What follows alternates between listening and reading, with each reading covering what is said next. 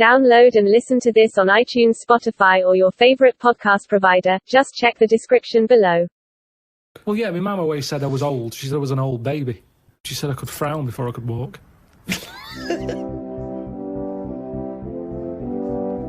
For the past few years, Ricky Gervais, Stephen Merchant, and Karl Pilkington have been meeting regularly for a series of pointless conversations. This is one of them. Testing. Is that all right?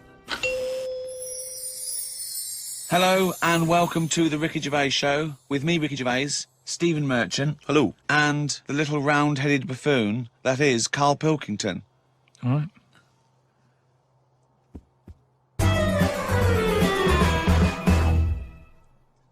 Now, you probably know me from such works as The Office and Extras, Stephen being my co-writer and co-director on those things.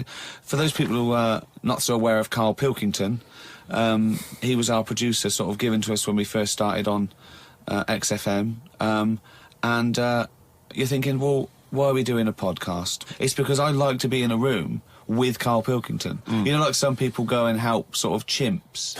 Do they? Yeah. Well, they go to the jungles and things. And help out little sort of endangered Diane species. Fossey or whatever. Exactly. You're very yeah. much the Diane Fossey of the Manchester scene. Of the little bald mank world. And Karl Pilkington is an ongoing experiment for me, because I've seen him blossom from an idiot into an imbecile. And I want to see it through. Look at the way he's looking at us. Look at that. He's got a perfectly round head.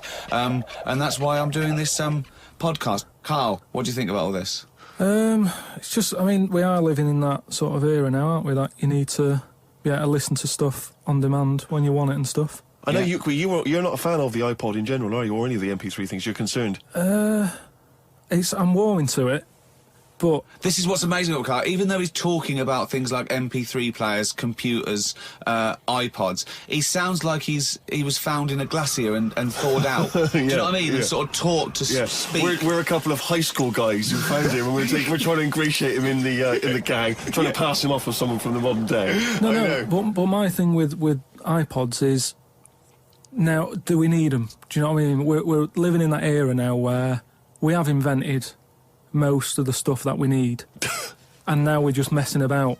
They said that in 1900. Someone actually said everything that's to be invented has already been invented. They said that in 1900. And how wrong were they? No, but what came out? At what point? What was invented in that year where they went, right, that's it now? The 20th century. Think what happened in the 20th century. Go on. Well, planes. Yeah, but is that a good thing? Planes and that. Do you need a plane, really? Wouldn't it have been better if we all stuck where we should be instead of travelling about? War. Well, look, war's happening, isn't it? Because everyone's saying, well, now we can fly, we'll go over there. So there were no wars prior to the invention of the aeroplane? Not like there is today. Right. But what I'm saying is, the world's got smaller on it. Everyone's saying that, right? Yeah. The way I was saying to you the other day, we now go to places where we shouldn't go. People go on holiday to places where you've got to have an injection before you go there. Yeah. Forget it then. That's a warning. Don't go there. I'm with you on that. I don't want to enter a country where I have to have an injection to stop me from dying while I'm in that country. Right, I totally agree with you on that. So what happened is, they invented the plane, and it's like, oh, let's go on holiday, and then they go, oh, I die now. Oh, well, you've got to invent something. Let's invent an injection. And then it's like, right, well, what else do we need to go to that place? There's a lot of faffing. So what I'm saying is... Is that a place? A lot of faffing? What I'm saying is, Steve's travelled more than I have. You've been to, like, dangerous places. I've been to places where you need injections, yeah. Yeah, but why? Because it's fascinating, isn't it? Don't you not believe in that idea of travel broadens the mind? It makes you experience other ways of life, other ways of thinking. It just enriches you as a human being. That's the whole reason people go travelling. But since the invention of the telly, you don't have to go that far to see it. You're absolutely right. So there you go, then. The telly was the 20th century, wasn't it? Yeah, it's pretty good. So where would you stop then? You'd stop making stuff now? Stop inventing stuff right now? If we're going to invent something, right, forget, like, the traditional way of people having kids, right? The way they, have it away in that. What do you mean? What do you mean? No, like the way that, we have kids and stuff. If it'd be good if what happened was to control it is if man and woman right? They're born and that, they enjoy their life, they learn a lot, they live to be about 78, I think, by that point. So specific. Yeah, 78, No, yeah. but by 78, I reckon you've sort of got to that point where you go, do you know what, I've done everything I'm going to do. If you haven't bungee jumped by the time you're 78, you're not going to do it. You know what I mean? So it's kind of like... Your hips come off. You've done it all now. Yeah. And then you die, right? So, say if everyone had that, they live to be 78, but then, just as you die, you have a little baby inside you, and as you die, your life carries on. Sorry. How is this happening? Sorry, are you mental? No, but don't you think... I mean, what? I've never heard such drivel. You're saying that, but if Newton said it, you'd go, interesting. That's what annoys me. The point is, Carl, he never would. No, He'd never say it, that's the point. If you never say it, I don't understand what you're talking about there. What, how was it? How is there a little baby in a 78-year-old? No, what I'm saying is it's like an apple, where the apple grows and it's got its little baby pips in it, and the apple goes and the seeds are planted and a new one's born. But that's what happens. But that is what reproduction is. Yeah, but I'm saying babies aren't being born left, right and centre. It's controlled so that as someone dies, someone's born. But Carl, stop. Whose responsibility is Look, this? if you don't want to do it, we won't do it. But is it supposed to be nature? Has nature got to develop humans so that we act that way? We live that way? Or is this a scientific experiment? He said to you then, he said, look, if you don't want to do it, we don't need to do it. Yeah. Like, if you were up for it, we'll sort it out. Yeah. We can do that. We'll have a whip round so we can do the research. I just think, at the end of the day, we've got to do something. And is anyone keeping an eye on this and looking at what we can do next to control the population thing?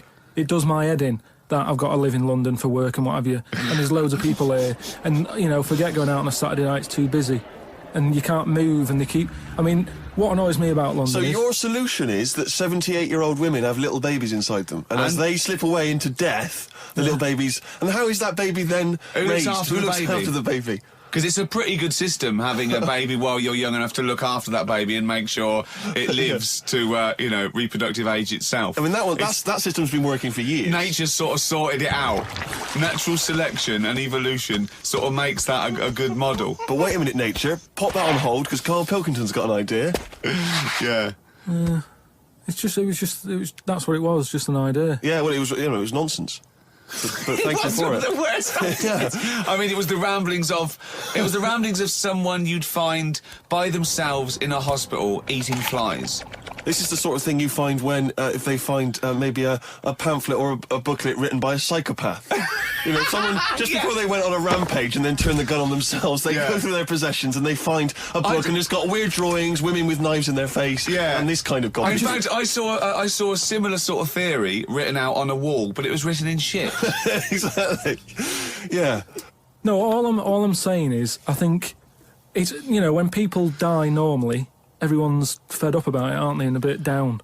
But if when you pass away, you go, oh, we're going to miss Gladys or whatever, but then there's this new life brought in, it's almost like a bad news, good but news. you're talking about it like someone could pick this idea up and run with it. Like you've given them enough information to do it. How is this possible? Where does she get the baby from?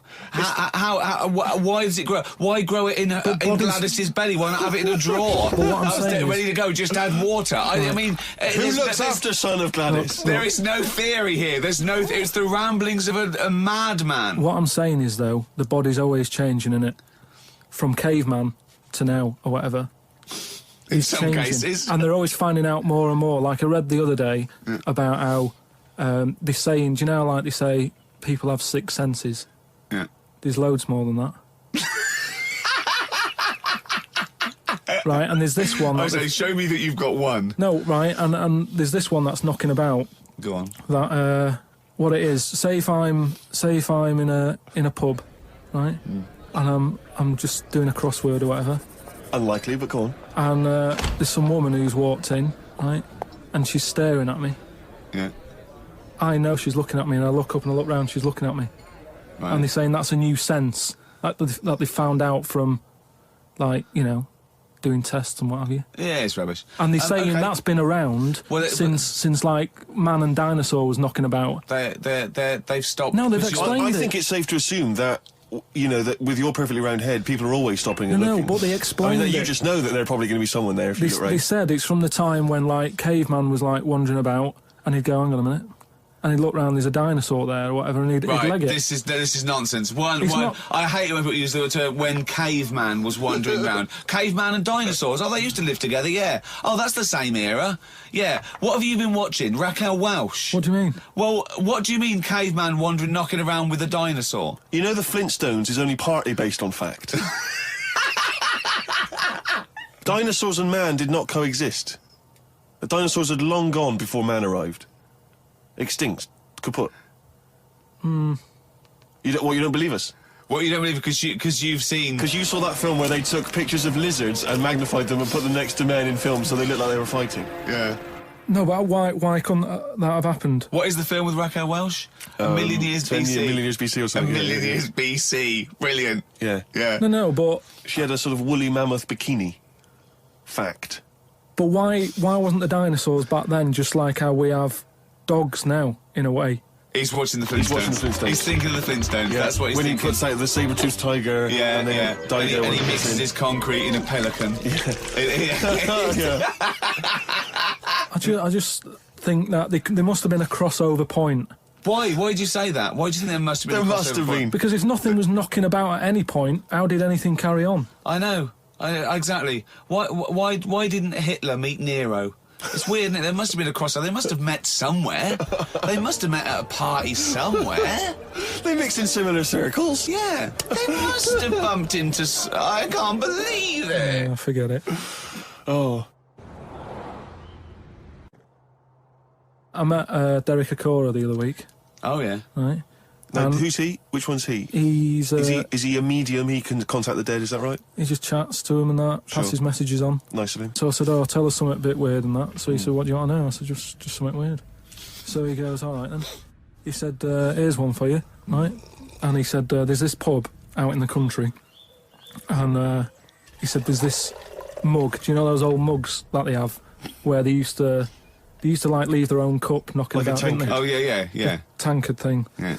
So there was one of them mugs in there, right? And everybody... Tankard, let's use tankard if we've established that tankard, yeah. Because you're the only mug in this story. Right. You believe in it all. High five. Great. So this tankard's knocking about, right? And everyone who's running the pub keeps going, I wish they'd stop leaving this tankard about, right? And they pick it up. It must be a pain. Having a tiny, small tankard in a pub, that must be a real grind. So every time they sort of picked it up and went, we'll have to wash that, and they popped it on a different sideboard. Next thing you know, that person who's touched it died, right? Sure. So they must have been getting through bar staff. So they kept getting a new staff and that. And they were like, what's the connection here? Right? What's the connection here? Oh, God. So they get a vicar in. Of course they do. And they go, look, there's a lot of weird stuff going on here. This tankard, every time someone touches it, they die. So he said, leave it with me. He gets his special water out and what have you. He comes round, does a little prayer, sprinkles it. He goes, right, not a problem, don't worry about it. He picks it up, chucks it in the bin. Guess what? What? Dies in a crash on the way home. Because he picked it up. Well, but Karl, you're telling me this like it's fact, and I'm meant to go, that's amazing. Derek Acora, he told me. It's Karl. I have no opinion of that story, other than I'm pretty sure there was absolutely no connection between touching the tankard and him dying. That's all I'm sure of. It's not just him, though, is it? I'm not going to even contest the chain of events. All I'm saying is there is no connection. There is no connection possible because I believe in logic and the laws of the universe. Yeah, but what I mean, you never pick up a vibe of... Like, I've got a mate, right, who is living in this big stately home, right, and he's living in there now. He pays £100 a month. There's about 80 rooms. Gee. And it's this big stately house and what have you. And I went down there. He said, oh, come down and have a look, right? And from outside you go, oh, this is brilliant. It's like something out of... You know, like the Man of Born or something. You go, this is impressive. But then when you get in, it's like, it's a wreck. And we go in, and all the floors are like a wreck and rotten and stuff. And I looked at the wall, and there was like a little piece of paper stuck on the wall, right? And I said, what's this here? So I wandered over, right? Got right up close to it, and somebody had wrote it. Somebody had roted. Oh. Somebody had roted. Right, go on, sorry. So there's a little sign there, right? And I go up to it, and it says flies, right, with an arrow. Flies this way, right? I think that's a bit weird. So I follow the arrow, right, which goes to this corner where there's a shelf, about 3,000 dead flies on it. Oh, my God. Condom stuck on the top. You might remember in the first podcast, I was telling you about this scary house that my mate lives in, where he's like a security man. You're not like a security man, are you? What are you? Well, I just look after it. You just look after it and that. He just looks after it. So this is it, because I thought I'd show you around it, because just in case you thought I'd made it up and that, about the bit about the flies and all that, where there's flies on the shelf and stuff. So this is the sort of state I was telling you how it's a mess. This is it. Ceiling's caving in over there. It's just there.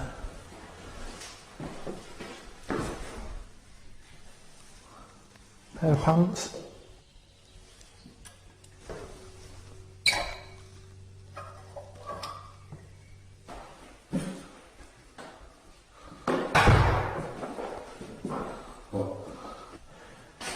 Right then, we've found the room that I was talking about on the podcast, with the dead flies and that on it.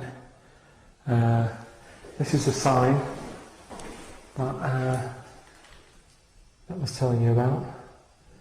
Got a fly on it, right, little arrow. There's flies here, look. Little ladybird there. Oh, flies attacking the ladybird and that. Right, so you've got that. So follow it along, right, you think, well, there's nothing there, and you can get the camera up there, right, look at that lot, dead flies. I'm just showing you this because some people have said, oh, you made it up and all that, but there's no way, just for the sake of the podcast, I'd go around collecting that many dead flies. There's a condom as well that I was talking about. Weird, isn't it?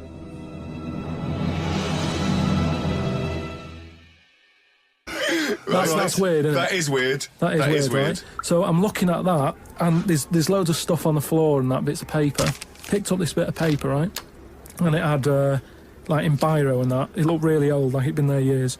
And it had something like, need nappies, dummy, right? Blankets, all this, like, all stuff for, like, and I turned it over, right, and it said, none of this now needed, baby dead. Right. Now that's weird, isn't it?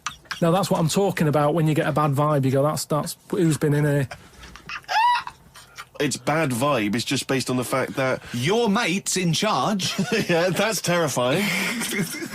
I mean, yeah, so it's like saying, are we scared of the dark? Yes, I understand why people are scared of the dark. I'm a little bit scared of the dark. You're walking along. Because you don't know what's in it. Yeah, you don't know what's in the darkness. That's why people get nervous. It doesn't mean you have to make the leap then that you've got some paranormal sense. Oh my God, I'm Karl Pilkington, and hang on, just like Derek Acora, I have sensed something strange and evil in this room. Wait a minute, there's some flies in a condom.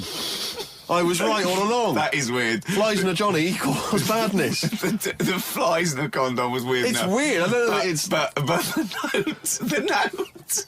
Yeah. I just think of his face when he saw that, reading it by torchlight. You must have been terrified. It's a bit odd, isn't it? Rick, you'll be pleased to know we've already had some responses, and Simon and Mark have already emailed us in this link to something that was on the BBC News website. I don't know if you're familiar with this, but it's a remarkable story. Lion mutilates 42 midgets in Cambodian ring fight. That's just the headline. That's a hell of a headline. That makes me want to know more about the story. Well, that's what a headline should do. Spectators cheered as entire Cambodian midget fighting league squared off against African lion. Tickets had been sold out 3 weeks before the much-anticipated fight. The fight was organised when an angry fan contested Yang Shamoni, president of the CMFL, claiming that one lion could defeat his entire league of 42 fighters. Well, the fight was ended, Rick, after only 12 minutes, after which 28 of the midget fighters were declared dead Right. while the other 14 suffered severe injuries, including broken bones, lost limbs, and they were basically unable to fight But the anymore. lion wasn't hurt? It would have seemed that the lion was okay. Oh, good. Well, that's amazing. Karl, what are your thoughts instantly? I mean, you're bound to have a take on that. See, what's annoying me is I've sent money to Cambodia because apparently they're hungry and haven't got any energy. So what's going on? Well, it's much easier to fill up a midget than it is a regular Cambodian. You know, they're I just happy feel on like a Mars I'm bar. being cheated a bit. You were conned before with a charity, weren't you? Well, a few times, yeah. What about the old lady? What was that? I got stopped, and it's like they sort of drag you in by saying, "Have you got a gran?" And I said, "No, they died," and that. It's like, "Oh, did they die of the cold?" No, she's, ill. What have you? Just old age. He said, "Well, what happens with a lot of people's grans is they die in the cold, right?" So I was like, "Oh, that's bad, isn't it?" Anyway, so she's chatting and she's showing me pictures of these old women who look cold, right? Saying, "Look at her, that's Edna. She's got no family. She can't pay the bills and all that." Yeah. So I'm like, "Oh yeah." Anyway, it goes on for about 15 minutes, and you feel bad. You give them your bank details, right? And what happens is every couple of months you get a letter from Edna. Well, Right. it's not from her; it's typed up and what have you. But there's a picture of Edna, right? And it's saying, "Oh, this December, Edna's going to be extra cold. It's cold outside. She can't afford to pay the heat and what have you." Yeah. Keep going, right? So you keep paying every month like £5, whatever.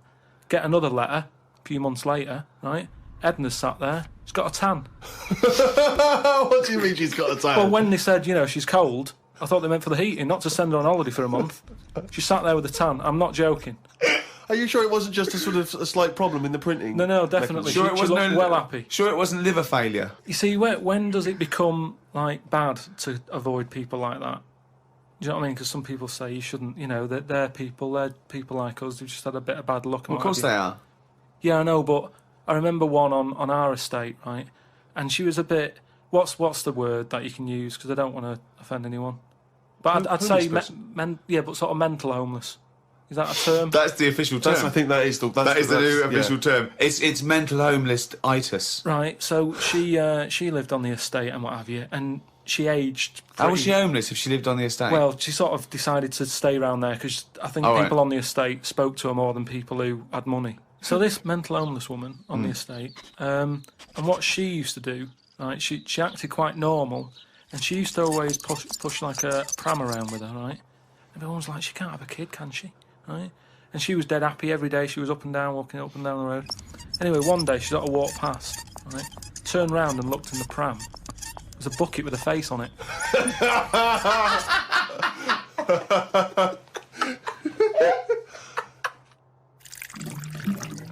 Rick, we've had an email here from a bloke. I think you're going to respect him because I think you can tell straight away from his name that he's the kind of guy you'd want to hang out with. Go on. I know how much you love fun people. Yeah. Well, Paul, and he's calling himself this, Paul the Party Animal Parker. He's emailed in. He's given himself that moniker. Right, I assume they're in sort of like quote marks, They're are they? in speech marks, yeah. Paul Brilliant. Party Animal Parker. And he's calling himself that. Yeah. That I can't wait. So when you picture him, what are you thinking? Millhouse. Right, okay. I think he looks like Millhouse from The Simpsons. Yeah. He's working in sort of an IT department, maybe? Yeah, for a large possibly. organisation? I think he might still be at school. Okay, right, yeah. Yeah, I think. And this is the vital question. Do you believe him to be a party animal? I believe him to be a party animal is as much as a man with a long scarf that his mum knitted him to look like Doctor Who can be a party animal, yes. Do you think that when people are organising parties at his school, they're thinking the first person they got to get on the list and make sure he's guaranteed as You've got to take Paul the party animal. Because I bet he's got millions of affectations. I bet he wants to be known as the one that carries around a biscuit tin. Yeah. You know, he's got the scarf. He's the guy who only ever wears bowling shoes. It's his thing. It's his thing. He's a little bit kooky, it's his thing. And it is fairly interesting what he sent in. He's found this on the web. A Serbian man who has invented a sex machine for women. And he's appealing to Western women to test his device. It runs on a 390-volt electric engine, simulates sex, and has a 7.5-inch artificial penis. As soon as I read this, I was thinking, just imagine him there going, "Oh, thanks for coming in, yeah, okay." So what's going to happen is there's a penis that's going to pop out from here, and it's going to have sex with you. I'm going to stand behind the machine. I've got to stand behind here. There's a lot of dials and stuff. I don't want to bore you with. Well, why do you have to stand behind it? Just I can't. It's technical stuff, but I got to be behind the machine. But there's no penis on the robot at the moment. It's just a hole. No, don't worry. What'll happen is I'll switch the machine on. I'll go behind, and then a penis will appear. Will it be like a metal-looking penis? It will be a robotic penis, but it will seem like it's a regular fleshy human penis. So you've made this sort of robotic penis look really realistic. It's really realistic. You will not be able to tell the difference between, say, the robot one and mine, for instance. Okay, well, I don't want to see yours. No, there's absolutely not. Because I've not come around here to have sex with a person. I know, you've come around to test the machine. Yeah, and that is exactly what you're going to get. Okay, a piece of mechanical action. To a lot of people, sex is important, isn't it? You know what I mean? Not to you? Well, it serves a purpose. What purpose? No. Because you don't want to have kids, so what purpose? Just you know, something to do in the evening. something to do, innit? When the telly's broke. But for years, like they've found stuff, haven't they? Machines from like Roman times that similar to that setup. No machines in Roman times. Like that though, the old sort of knob on a stick machine thing. The old Roman stick. I'm sorry, but I watch Aqueduct. Time Team every week, and Tony Robinson has never done an old knob on a stick machine. I just think of Julius Caesar sitting down and go, okay, aqueduct, we love that. Yeah. Thanks for that. Straight roads, good idea. We can see the enemy coming. What have you got there? Well, I'm glad you've asked. Ploncticus. What have you got there? Wanklicus. What I've got here is a Yodi knob, and I've put that on the end of a stick. Oh, stickus phallus. Okay, well done, Wanklicus. No. Well done. You are my new right-hand man, as they say. No, excellent. But they do stuff like that. You've been in the London Museum and that, and they've got sort of sex stuff from years ago. They've got like these metal pants that they used to wear. I don't know what that is. Metal pants. Yeah, sort of. Is metal. that a chastity belt? You mean? They used to make women wear them so that they could. When- Yeah, when- no, when but they had them for blokes as well, though. metal pants for blokes. Yeah, Why? I just think they sort of like sexy metal pants. What? Oh, I don't know what you mean What with are you sexy talking metal about? pants. Well, they'll have to look because I haven't got it in front of me. It's just something I remember seeing, some sort of sexy metal pants that I used to wear. But what are you saying, sexy metal Carl, pants? they that always was had not to be- British Museum. That was Soho. No, what I mean That was is Old Compton Street. You were looking they in the always shop had to window. be ready for like battle and that, but these were a little bit sexy but protective at the same time. I love that! So, Lancelot, are you ready to face the Black Knight? Yeah, what do you think of these? Huh? I just want to look good on the battlefield. Will there be women watching, cheering us on? Well, you're not going to fight like that, are you? What about your I'm going to wear nothing except these sexy metal pants. But what about your chest is exposed? No, You well, it's a good chest. I'll be working out. yeah, I know, but what I mean is you want metal all I've over. actually been lifting up the round table every week. I just work out, do that about 4 times a day. But that machine, right? Why did it have to be a woman, or could they have got a little gay fella in? I Let don't me know. just check. It doesn't actually specify the small print here. I love that. Why do you want to see a little gay fella be... I don't want to see it. I'm just saying they're sort of more. Carl, why do you want... I don't wanna see Why it. do you want to I don't wanna watch a see it. gay man get buggered by a robot? I wasn't the one typing in gay machines on the internet finding stuff out about them. It's not a Steve gay was. machine. You just made it into a gay machine. Yeah, he wanted to pleasure women with this machine. Oh. You're saying, can I see a little gay fella get a robotic cock up his arse? You're the one requesting that, Karl I don't want Pilkington. that. I'm just saying that. You're the one that wants to see gay men with metal stuff up their anus. No, what I'm saying is they're more up for a bit more experimentation than. What are you saying? Why is that the case? Why? Why'd you say that? No, just they just butt plugs and that. I mean, what I'm saying is. What, you can't just say butt plugs and that. I'm just saying that I reckon they'd be up for it. What That's do you know I'm about saying. butt plugs? I don't know anything about them. I just remember seeing an advert for some once in a sex shop. What are you doing? No, I wasn't. I was just walking past. I was walking past the sex shop and that, and Your eyes you sort of glitz- looking. glitz- Why were you walking past a sex shop? Just because I was on the way to work and that, and I passed one, and there was a little sort of one. It was open early, which I never understood. Right, it was about 8 o'clock in the morning. Right, and I Who's thought, rushing out for who's butt plugs rushing that out? early in the Yeah, who morning, needs yeah. them now? Right, but I sort I must of get had a bagel and some poppers on the way to work. I walked past it, and it had like a little post-it note or postcard type thing, and it was like pop in now, buy an item, chuck in some free butt plugs. And I didn't know what they for. I'd never heard of them before. But all I'm saying is I've since found out what they do with them. What And do if they they do with them? do that with them, then Yeah. give them a go on that.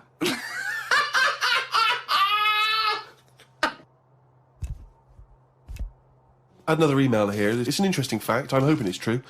America's first nudist organisation apparently was founded in 1929 by 3 men. Now, what intrigued me when I read that is the fact that it's clearly 3 blokes just trying to meet some nude women.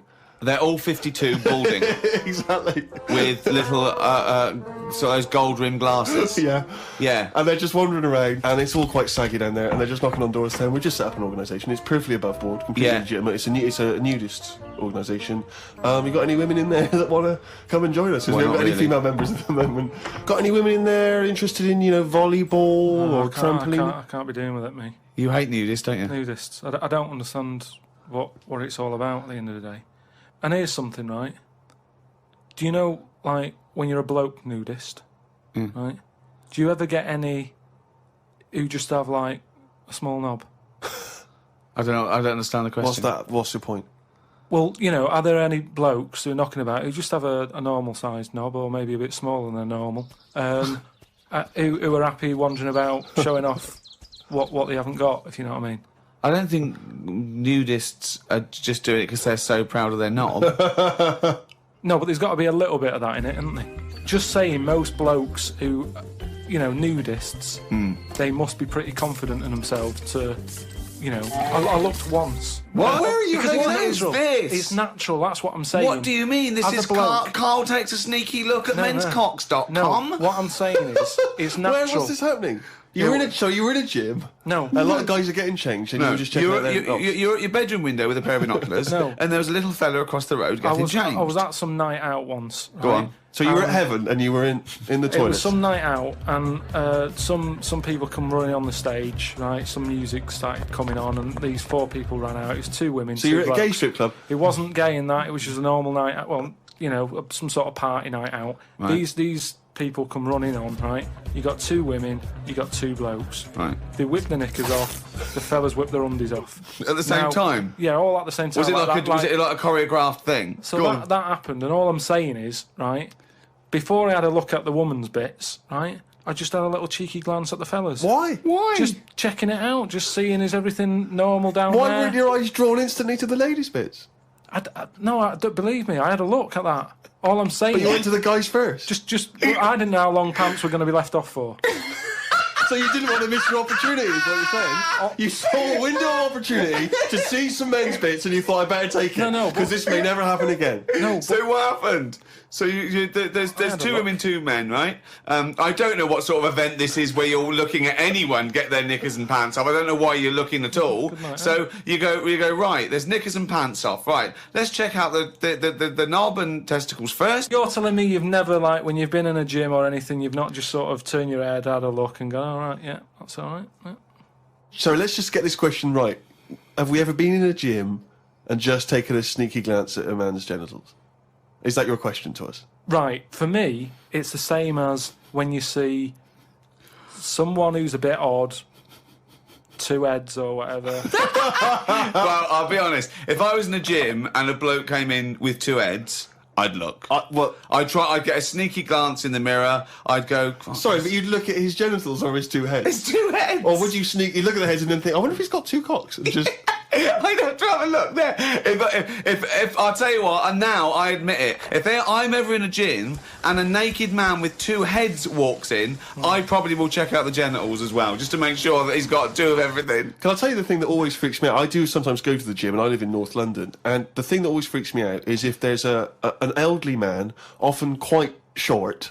I'm always freaked out because there's at least 2 I'm aware of who've got very, very large penises. And I always find that really disturbing because sometimes you can't help but notice because it's like Godzilla coming through the change room. Do you know what I mean? So that I do admit that's the only instance where my eye has been naturally drawn to it. Do you know what annoys me in gyms? Where people walk round happily naked all the time whistling. They get weighed naked, pop a towel on and take off 3 ounces. How exact have those measurements got to be? Yeah. Do you know what I mean? Pop a towel on. I mean, unless you're going on the space shuttle, I reckon you could give or take a couple of stone. Yeah, exactly. Yeah. Absolutely right. Well, we've put that to bed. Talking of eating knobs, Carol Thatcher, a daughter of one of our leaders. Sure. Well, you saw it in I'm a Celebrity, Get Me Out of Here. She popped a couple of bollocks in the mouth, chewed them up, swallowed them. Oh. kangaroo penis there, dried. She couldn't even get... It was so tough she couldn't even get through it. And then she... eventually she eats it. What was it, like a pepperoni? Yeah. And she... What do you think of that, Karl? What, eating that sort of stuff? Yeah. I watch it. I like those little trial bits, right? Yeah.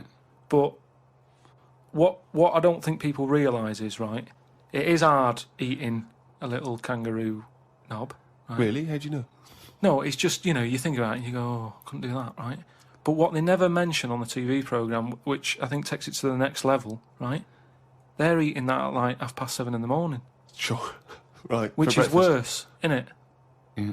Do you know what I mean? If I was there and Ant and Dec said, right, Karl, eat the knob, I'd go, hang on a minute, give us a few hours, let me get some rice and that on my belly and just sort of fill me up a little bit more. I'll pop back at about 6:30 this evening, Right. have it ready. And I'd be happier then. It's just that thing of, you don't want to eat animal genitals on an empty stomach. So what are you saying? You could... I'm saying, like, I could eat a knob at night, but... Just cut that there. We'll loop that. If any DJs are listening, just take that quote, I could eat a knob at night, by Karl Pilkington. Maybe do a dance remix? Yeah, I think maybe you're sort of a house producer and you could maybe get some kind of high-energy beat going and then we could send that out to some of the gay clubs. I'm sure it'd be really popular. Please, anyone, send us, that looped with a nice little, funky house beat. Karl Pilkington saying, I could eat a knob at night. It is hard eating a knob. So what are you saying? You could... I'm saying, like, I could eat a knob at night. I could eat a knob at night. I could eat a knob at night. I could eat a knob at night. I could eat a knob at night. I could eat a knob at night. I could eat a knob at night. I could eat a knob at night. I could eat a knob at night.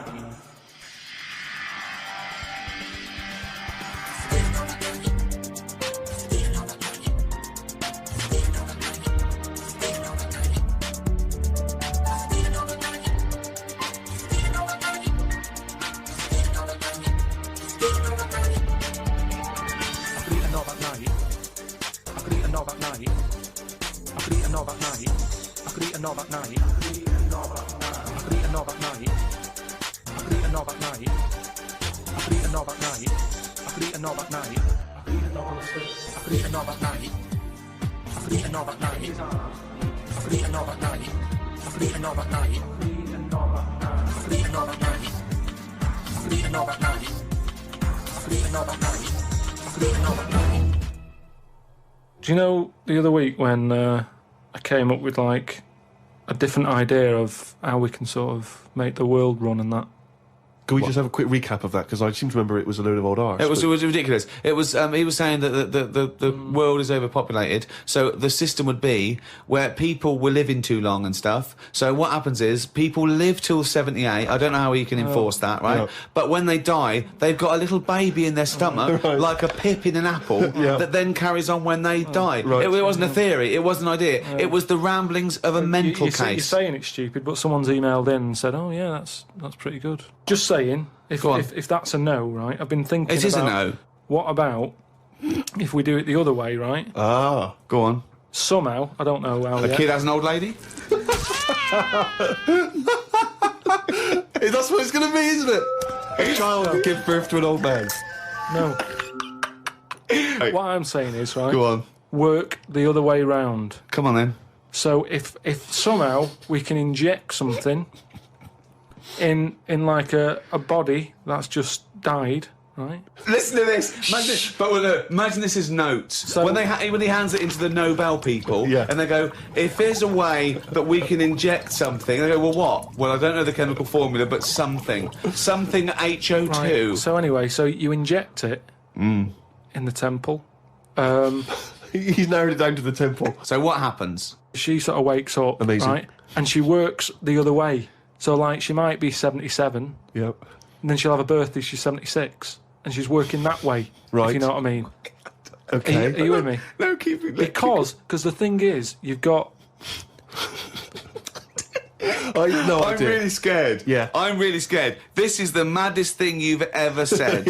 This is madder than the old lady with the pit like an apple in her belly. It sort of did work. This is... No, it didn't work. It worked in your head. It's like a dream that you wake up and go, oh, I've got a great theory. And This is it. Let me just tell you the ending, because the endings works out a bit better. Go on. What I'm saying is, when you die, at the age of 78. 9 months, What? at the age of 9 months, because that's when you come out, What do you mean when you die at the age of you're not scared of dying because you're now a baby, so you don't know what's going on anyway. So there's no fear. So you missed out a bit here. So this woman, literally gets younger and younger? I think when she's in her 20s, she's in her old age, Rick.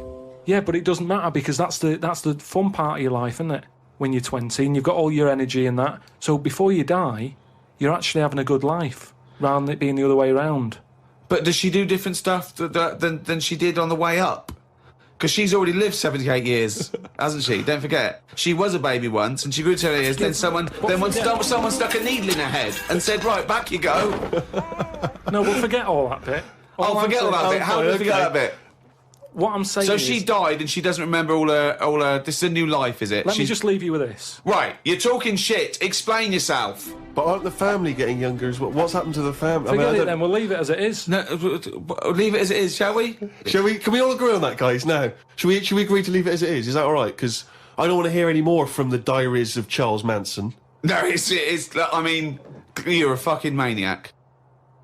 A friend of mine got a gift, or rather gave it as a gift. I don't know if you've been familiar with these. It's a charity organisation, and you go on their website or you phone them up, and you can give someone else the gift of, say, a goat. And it's a sort of goodwill thing, you know what I mean? So you buy an African family a goat that will help them for years. And it's like you're saying, well, I would have bought you a present. Yeah, but I've used that money wisely. Yeah, so it's almost like they've given Exactly the present. They've given the goat. Yeah, it's a beautiful idea. But as soon as he told me about it, I thought to myself straight away, knowing Karl's views on charity and giving, I wondered what his views would be. Well, are they happy with the present over there? Like the people who are getting it? You're an idiot. What, you think an African family wakes up and there's a little goat with a ribbon tied round it, and they go, oh, look what Santa brought us. Look, and that mince pie's gone and that glass of milk. You're such an idiot. No, but what I'm saying is, does that family want a goat? Yes. But why? It's not they want a goat, it's they need a goat. Do you think... What do you think this organisation is? Just arbitrarily giving goats to people. They're going to say, oh, I wanted Nintendo. What are you thinking? Well, what I'm saying is, right, let me put myself in their shoes. Well, this will be a haven't got first. any. But say I'm one of them, right, over there. Right, I'm sat there, it's Christmas Day, right? I open it up, open the present, little goat there, right? Now, if I was one of them, I'd be going, not another mouth to feed. At the end of the day, there isn't enough food to go round for themselves, never mind a goat. Don't they say, like, having a dog and that is quite expensive? Sometimes they say, you know, what with all the injections you've got to give it. Well, I'm assuming it's all above board. The goat's had its injections. That's what some of the money goes towards. It's just a way of redirecting cash. But the thing is, why do they want that goat? What's the main reason? What does a goat give you? Milk. Right. Now, wouldn't it be easy to just send them a bottle of milk? Without all the hassle and the headaches that come with it. That's all I'm saying. And the other thing is, think about the goat. That was happy over here. Suddenly, it's on barren land. No grass. I'm gonna burst! What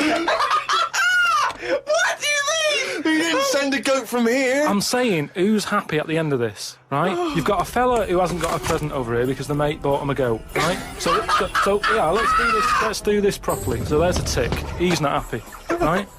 Then you've got the person who's opened it, who, like you said, wanted something else, right? It's a goat. They go, who's going to look after this, right? So tick, they're not happy. And then you've got the goat going, what am I doing here?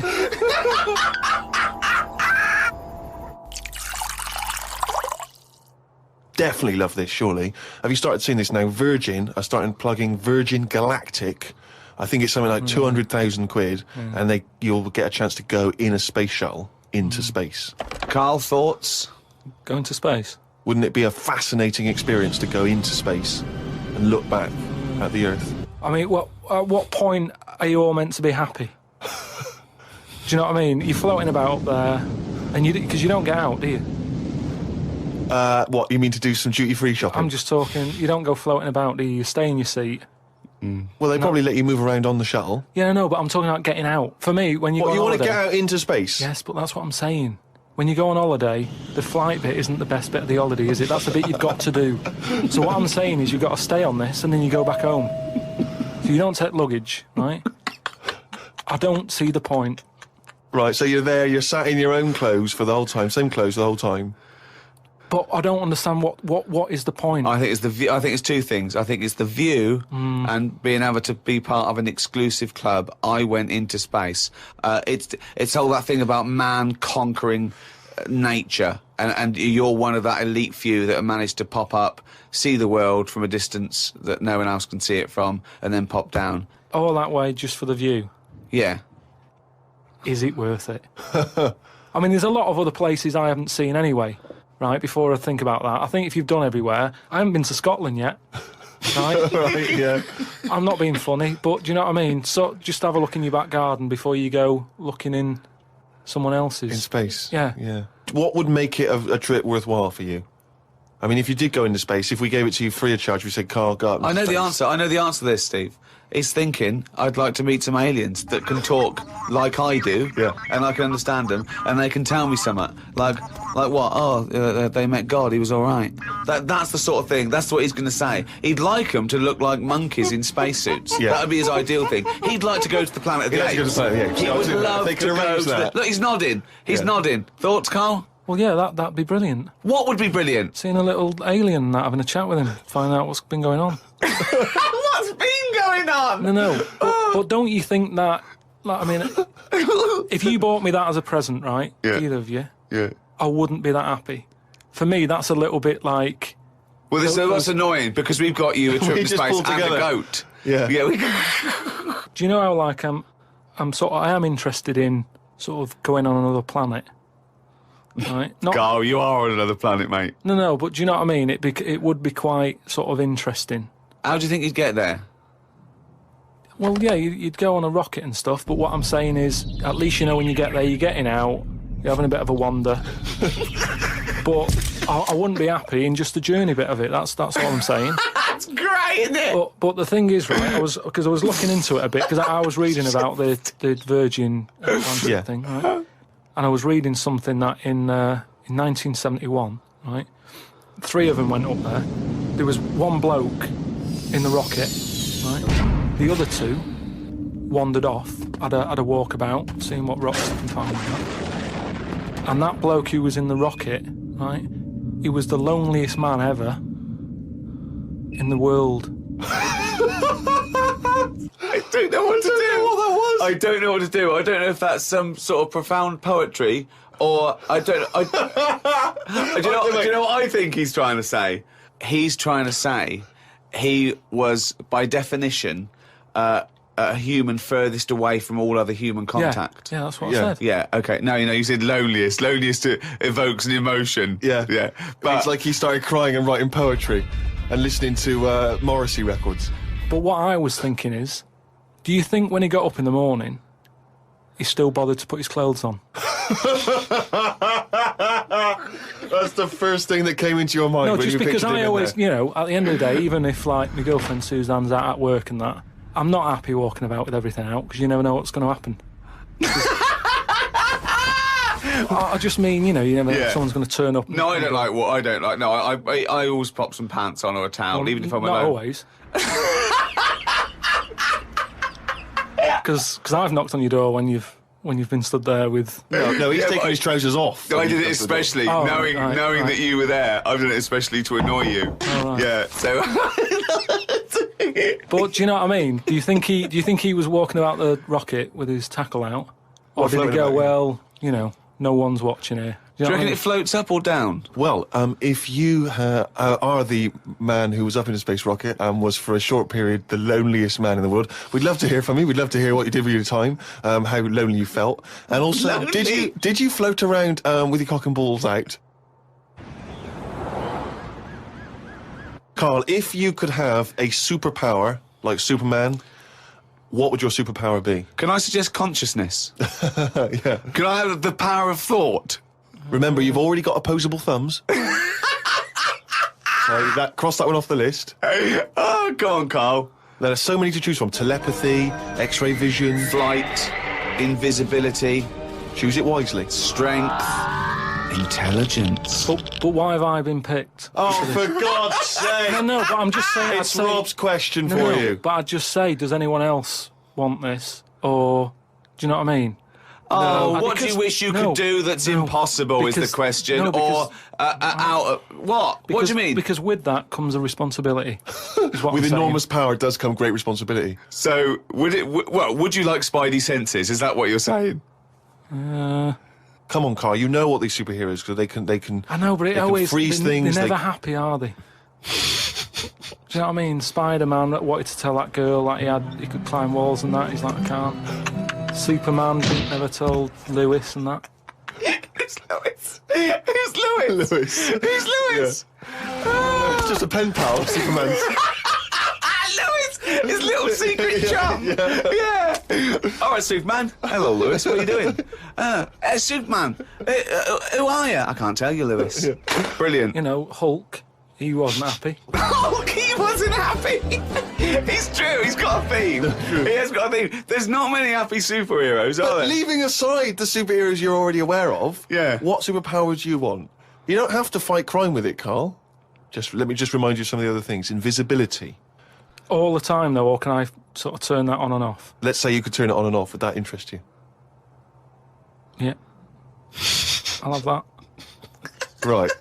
Okay, and what would you do with this power of invisibility? Just sort of wander about and that, just not get seen. It's a brilliant power. It's a brilliant... And it's put to such brilliant use. It's brilliant. Well done. And why would you want to walk around and not be seen in that? What would you gain from that? Don't know. You could sort of go in shops when they shut, so you don't have to go. How would you get in? Just get in just before they lock up. Oh, yeah. How would you get out? Wait till the morning. Brilliant. So hang on. So that's your use of invisibility. They found the power of invisibility. You want to sneak into... Never mind. No, hang on. You want to sneak into HMV, right? Wait for 12 hours and then buy something. I love it. Just so that you don't have to be in there with other people. Do you know what? I don't want it. I don't want a power. Why not? Because I just don't think it'll do me any good. I think it's more of a hindrance. I love this. It's like, just think of his presents. We've given you a trip into space, and the chance to be invisible. Not happy with any of them. Yeah, what he wants is a voucher for HMV. Yeah. He just wants some tokens for a record shop. Just going through a few more of these emails. This one's from Kent from Nova Scotia, Canada. He says, Karl, he's wondering if you've got any personal mantras that you could pass along. For instance, he reminds us of Ben Franklin's famous mantra, waste not, want not. Who said that? Ben Franklin. What did he do? What was his job? Benjamin Franklin was a well-respected American politician from the 1800s. He was a sort of thinker, a philosopher, a scientist, deeply respected.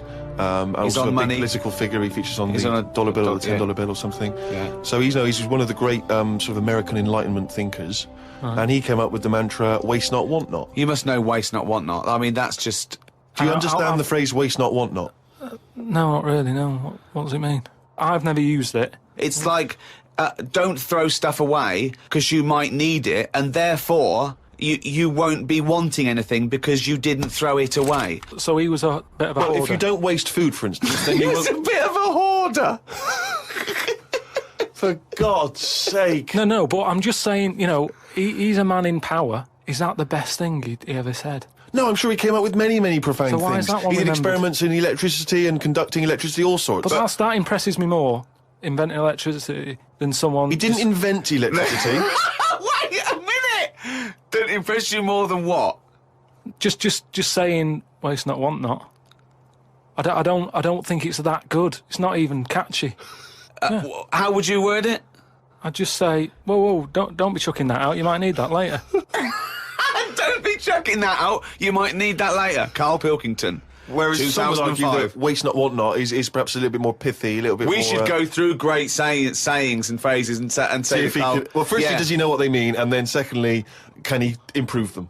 That would be brilliant. Well, we'll do that next time. So, all right, let's see. Okay, Winston Churchill. Never have so few done so much for so many. What do you think of that? How would you... Do you know what that means? I'd just be annoyed if I was one of them who gave a lot for a few or whatever, right? No, gave a lot for so many. If you were one of those few that gave so much for so many, i.e., it means these few good men, their actions freed the world. They freed the world. They have an impact on every person in the world, and they were few brave men, and that's what he's saying. Yeah, but what I'm saying is, if I was one of them men who gave up his life, right, I'd want a name check. I don't want to be bungled in with everyone else who is saying a load of blokes gave it their lives, well done and that, see you later. That's brilliant. Did you just say bungled in? Yeah, bungled in, yeah. You made up a word. I don't want to be bungled in. You made up a word. See, that's it, you see. We've been looking for it. That's original. That's Karl Pilkington. I don't want to be bungled in. Right, do you know we've chatted about charities before, haven't we? Sure. Yeah. Done a lot of stuff on that, right? I was coming back from Manchester, right? Got off the train, Euston. Yeah. Right? Off the train, walking through the busy bit and stuff. There's this fella stood there, right? A charity worker. Yeah. Right? Nice looking fella. He's got his suit on, the tie and everything, quite respectable and that, right? Look down at his bucket. All money's been put in the bucket and that, Yeah. right? On the front of the bucket, right? It says collecting for the homeless at Christmas. Now, why can't they do that? What, the homeless? The homeless people. Why is some fella taking his time out, right? His own time where he could be at home. Why? Some of us have got homes to go to. Yeah. Why? Do you know what I mean? What do you think? Just give them the buckets? Well, what are the homeless people doing whilst he's doing that? Is what I'm saying. What have they got on the timetable? Cut out the middleman. Cut out the middleman. What would prevent a homeless person and an entrepreneurial homeless person just getting a bucket and writing that on there themselves? Could I suggest something? Hunger, some drug addiction, traumas, often mental illness. Just possibly too depressed to get up, put a suit on, and go to Euston Station with a nice bucket with some writing on it. And then, right, I was thinking about that, right, and I was walking down the street in London with Suzanne. Saw a little homeless. Oh, well, I didn't see the homeless bloke, right. I saw a leg, Right. sticking out of a doorway. Thought, here we go, right.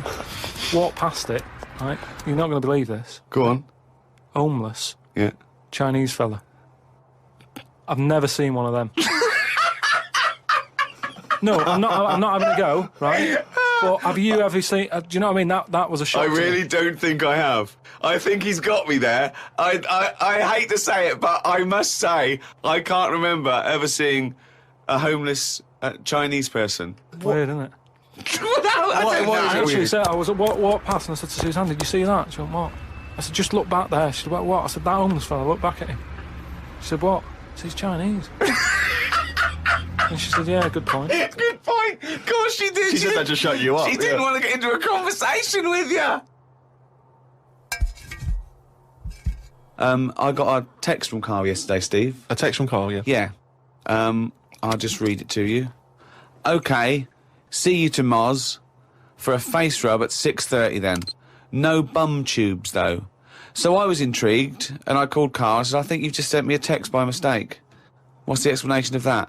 My mate, right, Russell, he said, you know, there's things that go on in life that you need to experience. Yeah. He said, just pop along, and I didn't say yes straight away. What's a face rub? You mean a facial? Where you lay down... You just clean your face with a flannel and that. So you're going to go lie down with another man and have your face Well, filled no, with it? this is what I was saying to him. There's a couple of questions. I didn't just say yes straight away. I questioned it. I said, well, I'm not that happy with this. So I said, look, there's nothing weird going on here, is there? I said, it's not a house, is it? It's a proper clinic and that. He said, yeah, it's proper. You wear a dressing gown and that. I said, well, I'm not that So he's happy with already that. got you in the dressing gown? Yeah, well, I haven't agreed to that. Today I've worn a little round polar neck sort of jumper so I don't have to take it off. It's not going to get in the way of my face. I made sure I didn't wear a shirt with a collar. I'm not taking this off. They can put the dressing gown on top of this. Right. I don't know if it's a woman who rubs my head Don't know if it's a bloke or whatever. Well, the thing is, you get extra, don't you, for your face rub, because your face goes all the way back over the top of your head down to the back of your neck. But all I was, so you've got a big face, haven't you? All I was saying to him is, I'll have the face rub, but I don't know if once you're in there, right, they try and sell you the bum tube thing. What's the bum tube? Is that a euphemism? What are you talking about? The thing where they pop a tube in and put coffee in your belly and it cleans you out and that. An enema? Why would you have that? I don't want it. I don't think Why you not? need to. Just because I think I've said to you before about, you don't need to be that clean inside. You know what I mean? I don't mind washing my face. But what occasion do you need where you're that cleaned out? Do you know what I mean? And it's always a clear tube and that, and you see all the stuff whizzing past. I don't understand why it's clear. I don't know why you've got to see what's coming out of you. Like it's, like the generation game, making notes of what's whizzing past. Forget it. I was watching some different TV, saw an amazing documentary. It was called Tribes. This guy, and he goes and lives with different tribes around the world, these small little indigenous people. And there was one, he went to Papua New Guinea in Indonesia, right, Karl? He lived with the Kombai tribe. All right. Now, this Papua New Guinea is an extraordinary place because it is one of the only places left on Earth that hasn't been fully explored. There are parts of it that it's just blank on the map because they've never explored there. They don't know what's there. They don't know what's going on. So, firstly, that must already freak you out. Imagine that. 21st century, they have no idea what's going on down there. But do they need to know if there's nothing going on? Well, they don't know what's going on. There could be stuff going on. No, but there's no chance that they'll go, we haven't been over there, and someone goes and there's like an Arndale centre. Nothing's going to be there, is it? So there's no... Well, no I'll tell you point. what is there, okay? There's these various small tribes. Some of these tribes are still cannibals, eating people from other tribes. Do they know they could move on? Have they got a telly? Or have they seen a telly and gone, I'm not up for that?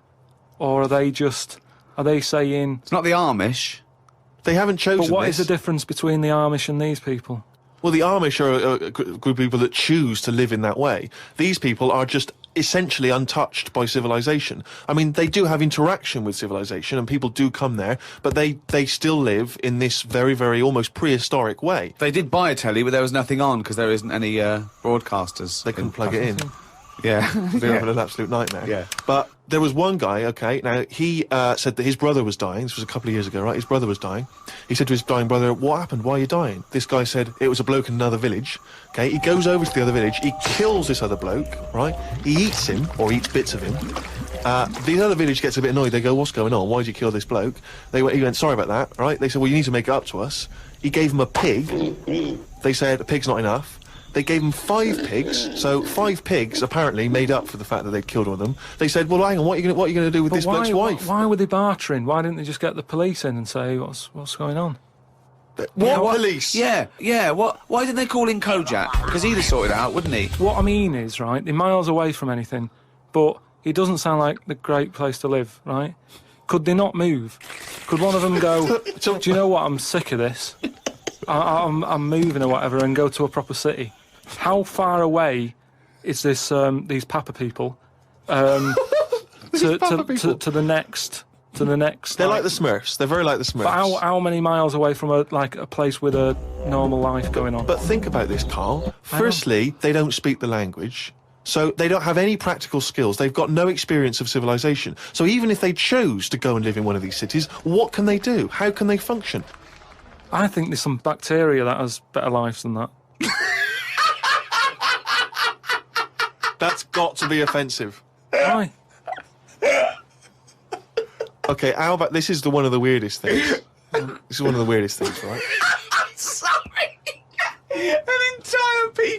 An entire race Just of people. dismiss. No, Just dismiss. I'm not having a go, but I'm just saying I wouldn't fancy it, is what I mean. But they You know what I don't mean? We're living know in of ice. another world. How can they imagine that they could... Oh, I'll tell you what, this is boring. I'm tired of hunting for food and eating fish from the river. I'll tell you what, I'd like a world where there's iPods and room service. I'm going to go and move to New York. They're not thinking like that, are they, Karl? Because they don't know about this other world. People go to these places on holiday now. They like a little bit of danger. They like to see how the others live. So all I'm saying is we know they exist. The Papa people, maybe people aren't going there. It doesn't sound like the best place. I can't imagine it having a tourist board or anything, right? But would they accept me if I popped over there and, with Suzanne in Papa? Well, Okay, this is one of the things that they do, okay, which is a tradition you may have to do.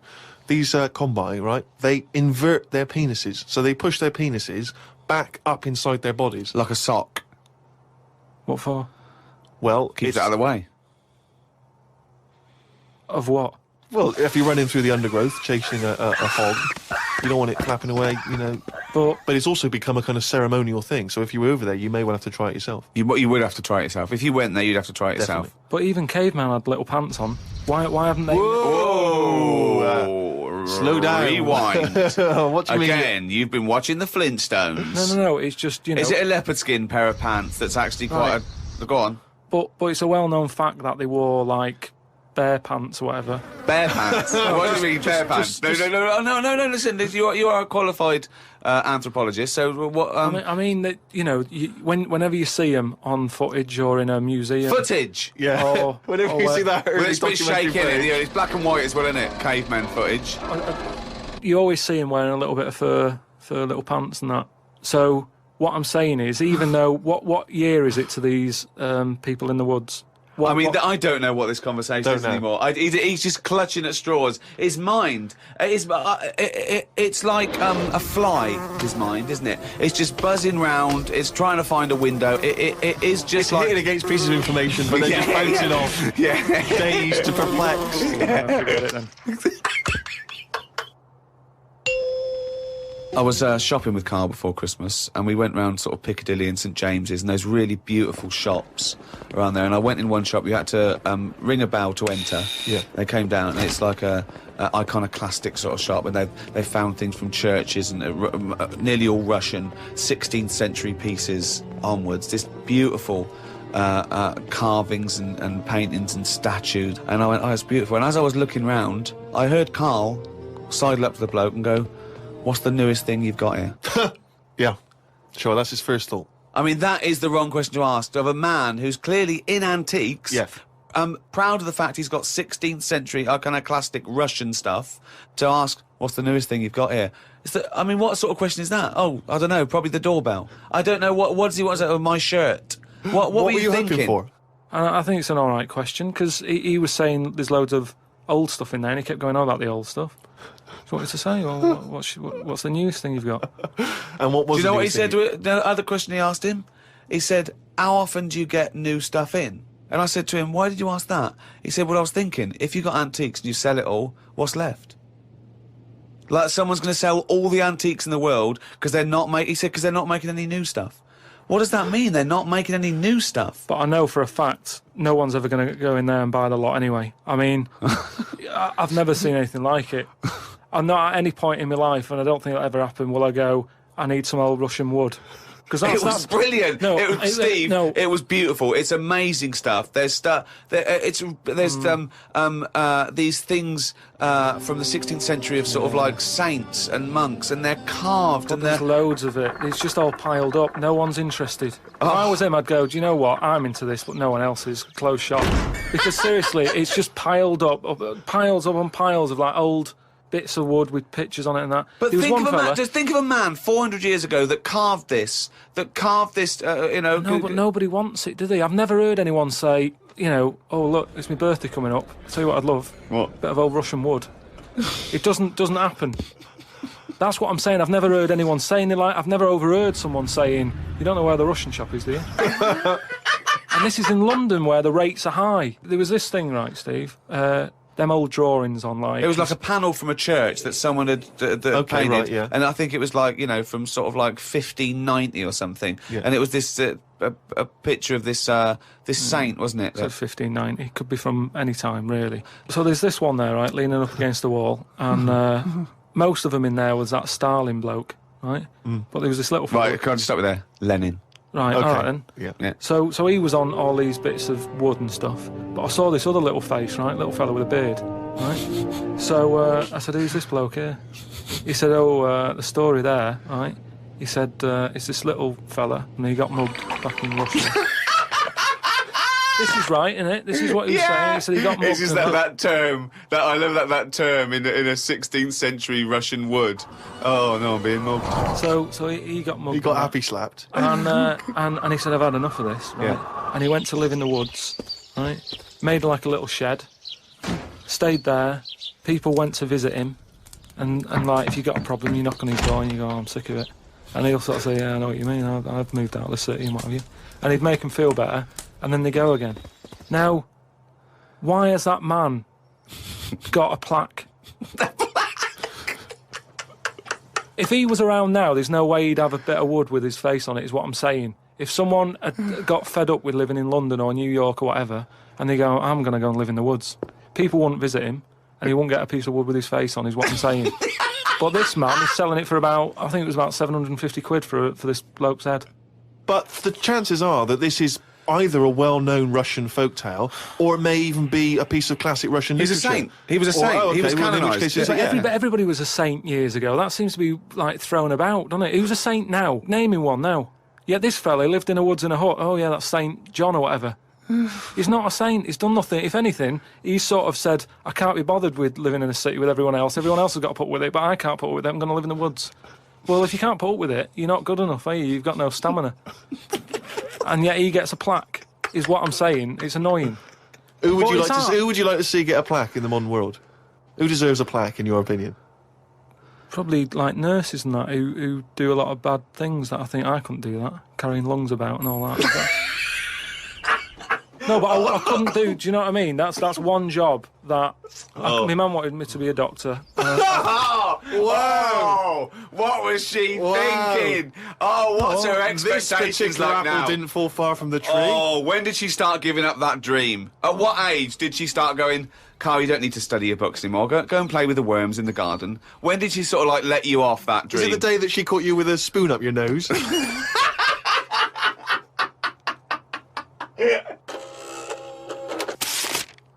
But anyway, talking of emails and that, right? Nick, who's emailed from Australia, right, Melbourne, he's been going on about dolphins and that, problems with dolphins. What problems? He's just saying when that wind happened, there was like a bad wind thing going on. Hold on, wait a minute. What bad wind?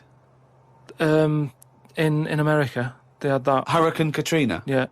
Right. And there was like a little bay with dolphins in it, and that, with all guns on them and stuff. Whoa. Because they use dolphins, don't they? They say they're an intelligent animal and stuff. Yeah. And they've got them all, like, you know, they've all had the training, they're all, like, ready for battle and stuff. Right.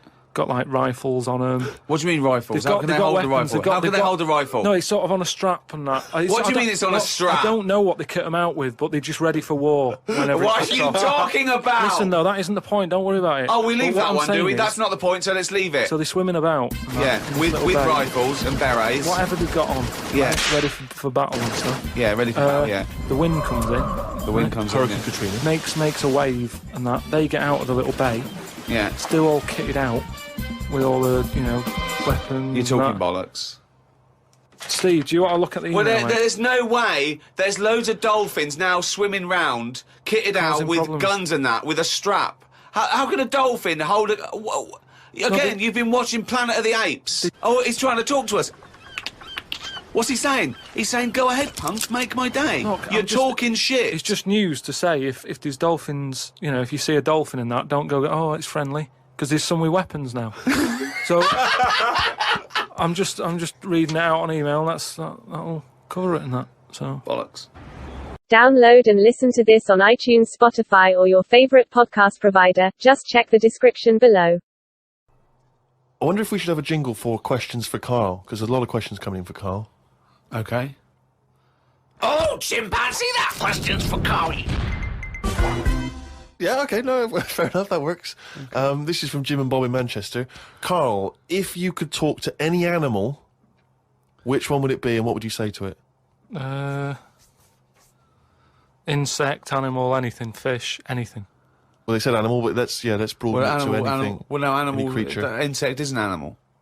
Yeah, no, but I'm just, you know, I don't want to get it wrong. I'm just thinking about... Yeah. There's a lot of stuff out there, isn't there? I'd probably go for the tortoise. Okay. Because it would take a long time to walk away from you while you were talking. No, just because... Most animals would be off straight away. Yeah. Just because they live for ages, so they'll have loads of stories. They've lived through a lot. You know what I mean? Through wars and stuff. If you get an Well- old one, if you get like an old one, that's about 100%. Most of them have lived in a box in a garden for 52 years. No, but you get some that have been about, and even if it's in a box, you can overhear. They've really travelled, have they? Yeah. I mean, Some of them have experienced more than you. Yeah. But they've broadened their horizons a bit more than you. They could probably teach you a thing or two, yeah. And what would you hope to learn from them? just history. Right. From their very specific tortoise perspective. Other emails. We've had a lot of questions about time travel. People are fascinated about your approach to time travel. And I know we've talked about this in the past, but this is a very specific time travel question. If you had a time machine, Karl, to what event in your childhood would you travel back to and why?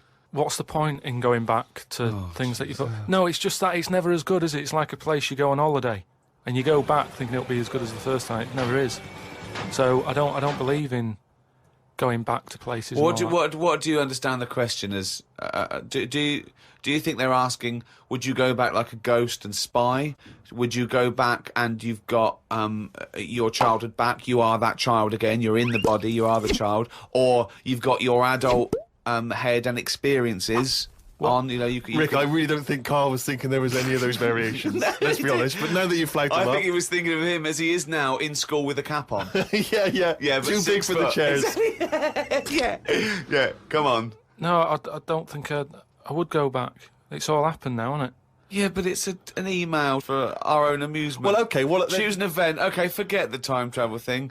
Well, no, hang on. I think let's clarify one of Ricky's points. What if you could go back and you could live that moment again? How would you do it differently? There's been times where I've gone, oh, that was a bit out of order or whatever. But then you learn from your mistakes, don't you? So I don't want to go back and change stuff, because it's like that thing that they go on about, innit, where they blame the butterfly on an earthquake. You know, it's going to happen. If it wasn't that butterfly, it's another one. So why pass the buck, is what I'm saying. So you've got no regrets. There's nothing in your past you'd want to change or do differently? What about if you went back and you spied like a ghost on something? You couldn't change anything, but you could have a look at someone and just sort of look like like Ebenezer Scrooge does at the Ghost of Christmas Past. He goes back and he's sort of like looking at himself dancing and stuff.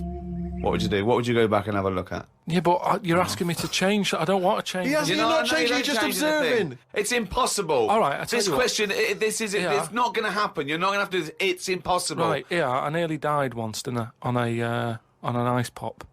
Right. Right. Now, maybe if I would have died, I'd say, well, let's go back to that, and I won't have an ice pop. You wouldn't be doing the podcast if you'd have died. You wouldn't be having this email put to you.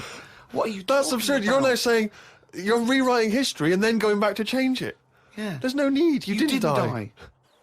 And we've changed it. You can't change anything. You're just going to go back and watch them. Would you like to go back and watch yourself choking on a Mr. Freeze? No, that's what I'm saying. That's why I wouldn't go back now, because I'm all right.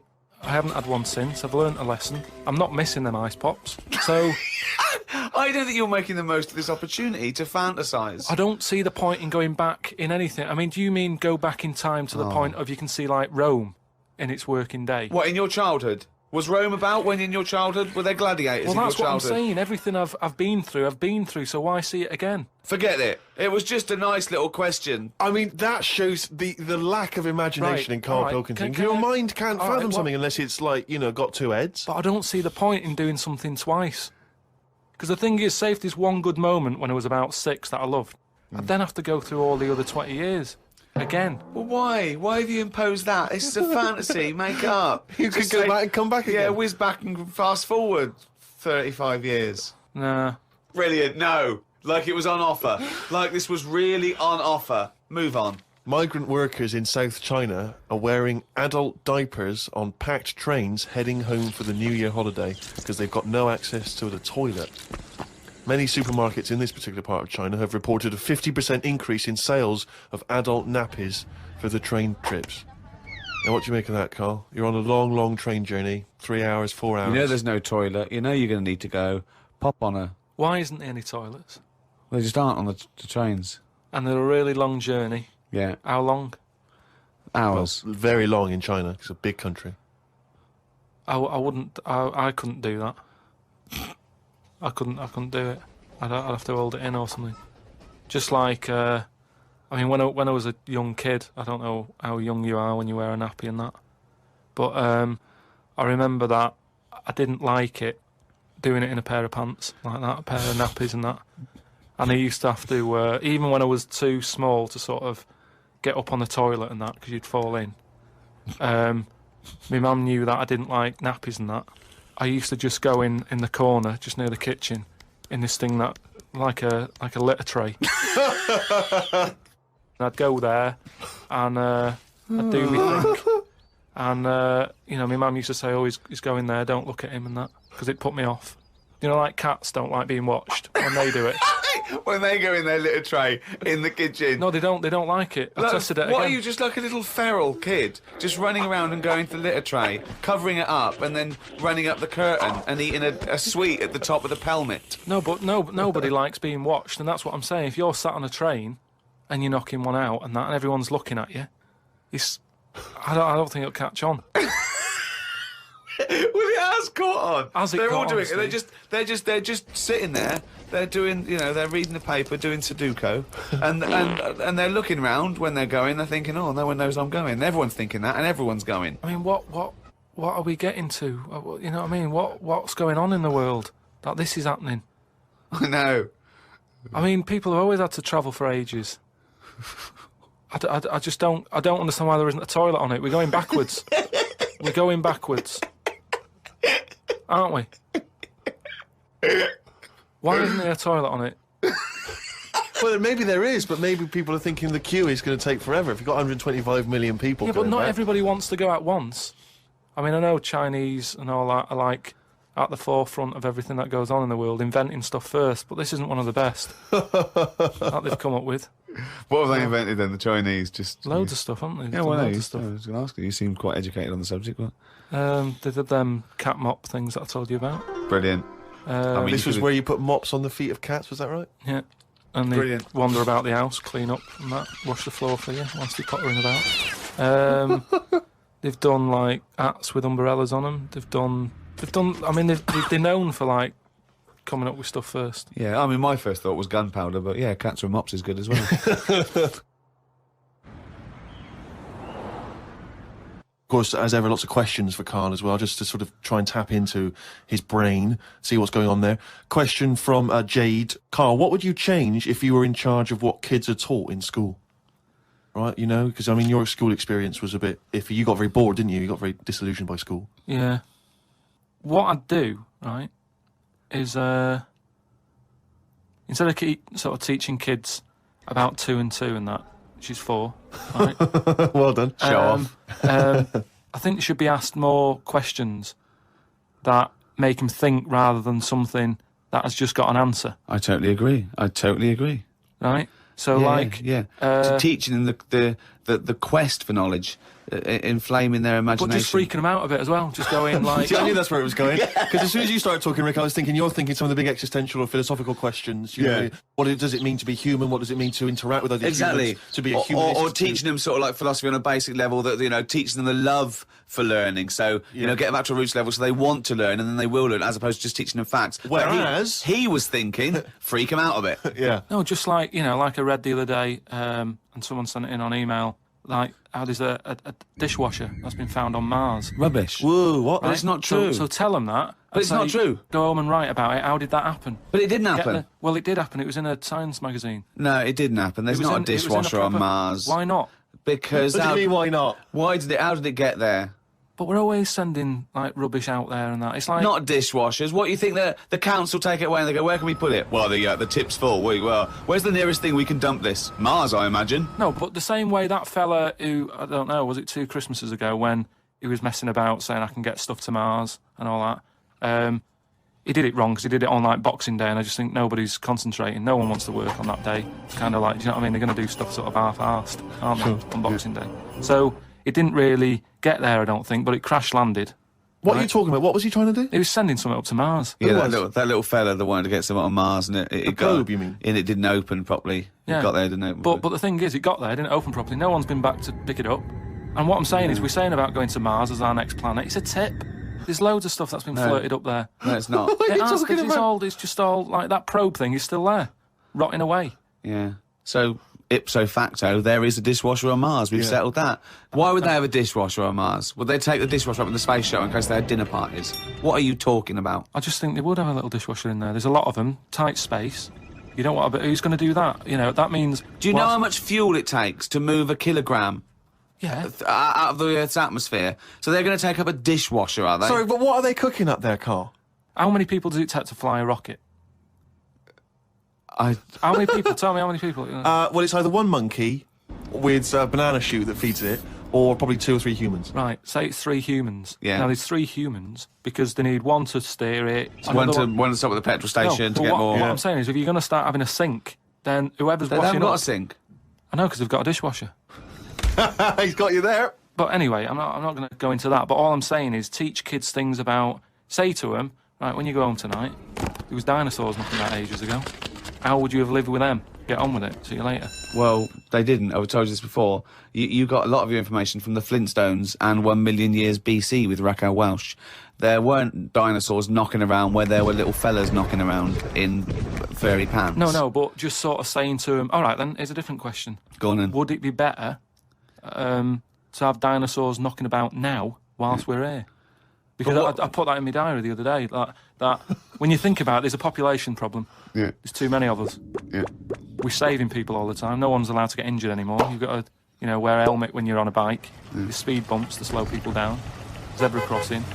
Cures for illnesses. No one's dying anymore, right? Well, I think they are. Not as many as they should be, because the world's crowded. All I'm saying is... there's still people dying. I think there's still people dying. Not that many, though. Yeah, I think there's still millions of people dying. Apparently, a handful. Loads of people are living longer. And that's a problem. So you feel that you should introduce Tyrannosaurus Rex into, say, London, just have them wandering around, just picking people off. That's what... Just sort of random and that. Because I don't know... I mean, I'm not wishing that anyone I know dies and that, but all I'm saying is I don't know anyone who's died for ages. Right. Whereas if a dinosaur was knocking about, you'd go... Neil's gone missing. Yeah. And Nora's had her head bitten off by a... Whatever. I just think then it is survival of the fittest, which is... We've lost all that now. You don't even have to be fit to survive. They just keep sticking a new lung on you. Or... Do you know what I mean? They can do too much now to keep people going. They just keep sticking a new lung on you. Question from Kevin. He says, Karl, other than the famous boxing match that you've often talked about, I know that took up about 20 minutes of your time, have you ever been in any other kind of fight? I don't suppose a slangy match. I think they're talking, have you ever been in a physical fight? Once that I can remember. It was over a woman. Well, a girl. I was at school. Yeah. And it was because, like, it's hassle, innit? Right? Relationships when you're younger. How old were you? About 7. It was over a woman. Go on then. Yeah, go on. And there was this girl knocking about who, she was quite good looking, everybody liked. And my mate, he really liked her. And I didn't sort of ask her out and that, but she just sort of took a shine to me and stuff. Right? And didn't really go out with her properly. It's at that age where going out with someone is just like sort of going, all right, in the morning. Do you know what I mean? You just sort of nod your head. Yeah. And that. Anyway, there was some sort of school disco. And they were playing Spin the Bottle or something. Right? And I sort of wandered over to see what was going on. And I stood on this girl's dress and put a hole in it. And she started crying. I was like, I can't be dealing with this. Right? What's up with you? It's old, what's up with you? And everyone's going, Karl, what are you doing? That's meant to be your girlfriend and that. You should be sort of saying, oh, I'm sorry, and giving her a hug and all that, and saying it'll be all right, we'll sort the dress out. I said, I can't be dealing with this. Right? So she's crying her eyes out, I said, it's over, right? Oh, it's over, you saying, all right, in the morning. Yeah. No more of that. Yeah, there's no more. Right. In the morning. So I go to the toilet, right? And this lad who fancies her comes in and goes, you're out of order, I'm saying, what are you on about? Sorry, there's 2 7-year-olds. Yeah, you're out of order. Keep out. Yeah. Cut it out. Show her a bit of bloody respect. Sorry, were you wearing trilbies? Yeah. He put his cigarette out in the sink and he just said, leave it. Get out of my face. So I just sort of said, look, why are you getting involved and all that? Yeah. 2 7-year-olds. Yeah. Why are you getting involved? And it was obviously like because he fancied her and that. We had a bit of a fight in there, I accidentally, sort of chipped his tooth on a sink. Wow, is it like a proper... Sorry, this is like someone from Lock, Stock and Two Smoking Barrels. Yeah. What are you talking about? 2 7-year-olds in a toilet. So you put a hole in her dress. I don't know how that... What were you wearing, football boots? How did you make a hole in her dress? I don't know, it was like that sort of material. You were wearing winkle pickers. Like crepe, you know what I mean? It was like a crepe dress or something. Yeah. Right. And that got a hole in it. So you're having and when you say you're having a fight, I mean, are you wrestling with it? You got arm locks and head a little bit locks? of wrestling and shoving about and that, and it was an accident. I didn't sort of go, right, I'm going to break your teeth or anything. It's just that I happened to push his head down, and his tooth hit the sink, Right. and it chipped and what have you. After that, like I sort of left there and stuff, and we had to go into assembly, and there was a copper in there doing some presentation saying, "Listen, kids, don't get into trouble, because we're out there and we'll get you." Right, so sort of trying to teach the kids young not to get into any trouble and stuff. So I'm sat in the assembly room thinking, oh God, there's a copper here talking, and my mate's going to come in a minute, like with a chipped tooth and everything. And Questions are going to get asked. That's what kind of happened. I mean, the coppers didn't get involved. Yeah. Did you turn your back on violence after that then? Yeah. He said, "You'll never take me alive, copper." So yeah, that was the sort of last fight. Brilliant. Some of the questions coming in now, Rick, are just, I don't know what they're intending, what response they're hoping for, really. This is one from Rob. He just says, I was just wondering, what are Karl's views on the human appendix? What do you think, Karl? What do you think of the human appendix? Never worried about it. Well, no, I think Rob's point is that it's sort of pretty redundant now. So this is kind of what we've talked about before, where... He always says that. He always says something like, "Oh, we've talked as well," and the thing that he's talked about is nothing like it. What I mean is, we've obviously interfered somewhere along the way, and Well, we have interfered, yeah. Well, we shouldn't have done, because it's the same way. Like, if we didn't have planes and that, would we have wings now? If we'd have needed to get about, would we have had wings? No, the answer's no. Next. No, but you say that, but look at the way... Because he's right, says it because he's right. No, but all I'm saying is you see that little picture of like an ape to man. Yeah. At first, they're crawling about on all fours because probably you're looking for food, so you want to be down there. So Right. if you're on both legs, you're missing stuff that's on the floor. What sort of time period do you think this... Because, I mean, we started, dabbling with a plane maybe 100 years ago. So what sort of time period do you think this little thing who's scrabbling around looking for food stood up and I don't walked? know. I sort of don't worry about time. Sort of Well, I'll tell you now, we behind wouldn't have Rome. wings now. If the Wright brothers had said, "Oh, forget it," we wouldn't have wings now. What would happen? Right, here's another question. This is one that I'd chuck out to kids as well. We were talking about education, teaching kids stuff. Sure. What would happen, right? We ruin this world, right? Goes wrong and that, right? They shut it down. They go, we're moving. We go to another planet. It's as simple as that in his world. It's as simple as that. We can't go to Mars because it's full of stuff that used to be in Dixon's. It's like a tip. Yeah, it's a nightmare. So we can't go there. We go somewhere else. Something that I've always wondered about, if we do that, do we start New Year's or do we carry on? What do you know what I mean? Do we say, oh, it's still 2006? Or do we go, it's world new, whatever, new world? That is definitely the first priority. It's year one. Right, we've sorted that out. Right, now... Well, it depends, doesn't it? Because a year might not be the same on this planet. We'd sort that out, right? We'd sort out what year it is and that. Well, no. What I'm saying is we'd have to start again anyway, because the planet might not take 1 year as we know it to go around the sun. It might not take a day to turn. A day is a day because that's how long it takes. Yeah, but we'd have to carry on as we know, because we don't want to start doing longer days and that. Otherwise, they'll just kick off and say, this is rubbish, this new world, what are you doing? No, I'm doing a 28-hour day. We wouldn't have a choice. A day is how long it takes the planet to turn, and a year is how long it takes that planet to go around the sun. But a day is man-made, really. There's places in the world where they're working in the dark, isn't there, in Iceland and that? But they don't go, well, it's dark all the time, so I'll stay in bed. Well, no, but there's still a day. It's still 24 hours in a day in Iceland. Yeah, but we only work by that clock because that's what people use at the moment when they go, what time is it? You go, oh, it's 20 past 11. No. We use that because that's how long it takes the planet we're on to I've never worried about it like that. I've just always... Well, no, I'm telling you... Well, that's because you weren't asked to get involved when they came up with the idea. I'm telling you that's what a day is. It's how long it takes your planet to... What do you mean? The way that... What? No, I'm just saying that's fine and everything, but if when I was born people said there's 26 hours in a day, I'd go, fair enough. I'm not going to argue. We could have made that how long an hour is. Yeah, we could have made hours shorter and get 26 Well, they're saying they're going to do that. Because they're not. No, they are, because there's so many people in the world. Yeah. This is what I was talking about before. They've got to create more jobs. The only way to have more jobs, keep shops open, take on more people, Everyone's happy. That makes no sense at all. Right. Say if there's 28 hours in a day. Yeah, it'd still be 24 hours long as we used to know it. No, you'd have like, oh, what time is it? Oh, it's like 20 past 25 or whatever. Well, you're not making any sense at all. No, I'm just saying... The Earth would still take 24 hours as we know it now. Forget it.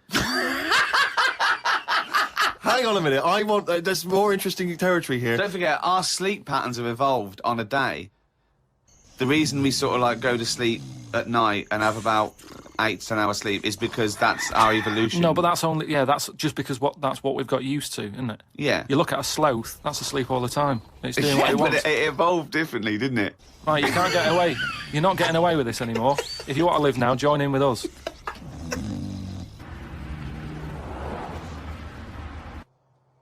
We do, of course, Rick, every week get thousands of emails. I mean, it's Freddie from Winchester says, of course, it was recently Valentine's Day.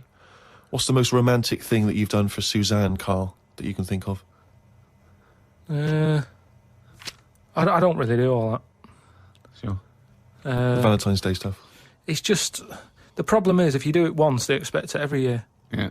Sure. That's the problem with Christmas and stuff, innit? It's like... That's what you do now, every year. Every day, yeah. So I prefer to just sort of wait, you know what I mean? And you know, if I think of an idea or I know of something that she wants, I might get her something, but I might not do it on Valentine's Day. It's that thing. It's like how I've said about Pancake Tuesday. Make it Pancake Wednesday. Have it when you want. Why am I waiting? Why am I waiting for someone to tell me when I can have a pancake? I'll have it today if I want one. Yeah. Do you know what I mean? Whereas Pancake Tuesday, no, I won't bother. I'll have trifle. So it's the same with this, you know, with Suzanne. Luckily, right? I mean, Valentine's Day and what have you, she was ill. Luckily. So we didn't have to go out. So I'd say, is he asking for advice? Well, I suppose, yeah, certainly you may as well give it. Treat them when they deserve it. All right. I remember once when Suzanne was ill, she had a fever, but there was no food in the house. What did you suggest to her? She was too ill. Well, it was when we were still living in Manchester and that, and you know, we needed to get some food in for tea and stuff. And I said, come to the supermarket. She was like, no, I'm ill, you go. And I hate buying food. I just sort of get a bit blank when I'm looking at it. There's too much, isn't there? That's the problem. You go down all these aisles and there's just too much. So anyway, I said, no, come with me. She was like, oh, but I've got this fever, I'm hot and everything. So I said, well, come to the supermarket, you go on the frozen aisle, cool yourself down. And she did, and she said, you know, it made it worse, she was ill for another 3 days. How would you go about chatting up a woman in a bar? What tips could you give? I've never worked like that. It's always been like a friend of a friend and all that, and just happened to meet them. And then, you know, you have a chat, and then... How did you meet Suzanne? That was when I was working with her, and she gave me 20p for the hot chocolate machine. She never asked for it back. Thought she's all right. Been there sort of 11 years, so it works. Has she ever given you that? You've never given that 20p never back? asked for it back. And did you return the favour, perhaps on the next date? You buy her a Kit Kat or something? No, I don't think I did. I think word got out that she liked me and that. And what did I do? I think I did some work for her, did some editing for her, to sort of show off my skills and that. Sure. And she was like, oh, you're good at this, aren't you? I was like, yeah. And I think she got us another drink because I was doing that editing for her in my own time. So you're up on the deal, aren't you? Because I know now, I know for a fact that you've not spent any money on her in 11 years, so you're 40p up. At least. Lawrence from New York says, I was wondering how Mr. K. Pilkington would interpret this famous saying of philosopher Ludwig Wittgenstein. The quote is, if a lion could talk, we could not understand him. Even if he's English? Yeah, if a lion could speak English, so there's no language barrier, he's speaking English words and using all the correct grammar and everything, but you wouldn't be able to understand what he was saying. Why? Because it is from a different world. His frames of reference would be so bizarre that you wouldn't be able to get a grasp on what he was talking about, because you'd have so little in common, even if he used real words. No, but he's talking English. Yeah, no, but his reference points would be just so far removed. You know, they're removed slightly when, if you saw two people talking about Kierkegaard, you'd I wouldn't understand it. Exactly. So remove that 1 billion times to a different species with different input. No, but it depends. If I'm talking to a lion in London Zoo, Yeah. he'll be saying, "Oh, I'm fed up of being stuck in here." I'll go, "Yeah." It's like that. It depends what his background is. I mean, there's some people who might have lived down the road from me, but have a totally different life. Absolutely. So it doesn't matter that it's a lion, does it? Well, yeah, because they're just trying to remove it even more. So now it's not just a bloke who lived a few doors away. Now it's not even a bloke. Now it's not even... Yeah, but I'd pick something smaller or something, a worm without a mouth. I'd go, definitely not. What? Definitely not what? I wouldn't be having a chat with it. I just think that a worm that's underground, what's it got to offer me? It's blind and it hasn't got a mouth. It's not going to be a good day out with it, is what I'm saying. It's not going to have that much to say to me, even if it's English.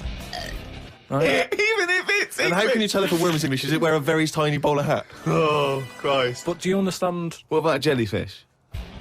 No, you see, I think that's where you can say you wouldn't be able to have a good chat with them, because to me, the sea might as well be another world. Yeah. Right? Yeah. In a way, I think the fish sort of have more rights than us. What do you mean?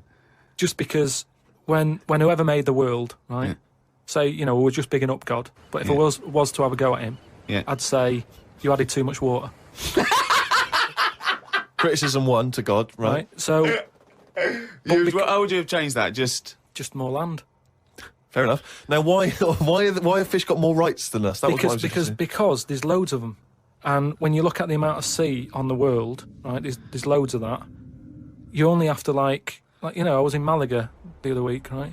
And, you look in the sea, there's loads of different fish. And that's just in, 8-foot water. If you go miles out, there's, all sorts of weird fish, isn't there, with, lights on them and everything. So, and there's just millions of different types. Yeah. Yeah. Now... But why does that mean they've got more rights than us? Just because I think, rights come in numbers, don't they? If you know what I mean. Like, if there's one of you shouting, people go, oh, he's an idiot, shut up, whatever. If there's loads of you shouting, they go, oh, best listen to him, see what they've got to say. Right. And that's what I mean about fish. Yeah. There's loads of fish. Right. So... But they're not really making their voices heard, though, are they, Karl? Yeah. I know, because they're underwater. But what I mean is, I don't know what I mean.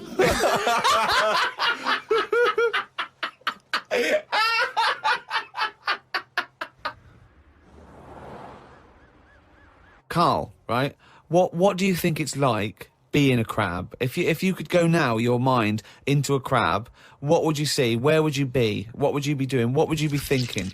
What would you think of all the other things the crabs you'd see, the squids you'd see? What's it like, do you think? I want you to... It's like creative writing. Just think. Just let yourself go. Come on.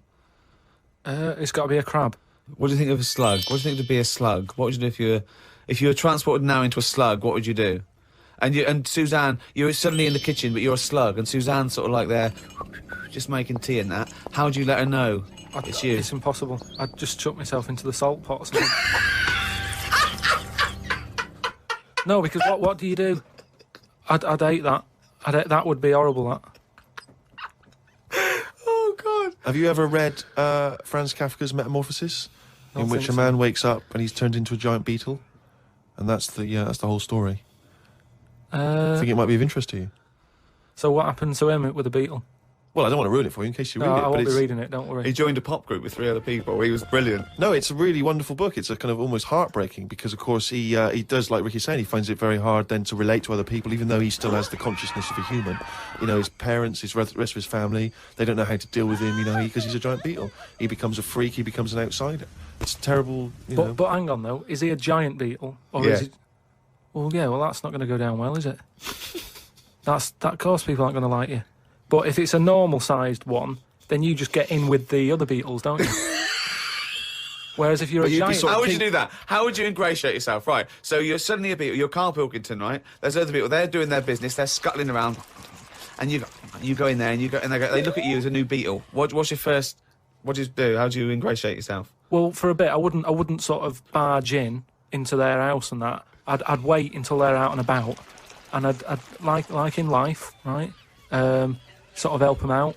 I don't know what beetles do all day. I've never seen one doing anything. They just seem to be going from one place to another. Right. I've never seen them carrying anything. I don't know what they eat. I don't know what they do. I don't know how we've got them, right? But what I mean is, I'd watch them and I'd sort of help them out.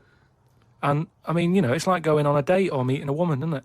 But what if there is... Whoa, hang on, what do you mean? How is it like going on a date with a woman? Well, it's like I said about Suzanne with her hot chocolate. She bought me that and I've gone, she's all right.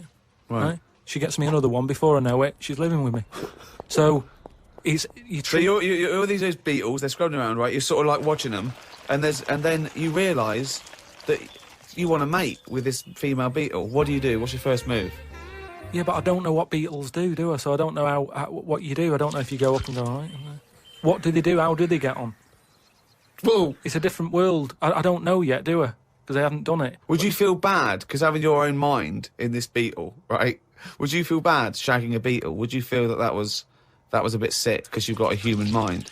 Well, no, because you just close your eyes and that, won't you? Think of something else. So, get round it that way.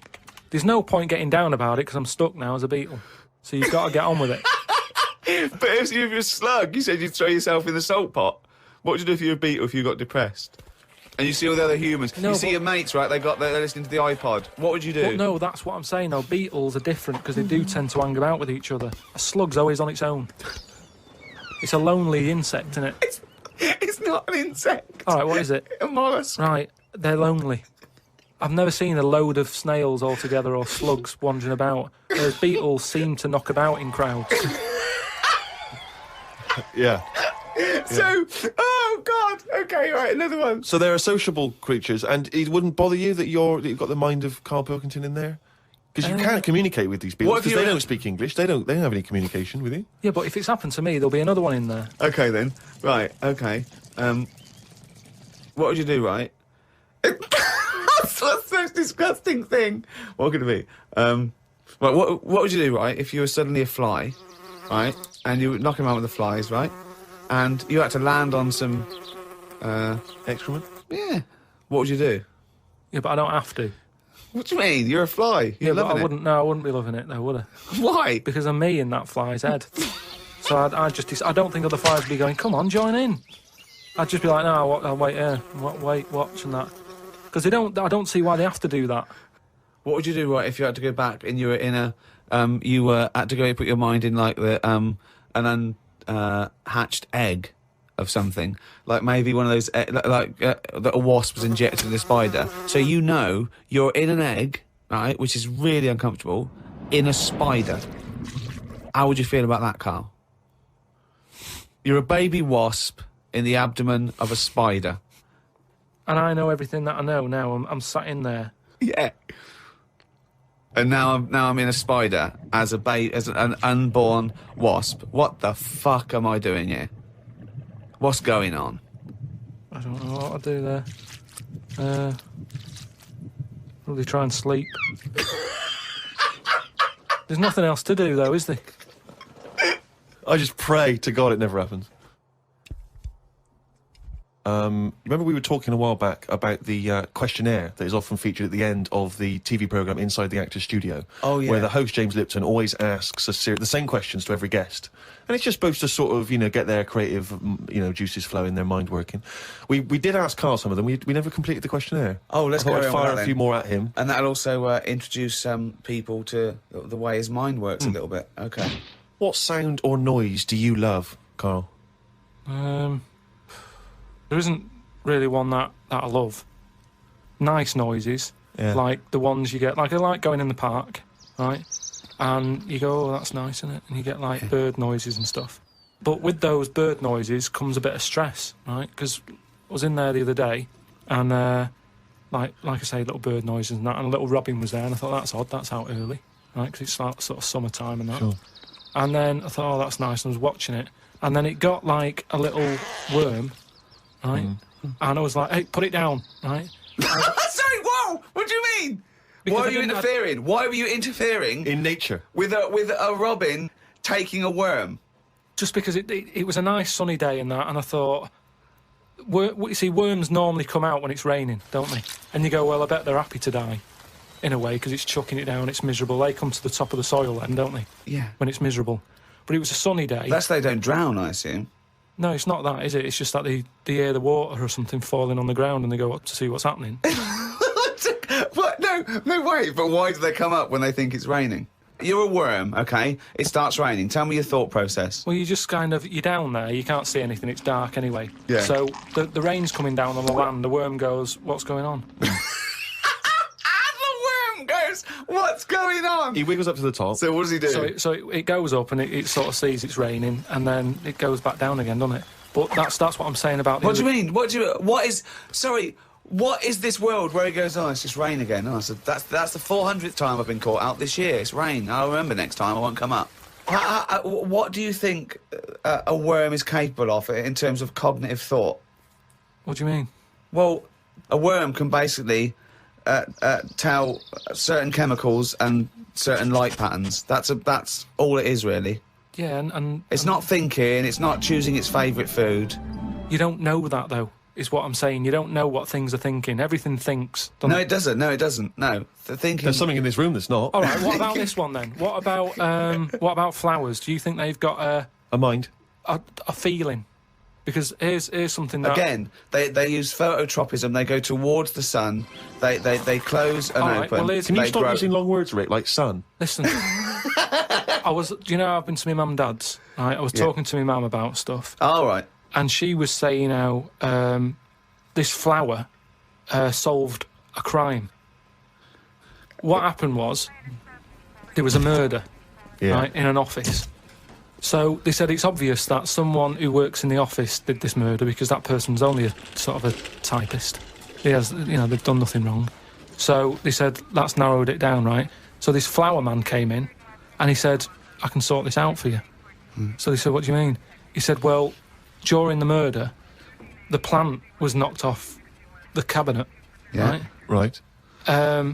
And he had some special wires that he can put on the Special flower, wires, yeah. on the flower, and it's sort of shaking and stuff. Because even though you can't see it, flowers pick up bad vibes and what have you. If you shake a plant, it doesn't like it. Okay. Right? So what happened was, he said, right, what we'll do, we'll put the plant back on the shelf. Yep. We'll water it. We'll calm it down. Then get Give it a nice cup of tea. every member of staff Right. to come in the room and just go near the flower. Right. So don't tell them. So like a lineup for the flower. kind Yeah. of. Kind of like a lineup. But sure. don't tell them what we're doing. Just send them in No. and say, stand by that cabinet where the murder happened and what have you. Yeah. Anyway, it was a long day. They were getting through a lot of stuff. It was a big office block. Yeah. Yeah. They were going, this isn't working. The flower's not budging. Suddenly, they get into like the last part of the day when they were almost giving up. They call in a sketch artist. The plant gives them a... Some caretaker fella Caretaker, yeah. said, go over there. Was it You was know, it an so- old man that, I mean, because Scooby-Doo didn't like him from the beginning. No.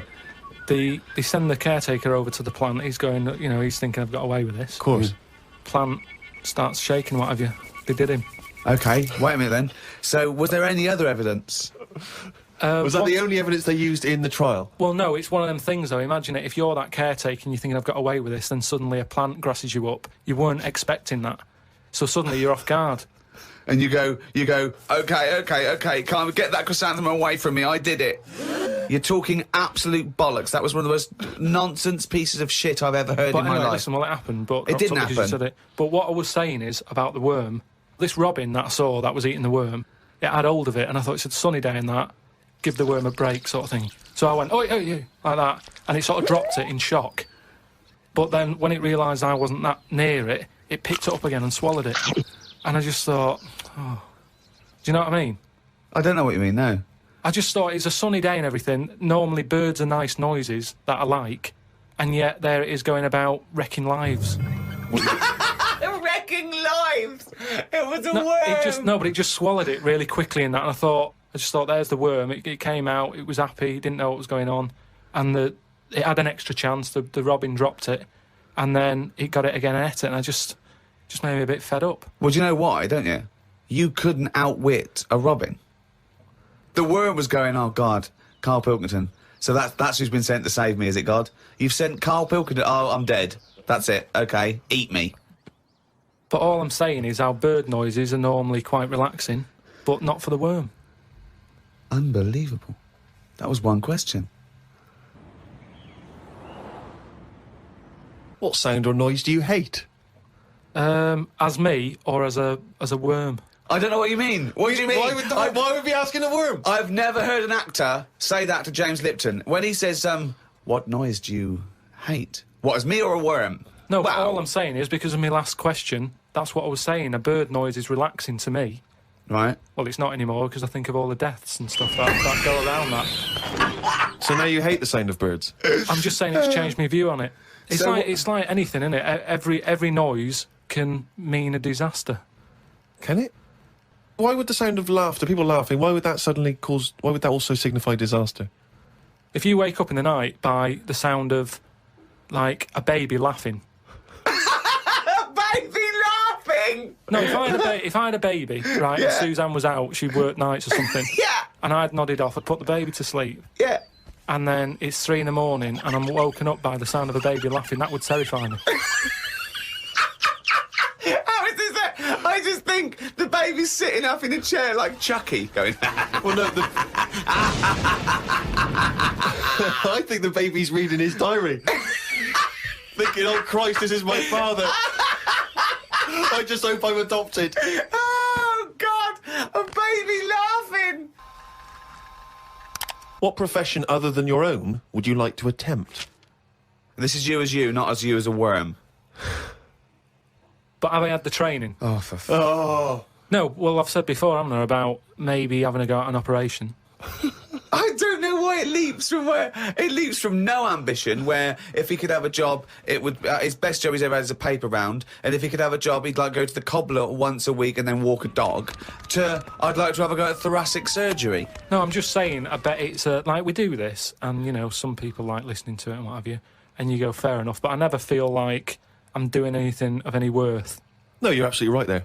But if you're going into like an hospital, which are places that are pretty miserable anyway, as an office space, not only have you got to go in that building and work in it, but you've then got the pressure of changing a lung or whatever I've said before. Right? Changing a lung, yeah. But I'd like to have a go at it so I can say You've done it. I've done that. So under what circumstances, in what world, do you think anyone's going to let you have a go at changing a lung and that? Jim will fix it. No, I'm just saying the Comic way. relief. But the way the world is, and the way that there's more and more people, more and more doctors are needed. I mean, it's already happening now that people are doing jobs that they're not really qualified for because they get sort of what's the word? Sort of uppered too early. Upward. Upward! I love the fact it's basic language. It's like it's unbelievable. Upward. Do you know what I mean? Promoted. Yeah, promoted. Yeah. They get promoted. I too prefer early. upward. Upward's great. So Why was I not upward? Unbelievable. So do you know what I mean? I think because more and more people are knocking about, we need more and more doctors. Yeah. You get a job in a doctor's, you're going to be promoted sooner now, I think. Yeah. Well, what I'd do is I'd probably upper you, and then what's the word? You go away them. I think it is you go away them. You leave the door. You leave the door. You fire them. That's it. That's the word I'm looking for. So I'd upper you and go away the doctor, if anything. But I've been to, you know how I don't like going to the doctors and stuff. Yeah. Right? Because you're always scared that they might investigate below the bridge. Yeah, but I checked on that before. I signed up to it, and then they said, right, before we can take you on as a patient, you've got to have a health check, right? Which I thought was odd, because it's almost like saying, if you're ill, we can't be having you coming here, right? But I said, right, OK, fair enough, what is this health check? And they said, oh, you know, we'll just check your body out and make sure you're fit and healthy. And I thought, that isn't enough information. You know, I want to know if it's the old finger trick. Or, and I said, what do you mean, though, when you said health check, what do you do? And she said, oh, it's just, I think she knew what I was getting at. And she said, oh, it's just the blood pressure, your height, your weight. That's about it. So I went and had it and stuff. But you had to, before you sort of said, right, I want this doctor, they give you loads of forms to fill out, right? And one of the things they did was, if you die, what do you want to give away, right? Like a donor. Mm. And what have you, and I thought, I really thought about it for 40 minutes or so. I didn't just rush into it. I was sat there thinking, you know, if I'm dead, does it matter and stuff? But I was really concerned when it said about the eyes. Right. Right.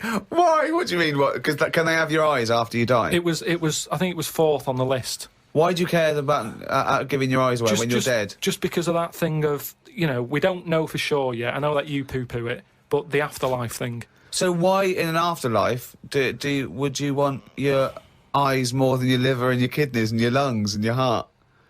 Because ghosts don't eat, do they? So you don't need all your liver and your kidneys and stuff, because they're only there to sort your food out. But your eyes, if you're a ghost, I don't want to be a blind ghost.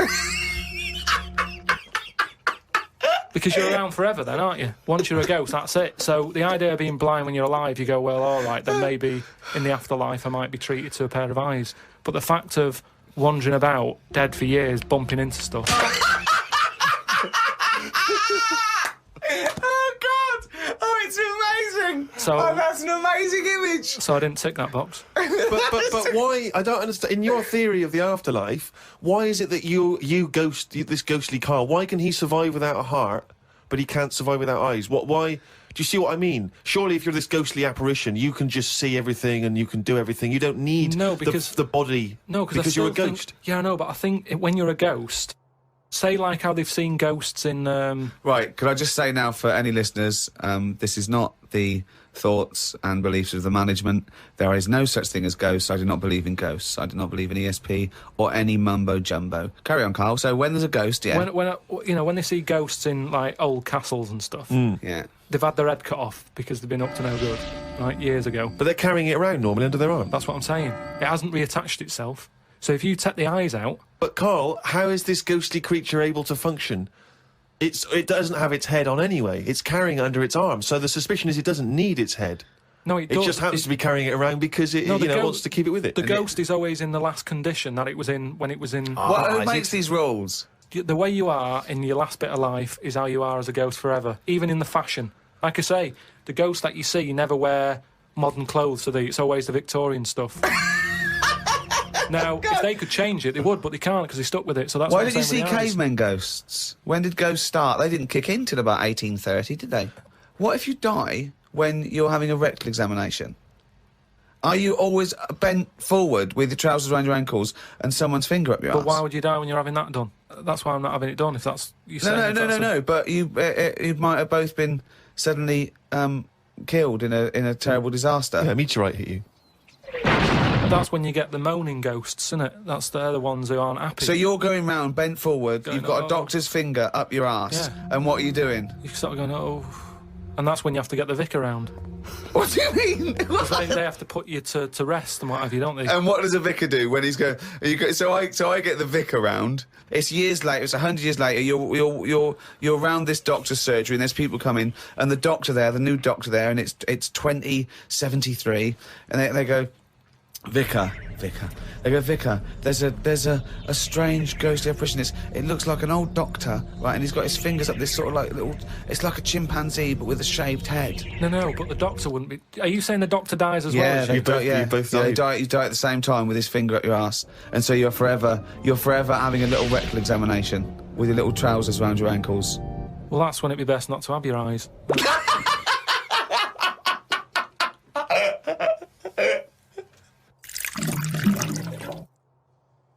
Questions for Karl, just to sort of try and tap into his brain, see what's going on there. Yeah. The questionnaire that is often featured at the end of the TV programme Inside the Actor's Studio. If heaven exists, what would you like to hear God say when you arrive at the pearly gates? Is that how it works? Oh. No, what do you mean? What's the question? Well, I don't know. You hear so many other things that you have to go through other gates. I can't imagine him being on the door, is what I'm saying. If he owns a place, what's he doing there?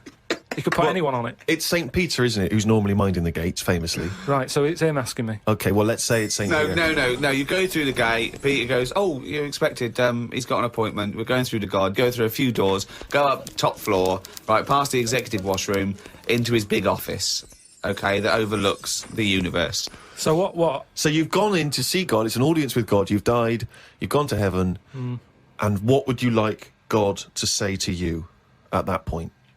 Probably just say, you've done well in that in your life. You never did anybody any harm. So, welcome to heaven.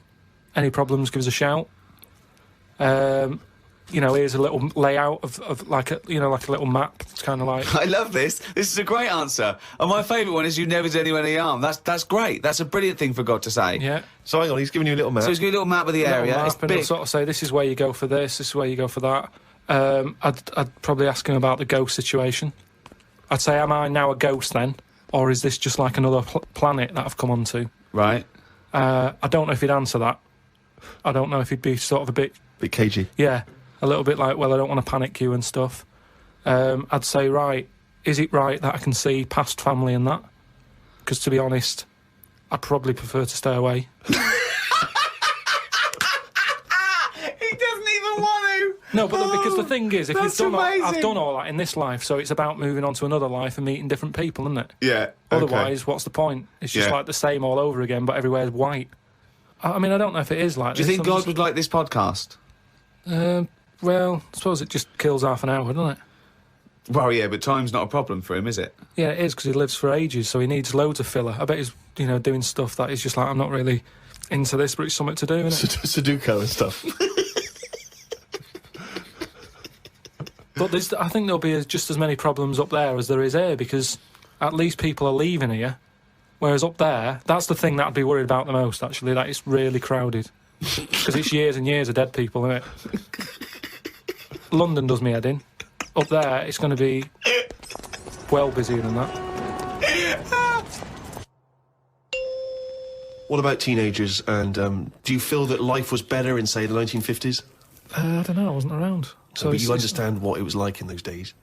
You've seen Happy Days. I don't know, people always say, don't they? Old people always say, it's a better life in the 50s. And it's like, yeah, it was for them. Of course it was for them. They're old now. Being old isn't great, is it? So you're just happy with your lot. I suppose I was happiest in about 1984. Right. A specific year. Why? Why was that? It was just I was free and happy. How old were you? I don't know. He's just counting on his fingers now. 12. Right, okay. And it was just good. So the happiest days of your life were between the age of 12 and 13? Yeah, it was good. I had the world ahead of me. Little did you know your hair was going to fall out and you were going to whinge every minute of the day. I had my bike. I like messing about my bike. You had your mates. I had a pet magpie. So you were probably the teenager that you eventually hate? Probably. Were you a good lad, law-abiding? I wasn't bad. I just sort of, just potted about. I mean, when people talk about what was on the telly back then, I don't have that much memory of it because I was always out. I was always playing out. What were you doing when you were out? Just playing about, just like on a bike or... Just riding in a circle endlessly through blizzards, I loved it. Rain, sleet, hail. I never seemed to be in. I was always... When everyone always goes, where were you when Band-Aid was happening? I was always out on my bike. And everything was like you and McGregor? A memory's always sort of like coming in for some orange and looking at the telly and seeing Princess Diana's getting married, and my mum says, have you seen this? And I'm going, oh, I'm going out on my bike. I was always doing that. The only time I was in my house... This is why you don't know anything, because you never stopped. Yeah, but this is what being a kid's about. But That's all what I the mean, being information free. you have, Karl, is as though you've gleaned it as you raced by on a bike. It's almost like, every piece of information you have. Your hair blowing in the wind. Karl, your hair will blow out one day. Oh, don't talk stupid, ma'am. It was easy. So, yeah, 12 to 13 was good. But you see... And it was all downhill from then, was it? 13, you're a teenager then, aren't you? Life got tough. Yeah. How did it get tough? Just straight away when I was 13, my mum was like, oh, it's your 13th birthday, you're a teenager now. Right. And she gave us a quid to go and get a cake to celebrate it.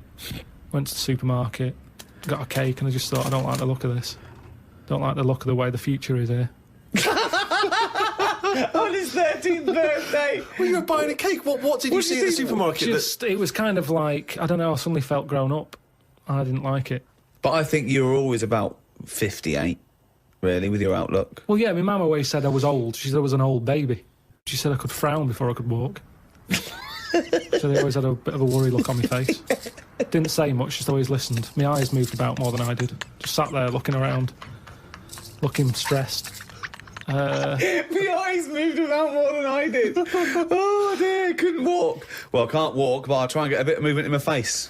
It's a workout, a baby workout. Oh, babies, well, if you can't walk, what about your face? Let your face do the walking. It sounds like that horror film. It sounds like Pilkington's Baby.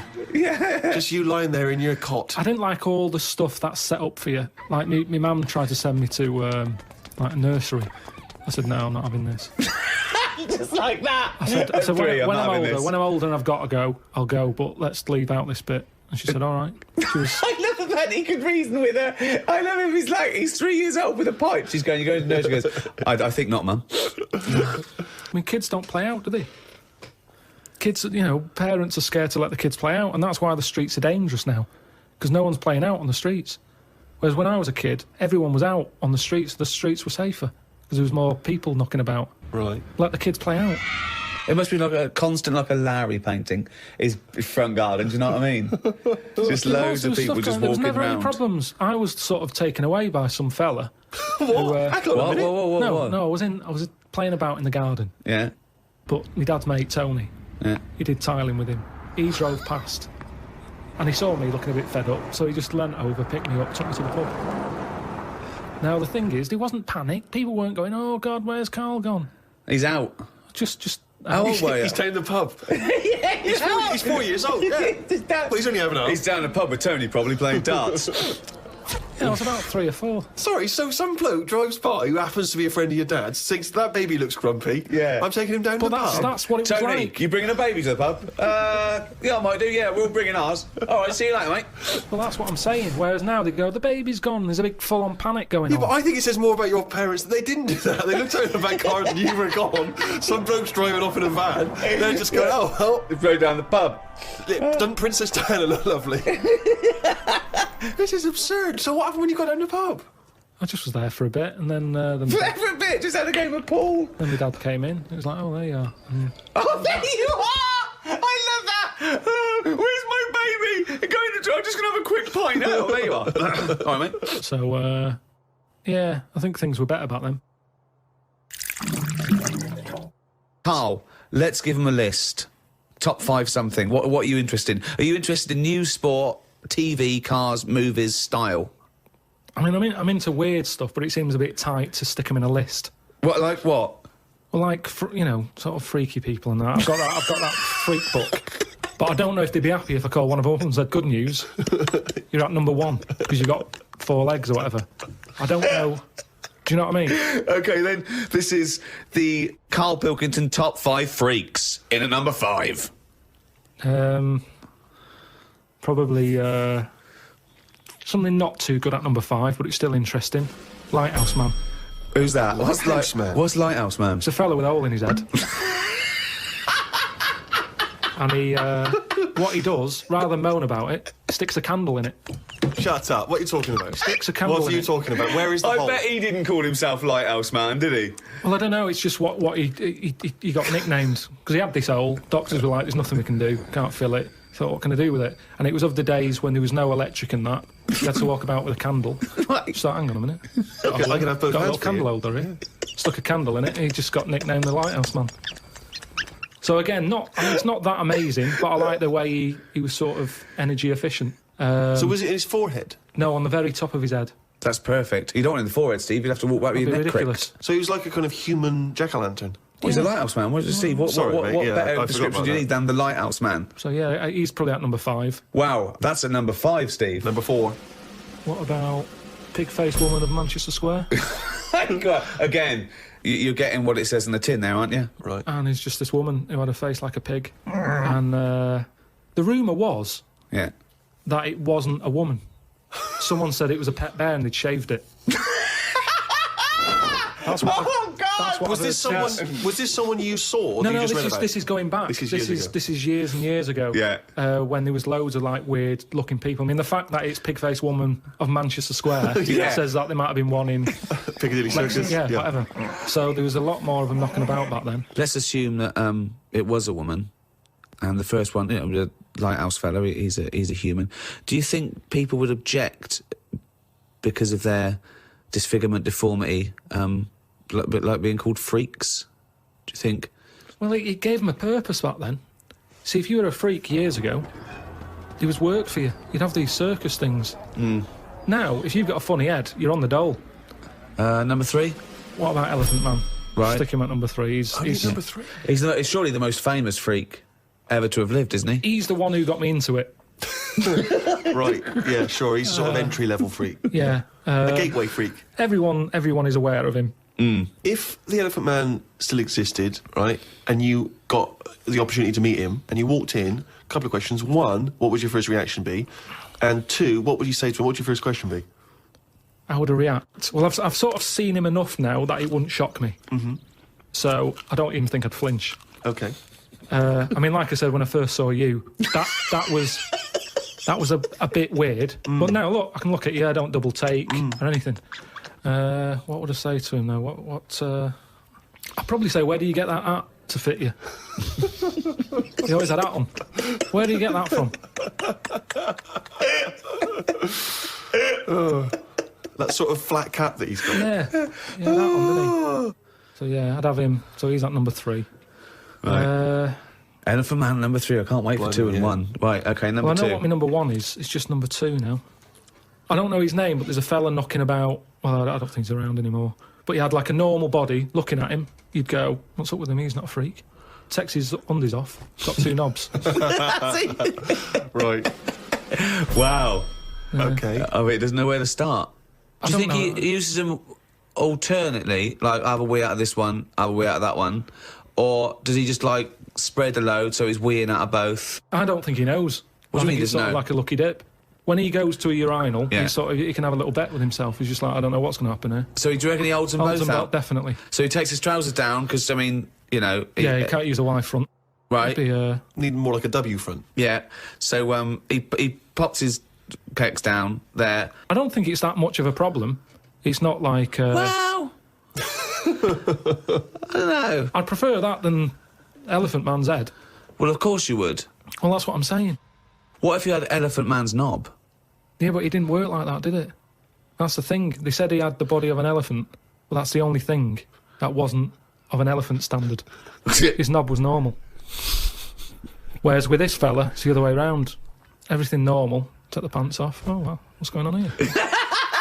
But why would you ever take his pants off? Well, I wouldn't. I'm just saying if... But why? I don't know why you'd be in a situation with this man with 2 knobs standing there with his pants on and you go pop your pants off. You're not a doctor. No, I say if I'm waiting in a cubicle, and he's there. For what? Sorry, you're waiting in the cubicle. I'm waiting to have a wee at a cubicle. He's taking 2 urinals up and going, hang on, you don't need them both, do you? He goes, well, actually, and have a look at this. Right. He's got 2 knobs. See, I didn't see him at 2 urinals. I saw him at 1, maybe them pointing inwards. If you had that, say the first time that you met Suzanne, would you mention that straight up? Would you say, right, before this goes any further, I've got something to show you? Well, let's see. Tell me exactly what you would say. You had normal head then, didn't you? I had the same head, yeah. Yeah, but it had, like, hair coming out of it, didn't it? And sort of yeah, but she also had a smaller arse back then as well, so I think we've both been dumb. Anyway, we need to get to number 1. Yeah, number 1. Okay, it is. It's Pillow Man. Oh, yeah. Pillow Man. Okay, now explain for those that don't know who he was. He's a fella with no arms and legs, just a head and a little body. Nickname Pillow Man. Well, why is he your favourite? Just because he's amazing. Just the way he just got on with his life. He used to light a cig, just using his lips and his tongue and that. Oh, I've seen this. Not fully lit. He'd buy Roll Your Own. Yeah, it's in the film Freaks, isn't it? Yeah.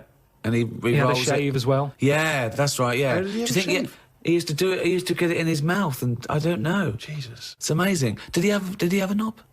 I think he did because he had some kids. What? Yeah, he had kids. He was an all right looking fella. He wasn't odd looking. It's just sorry? He looked like Samuel L. Jackson. Imagine him with no arms and legs. Right, that's odd though, isn't it? Really? It's weird, but you've got to give it to him. You know, I mean, he's there rolling his own. He's pretty cool looking. I just want to say to people, it's no. You say it looks cool, to, with no arms and no legs to smoke, but don't forget that smoking can stunt your growth. Yeah, but yeah, remember he was on like this circus freak show thing with like a bearded woman. Yeah. Right. Which isn't really a freak, is it? She couldn't have a shave. Have a shave, you're not a freak anymore. Yeah. A bearded woman. Compared to a fella who's got no arms and legs, a bearded woman, get out. But there was like a fella with no bottom half to his body, called Johnny Eck, was his name. So, when you're knocking about with that crowd, you're going to get a bit. You're going to get a bit. So, yeah, he had kids, and they were all normal kids. They had all the limbs. Did his and wife everything. had arms and legs? Never saw his wife. Never saw his wife. I think He was probably ashamed of her. She was a bit of a freak. For someone like him, you'd think he'd just give up, wouldn't you? You think, forget it. What sort of life is it? Yeah. I'm like a Mexican jumping bean. It's not worth living. But he just got on with it. To have a shave, I don't even bother having a shave some days. No. Nor did the bearded lady. Lazy fucking bitch. So that's why I've put him at my number 1 position. It's just amazing, isn't it, the human? you know, how you know, whatever you dealt, some people just get on with it. Yeah. So yeah, the pillow man, or draft excluder, as I prefer to call him. There you go. Oh. Now, me and Steve are a couple of big shots. We do this for a laugh, but this is Karl Pilkington's only source of income. This is what you do now, isn't it? This is my full-time job, yeah. What do you think of that? It depresses me. Why? This isn't what I ever wanted. Why? Because I haven't got a purpose, have I? I'm sat here talking about the pillow man. If it weren't for him, I'd have nothing to say. It just depresses me. That I just wish I had a job where I felt like I was needed. And I don't feel needed. It's not a proper job. We need you. We need you for money for old rope. I know, but this isn't. I wanted something that, you know, when you die and that, it's, you know, you get up to the gates, whatever, and they say, "What have you done?" And then I'm looking worried, thinking, "Is the pillow man about?"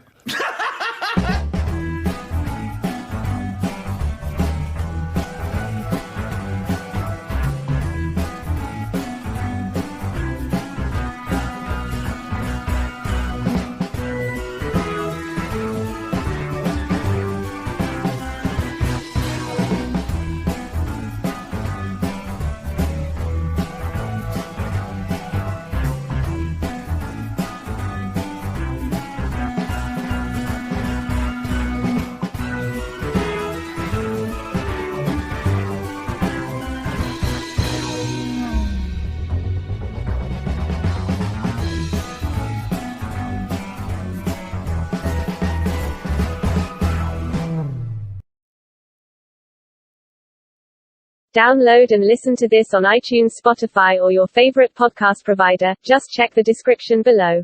We've got a little email straight away, Karl, from Nikki in Beverly Hills, California. She says, "Karl, you rock. I hate it when Ricky and Steve ridicule you. I checked out your picture.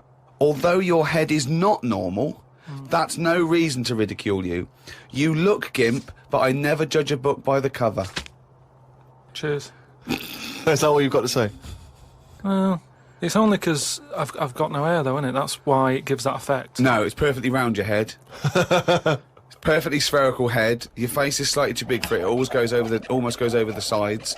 Perfectly round head. Pug little nose, funny gimp eyes with no expression, hangdog look, like a little mouth, like a little lamprey, not formed, not human formed. The way your expression is like you've had a lobotomy. Your head goes weird at the back. It's got a little nod in it, like it's really strange, your face, and you're stupid. We've had a lot of emails saying that. I mean, I think he's just paraphrasing, but... talking of emails, you know, a couple of... I can't remember which show it was, but you mentioned, Karl, that you'd only recently seen a Chinese homeless person. Oh, yeah. And it really surprised you because you'd never seen a Chinese homeless person. No. And I actually went along with that. I've still never seen a Chinese homeless person. Well, now, I can just tell you now that there's a few responses from Los Angeles, people saying there are quite a lot of Chinese homeless people over there because apparently there's a huge homeless community in Los Angeles. So definitely if you want to see them, Karl, that's the place to go. But we've had one from Vancouver, Canada, from a girl called Amy, and Amy herself is Chinese, and she says that she realised herself that she'd never really seen a Chinese homeless person. And although she says that apparently Vancouver has the first or second largest Chinese population in Canada, she'd never seen them, and she actually went for a walk around the Chinatown in her area looking for them, and she could not find any on that particular day. So again, Canada obviously not a place to go for a Chinese homeless. It was just a point, though. I don't want people sort of... Well, hold on, though. Wait, I'll stop you there. Hello, Ricky, Steve and Karl. I live in New York City and have seen a Chinese homeless person. Not only is he Chinese, but he is also a midget. He's been living on the streets for the last 30 years. He used to dress in rags, but thanks to a coat drive, he's now wearing a fancy Adidas jacket, right? Now he encloses a picture. He says he gave him $10 to take the picture, and I've seen it, and he's a little Chinese midget fella. I'm just getting a bit worried that people are going out there sort of looking for these. Because they, you know, well, that's what you requested. No. But all I was saying is, I saw one. I didn't start saying, "Excuse me, can you just give us a smile? I'm taking your picture." Do you know We've what I had mean? loads of pictures of people. I know, and it worries me a little bit. And I mean, it's not too bad about the one who took one of a little midget one, because, you know, if he kicked off, it'd be quite easy to sort of hold him back. But I'm talking about fully grown. So is that your warning to people? Don't be taking pictures of fully grown Chinese homeless. Well, yeah, I'm just saying, you know, don't be messing about going up to strangers and that and annoying them and stuff, right?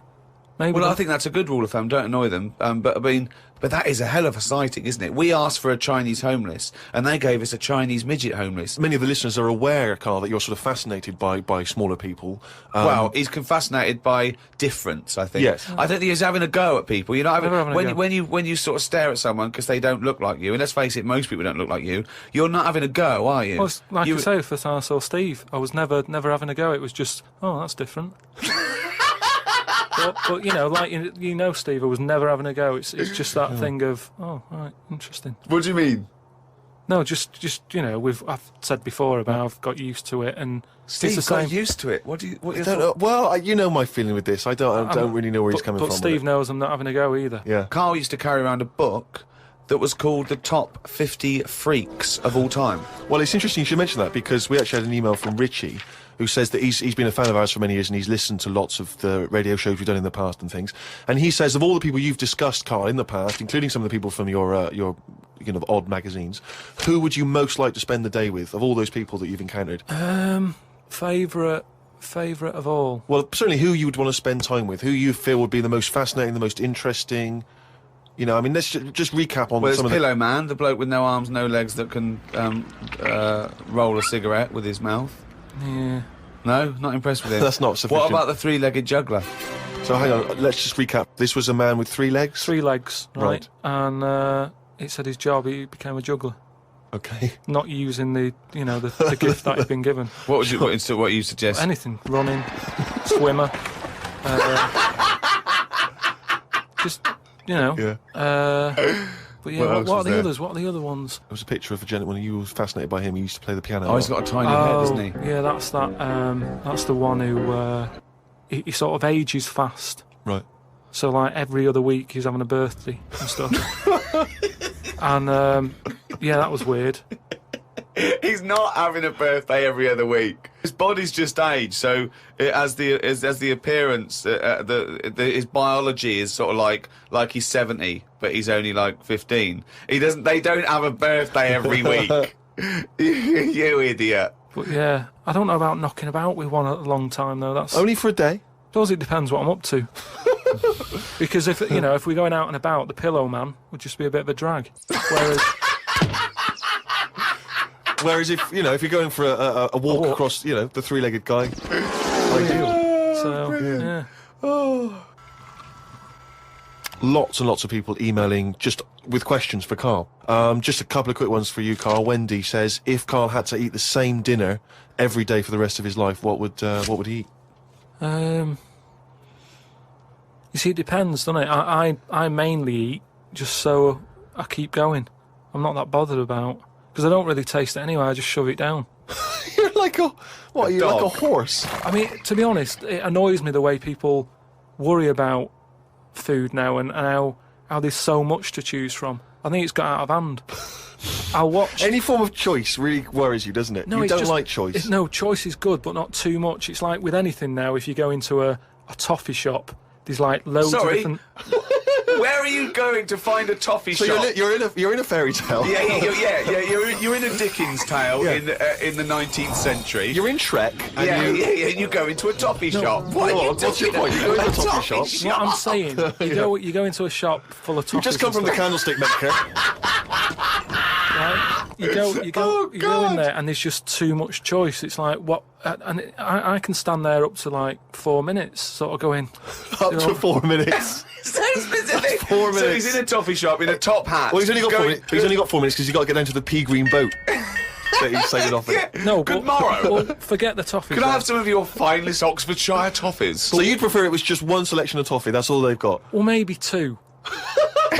What I'm saying is, right, there's now too much choice. Whenever you get a menu in a restaurant, it's not like you don't just go, oh, right, what is there? Yeah, I'll have that. There's too much. It's like a book, and you look at it all.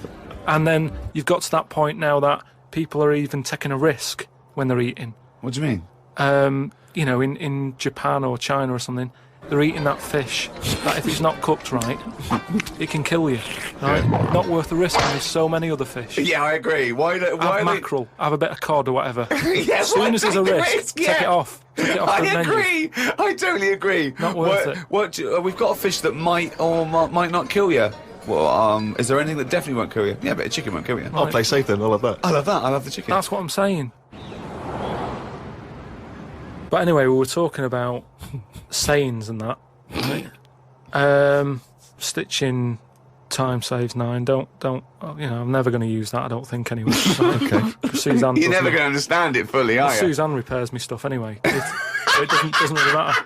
But what about the one? About the one in greenhouses and that? People who live in glass houses shouldn't throw stones. Well, I'm intrigued to know if he's fully got to grips with this. Okay. Just give us your explanation again of what you'd take that to mean. Well, just don't be chucking stuff about. Really.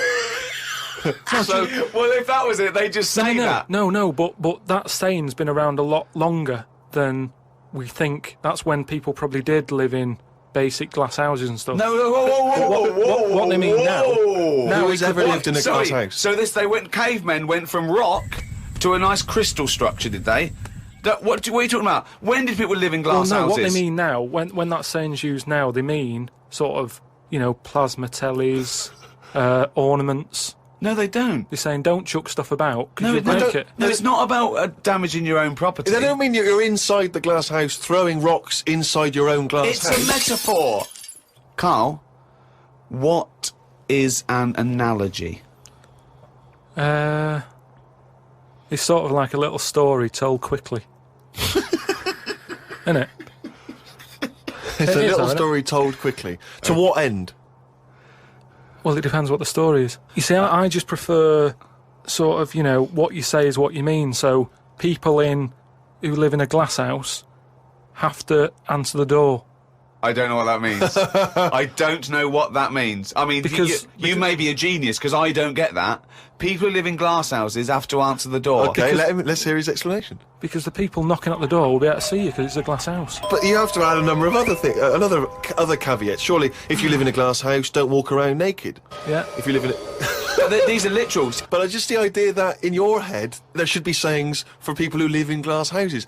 Who is it that's living in a glass house? Well, I'm not talking about them. It's just that if everyone else is bringing up about these people who are living in glass houses, let's get to the real problems they've got. He still hasn't got to grips with the idea of the metaphor or the simile. Well, here's another saying, right, that I learnt recently from a mate, right? Oh, there's an elephant in the room. Okay, I haven't heard that one, but explain it to me. It's like how, you know, whenever we go out for something to eat or a drink or something, it's normally after about 5 minutes the sort of topic gets onto the shape of my head. Yeah. But what I'm saying is, it's interesting how, like, I'm the elephant in the room, right? Nobody's talking about it. You mention it once, suddenly it's the talk of the town. It's what I mean. Everybody starts joining in, going, well, yeah, it's round, but it does suit you. And these are people who I don't even know sometimes, and they're all dipping in. And that is an elephant in the room. So you don't want people to discuss the shape of your head or the lack of hair? You would feel better, you would feel happier that they didn't mention that? Sometimes I think it's better that it's out there. It's made me a stronger person, though. It's the same way, you know, we were talking about religion and that. Samson Delilah, he got weaker without hair. Whereas with me, I think it's made me stronger. But would you ever wear a wig? Not really. What was a long wig like Samson? Well, the only time I wanted a wig was when I did jury duty once, wasn't it? And it was annoying that I was sat on the jury right in front of, like, these criminals, right? Everybody else has got disguises. The judges have them wigs on, right? That's not disguise. It is a disguise. That's a disguise. That's why judges wear them, right? So No! Well, then why did they print their name in the paper and have a picture? What do you mean it's a disguise? It's a disguise, isn't it? No! If it was a disguise, they'd go in with one of those glasses with a nose and the beard attached if it was a disguise. All judges would look like Groucho Marx if it was a disguise. Well, I'm just saying that's what annoyed me when I was sat there on the front row, right? I couldn't have been any closer to the criminals, right? I was sat there and I thought, why didn't I just pop a little wig on or a pair of glasses? I would have loved to have seen you you in the front row at Crown Court. No, because I'd love to see it because in this country you're not allowed to show pictures of jurors. You can't take photos in a courtroom, so there's always these sketch artists that draw drawings, and it's on the news. The idea that we'd have seen 11 people and a sort of Krusty the Clown figure would have been amazing. Yeah, I would love to see the artist do an interview, because it would be like complicated people. Oh, yeah, he looks characterful, and then just a little round Charlie head. Brown. Charlie Brown sitting on the end. Karl, you said that your New Year's resolution was that you were going to learn something every day. yeah, Have you learned anything today? if I can. Today, like, I don't know the full facts of it, but Could I just say that when someone says they learn something new every day, that doesn't count if they forget it the next day. no, Because that'd be Groundhog Day learning. well, the thing I learnt today was about an octopus. Oh, Go on. What they can do is, they've got 8 legs and that. Yeah. They Tentacles. they can use 6 of them legs to cover their head, so they look like a little stone. And use the other 2 to run off. Right? But that's, He's thinking of Squidly Diddly. Yeah, it's a Disney image in his head, isn't He's it? thinking They're of... pink. but anyway, that's So that's it's not the Pink main singing thing. a song in your mind and running off, yeah. No, but anyway, but something else I learnt, right? It's mainly about animals and that, because that's Yeah. normally quite interesting. Yeah. There's a chicken somewhere, Oh, yeah. Oh, yeah. And Specific. and the owner of it was getting fed up because, he had to feed it and that. But it wasn't. Embellishment, guesswork. No, come on, let's hear it. It wasn't giving anything back. No eggs. No eggs, right? So he was like, oh, I'm sick of this. Anyway, someone told him, pop a little axe next to its little house, right? So when it comes out in the morning thinking, oh, I'll have another lazy day doing nothing, right? He saw this axe and suddenly it was like, oh, right? I'm Next for the day, chocolate thought, yeah. it laid about 6 eggs. It's rubbish. Through Squeeze them worry. out. It's super rubbish. quick. A chicken wouldn't recognise an axe as a threat. It wouldn't be able to reason that, I better start working, or I'll be meat. I better start. It's absolute rubbish. Once again, it's this ridiculous thing you got that one personifying animals to reasoning powers better than yours. I mean, I think you make chickens and monkeys cleverer than you in your stories, which is weird. It didn't happen and wouldn't work. Next, what else haven't you learnt today? Do you think then that it's worth looking after animals then if there isn't any memory? If they don't know what's happening anyway, you're always going on about don't be cruel to things. Why would you ever want to be cruel to an animal, whether it can reason or not? No. I mean, I don't mean really cruel, but I mean like there's an advert on that's on in the in Britain, advertising some supermarket, right? And it's saying, we look at before we kill our chickens and what have you. They have a great life. This is like the voiceover, and you see Happy Chicken. Yeah. And it's going, we give it a good little house to live in. It's got straw. Yeah. It eats good. Yeah. And then we kill it. Right? Yes, well, that's better, isn't it? Well, no, I don't think it is, though, is it? Because at the end of the day, if I was that chicken, right, I'm that chicken, loving my life. I can't believe me luck, right? It's got its nice little field that it's working on. Yeah. It's got its nice food and everything. But it's going to die. Yeah, we're all going to die. But then, if you were like a rubbish chicken, that had like a rubbish life, you'd be going, oh, kill me. Carl, they're not thinking what's going to happen tomorrow. They don't know that they're going to get for the chop, are they? A chicken's not going, I'm fed up with this. I can't wait for that axe to be used on my neck. Yeah. Well, that's another... now you've mentioned the cutting off of an head, right? Yeah. On the chicken. That's something else I've learned, right? It's like a pinball is mine. Amazing. Isn't it? Ding dong bong dang ding ding da da. Oh, head ding ding chicken head off. Bing dong. No, right, but this was in a proper science magazine as well. Right? Yeah. So you can't have a go. This wasn't something on the internet. This was printed in a magazine. You read it. Okay, and what was it? And here comes the filter. It's going to come out nonsense. Right, well- you could have Professor Stephen Hawking sitting there whispering stuff in your ear, and it could all be true. But when you said it, gobbledygook. Well, let's see then. Let's see, right? What they've done another experiment, right? Yeah. They've cut somebody's head off, right? And they've worked out that when the head comes off the body, it stays alive and that No. for 30 seconds. Well, no, they don't know that. They can never know that. No, they did it. They did this No. experiment. What's alive? The What's head. alive?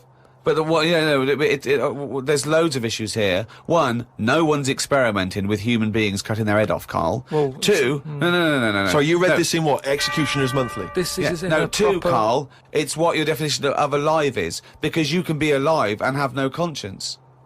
No, but this is where it gets weird, right? Yeah, I haven't told you that. this is where it gets weird. You talking about it. So the head's off, right? Yeah. And what they did was they chucked a load of questions at it.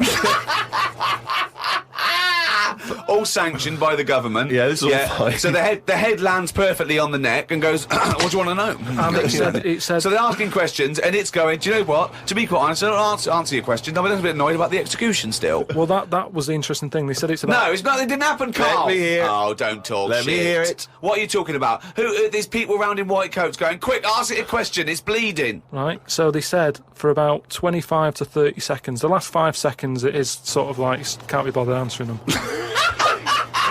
Right, but prior to that, But apart from that, they were chucking stuff. I don't think it spoke. I don't think it was like, 2 and 2 is 4 and stuff. It was more, it was to do with blinking. So blink once if you say yes, blink twice. So I told it, said, listen, when you die, you're probably not going to be able to talk because your jaw's going to be on the ground. You're not going to be able to open your mouth. If you do, you'll fall over backwards and hit your head.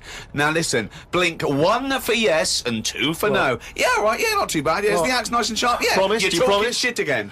You promise to do it? Yes. All Yeah, right. well, yeah. The thing is, they wouldn't be able to do it with you, because if they cut your head off, it would just roll. It would roll away, because it's perfectly spherical. They would go, oh no, there's Plus, no... it takes about 20 seconds whenever you ask Karl anything for the question to process and for him to start to formulate an answer. Karl, Joe from Bradford asks, what body parts can you live without? He wants to know. He's obviously having sleepless nights thinking about this. What, so... with a brain. He's coped this far. Yeah, I did a bit of an experiment on this, right? Brilliant. It's my job at home to wash up, right? Suzanne does... She gives you all the really big responsible ones. Yeah. She sort of like pays the bills and wires the house. And you go, what can I do? And you can go, well, you can go and play with the worms in the garden. Yeah. So anyway, so it's my job to wash up and that, right? And I thought to sort of make it interesting and stuff. I thought, I wonder if I can do it, right? If I didn't have any thumbs. And so what did you do? So I just sort You of did sliced it. off your thumbs. I just sort of held them in, and it's amazing how, like, it took me ages. Just having that one thing gone. Well, it's part of our evolution, the opposable thumb. Basically, that's when we soared.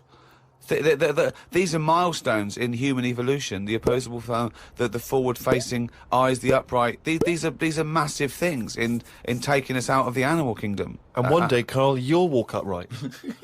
But what do you mean about eyes facing forward? You mean before we got here, there was people whose eyes were looking in their head? So, when you were doing this experiment, washing up, you say that you found it difficult, it took you ages. So you didn't just give up once you realised how essential thumbs were. No, you actually washed up everything. I just think of Suzanne walking in and Karl's there, just covered in water and very liquid suds, standing on a pile of broken crockery. Yeah, plunging his face into the sink every 30 seconds and just swishing his head around.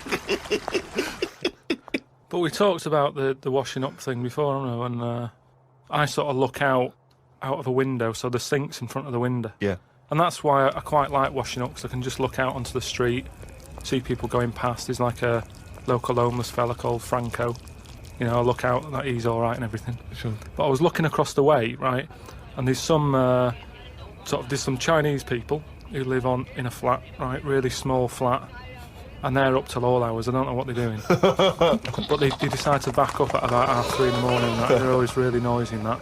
But above them, there was some woman, right, who the sort of bedroom is on par to our kitchen, right? Yeah. So I'm sort of washing up, Yeah. and I sort of look across and see this woman with like, you know, no pants on and that, no bra and that. Naked. Yeah, just That's the word you're looking for. yeah, she's just wandering about, you know, on that. So I was like, oh, what's going on here? So I carried on washing up and that, right? And kept looking, and then I was looking and she looked at me. Right, so we made eye contact. Sure. So I was like, oh God, right? So what I thought the best thing to do was sort of dropped me pants a little bit. just a little bit, just like, you know, I had boxer shorts on and that. I thought if I just show a little bit of sort of arse cheek, then it's kind of like, right, we quits. Right? I don't understand the thinking. So Suzanne's watching the telly, right? I think she was watching Sex and the City or something. Yeah. She sort of turns around to see how I'm getting on with the washing up, right? She sees me with, like, my pants sort of down a little bit with my arse out. She said, what are you doing? I said, don't look now. I said, but there's a woman over the road, right? With no pants on and that. She caught me looking. I'm just giving her a bit back. I love the fact that he explains the rules, and Suzanne's meant to go, okay. That makes sense. But I don't. So hang on. So you showed a bit of your arse. You turned presumably to show the arse, or waggled the arse at the woman. I had to lift it up a little bit on the sort of on the draining board. What? Hang on though. What did she do? Did you register her reaction when she saw a bit of your arse? What happened? When she saw my arse, yeah. Well, then I wasn't looking because I thought, in a way, I don't want it to look like, well, I've seen a bit of your stuff, here's a bit of mine. I just thought, at the end of the day, I caught a glance of you. It's only fair. You've had a bit back. You know, I'm not making a big deal out of it. I genuinely think James Stewart missed a trick here in Rear Window. Yeah. This would have been, you know, a much better film had James Stewart just popped his pants down. It would have given a whole new meaning to the title Rear Window. Yeah, exactly. It's tricky, though. I seem to be surrounded by people like that. Remember that film, that Sliver or something? Okay, right. When they've got video cameras. Yeah. I'm just looking onto everybody's world and just seeing what people are getting up to. There's nothing wrong with that. Brilliant. That's why I like washing up.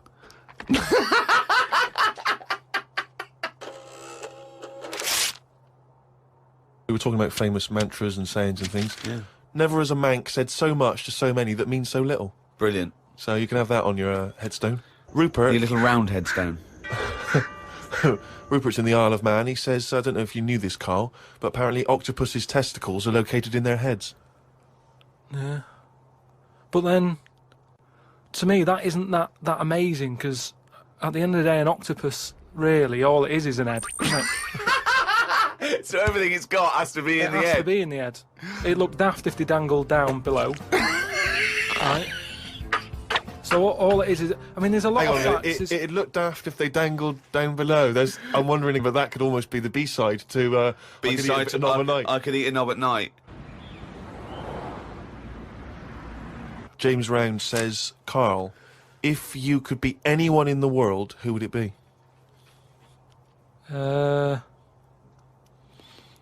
Dead or alive? Why would you choose to be a dead person? No, but sometimes, like, there's people who are now dead, but everybody raves about them. What I mean is, if... Oh, just answer the question. Who would you be and why? It's someone you admire or you think had a good life. Just answer the question. But what I mean is, it's good to be remembered, like Winston Churchill is remembered as being a decent bloke, but I wouldn't want the hassle that he had. So I don't want to live his life. Right. But it's good to be... You'd like to be Winston Churchill, but you'd like to have a paper round instead of... saving the world. Yeah. Well, that's what I mean, but is he saying whose job would I want to take on? It's not that complicated. The question is this: if he could be anyone in the world, who would Karl be? That's the question. That's all the information I've got. A lot of responsibility on a lot of jobs, isn't there?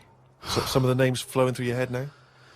I was thinking Bruce Willis. I never expected that! I never expected that! So his responsibility in your mind is what? Saving people who are trapped in a building with terrorists? Well, yeah, maybe, you know, his worries are different worries. With, you know, people who have a lot of money come other worries. Yeah. Do you know what I mean? So Bruce Willis, he's always going on these marches, isn't he, saying stop war and all that. Mainly because he's got more to lose if there's a war. He's got loads of houses. One of them's going to get damaged. Whereas if you're poor, you've got the one house. If there's a war, it's like, oh, just end it all for me then. I'm sick of it anyway. Do you know what I mean? Sure. Whereas Bruce, yeah. With successful life and happy life, there's more for you to lose, is what I'm saying. Right.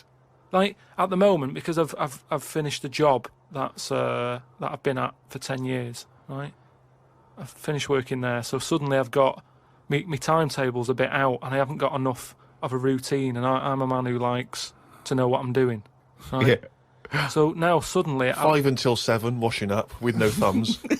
I've sort of turned into like an old person where the little jobs that you shouldn't enjoy are now the main event. So But hold on, how old are you? You're 31, aren't you? 32.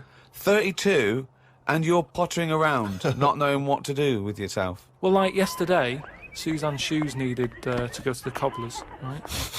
I haven't heard the word cobblers. I didn't even know cobblers still existed. I only ever see that in Christmas films made by Disney. Well, I had to go and do that, and that suddenly... Because last time you were going to the toffee shop. And now you're going to the cobblers. Next week it's the candlestick maker.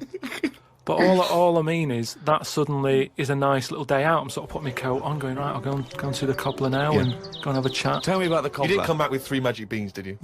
No, the cobbler's all right. He's doing, he's fixing cobbling. Shoes and that. He's cobbling all day. Have I told you about my Uncle Alf, who was a cobbler? No? I'm sure I told you about him. He's the one who, he lived in like a bedsit, and he had 2 tellies. He had like one that the sound didn't work on, and one that the picture didn't. But both together, it worked. Oh, right, okay. So as long as he was watching the same channel on both, sound came out of one telly, and he'd watch the picture on the other. Brilliant. And he slept in like a rubber dinghy, right? But he was... Whoa! You can't just let that slide. Why did he sleep in a rubber dinghy? He just liked boats and stuff, and he sort of... Yeah, I like boats, but they're better on the water. Beds are better to sleep on. Boats are better to sail on. Well, he just had it in there. It's a bed sit. It was really tight space. Boat sit. He's got this. It's moved into a dinghy sit. He's got this dinghy, so he's thinking, well, rather than it get in the way, I might as well use it. Yeah. Right? But he was a cobbler, and he used to like repair like my shoes and that, right? Yeah. But he'd always sort of overdo them, right? So What do you mean? like, Fancy. do you know like Pimp My Ride on MTV? Yeah. Because he does up shoes, he'd go mental on them. What do you mean? There was the stereo. Yeah. Well, no, There was horns. He'd sound... Here comes faster Karl. stripes down the side. Yeah, here comes Mr. Pilkington. He's got the fastest shoes in the land. No, he'd just make shoes that would last forever. So instead of putting like one sole on, he'd put about 5 on. So it looked like one of them built-up shoes that you never see. He'd just put loads of stuff on. They'd last forever. But they did. But they look like I was- orthopedic shoes. Yeah. It just like suddenly I was like 6'7" whenever he'd sort of sorted my shoes out. But he's a cobbler, and it's work that's always there for you, isn't it? I suppose so. So you went out with to take Suzanne's shoes to the cobbler. Yeah, so that's it. Yeah, so I just took him to the cobblers and that was like a nice little job for the day. I got a leaflet through the door saying, if you want to walk a dog, the rates are good. I don't know what they pay and that. And I thought if I do that and get a paper round, 2 in 1. Sorry, you just went from a job, right, where you were the head of production at a radio station, dare I say it, on... can I discuss your... Well, it was an all right wage, yeah. It was very good. But I wasn't happy, so it's pointless. No, I know that, but to go from the head of a department on a lot of money to walking dogs and doing a paper round, I don't know. No, but it's about being happy, isn't it? I know, but that's commendable if that's true, but... okay. And that makes you happier. Well, I haven't walked the dog yet, but I'm just saying if I do... I mean, I'm not taking it if it's raining. I'm just thinking if it's a nice sunny day and I fancy a potter, I'll go round to her and say, well, how much are you paying? I'll take the dog a walk and stuff. But I can't believe some of the words that have cropped up. Potter, cobblers, toffee shop. It's very, very strange. Do you live in Narnia? A lot of people are sort of emailing in sort of brainy stuff. Brilliant. And getting a lot of stuff about philosophy. Oh, yeah. And all that. Descartes, that's another one that's mentioned on an email. Descartes, Yeah. the French philosopher. Yeah. What's your question? Well, he sort of cropped up on an email. Someone said, what do you think of him? And I was like, oh, I don't know. He famously he pondered his own existence, cogito ergo sum, I think, therefore I am. He was thinking about fate. He was thinking, how do I know all this is true, everything around me? And he thought, well, I can see it and I can smell it and I can hear it. And he went, oh yeah, but my senses can be fooled. I could be dreaming. But if I'm dreaming, then at least I'm alive. At least I have some sort of consciousness. So if I'm even thinking about anything, I exist. I think, therefore I am. Cogito ergo sum. But we don't need to know the Latin bit. Why is everyone always going back to Latin? It was ages ago. Why is that language always being... And were Latin people always in a rush? Because they seem to be like words for full sentences. Why couldn't they just set the time and say what they want to say? And it's just like, what was the rush? To teach Latin. What about Plato? Right, Greek. Right, now, would you say he's a bright bloke? Yes, I would. I'd say he's a very, very bright bloke. Right, let me tell you this. Right, if he's that bright, you know how he got killed? No. Got hit on the head by an egg. Fucking hell! Well, he's not so clever then, is he? That's what I'm saying. Boo! What's the story with the egg? He was on holiday or something, right? And He was on holiday. In Greece, probably. he was having a walk about, and a bird was flying over the sort of. This over the bird beach. was what? A great auk? What size bird killed him with his egg? It was a big one, yeah. Was it? And the way they used to crack An ostrich on a hang glider. the way they used to crack the eggs open to let the kids out, they used to drop them on rocks. What bird is this? Dropping its egg to let the kids out? You are a maniac! You are a maniac! And Plato had a little bald head. Right. So from the top, the bird's there looking down, and it goes, oh, there's a little rock, I'll drop the egg. Hit him on the head, killed him. Now, this is what I was saying before about... I'm letting too much go now, because I'm so desensitised to his nonsense. I let him go. The bird saw Plato and said, there's a rock down there. Yeah. Well, if these birds are killing people with bald heads, you've got to be terrified. So, but listen, this is what I'm saying, though, right? Before about knowledge and that, how knowledge is hassle, or success is hassle. I think that was Newton. Knowledge is hassle. Now, why is Plato's intelligence got anything to do with the fact that this bird dropped an egg on his head? Because he was intelligent, and he's probably earning a nice few quid by giving out whatever messages he gave out. Yeah. He could afford to go on holiday to exotic places. If he was working in a factory, he wouldn't have been on this beach with big birds dropping eggs, is what I'm saying. So, in a way, it backfired. His knowledge killed him. And that, I think, was Kierkegaard. His knowledge killed him. He shouldn't have been on the beach. He was only there having a break or whatever from doing what he does. It wouldn't have happened if he wasn't on holiday.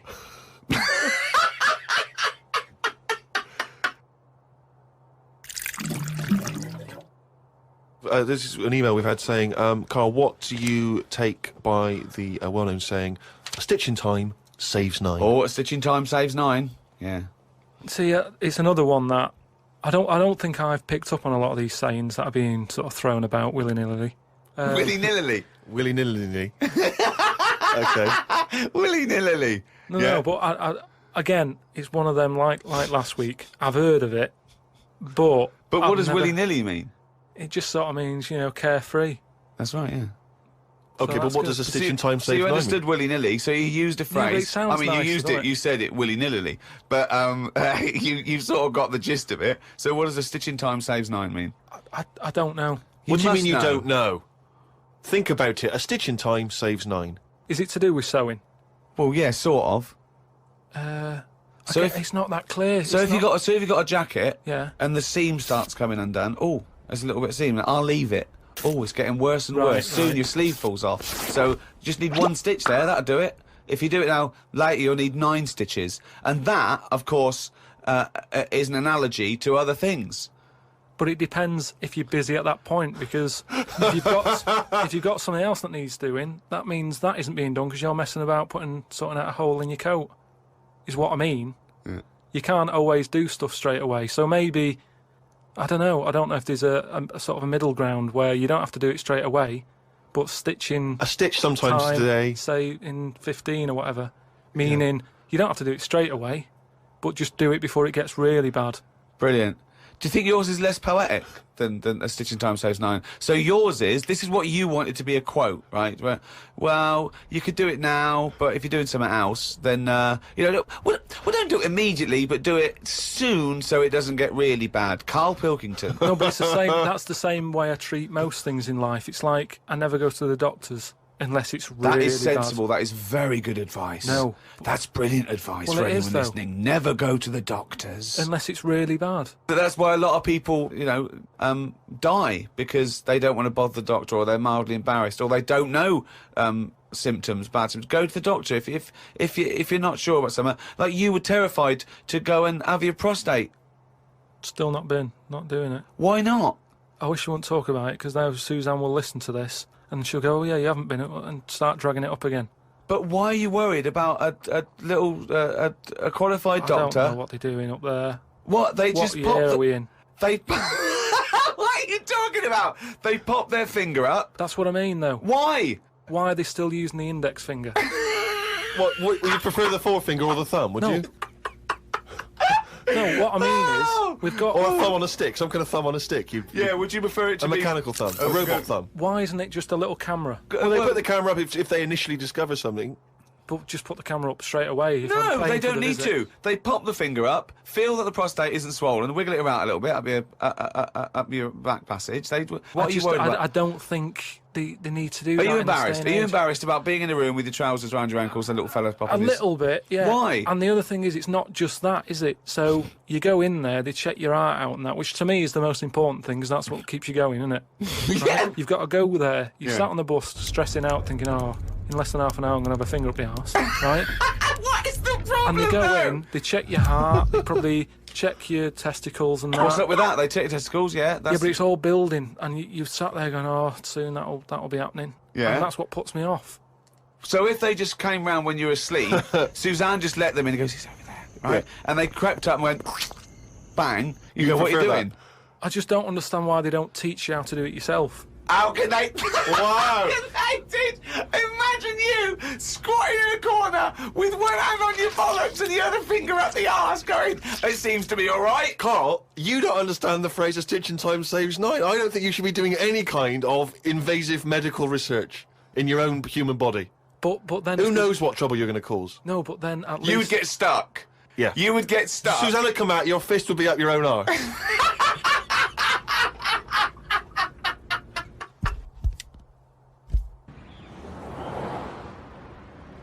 Harry from Canterbury wants to know whether any of us have ever had any cruel nicknames. He claims that he's quite tall and rather hirsute, and he says he's often called Lurch or Wolfie. He's always thought that Karl looks a bit like Mr. Potato Head. Yeah. No, there's no potato that round. But I suppose you could fashion a potato to be that round. Yeah. Maybe we could, if anyone can carve a potato into the roundest head ever, pop a couple of eyes on it. Make it look as much like Karl as possible. Exactly. But yeah, any nicknames? Did you ever have a nickname, Rick? No, mine was boring. I didn't have any. It was just around the name, like Gervais or something like that. No, I didn't have nicknames. I always wanted a nickname. I just thought it was quite cool for some reason, particularly because gangsters always seem to have nicknames. You Lefty. know, Fingers, Yeah. Lefty, yeah. Scarface. Yeah. And so I decided that I thought, because no one was giving me a nickname at school, it was kind of annoying, or certainly not to my face, Yeah. that I decided to just come up with one.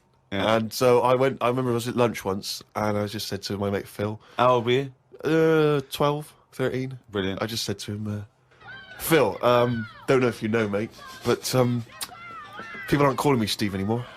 Everyone's calling me Spud now.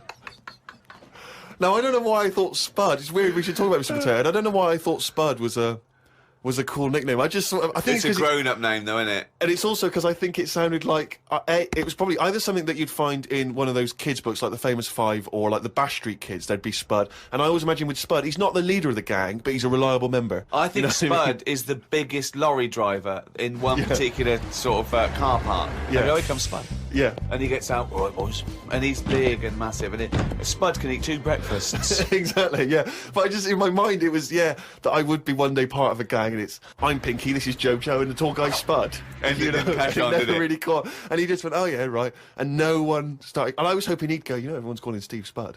Yeah. But of course- Hey, Spud. The first time I said Spud, you go, what? Yeah, exactly. You'd be really proud, wouldn't you? No. Did you have a nickname? Not really. I mean, there was a lot of people on the estate that I grew up on. You know, nicknames are big things on estates and that. Yeah. A lot of my dad's mates, right? What their nicknames did was tell you about them. Do you know how I said about the Elephant Man's a good name? Yeah. Because, like, you know what you're going to get. If someone said, Elephant Man's popping around in a bit, it wouldn't be a shock when he walked in. Yeah. Right? So it worked in that sort of thing. You know, so there was John the Screw, right? John the Screw? Yeah. Well, he had sex a lot, or he worked in a prison? No, he had a DIY shop. So you had him, right? There was Fred the Veg. Yeah. Which is, I assume it's because he was at the same IQ as you. Or he was in a coma. Yeah. Right. There was my uncle, Tattoo Stan. All right. Yeah. He had like loads of tattoos that he'd just done himself. Oh my God. The problem was, because he did his tattoos himself, the ones on his left arm were really good. Because he was right-handed. On his right arm, rubbish. Right? So there was him. Great. And there was Jimmy the Hat. Jimmy the Hat? Yeah. Did he always wear a hat? No, he didn't. That was the point there. That he never wore a hat. That's amazing. Brilliant. How can you pick up on someone never wearing a hat? How would you ever notice? I'll tell you what, I've noticed something about Jimmy. What? Go on. He doesn't wear a hat. Why was he not called Jimmy the Parrot? Because he never carries a parrot. No, but that's just the way. I mean, that's how they work in it. I mean, Here comes Jimmy Three Legs. Why'd you call him that? He hasn't got 3 legs. I didn't really have one apart from, like, I had a CB. You know, like when you'd go on a CB radio and have a chat to people. Oh, this was a craze in the, was it late 70s, early 80s? Sort of early 80s. And it was just short band radio, wasn't it? Everyone had these little handsets and they'd speak to each other in the sort of local area. Yeah, it was mainly, I think it started off with like lorry truckers drivers, and isn't it? Yeah, truckers, yeah, because there was that thing from like about 1977, Convoy. it was Convoy, yeah. Yeah, so I had one of them, and the handle, I had 2 Handle different names. is your nickname, your yeah, name? there's loads of code stuff. Yeah. I had a couple. I had there was Pilky 01, because Right. like I say, there's a lot of Pilkingtons and that in Manchester. So if someone wants Pilky 02, it's open. Do you know what I mean? They can have it. And then Like it's people scrabbling. I want a Pilky one. And then because I did boxing and that, Well, you did it once. Yeah. I'd Boxer Boy, because I thought that's quite a good image as well. That's kind of like people going, oh, don't mess with him. Do you know what I mean? Yeah. If he asks what your handle is, tell him. Do you know what I mean? Yeah. It's Boxer Boy and that. Yeah. So just had them 2, and I used to just go on there and. Pointless. What is the point of this? Well, you just meet people, don't you? And you So- don't meet people. You say, "What's your handle?" You go, "Box Boy." What's yours? Rubber duck. All right, cheers. No, It's but then ridiculous. you'll say like, then you go, oh, what's your 20? What's that mean? That's where are you? Well, why don't you say, "Where are you?" Because just in case there's someone who's listening in who you know, you hear about this all the time, don't you? People listening, jotting stuff down. Oh, right. So, just in case someone in the world doesn't know what handle means, they're out of the loop. They're out of the loop. It's not a difficult code to crack, is it? If Yeah. you're trying to track someone. It's hardly the head of the mafia talking to each other because the FBI are on the wire. It's ridiculous. Like, I go, oh, he keeps saying that, what's your handle? And they come back with something else. I can't work out what's going on. No, it's like anything, isn't it? That's what codes are all about, isn't it? You set them up and that. Go on, and tell me the code then. Reveal at long last to the world what Yeah. these codes are. Right, so Yeah. what's your 20? Where are you? This is better than the Enigma. Yeah. Right, now here we go. Right. How many candles are you burning? Does that mean how big's your car or something like that? Horsepower or something? See? No, that's Oh, how old what are you? time is it? No, how old are you? What, how old are you? Okay. Right. Right. How many candles are you burning, of course? Yeah. So what's the answer come back? You go I'm 15. 14. Brilliant. That code, there's no one going to work that out. I wish you'd have kept a diary of this, because this has been fascinating. Now and again, someone will come in and go side on, right? What's that mean? And that means like there's someone sat there listening into this chat and going, this sounds interesting. Yeah, no, it doesn't. Unlikely. Yeah. And they want to join in, so they sort of go side on, you go side on, bring it in, right? And they go, all right. How many candles are you burning? Yeah. What's your 20? Thus it goes round again. Yeah. See you later. What's your 20? How many candles are you burning? Oh. And, I mean, it seems to me that what you should have done is made a note the first time, so that when you then speak to them again, you don't need to ask them those questions. Can I just confirm that you're burning 15? We do, of course, Rick, every week get thousands of emails. Emily from New York has asked Karl this. Karl, if you were on a sinking ship, or you were in a burning building, and you were with myself and Ricky, but you could only save one of us, I don't know why that's the case, but you can only save one of us, who would you save? Would it be Ricky or would it be me? I think it's a two-man dinghy. Right, okay. Possibly. And we're trapped, and he knows that if he stays there to get both our legs out from under this thing... the girder. Yeah, he dies, so he's got room, he's got time to save one. It's obviously me. It's hard to say, isn't it, at this point? What, because Steve's in the room, you mean? Well, no, just because we don't know what the situation is. Okay, well, let's say we're on a sinking ship, all right? So you're going to have to rescue one of us, drag us into the dinghy. It's going under. You know, in 30 seconds, okay, this ship's going to go under and drag you down and you're going to die, right?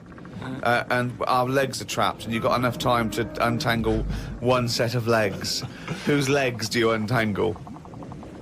Now, just because my legs are long does not necessarily mean it's more complicated. No, it's exactly the same amount of time. Just have to make a choice. A terrible choice that Steve would not, hate you for. Well, no, listen. He won't be around for long. He's going to drown in 30 seconds. Well, forget him. Bear in mind this, Karl. You are going to be stuck in a dinghy with Ricky Gervais, and who knows how long that's going to take. Think of all the head squeezing that's going to be going on, the comments, the wind. And do you honestly think that he's going to, if there's any provisions, that he's going to split them evenly with you? I mean, he's going to have drunk all the water, and there's only going to be about half an hour in.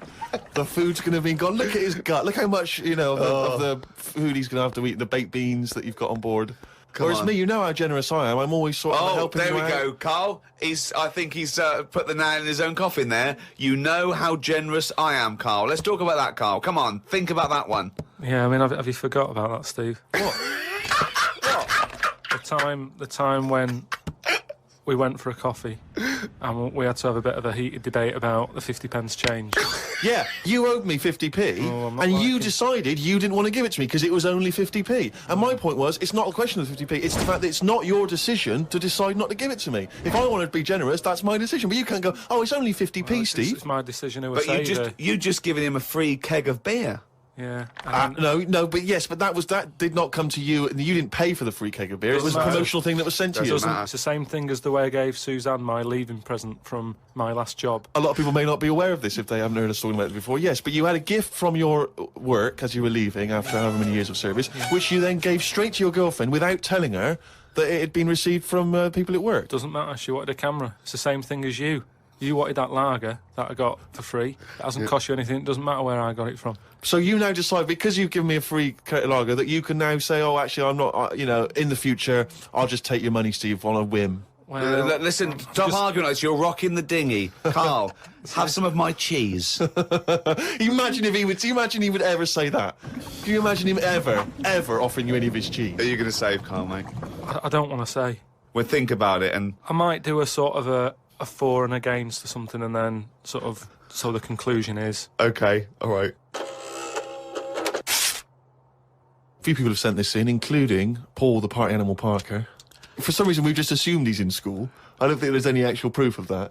But I reckon he left in June, and he's doing sort of bits and pieces, but he's still a party animal. Do you think he can hold down a job? Is he just partying so hard that he can hold down a job? He often arrives late. Sure. And the boss, who's in an overall, go, Parker, you're late again. He goes, yeah, talk to the hand.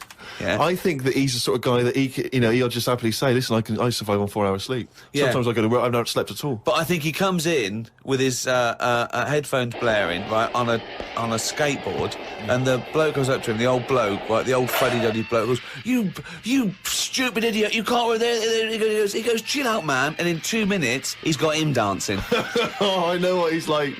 Yeah, he is just like, you just can't resist it, because he's just a fun guy. Yeah. Anyway, Paul and a few other people have sent in this piece of information they've discovered from one of the more respected news networks. The headline is this: female kidney turns lumberjack onto housework. Right. Now, a Croatian lumberjack apparently has claimed that he started enjoying housework and knitting after he was given a female kidney. He claims he's going to sue his local health authority because he says he's become a laughingstock. He used to enjoy heavy drinking sessions and things. The kidney transplant saved his life, but they never warned me about the side effects. I've developed a strange passion for female jobs, like ironing, sewing, washing dishes, sorting clothes in wardrobes, and even knitting. Well, if he likes it, what's the problem? It's nonsense. It's nonsense. Hold on, though. What makes me laugh is he's become a laughingstock. So what do you do when you become a laughingstock? Tell the newspapers. Well, yeah. Tell the newspapers about it, because then that'd keep it completely under wraps. Then. But it's the sort of medical nonsense that Karl would normally come out with. Absolutely.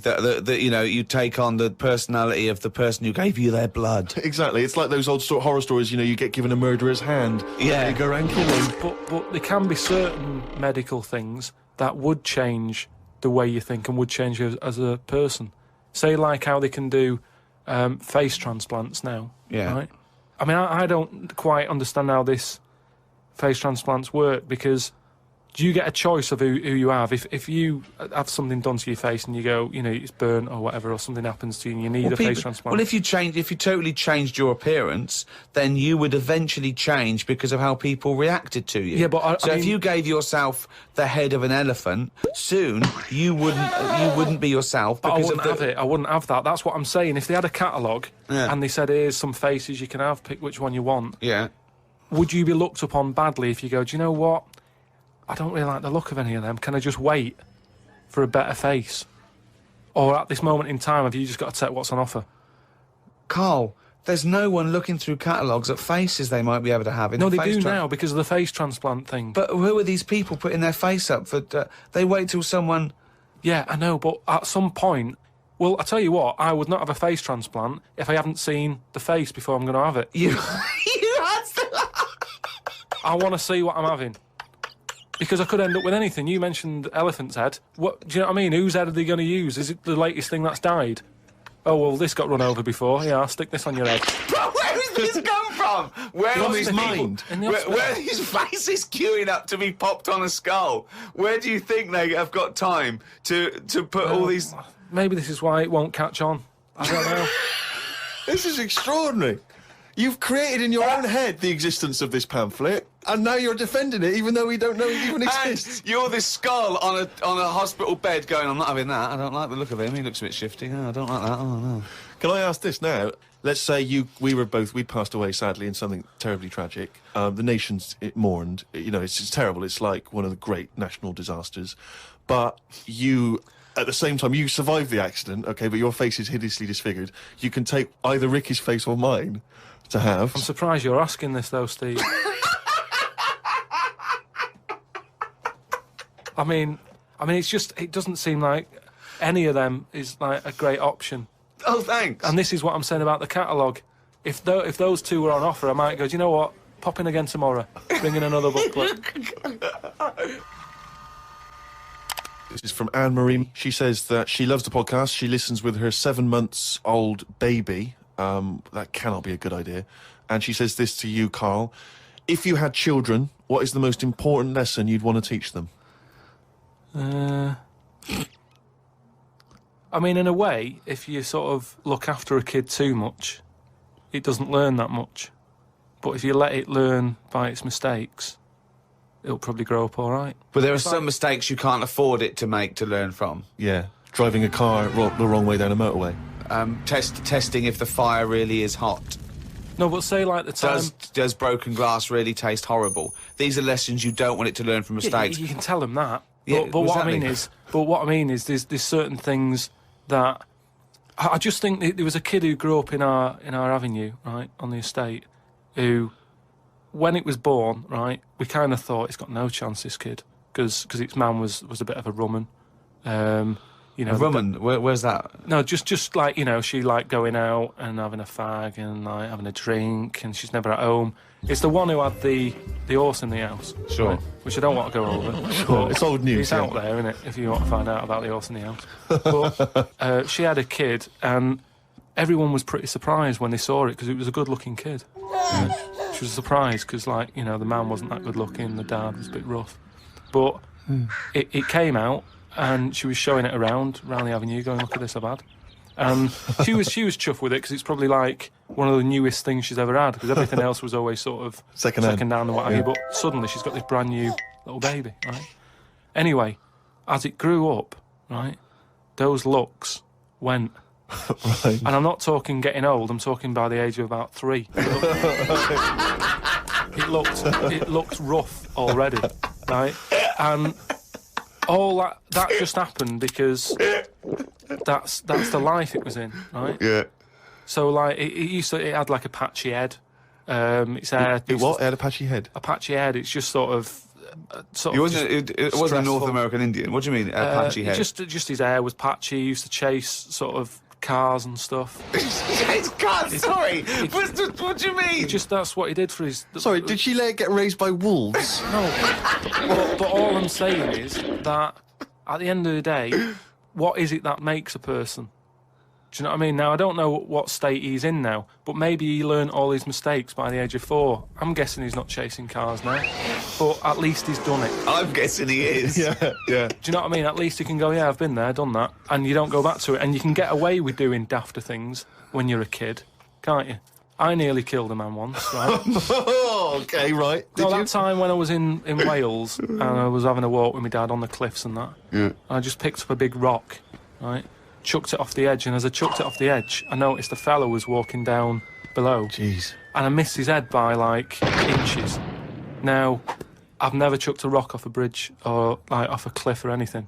And it only took one man to almost lose his life for you to learn that lesson. Yeah, but that's how you learn your lessons, isn't it? See, a lot of people would have said that maybe your dad should have said, "Wait, Karl, what are you doing?" No, but he didn't know I was doing it. I didn't say I'm going to chuck this off here. I just picked it up and chucked it. And, like, as I let go of it, I noticed a fella was down there. You live and you learn. That's a little mantra. Right. You live Okay. and you learn. So the woman who's had the kid, sort of look after it, feed it, make sure it's got shoes and that, but let it roam about. That's great. There's the advice for you, Anne-Marie. I love that. Good luck. Just let your 7-month-old baby roam about. Karl, a lot of people are absolutely fascinated to find out how you met Suzanne, your girlfriend of how long? Ages. Yeah. And they can't comprehend how, well, I suppose that there's any woman out there.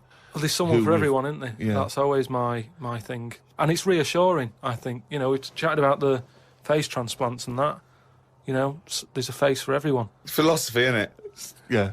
I mean, it's really unbelievable. No, there is someone for everyone, no matter what condition you're in or whatever. Yeah. Because I read on the email, someone emailed in an old Chinese proverb. It's something about everything, no matter what it is, has got one talent. And that's the same way in a relationship, innit? That everyone, you know, there's always someone out there. And that I like the Chinese. There's another Chinese proverb that I learned on an email. Go on. He who cuts the wood up warms himself twice. Yeah, that's good. That's good. Yeah. And then someone sent in that one about too many Chinese cooks spoil the broth. Why that's I don't know who slipped the word Chinese in there, but I heard it as too many cooks. Well, it was just all sort of Chinese proverbs and that. One of my favourite on the same subject is a camel is a horse designed by committee. What do you mean? Well, it's having a go at the camel, and it shouldn't. But it's just, it's just a metaphor. And if you wanted to design a horse and you had that vision, but you let 12 people in the room have their say, it wouldn't come out as you wanted it to do, and it wouldn't be as good. A vision is more perfect than committee, because everyone having their say, it becomes anodyne, it becomes compromised. Whereas the best things you can do is have an idea and have a vision and auteur that. Rick, can I just say now, I can tell from his look that he's thinking, which committee designed the camel? Well, I'd say, why would you request the ump bit? Because that's just going to get in the way, isn't it? I've always said that about a lot of animals. It's like we've doubled up on a lot of them. We've chatted about elephants and mammoths, one or the other.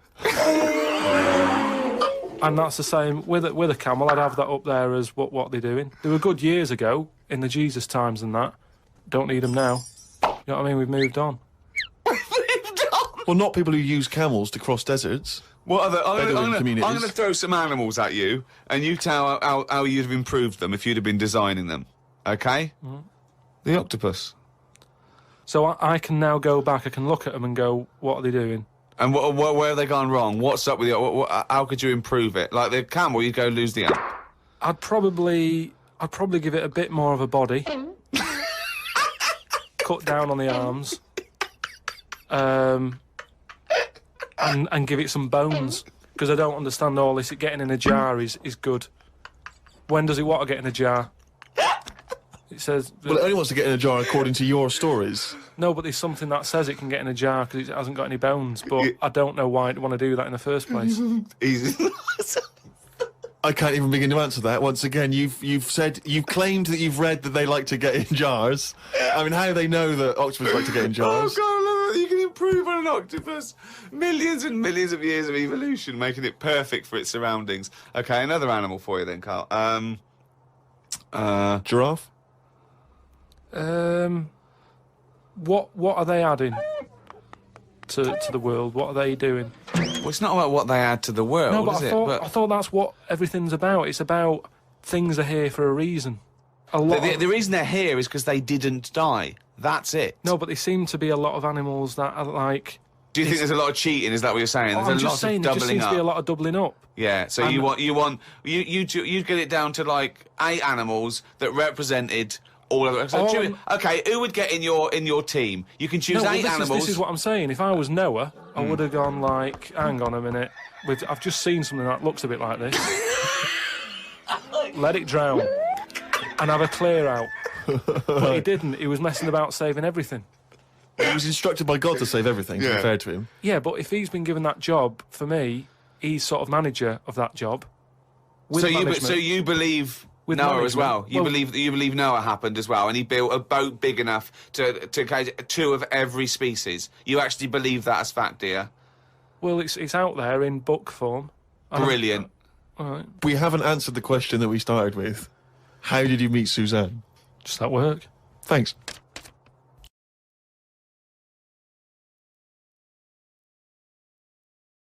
Download and listen to this on iTunes, Spotify, or your favorite podcast provider. Just check the description below. The number of times I find a theory that he said in gobbledygook, but it's true. For the past few years, Ricky Gervais, Stephen Merchant, and Karl Pilkington have been meeting regularly for a series of pointless conversations. This is one of them. Testing. Is that all right? Hello and welcome to the Ricky Gervais Show with me, Ricky Gervais, Stephen Merchant. Hello. And the little round-headed buffoon that is Karl Pilkington. All right.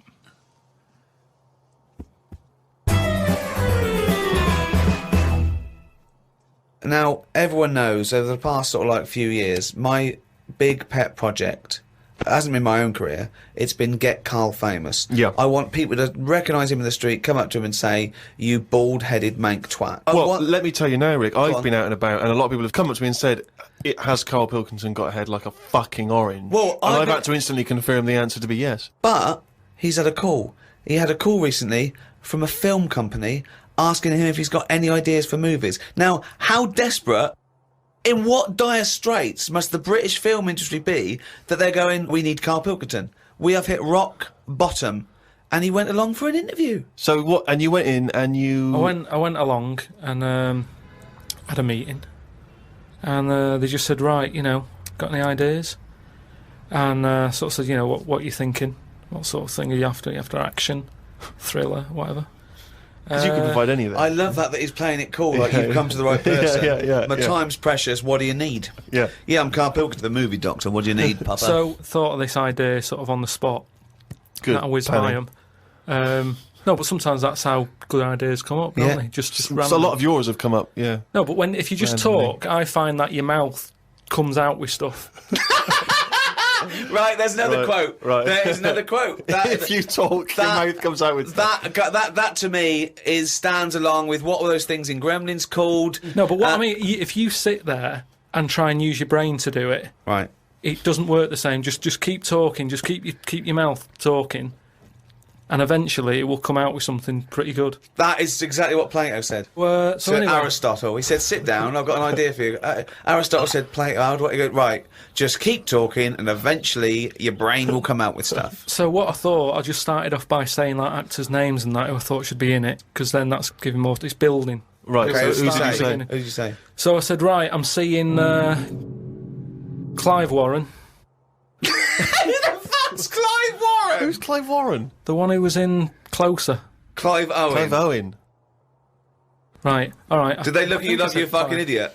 So they all started trying to figure out, who's this Clive Warren we've not heard about? He must be amazing. He's on Clive Warren, get me Clive Warren on the phone. Get me Clive Warren. And I said Rebecca De Mornay, right? What? Oh, where did that come She from? hasn't been in a film for 15 years, has she? Clive Warren and Rebecca De Mornay. They thought he was a genius. They've never thought of putting Clive Warren with Rebecca De Mornay. But hang on a minute, you could have any film star. This is your fantasy casting, and you choose a bloke that doesn't exist and a woman who hasn't been on TV or in a film for 10 years. Oh, God. Why didn't you choose, Someone who existed. J-Lo or someone who's a big star? God, Clive Warren! Oh, God! Oh, So God. anyway, starts off, and the people, you're seeing into their lives from Yeah. like the morning. Yeah. So it's like a nice sunny day. Yeah. Radio's on. They're going about the day. They're having the breakfast. They're saying, "Oh, what we're doing tonight?" And you're thinking, "Oh, they've got a nice life." She's like, "Love you" and all that. Yeah. He walks out the house, gets hit by a bus. Oh, So Clive Warren's dead. I don't know if Clive Warren would take that part because he ain't got much to do, has he? No, I don't. If I know Clive Warren, And I think you do. I think I do. Carry on. So he's hit by a bus, so he's So dead. he's hit by a bus and that. The titles come up. Oh, It's got yeah. you, right? She's Starring devastated. She's Clive Warren. fed up. She's devastated and that. Doctor says Clive's dead. Who's playing the Doctor? Jack Nicholson House. What's that fella who was in Independence Day? Will Smythe. No, the old black fella. Morgan Freeman. Yeah. Yeah. Get him in. He's Morgan a Freeman, doctor. yeah. He says, "Your husband's dead." She's like, "Oh God." What happens then is he says, "But listen, what we can do now, we can take the brain out." Right. Right. And a fact that I'd read that day before the meeting. This isn't in the film now. This is me. Right, but Right. luckily you I read read a thing about how the brain can run on half of it. You've actually got a full brain. Some Run of it on us have. half. So this was in my mind still. Well, half your mind, yeah. So I said, what happens is Morgan Freeman says, "Been working on this. You can run your life on half a brain." Right. She's sort of a bit like, "What are you telling me this for now? My husband's just died like 20 minutes ago." Yeah. And he goes, "Yeah, but if we're going to do this, we've got to act quick." She's like, "Do what?" He says, whilst his brain's not fully dead, because it stays awake for a bit when you've Oh, been he's killed. not dead then. Fine. No, but Wait. he is. But they found out that Right. it stays awake a little bit. No.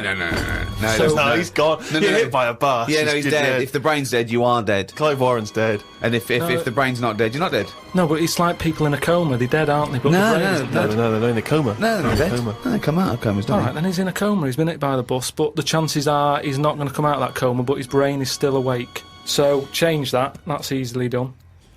Hold on though.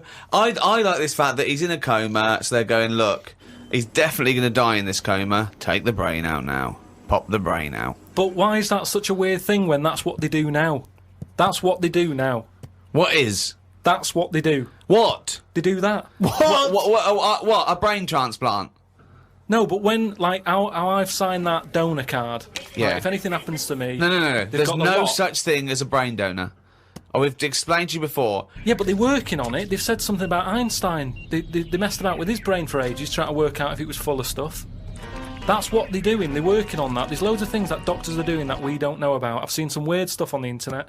Yeah, I know you have. Yeah. I saw a programme on Channel 5 where a monkey brain was still alive and it was stuck on a stick. And they You were poked watching it. the Magic Roundabout. They poked it and it reacted. Right. So it's still alive. It's being kept alive, and it's only a matter of time. What's the brain linked up to? As long as you can link it up to the eyes, and somehow so it can tell the arms and legs what to do, you're laughing. I love that. Imagine a team full of doctors going, well, we're going to try and do a brain transplant. Carl, as long as you can link this up to the eyes and tell the arms and legs what to do, we're laughing. Cheers, Carl. See you later. Then what happens is they say, do you want half of his brain in your head? Half of his brain in her head. She says, definitely not. I'm having you struck off. She starts screaming. She calls the police. He gets Yeah, arrested. but you'd have said that years ago when people can have, like, someone else's arm put on their body and stuff. Yeah, but he's only in a coma. Yeah. No, but he's not going to come out of that coma. Right. So it's like this or nothing. It's Right. like, look, you know, what we're going to do here? We can either turn the switch off, Yeah. or we can put his head in your head. But why would you... So why... what he does? So what they do then? They're going to take half his brain. Half of his brain, take out half of hers, pop it in place. Why would she do that? Because she loves him. But hold on. Well, no, wait. What would she then be? Because this is what I'm trying to tell you. Okay, sorry. What happens is, he explains all this, so I mean, this would probably cover about 20 minutes in the film, but I'm just rushing I just rushing switched it off, up now. but yeah. No, you wouldn't. This bit would have you. So what... Well, what- I'd have actually left when I wouldn't have even gone in to see a film starring Clive Warren and Rebecca De Mornay, unless it was 1985. So the thing is, she's the same as you. She says the same thing. She goes, why would I do that, doctor? And he goes, well, what will happen is, he's gone, but you'll have his thoughts. So in the morning when you say, oh, I don't know what to have, well, I have cornflakes, his bit of the brain will sort of say... Have a Weetabix. Have shredded wheat or Yeah. whatever. And she's like, oh, yeah, good idea. Sorry. So the point of this film is that the dead man can remind her what breakfast cereal she likes. Yeah. So the thought... What do you mean, yes? So that's it, is it? No, that's not the only thing. Wait a minute, this is only Act 1. That's just the first bit. Everything's going well. She has it done. So who is she? Is she herself? She's Rebecca De Mornay, Yeah. but now With and again with him chipping in with a bit of voiceover. So the idea is it's all going well at the beginning, and she's... So she can't decide what dress to wear. She's had half of her brain taken out and put in a bin, Yeah. okay? And Clive Warren's half has been put in there. So now she's walking round, okay? So she's like a schizophrenic.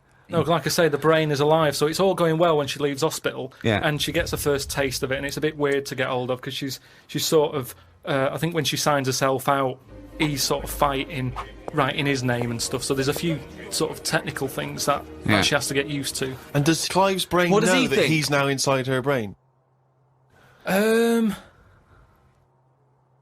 Does that matter?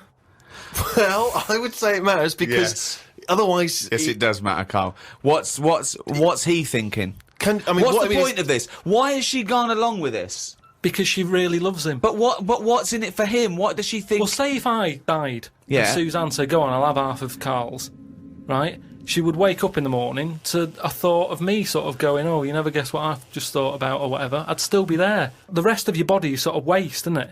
But Karl, the rest of your body's sort of waste. No, it is, kind of. When someone dies, it's Yeah. not that person anymore, is it? You can't have a chat with them. So if you could have someone's brain in your head when they're dead, you'd have it, wouldn't you? What are you talking about? Why would I have someone's brain in my head when they're dead? Well, what I've else? got a perfectly good brain. So you're telling me you wouldn't have it done then? Of course I fucking wouldn't. I can also categorically state I wouldn't either. Yeah, but you're saying that now, but once you're in that position that someone who, you know, you love and that dies, if the doctor said, do you want it? No! And you've I'd go, no! It's madness! I don't think you It's would. madness! All right. So, tell me a typical bit of dialogue. Well, we've done the breakfast scene. Yeah, that was okay, yeah. dynamite. Yeah. That's fucking Oscar winning. Yeah, can we do lunch? There may be, like, at the funeral, because even though the brain's still alive, they still have the funeral, and you can have, like, a funny bit where they stood around the grave, and, like, there's some relation there who he doesn't like, and she can start laughing, and the family are looking at her going, why is she laughing? Yeah. And she's sort of laughing, and he's saying something a bit rude, going, look at her head. Do you know what I mean? Yeah. Looks like a Stuff on the fucking family. Yeah. Little cameo for you.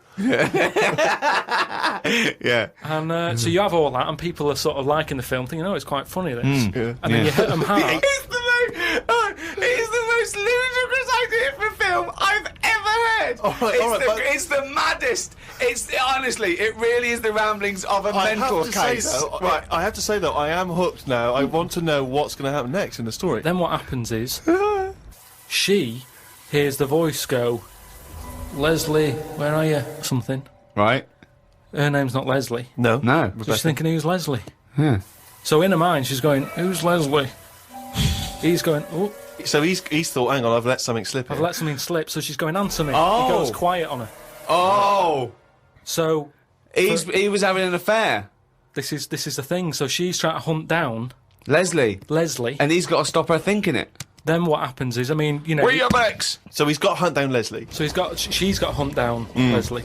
It's a woman, is it? Another Leslie, or It's is it a another bloke? woman. Right. But what happens is, I mean, without ruining the end for everyone, what would sort of happen is... Oh yeah, because we don't want to ruin it for them, because this will be filling the multiplexes in no time. No, it's the greatest love story ever told, set in a head. But listen, let's just get to hang the on a end. sec though, Carl. I don't. Yeah, you've got to tell us the end. I don't think you can let people listening Come on, what's hanging the on end? waiting for the film. Just let your mouth talk. Right, so what I said was, maybe what happens is, his brain is more powerful than hers.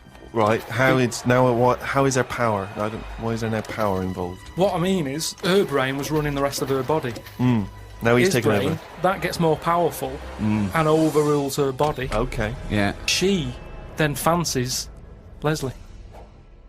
So it's a lesbian hold on, film. this is building up to a lesbian love. So what the? Well, it's what? trendy, isn't it, that? So just have a bit of that at the end, and... So hold on. So he overpowers her, so she is now a lesbian. What's Leslie getting out of this? Why does Leslie think, hold on, why is my dead lover's wife coming on to me? Because this is what I'm saying to you. It's relationships.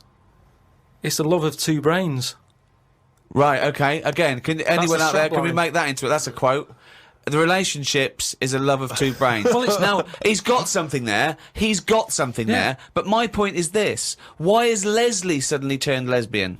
Because she loves the brain. But does she know this is Clive Warren? Rebecca will say something now and again, like, oh, I like me... Minge. I like me food done like this or whatever, and it's all about... Dave I likes love my food cooked. Wait a minute, Clive Warren on this food cooked. Yeah, I'm in two minds about this bacon. Yeah, What I'm I going mean to turn is into a lesbian. People... Shredded wheat. People like what they like. And it's the same way, like I've said to you before, with someone who's been going out with a woman and then is found out that she's got a twin sister and they divorce that first twin and go out with the other twin. It's all the same. You're after the same thing, aren't you? Yes, but that... When a cat dies, you buy another one. It's the same thing. You want that same... Yeah, but you love don't for necessarily something. switch your sexual orientation. In the case of your twin scenario, they both look the same. Yeah. Has there ever been one where it's a twin boy and girl? Go, well, I was going out with her, but I mean, he looks a bit like her. Yeah. I loved boobs, now I like cock. This is your problem. You don't know anything. And this theory about if your mouth talks enough, the brain will kick in soon, it hasn't. Now, Karl, I know you're fascinated by the concept of the doppelganger, of seeing someone who looks exactly like you. Jake has emailed in. He says, Karl, if you could spend a day with an exact replica of you, okay, so if somehow they've cloned you, Karl, and you've got him for one day, what would you do with this? What would you make him do? What conversation would you have with him? What would you do? Is there anything you could, how would you utilise him for one day? Well, they'd both say, I'm not bothered, and that'd be the end of conversation. What would do me head in is, does he think the same way, look the same way, Exactly dress the Yeah. same. How would I know which one I was? Because you'd be you. That's amazing. No, no. How would I know which That's one I was? incredible. No, because- that is the most stupid thing ever said by a human being. Can we get the Guinness Book of Records on this? Has anyone anywhere in the world said anything more stupid than how would I know which one was me? But think about it, this other person's going, all right, thanks for meeting up and that. And I go, hang on a minute. No, you came to me. And then Suzanne would come home and she wouldn't know the difference. And then suddenly you'd start doubting yourself. And you go, should I be leaving? Or... So, how do I know if I am that real one, if he knows what I know? But you know who you are because you're experiencing But he'd it. be saying that because he'd say, yeah, it is a bit weird, But isn't it? you how know we the meet, truth, you idiot. Because How you would I wouldn't- know which one I was? So anyway... But bear in mind, What would you do? You could pass him off as yourself. What would you do? Would you play tricks? Would you, You could be in two places at once. would you do stings? Would you do scams? No, because it would only end up getting me into trouble, won't it? Because people won't believe that there's another one like me. Otherwise, everyone would be saying that when they get caught robbing. They go, oh, it wasn't me, it was me doppelganger. It can only... I wouldn't want it, to be honest. It's a bit of a headache, isn't it? Because he could be going off, going mental, causing all sorts of trouble, and you're going, will you pack it in? And he's going, what? What are you on about? But then that wouldn't happen, would it? Because he's being me, so he'd be sat wherever I am anyway. Because he'd want to do what I want to do. So, pointless. But I still wouldn't want it. It's unbelievable. That was a conversation with himself. That was amazing. That was like experiencing what it would have been like if there was two Karls. Yeah, he was having a discussion with himself. We could have left in that time and come back, and he'd be arguing still. What does this mean? Does this mean? Does this mean though that I could just sit at home and not do anything, and just send me out on? Yes. And when he's seen something happen, I'm seeing it. No. You're separate people. You're separate people. But then he's not a doppelganger then, Well, is he? you're identical twins then. You found out identical twins and he's got exactly the same input as you. I mean, it's not a real question, is it? It's just a little... Again... But I said to you the other week about twins and that, how I wouldn't like to have a twin. It's alright when you're a kid, but unless you're a Siamese twin, even they don't even look alike, do they? They're just stuck together. You don't go, oh, don't they look like each other? They have different haircuts. They don't carry that thing on, do they? That normal twins do. Like normal twins, the mums say have the same haircut, wear the same shirt. Siamese twins never look the same. They've just got their arse stuck together. Again, it's a dialogue in his own head. It's unbelievable. Okay, Karl. This is a logical conundrum. To a certain extent, there's a little bit of lateral thinking because, but there is only one right answer. Now, the pressure here isn't to get this right. The pressure is, when I've told you the answer, to then understand it. Because when I've explained this to people, I've laid out for them, they still can't quite get the concept. Okay, so, there's two doors, Karl. Yeah. One leads to heaven, one leads to hell. Yeah. Okay, they're identical, you can't tell them apart. Okay, 50-50. Right. Obviously you want to go to heaven, I assume. Right, there's two guards, identical guards, guarding each door, okay? Right. The one guarding hell always tells a lie. The one guarding heaven always tells the truth. You have to ask one question to find out which is which, and then go through the door you want. What question do you ask? I've only got one. Yeah. And what, one to both? No, one to either of them. You don't know which one's which, though. So what question do you ask? Why can't I ask, like, both of them one? Because it's because not the rules are you can only ask one. There aren't actually two doors labelled heaven and hell, Karl. This is a leap of imagination here. And I've definitely got to answer. I've got to ask them a question. I can't just sort of have a feel of the door to see if there's any heat or anything. They're identical. You stand a few yards away. You cannot tell from the outside of these doors which is which. What question do you ask? I can't look through the keyhole or anything. There's no Get keyhole. anywhere near them. Let's imagine there's a small rope that prevents you from getting anywhere near, rather like outside a nightclub. Yeah. So they stood there. Yeah. They both look the same. They're both smiling. Yeah. But one of them's not really smiling, really. He's trying to make me make a mistake, isn't he? Well, he's just going to lie when you ask him a question, if you ask him. So what's the point in asking a question? Do I know one of them's going to lie? Yeah. But would they be neighbours like this? Would they be that close? Why? I mean, we're not sure if these two guys get on. Okay, it's a logical... Well, I'll tell you the answer. No, I want to see if he can get it. He's almost there. No, he's not almost there. What am I thinking? No, hang on. Right, so you go up and you go... Hang on. Well, look, let's imagine that... Let's imagine Ricky and I are those two guys. Okay? Right? But we have to... well, me and Steve will decide which doors we're guarding, okay? Right. I'm... Look away, Karl. Okay, Right, then. so we've decided, okay? One of us is guarding hell and one of us is guarding heaven. Which question you're going to ask and who you're going to ask it to? Right, I'll just say to you, Steve, I'll go, got some post for God here. That's not a question. That's a statement. Right, you've got some post for God here. No, that's not a question. Yeah, but maybe the question's coming. You got some post for God here, yeah? And it needs to be signed.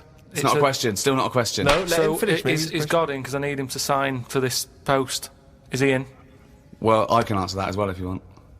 Go on. He's in. He's behind my door. Do you want to answer it? Well, yes. Do you want to get him? Just. Well, no, you've only got one question. So you're asking Steve, is God in? What's the answer? Yes. Ask me.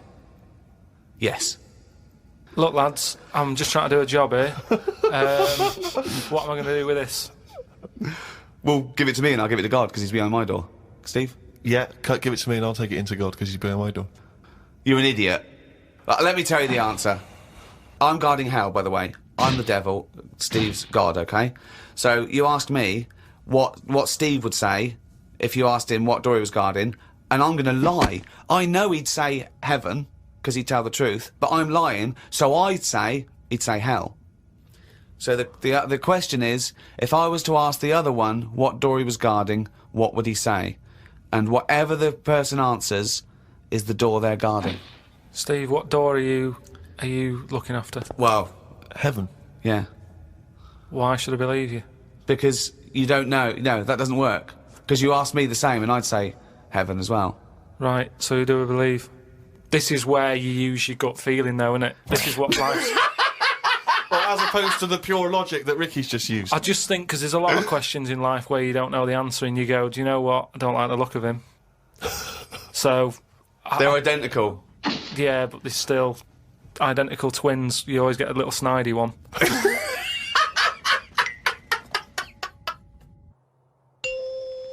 Well, Rick, you're not the only one who's been away. I know you've been off working, but I, at long last, have taken a bit of leisure time.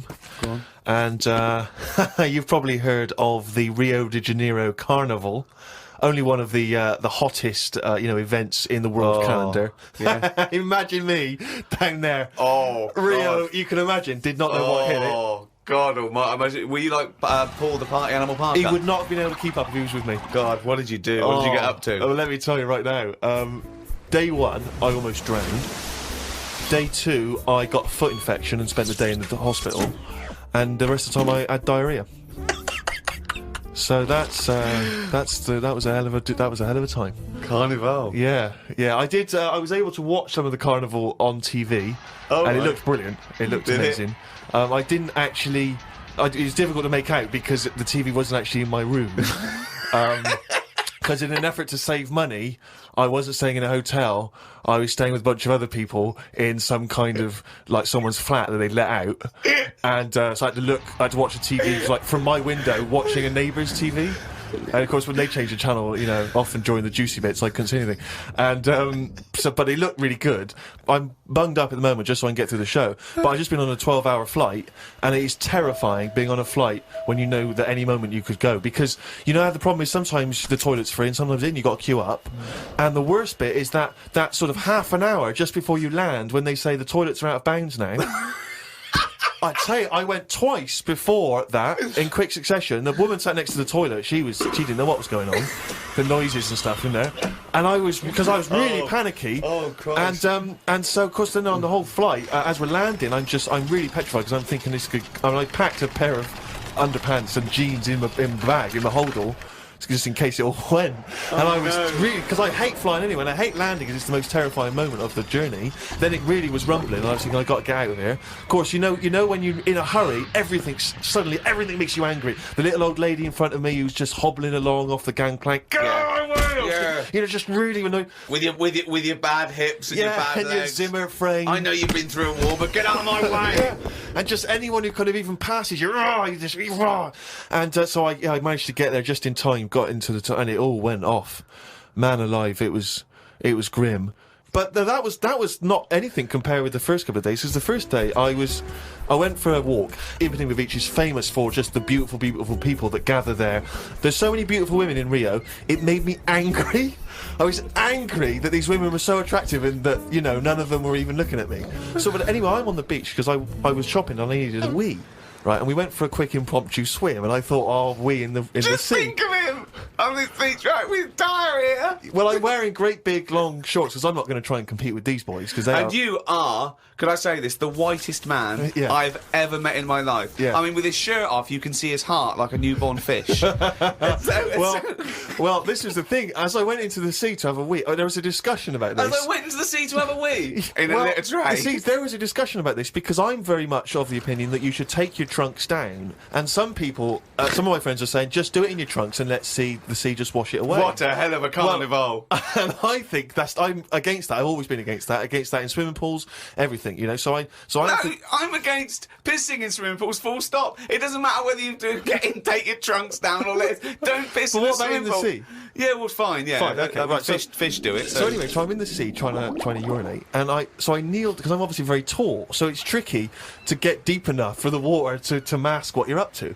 So I tried to kneel down in the water, right, and I got John Thomas out, but then the water swept out again and just left me on the beach.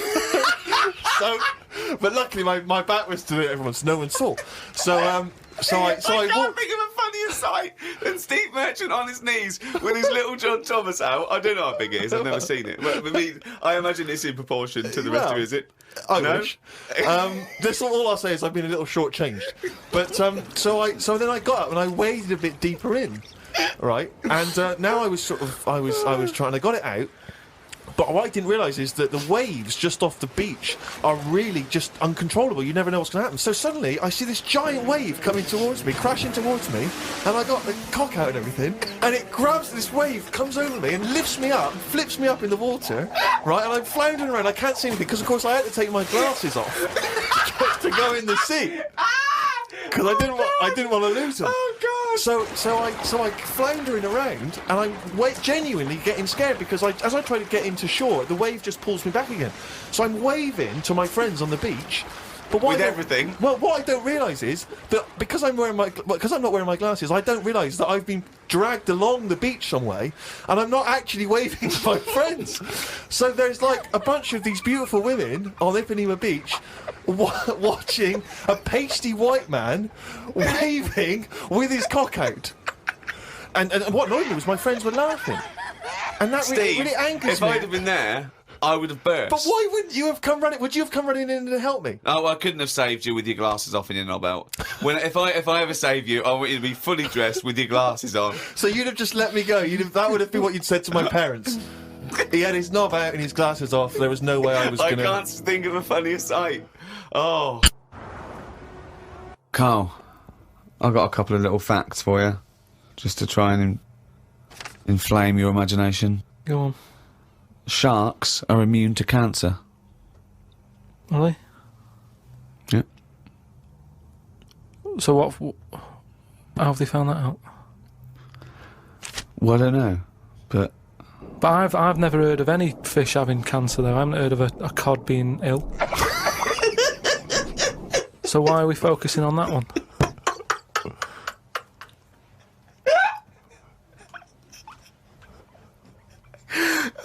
good point. Okay. Stroking a spider can cause its hair to fall out. What? Because it doesn't like it and it gets stressed out, or is it just that some people are rubbing too hard? No, I don't think it's they're rubbing too hard. I think it's something to do with it. I mean, what sort of maniac is stroking a spider anyway? My mum did it once. Really? Yeah, not to a spider. Right. It was just a little bee. She'd been out, sunny day and that. Got the washing off the washing line. She was bringing it in. Little bee sat on the top of like the bed sheet or whatever it was. Yeah. And she's in the kitchen with it, and she goes, "Look at that little bee there." She started sort of stroking its head. It loved it. How did it make it clear that it loved it? Well, it wasn't struggling. It was just sat there like, because it must have been like a bit dozy. They get a bit dozy, don't they, in the heat and that. Mm. And it just stayed there on the sheet, and she sort of stroked its head for a bit, and she had to put it out. It didn't go out. It didn't try and escape. It was like, "You've had enough now." That was that. She sent it out. She loved all that. She loved little flies and stuff. And we had Harry the housefly. What? Harry the housefly. What do you mean? It's just a fly that always seems to knock about in one corner of the room. Right, it's the same fly, was it? Yeah, it was the same fly. Yeah. How do you know it was the same fly? So whenever she saw a fly, she went, "Oh, look, it's back." Well, we weren't letting him in. It's just that it stayed in. Karl, what makes you think it was a pet housefly as opposed to a different fly every day? Because it was always in the same place, in the corner. But it could have been that something about that particular place that attracted flies rather than it was the same fly. Well, I'm never worried about it. It wasn't harming us. It just always hung about. But how do you know it was the same fly? How do you I don't recognise know. it? We weren't worried about it. It doesn't matter, does it? If like we're thinking another fly's getting a bit of free rent or something, just let it stay. I don't understand why. But why? No. Right. Okay. You're in a house, right? There's flies. Okay. Not flies, fly. Why do you think it was the same fly for all those years? Just because we haven't got loads of other flies. At no point was there a crossover period where there's two, and it's like, hang on a minute, he's trying it on here. That's what I mean. It was always just one on its own. And we just thought, leave it, it's all right.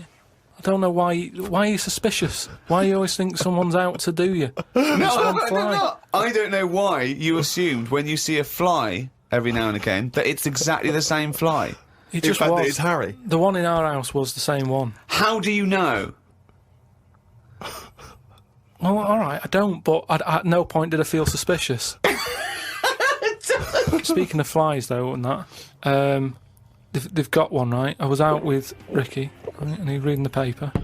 There was a story there about a fly that its eyesight was bad or something, and they've made it a pair of glasses, and it had a picture of a housefly wearing. Okay, this is incredible, Steve. Can I take over? Hang on, let me just need to finish a couple of questions for that. So there's a small fly, and they've made it a pair of glasses, Yeah. so that it can see better. Yeah. And your concern is what?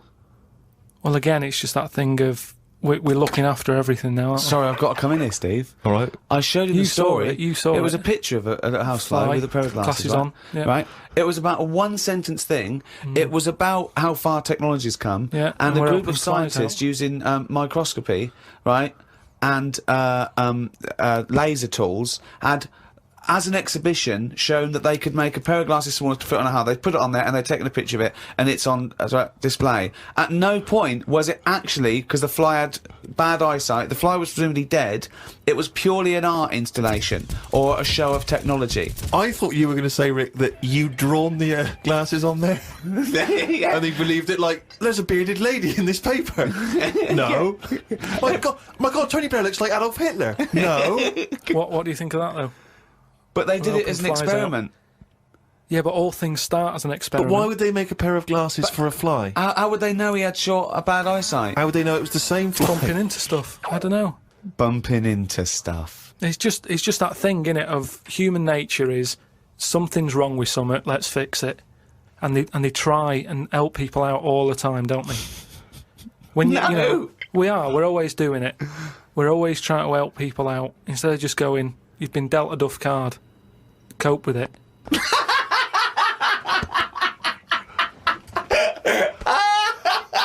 Came up with a good idea. We'll be the judge of that. I do it now. It's not a good idea. Okay. Okay. I'm sticking my neck out here. I think this isn't going to be a good idea. Okay. Thoughts? Well, I'm going to agree with you. I'm going to second that motion. Okay, let's see. Let's see if we're both right. See-through skin. High five, Rick.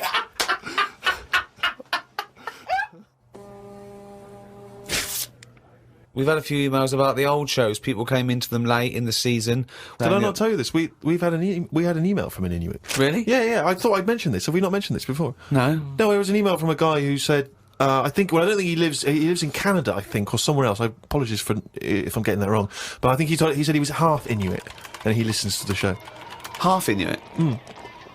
See, that's interesting, because I think it was so remote. I know I'm probably wrong now, but I think that those are so remote that I can't think where they're meeting people who aren't that are also Inuit, yeah. Oh, and who's going, other societies are going, I'll tell you what, I'm fed up, there's no action here, I'm going to the frozen tundra, I'm bound to meet someone there. Yeah. Where do they meet? Do they do online dating? What, Probably a lot of online stuff. what do you put as hobbies? Fishing? Yeah. Skinning stuff. Skinning stuff? Yeah. What stuff to skin? Seals. Seals. Yeah, sure. That's about it, isn't it? Why are they hanging about round there? Why aren't seals going, do you know what, it's cold, I'm sick of it here. It's windy all the time, what have you, and I'm getting a club on the head. Do you know what I mean? Yeah. Because they're meant to be quite bright in terms of animals and that, aren't they? Yeah. So why are they knocking about them parts? I don't know.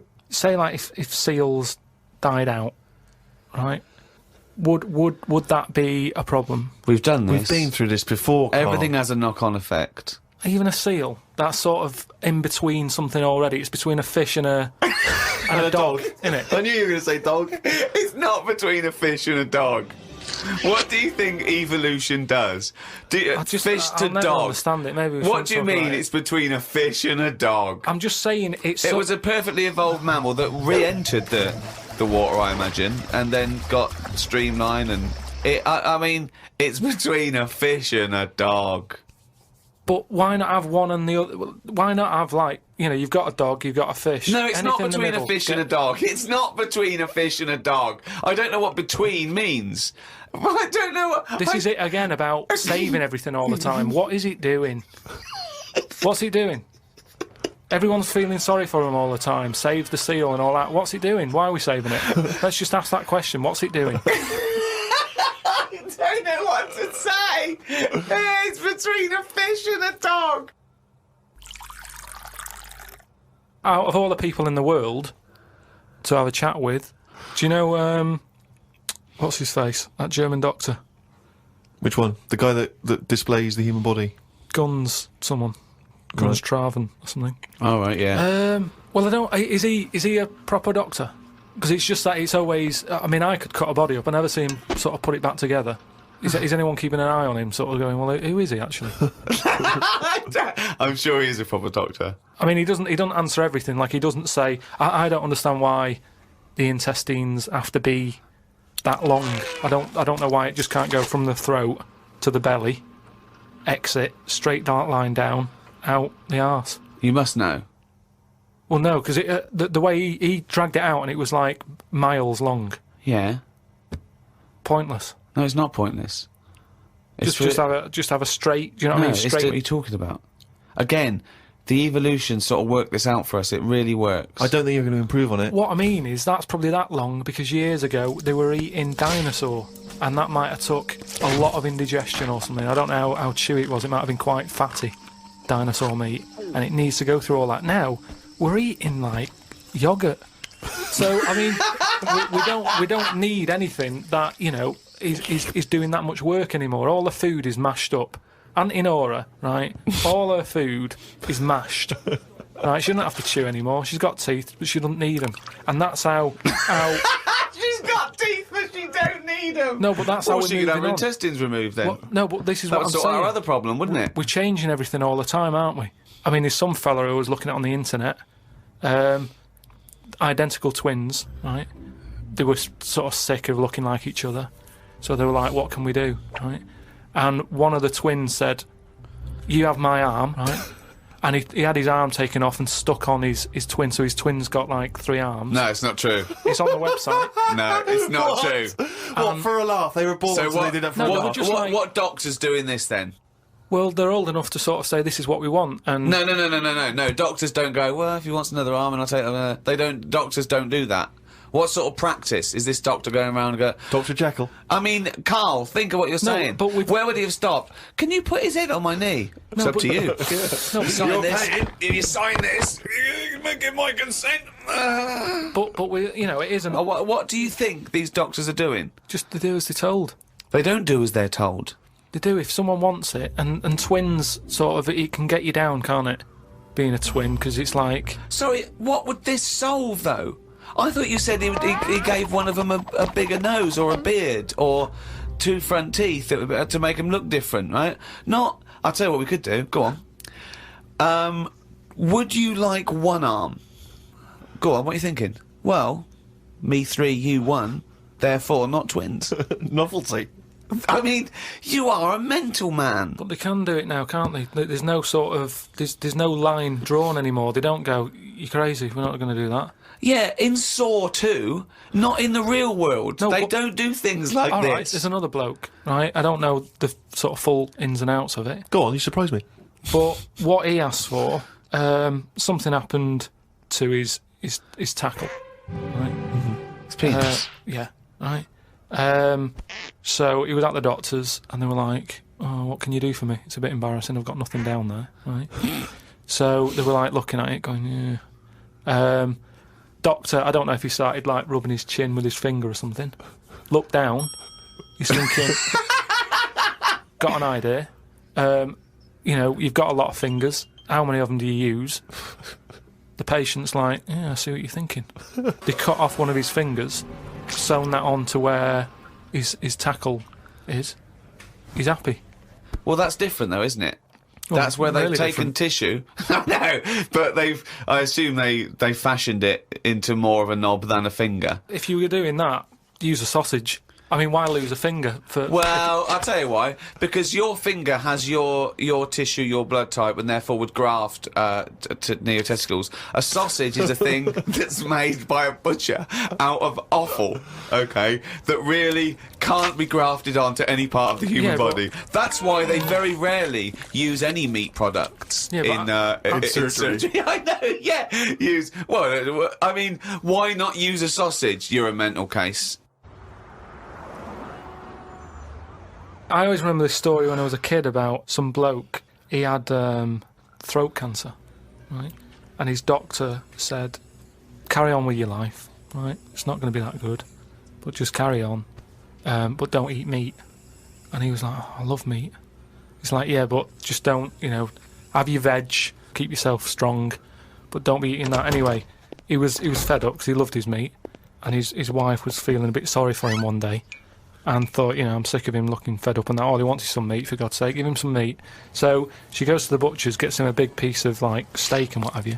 He can't believe it. He's like, oh, brilliant, cheers for that. Anyway, he's got the meat on his plate, just about to tuck in, and the cancer comes out from his throat. What? No, it's some. I know, it sounds really weird, but it's something that I was told about years ago when I was growing up. What are you talking about? It was just some bad illness, some cancer thing, and it was coming out waiting for the meat. It was sort of dying. Again, I get a lot of your medical knowledge is from... It's from the film Alien. So this guy with throat cancer, okay, as opposed to it being a disease of the cell... It was like a living... The alien. It was alien. So it was the animal. It was the little animal cancer. That's why he wasn't allowed to eat about? Meat. He wasn't allowed to eat meat. So it's sitting there. So it's actually sitting there and throwing. Well, I'll tell you what I'd have done if I'd have had some cancer in my throat. I'd go, there you go, rid of that. What are you talking about? So what happened? He choked to death on this thing, and the wife was like, "Oh, I shouldn't have given him the meat after all." Just that's a bollock story. It's all. There's loads of weird stuff like that that happens in medical stuff. Well, the terrible thing is, if you got testicular cancer and you eat meat, your bollocks come out of your trousers and they're all over the plate, and you have to be asked to leave the restaurant. Okay, then listen. Right, I've found some things that I think will interest you, and I want your first thoughts on these. Okay. Now these are facts that I've sourced. Okay. What's the actual topic? Well, you love animals, don't you? You're interested in animal facts. Some of them. I don't love them. Some of them fascinate me and stuff, but a lot of them also get on my nerves. I don't know how an animal can get on your nerves. They just do. Okay, then here you go. There's a frog, Karl.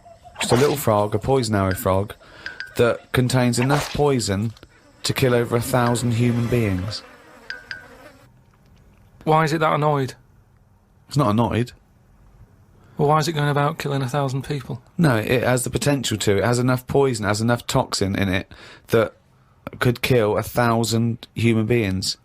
But does it need that? Whereabouts is this? Where's it living? Rainforest, I think. And does it need that sort of power?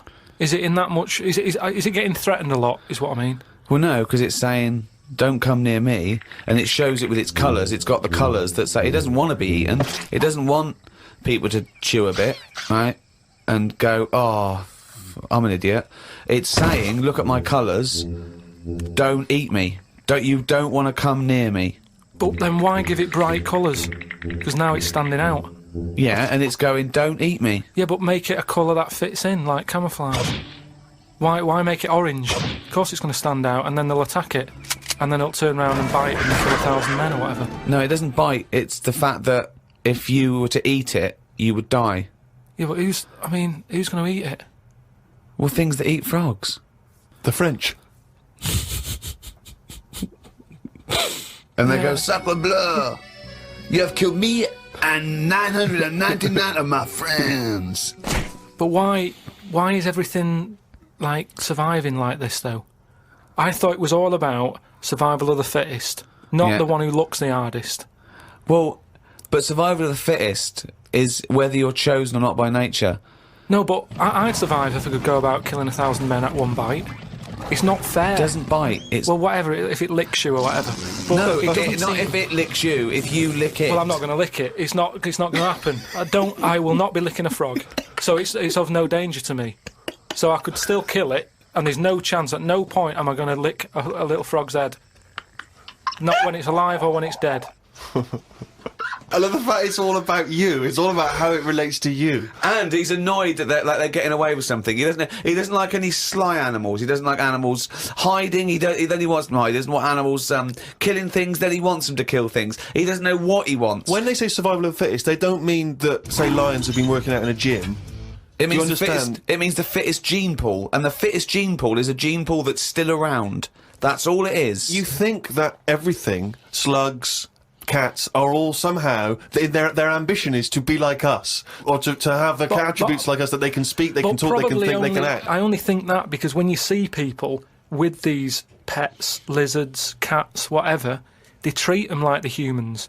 So I think if you do that enough times, they're going to start getting familiar with certain... Planet of the Apes. No, he's thinking of Planet of the Apes. Say like you with your cat, the way you talk to it, you give it a little cheeky massage and that when it's stressed out. No, you made that up, that it was stressed out. I'm just playing with my cat, right? If anything, the cat is to de-stress me. So you're talking to your cat, Rick. Is it answering back much? How are the conversations going with your cat? Well, I have more intelligent conversations with my cat than I do with him. Yeah, here's one, right? When my gran died, right, she had this rubbish dog, right, and that's all we got left. It was called Fluffy, and like my gran looked after it in a way that it was treated like a human. Do you know what I mean? Had a little coat on when it went out and all that. Anyway, so she died. We get left it. My dad's like, oh, bloody hell, right? Before you know it, it was a wreck. Because we weren't sort of bathing it the way she bathed it. We let it out if it wanted to go out. It got covered in oil. It used to go under the car and everything. So it went from looking like this fluffy, poodle to just being a bit of a wreck. It got hit by a car. It ran sideways like a crab and all that. In the course of how long? A month? Probably about two months or something. Yeah. Now, so it went from being over-treated to just being treated like a dog. Yeah.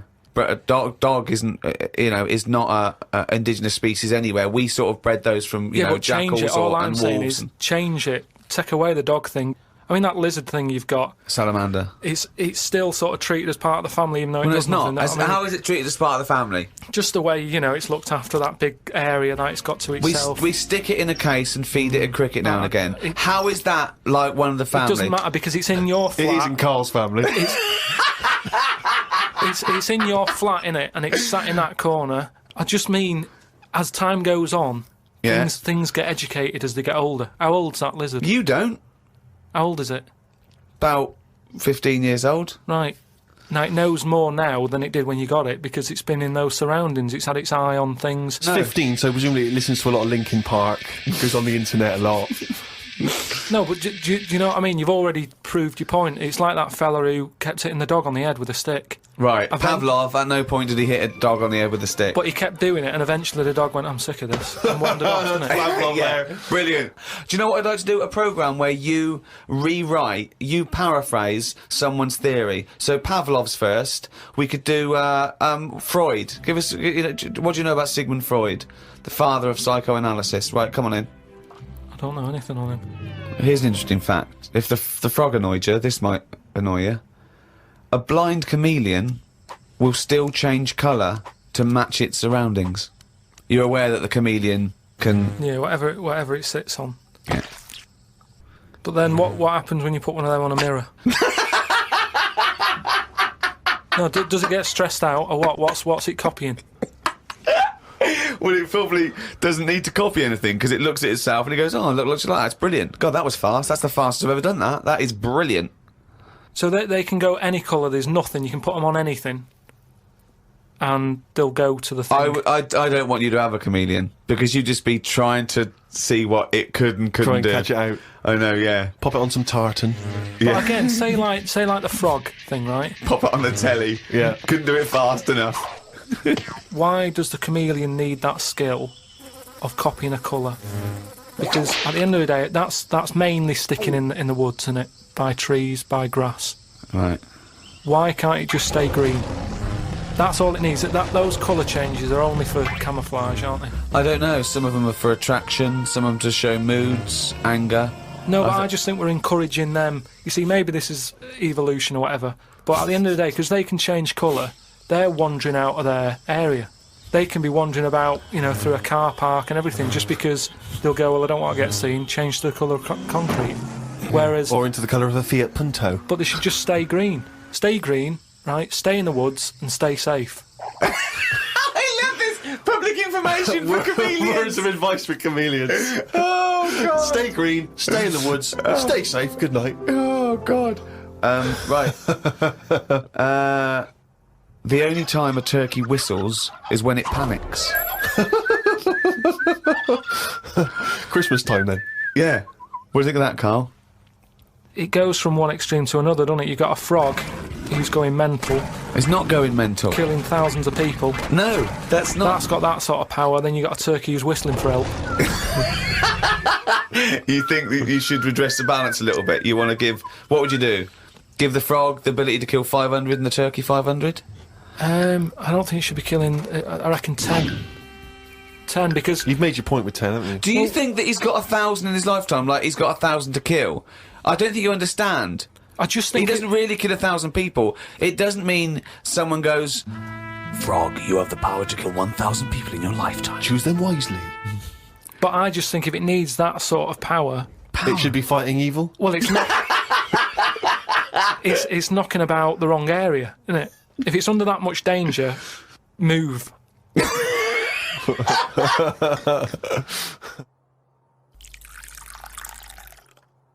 I was thinking the other day about, your body and everything, because it is amazing, isn't it? How it works. Oh, yeah. Does the brain control you, or are you controlling the brain? I don't know if I'm in charge of mine. Nor do I, There's Karl. a surprise. Nor do I, Karl. No, do you know what I mean, though, by that? Does the brain control you, or do you control the brain? Don't you ever sort of think sometimes? Say if you're making... But 'cause you I are was the making, brain. No, but I was making a shopping list, right?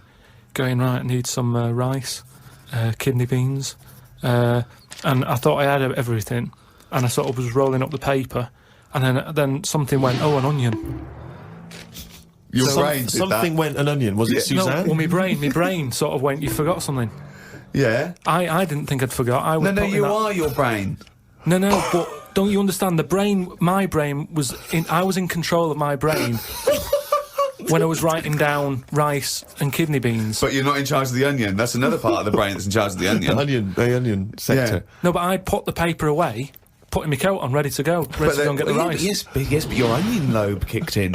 What, so you put the paper in your pocket, you got the coat on, then you just suddenly hear Then from it nowhere, was just like onion. Yeah, I'm not even thinking about that shopping list. It's in my pocket. I'm thinking, do I need my gloves? It's cold out. Yeah. Suddenly, onion, and it was like, oh yeah, onion. Yeah, I had to get the paper out. So had what to I'm write that saying down. is, But who's what? in charge? The brain, the mind. The brain is the... What are you doing? Who's in That's charge? just, you forgot the onion, then you remembered the onion. You must have forgotten things in the past. No, but not like that. Not where, like, it just made me think that was weird. Who reminded me of that? You did. Yeah, but I'm not. No, you are your brain. It's not like there's you, then there's a brain, then there's an extra one looking down at it. The meta brain, the thing above it. No, but your brain. How does your brain work? You give it information, don't you? Well, it takes. Do you mean you give it information? Well, If I sat in a room with nothing, not feeding it anything, it wouldn't know anything. No, but there's this thing But that there's then- two yous. It's this thing that there's There's this. Karl and Karl's brain. Yeah, there's not a duality in this. If you go, come on, now think. That's the brain saying that to itself. It's not. There's not two people in there having an argument. Come on, brain. And the brain's going, oh, don't you start, I was thinking then. And the other thing's going, brain, onion. And the brain goes, Carl, onion. You are your brain. If you are anything, you are your mind, your brain, your collection of memories, your personality. You're not what you look like. Does that answer your question, Carl?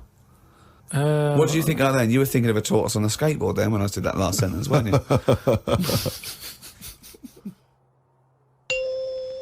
You know, whilst you've been working on that, I've been travelling about a bit. Went to Dorset, right? Nice beach there. And you know those huts you get?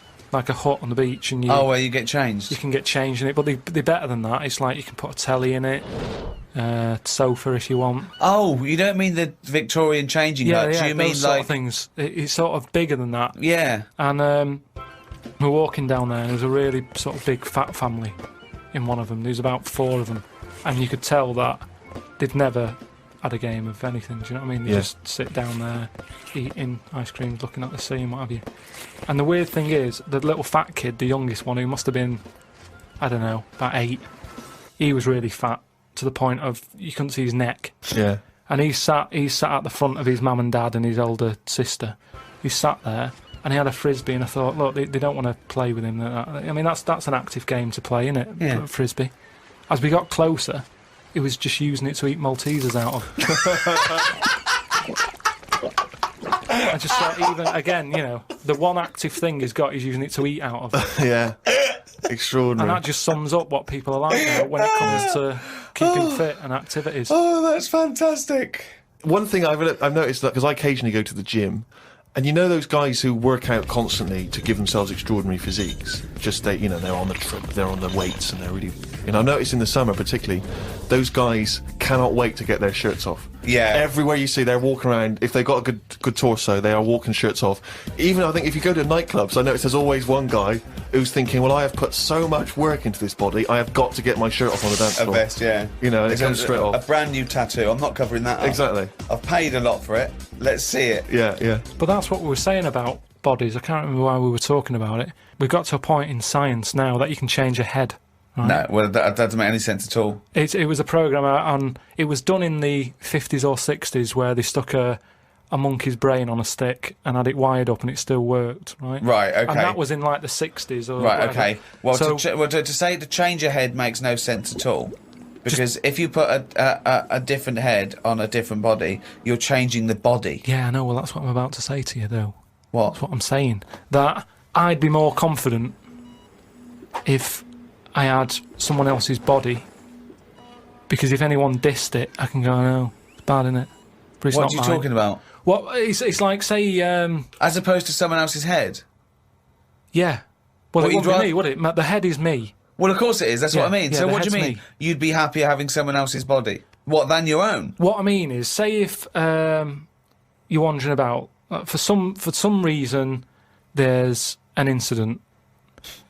You have to take your top off and that, and everyone's looking at you, right? And you're a bit sort of, you haven't got the muscles and that, you haven't got the six-pack. Right. Which isn't that nice anyway. I don't know why that's become a nice thing, really, seeing the insides of you. You might as well... I mean, I know I came up with the see-through skin idea, but it's a bit weird, isn't it? You can see stuff. No, it's the muscle in front of the... No, it's not. is. Sometimes you can It's see not the- It's not the tubes. outline of your No, organs. you can't see tubes. You can see tubes and veins and stuff. Well, you can see veins. Yeah, well, I don't want to see that. That's why we've got skin over it. Is Well, what stop I mean. looking at naked men. Why No, you but keep- sometimes you can't help it because it's been hot, and like you say, there's people walking about with vests on and that. So anyway, what I'm saying is, say if some incident happened, I'm walking about with my top off. Right. Girls are laughing at me, right? Why? Dunno, they might. Yeah, go on. So they wouldn't look at your body, they'd all look at your head. So what I mean is, Yeah. rewind that, right, and imagine all that happens again, but I've got someone else's body. Right. Whose body? Just some fella who's died, and my body was injured, and they said, we've got a new body in. You can Right. have it. We'll Yeah. stick your head on it. Yes. Yeah. Now, say if... They're laughing at you. they are laughing at the body, They're laughing yeah. at the body. Yeah. But at least I'd be able to sort of go, I know it's a mess, but it's not mine. At least I don't have to claim ownership So all of this extraordinary technology that can make put one head on another person's body, so you can go, it's not my body. No. But it's not your own. I'm not being funny though. So if you have a body transplant, right, and you're at home, naked, you look down, lovely penis and a set of testicles, right? What do you do with them? What do you mean? What am I doing with them? Well, do you like them? Well, you wouldn't mess about with them as much as if they were your own.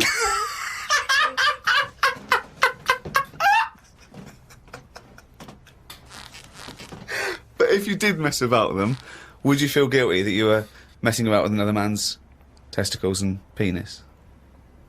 And it's the full body? Yeah. No, because they're not my hands either.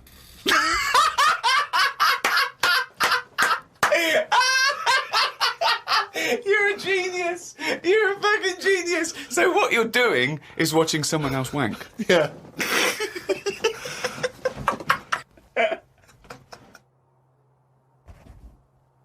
We've been away filming in a sweltering London. We've had a heat wave here in the capital city, haven't we, Karl? It's been hot, hasn't it? Been up to 100 degrees, record-breaking temperatures. Yeah. What you been doing, though? Getting to see the place, having loads of walks and that. I like to have walks. You know, watching what Like a people dog. are doing. Yeah! When he jumps off the couch and starts scratching against the door. Suzanne thinks it's time. It's just good thinking time, though, isn't it? As well, having a walk. You've got no other clutter going on around you. And you just think about a lot of stuff. And, you know, like you say, with the weather being hot and stuff, a lot of insects knocking about. Right. So I've just been watching them. So while we've been filming, you've been watching insects? Yeah, just seeing, because everybody knows insects are out there, but no one's keeping an eye on them. What are they up to? What are you worried about? Steve, you won't be laughing like that if you'd watch them, because they do some weird stuff and that, is what I mean. What sort of stuff? Any examples? I saw a bee have a heart attack. You saw a bee have a heart attack. Yeah. How were you sure it was a heart attack? Because what happened, I'd been... Did it clutch its chest with all 6 legs? No, Were there some other little bee paramedics? No, I'd just been out in the park anyway, just looking at, you know, caterpillars knocking about, butterflies and stuff, so I was sort of aware. So when Suzanne goes to work, she goes, Karl, don't you waste the day, I want you to do some constructive stuff. But the thing is, so I'd been in the park and I was aware of the insects that are around us more than, like, most of the time. And I come out of the park, just crossing, like, a sort of a busy road and what have you, and I saw this bee to the right of me, sort of in the air, and it was a big one, and I was a bit like, oh, let's watch that. And it just fell. It fell from the air in front of me, and it was on the pavement. I thought, oh, what's going on here? And I looked at it for a bit, and it was really still. Gave it a little kick, just to see if there was any movement. Nothing. Stone, sort of, what's the saying? Stone cold dead. Yeah! Stone cold bee dead. So, yeah. that I like the fact that this bee suddenly saw Karl and had a heart attack. Yeah. It'd never seen anything that round before. Yeah. It just thought, it had approached him because he thought it was a sunflower. My God, it's a giant walking orange. Every dream has come true. No, but it just summed up life for me. I thought, that's like us, isn't it, at the end of the day? They have heart attacks, stress. You put it down to stress, do you? Well, it's in London, isn't it? You know, everything has stresses from living here. And they are bald, aren't they? They've got fur all over, but they lose the... And always overweight. It was a fat, bald bee. So what did you... It fell to the floor and you instantly... You just kicked it. You didn't attempt to revive it. No, I waited a second and just looked at it to see if there was any, you know, leg movement or wing. And there was nothing. And then when I sort of kicked it, it was sort of hard. It had hardened already. It's just... Rigor mortis set in. Did it put you in a bad mood for the day? Because I know things like that can just send you over the edge for the day. Death and that does a bit. Suzanne doesn't like me talking about death. What riveting conversations do you come up with? No, just things like one of our mates has had a baby recently, and I just was saying, oh, when that's sort of our age, we'll nearly be dead. Think of that. That's the first thing he says, is a new life brought into the world. I know. But when he's our age, we'll be dead. Yeah. No, it's maybe weird. they'll let you do the speech at the christening. Well, yeah, I've been watching loads of stuff. I've been watching ants. You mentioned ants. I've had a lot of moths in the house. They're sort of sad. I mean, you say it like it was a garden party. Yeah, well, but all I'm saying is I look at more about what its life is like. Because if you watch something long enough, is what I'm saying, you can see that it's a bit clueless. It's the same way about ants, or, you know, they're hard workers and all that. I watch one, it's going back and forth all the time. They go one way and then they stop and go the other way. They try to look busy in front of the mates. But if you watch one... If you watch one long enough, it's back and forwards, and it's like it's done nothing there. I'm going to carry this twig back and forth until I can knock off at 4. There's a lot of that going on. Is there? Because there's not. There's none of that going on. There is. No, like I say, the moth. Depressing little sort of thing. Why is it depressing? It hasn't got eyes, has it? You just look at it, it doesn't know what's going on. I just don't... I think if you haven't got eyes, you shouldn't have wings.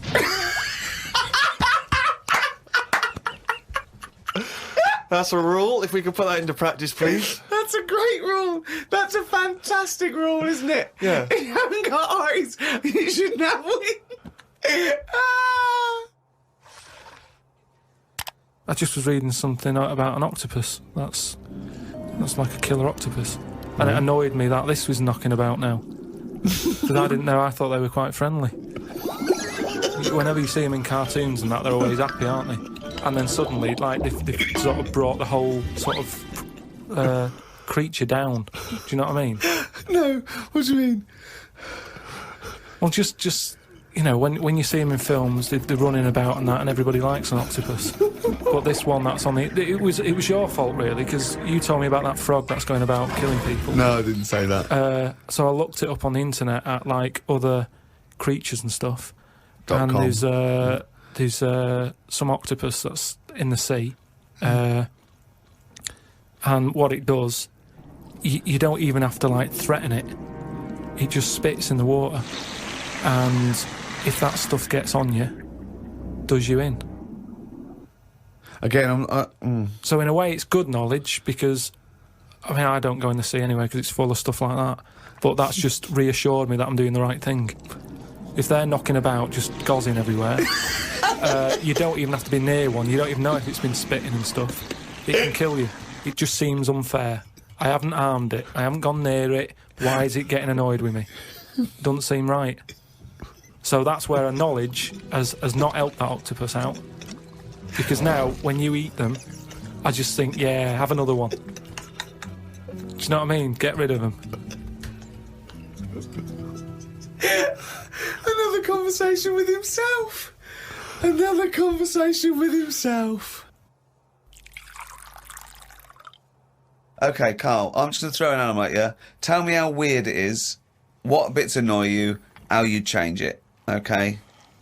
A crab. How would I change it? Yeah. Does it annoy you? Do you think it's weird? They are weird, but they're at that size where they can get away with it. Yeah, it suits them. Okay, good. Would I change anything? In a way, you know, what you're saying about things not working, he can't walk forwards. So why hasn't something happened? Why haven't they said, do you know what, these arms are too clumsy. We need to have them so they can slot away easier, and we can pull them out when we need them, instead of clumping around with them. Because they do struggle. You see them struggling with their arms. Yet they're still here, they're still doing that, they're still designed that way. What's the weirdest animal? So you think the octopus is the weirdest animal on Earth? Yeah. Why is it any weirder than a dog? Because it couldn't be further away from us. A dog has got human eyes. If a jellyfish had a pair of eyes like ours, I probably wouldn't worry about him that much. But like I said to you, it's that way that they haven't got eyes, they're floating about. I can handle some fish. They look like us, they've got eyes, you can make eye-to-eye contact with them. A jellyfish, what are you looking at? It's a snidey thing, like I've said to you. You can see a lot in eyes. Do you know what I mean? They say, don't trust him, why? It's his eyes. Jellyfish haven't even got any, and I don't trust them. In terms of design and everything, and if you lined everything up, say if I'd come from another planet, and everything was lined up in a row, and they said, right, we're going to give you a crash course in what's knocking about on this planet. Yeah. And you go, right, go on then. And you go, this is man, here's woman, here's a dog, here's a cat, here's an octopus, I go, hang on a minute, what is this?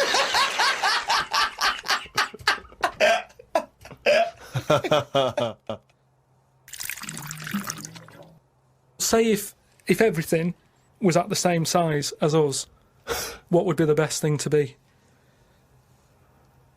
Say like a tarantula. Yeah.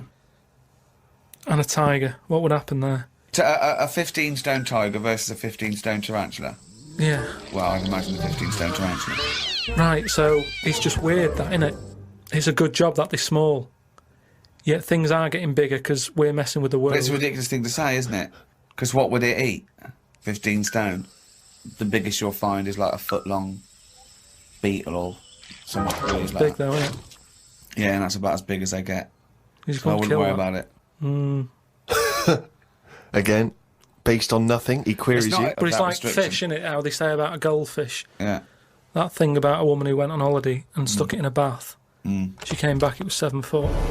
Right, that didn't happen. No, that's a well-known thing about No, it's goldfish. not a well-known thing. What? I'll tell you why. Because a fish will only grow to its surroundings anyway. So... Yeah, that's what I'm saying. You have to put it in a bigger tank. Yeah, in a bath. No, a 7-foot fish in a bath. It just fit the bath exactly, did it?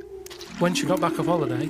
Don't talk shit. It's what was it eating? What was it eating? How long was she gone for? 2 million years? Yeah. She went to Mars and back. Ted, you're not going to believe this. Come up here. Well, how many fish do you see that have naturally died? It's always been caught by a man or a shark's at it. You don't just see dead fish washed up, do you? Well, most things that don't die of old age. Yeah, that's weird though, isn't it? Well, no, because it's a... You know, it's a jungle out there. No, worse than the sea. The sea is like full of... you've got an enemy round every rock. I love it!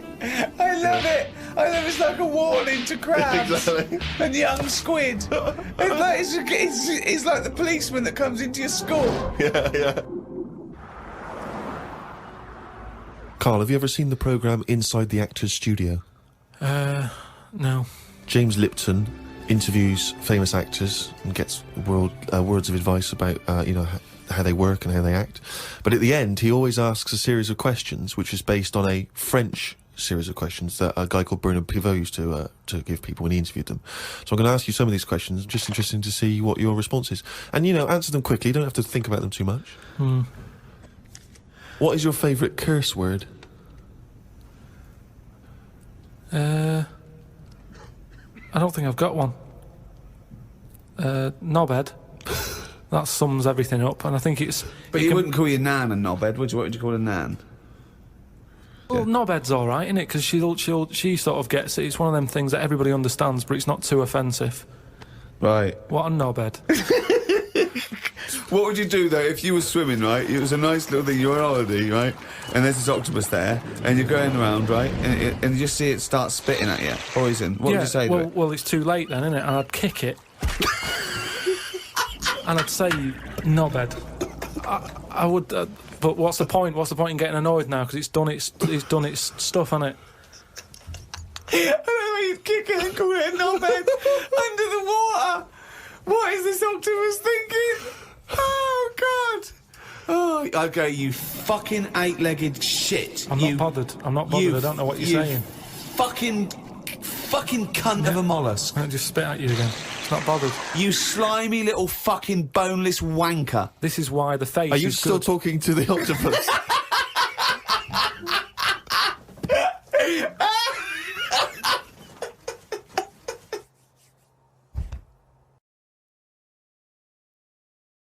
Download and listen to this on iTunes, Spotify, or your favorite podcast provider. Just check the description below. What's been going on? I've been to hospital. I was rushed to hospital, like emergency and that. Had a tube put on my knob. You had a tube put up your knob? Yeah. What's the story? Kidney stones. Oof. So, shouldn't really be here, to be honest, doing this. He said rest and that. Climbing them stairs on the way in. To be quite honest, it doesn't look like you're expending a lot of energy at the moment. It's like at Zookeeper going, oh, that sloth move today. Calm down. Yeah, but I had to get here. It's been raining. Yeah. I had to come up the stairs. I had to carry the computer. Yeah. Well, that's not entirely true, because your girlfriend was carrying it. I saw her outside. Yeah, but I'm just saying. And then you handed it to me and said, Steve, carry this. Almighty.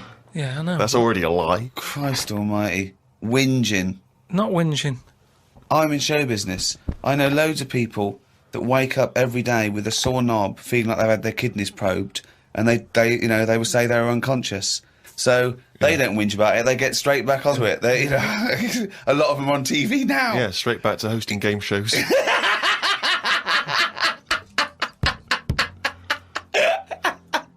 So you're rushed to hospital. So take us through the events, because it does sound quite dramatic. You started feeling a bit of pain, did you, initially? Felt a bit of pain, and I thought, maybe I just pulled a muscle or something when I've been wrestling with Ricky and that, because you don't know what damage has been done. So I just think, it'll go in a minute, and then it didn't. It got a bit badder. It got badder, did it? So then I thought, I was crippled. I was lying on the floor in agony, looking on the internet, looking for sort of still solutions. Looking up monkey news. I just put in like bellyache and stuff, and they were saying me loads of different things. And what I used to do when I was a kid, I used to always just get a cold ashtray and put that on my belly, and the coldness used to get rid of the badness. Amazing. The coldness got it. Like a witch doctor. Yeah. This is like a witch doctor happens to work in a pub. It's like some sort of 5th century remedy written in mud. Coldness doth get away with the badness. Why specifically an ashtray? Just because they sort of old cold. They're old cold. I don't know what this is. I love this idea that he's had the operation and he comes round and they're talking to him, and his girlfriend gets a phone call and they say, Mr. Pilkington's maybe complications. He's just talking rubbish. She goes, oh, good. Yeah, he's back to his old self. What? Why specifically an ashtray? Sorry, because it's old cold. I understand it's old cold. Oh yeah, we understand. Everyone who's done a medical degree understands old cold, but old cold belly badness. If you want to buy that book, Old Cold Belly Badness, it's the history of abdominal surgery by Karl Pilkington. No, it just. But you put it in the freezer or something first? You can do if you want, but they're normally cold anyway. It's sort of thick glass, and that it holds the cold. But we don't smoke in our house, so I had to use a plate. Oh, well, that's madness. A plate's not going to work. Famously, a plate doesn't work. Oh, my God, no! Oh, so you put a plate on your belly, but that didn't do any... That didn't work. So, called Suzanne and said, I'm in agony here. She said, go to the doctors then. Good advice. So a lot of people would have done that straight away, as opposed to going through the plate ashtray. So he went to hospital, and he went to hospital and he said, have you got an ashtray? They went, no, especially an ashtray. This is no smoking. So anyway, then we get in a cab and what have you, go there. I have an X-ray. His voice is even more boring than usual, isn't it? Yeah. Fuck me.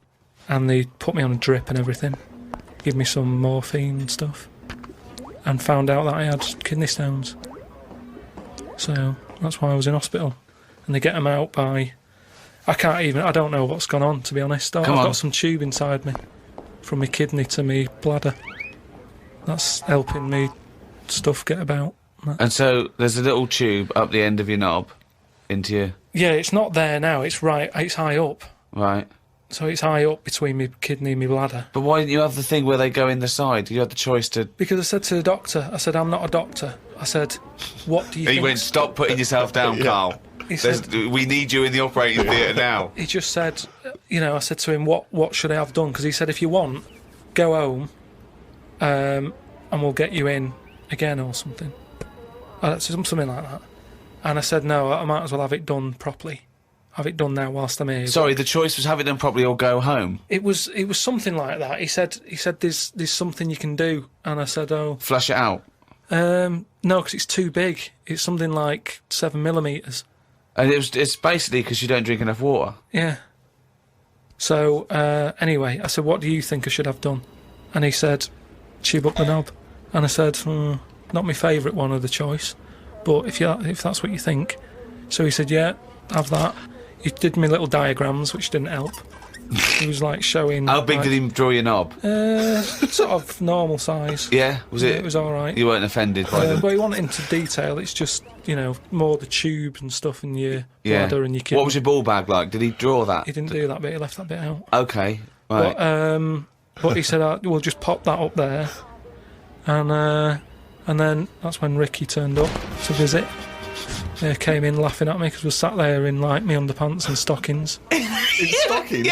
Yeah. Why were you dressed He was as there. No, he wasn't in bed. He was sort of out of bed with his little drip, right? He had his little boxer shorts on, just sat there, right, in his pants, right, and he had stockings on. Yeah, because they stop clots or something. They put them on your legs. It's like, you know, when people have got big veins and they go on a plane.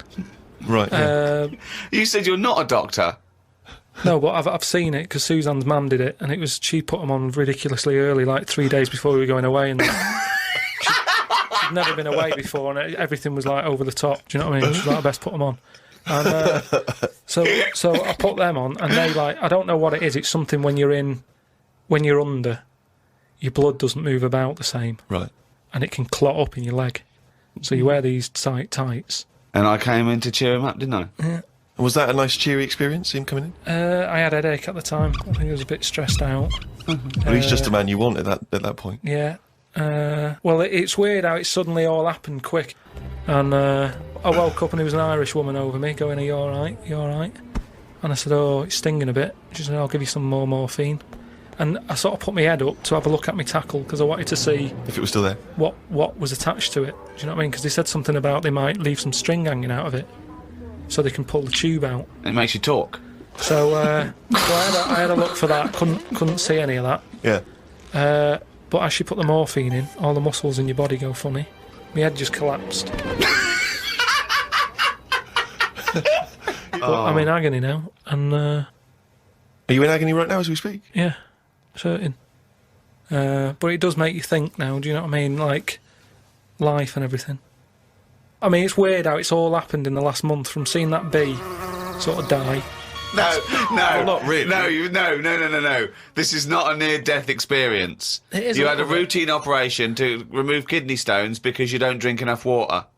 No, I know, but This is not a shark attack. yeah, but it's all life-threatening. Otherwise, you wouldn't have to fill out forms, would you? Saying if everything goes wrong, Suzanne can have the house or whatever.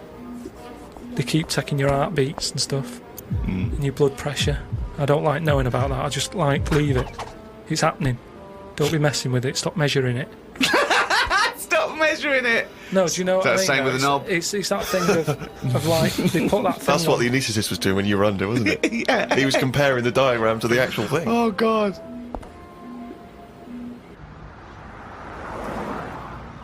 What is the closest thing sort of living that's nothing? I don't know what you mean. What? What's like the closest, like, do you know at some point something's gone from nothing to something, hasn't it?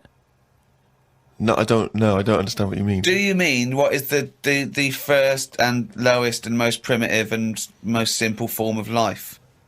No, He's right here in this room, Rick. say like when you look at a stick insect, Right. you go, right, there's a slight crossover there from a stick to a living thing. No, it's not. It didn't used to be a stick. No, it's not. There's no biological relationship between it and a stick. But there isn't much difference between the two, is what I mean. Of course there is. It's a huge There isn't. difference. They just sit there looking like a stick. That's their skill. Yes, but there's nothing to do with being a stick. It's like camouflage. That's like saying when a soldier puts on combat gear, you're saying he's a cross between a human and a shrub. What I'm saying is, have you seen them weird things that just look like they sort of look like a leaf? Yeah, there are insects that have evolved to look like a leaf. At some point, something has had it away with a leaf. No, at no point has something had it away with a leaf. No, to make it look that much like a No. leaf. At no point did a beetle shag a leaf. It's superficial. It's the way it looks. That's all it. That's like saying chameleons must have mated with green once. They are green. No, but it what- looks like a leaf. But then how does it meet? How does it have relationships? It will be going around sort of having it away with a leaf. No, it won't, because it doesn't know what it looks like. It doesn't matter. It's not like a stick insect will be talking to a stick for ages and go, oh, I've wasted my time here. This club's dead. Rude. I was chatting to her. She was foxy, but she was giving me nothing. But, Dave, that's not a stick insect, that's a stick. What are you talking about? That's a stick. You've been talking to a stick all night. I can't believe it. I just thought she had a great slim figure. No, it's actually a real stick. Well, I've been watching birds more than insects recently. Oh, okay, you moved on from in the insects. last week, just because I've sort of looked at the ant and the bee and that. And what I've found with pigeons is they've got wings, yet they walk a lot. I'd love that to be a thesis where he got like a £500,000 grant from a university, and they said, well, Pilkington seems to... He's done ants and he's done bees. He's followed ants. Apparently they're not doing anything. Some of them are lazy. We are granting him another £500,000. He's been working on it for a year. Please welcome Karl Pilkington. Karl, what have you found? Well, even though pigeons have wings, they walk a lot.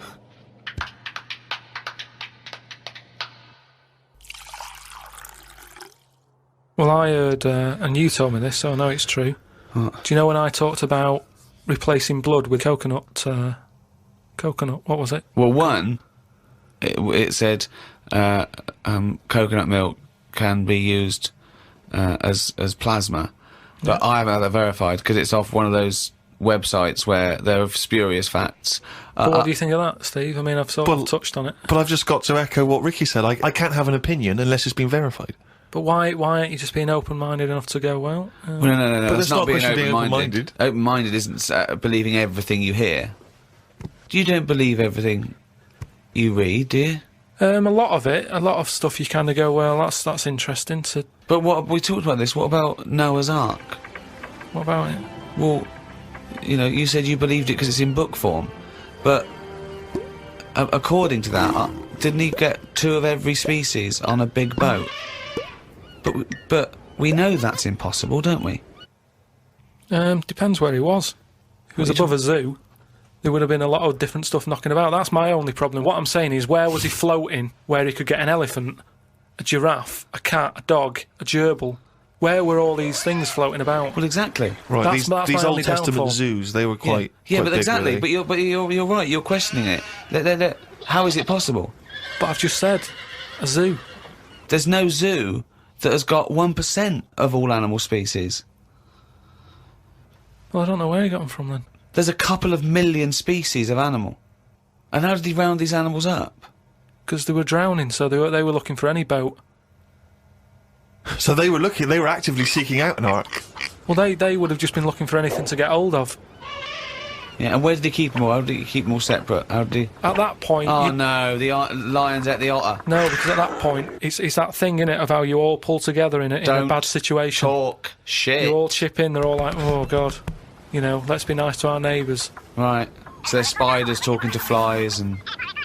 Well, they would have just gone elsewhere, wouldn't they? They would What do you have been mean? on another bit of the boat. The spiders don't have to knock about the lions just because they're all in it together. They get their own little area, don't they? Well, I don't know. How big is this boat? It's big, it's a big boat. How long, what was the warning he got from God to make it? I don't know. It's a couple of weeks. Yeah. 2 of every species, Karl. How big would this boat have to be? Yeah, it's big. You can't just keep saying it's big, because I know in your mind, you're imagining this ark, there's a boat with Noah up the front with his wife, 2 giraffes behind him, then next there, 2 elephants, and it just, and it's just like elephant, giraffe, hippo, dog, cat, weasel, couple of frogs, and a spider talking to a fly going, let's get on, but when we're off here, you're dead. But what would you have done then? Are you saying that you wouldn't get on there because it's too noisy? It's not a question of what It didn't they've happen. done. It didn't happen. To be honest, I'm not bothered. And they got through it, didn't they? They got through it. They're here now. We're not short of them.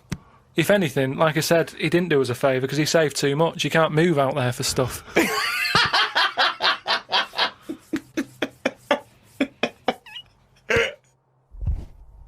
I was swimming recently. I do a lot of swimming, and I've never quite mastered my front crawl. Just never quite nailed the breathing because it's quite tricky, isn't it? You know, you've got to breathe at the right moment. And so I'm in the swimming pool in the local gym, and there's a guy bombing up and down, really doing a great forward stroke.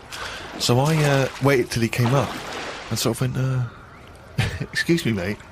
I was just watching you when you were doing your front crawl. I was really impressed. Could you just watch me when I do mine. Tell me if I'm going Why wrong. would you go to a man? I know, and that was what that was the problem. Is only as I was saying it did I realise what it sounded like. I've just been watching you swimming up and down. I was really impressed. And you're both in speedos. Both in speedos. You know, I'm got the goggles on, prescription goggles, so that I can see when I'm swimming. But why do you need them? There's nothing in a pool to look at. It's not like you're scuba diving. There's nothing. Hold on. Clearly there is something to look at in a pool. Well, no, I wasn't checking. Well, I was checking him out, but I was checking him out for swimming tips. And he just looked at me when I asked him, can you just watch me and offer me any tips? And he just looked at me like I was just mental. That is such a strange thing to say. Can you just watch... I don't know how you had the nerve to do that. Well, it was innocently motivated. Well, I know it's innocent, but what a strange thing to go up to someone and... But what civilization are we living in where we can't just ask our fellow man to help us out with our forward crawl? But we're in a society where we can't. But you know that. It's a strange thing to say. But sometimes it's nice to just think, no, do you know what? I'm not going to fall into the trap of thinking he's immediately going to think I'm gay or that I'm chatting him up. I'm just going to ask him to do me a favour. There's nothing wrong with that. What if he said, yeah, it's just good, yeah. Do you mind coming and help me with my plastering? But it's not the same. He's in the swimming pool. He's there in the pool. He's swimming up and down. He's, you know, it's not no skin off his nose to just offer a bit of kindly advice. If your car's broken down in the middle of nowhere and someone drives by, you know, it's a generous thing to do. Just stop and maybe look under the bonnet and help them out. I agree. But I don't see how that's any different. And in the end, he did, and all he asked was that I wake him off.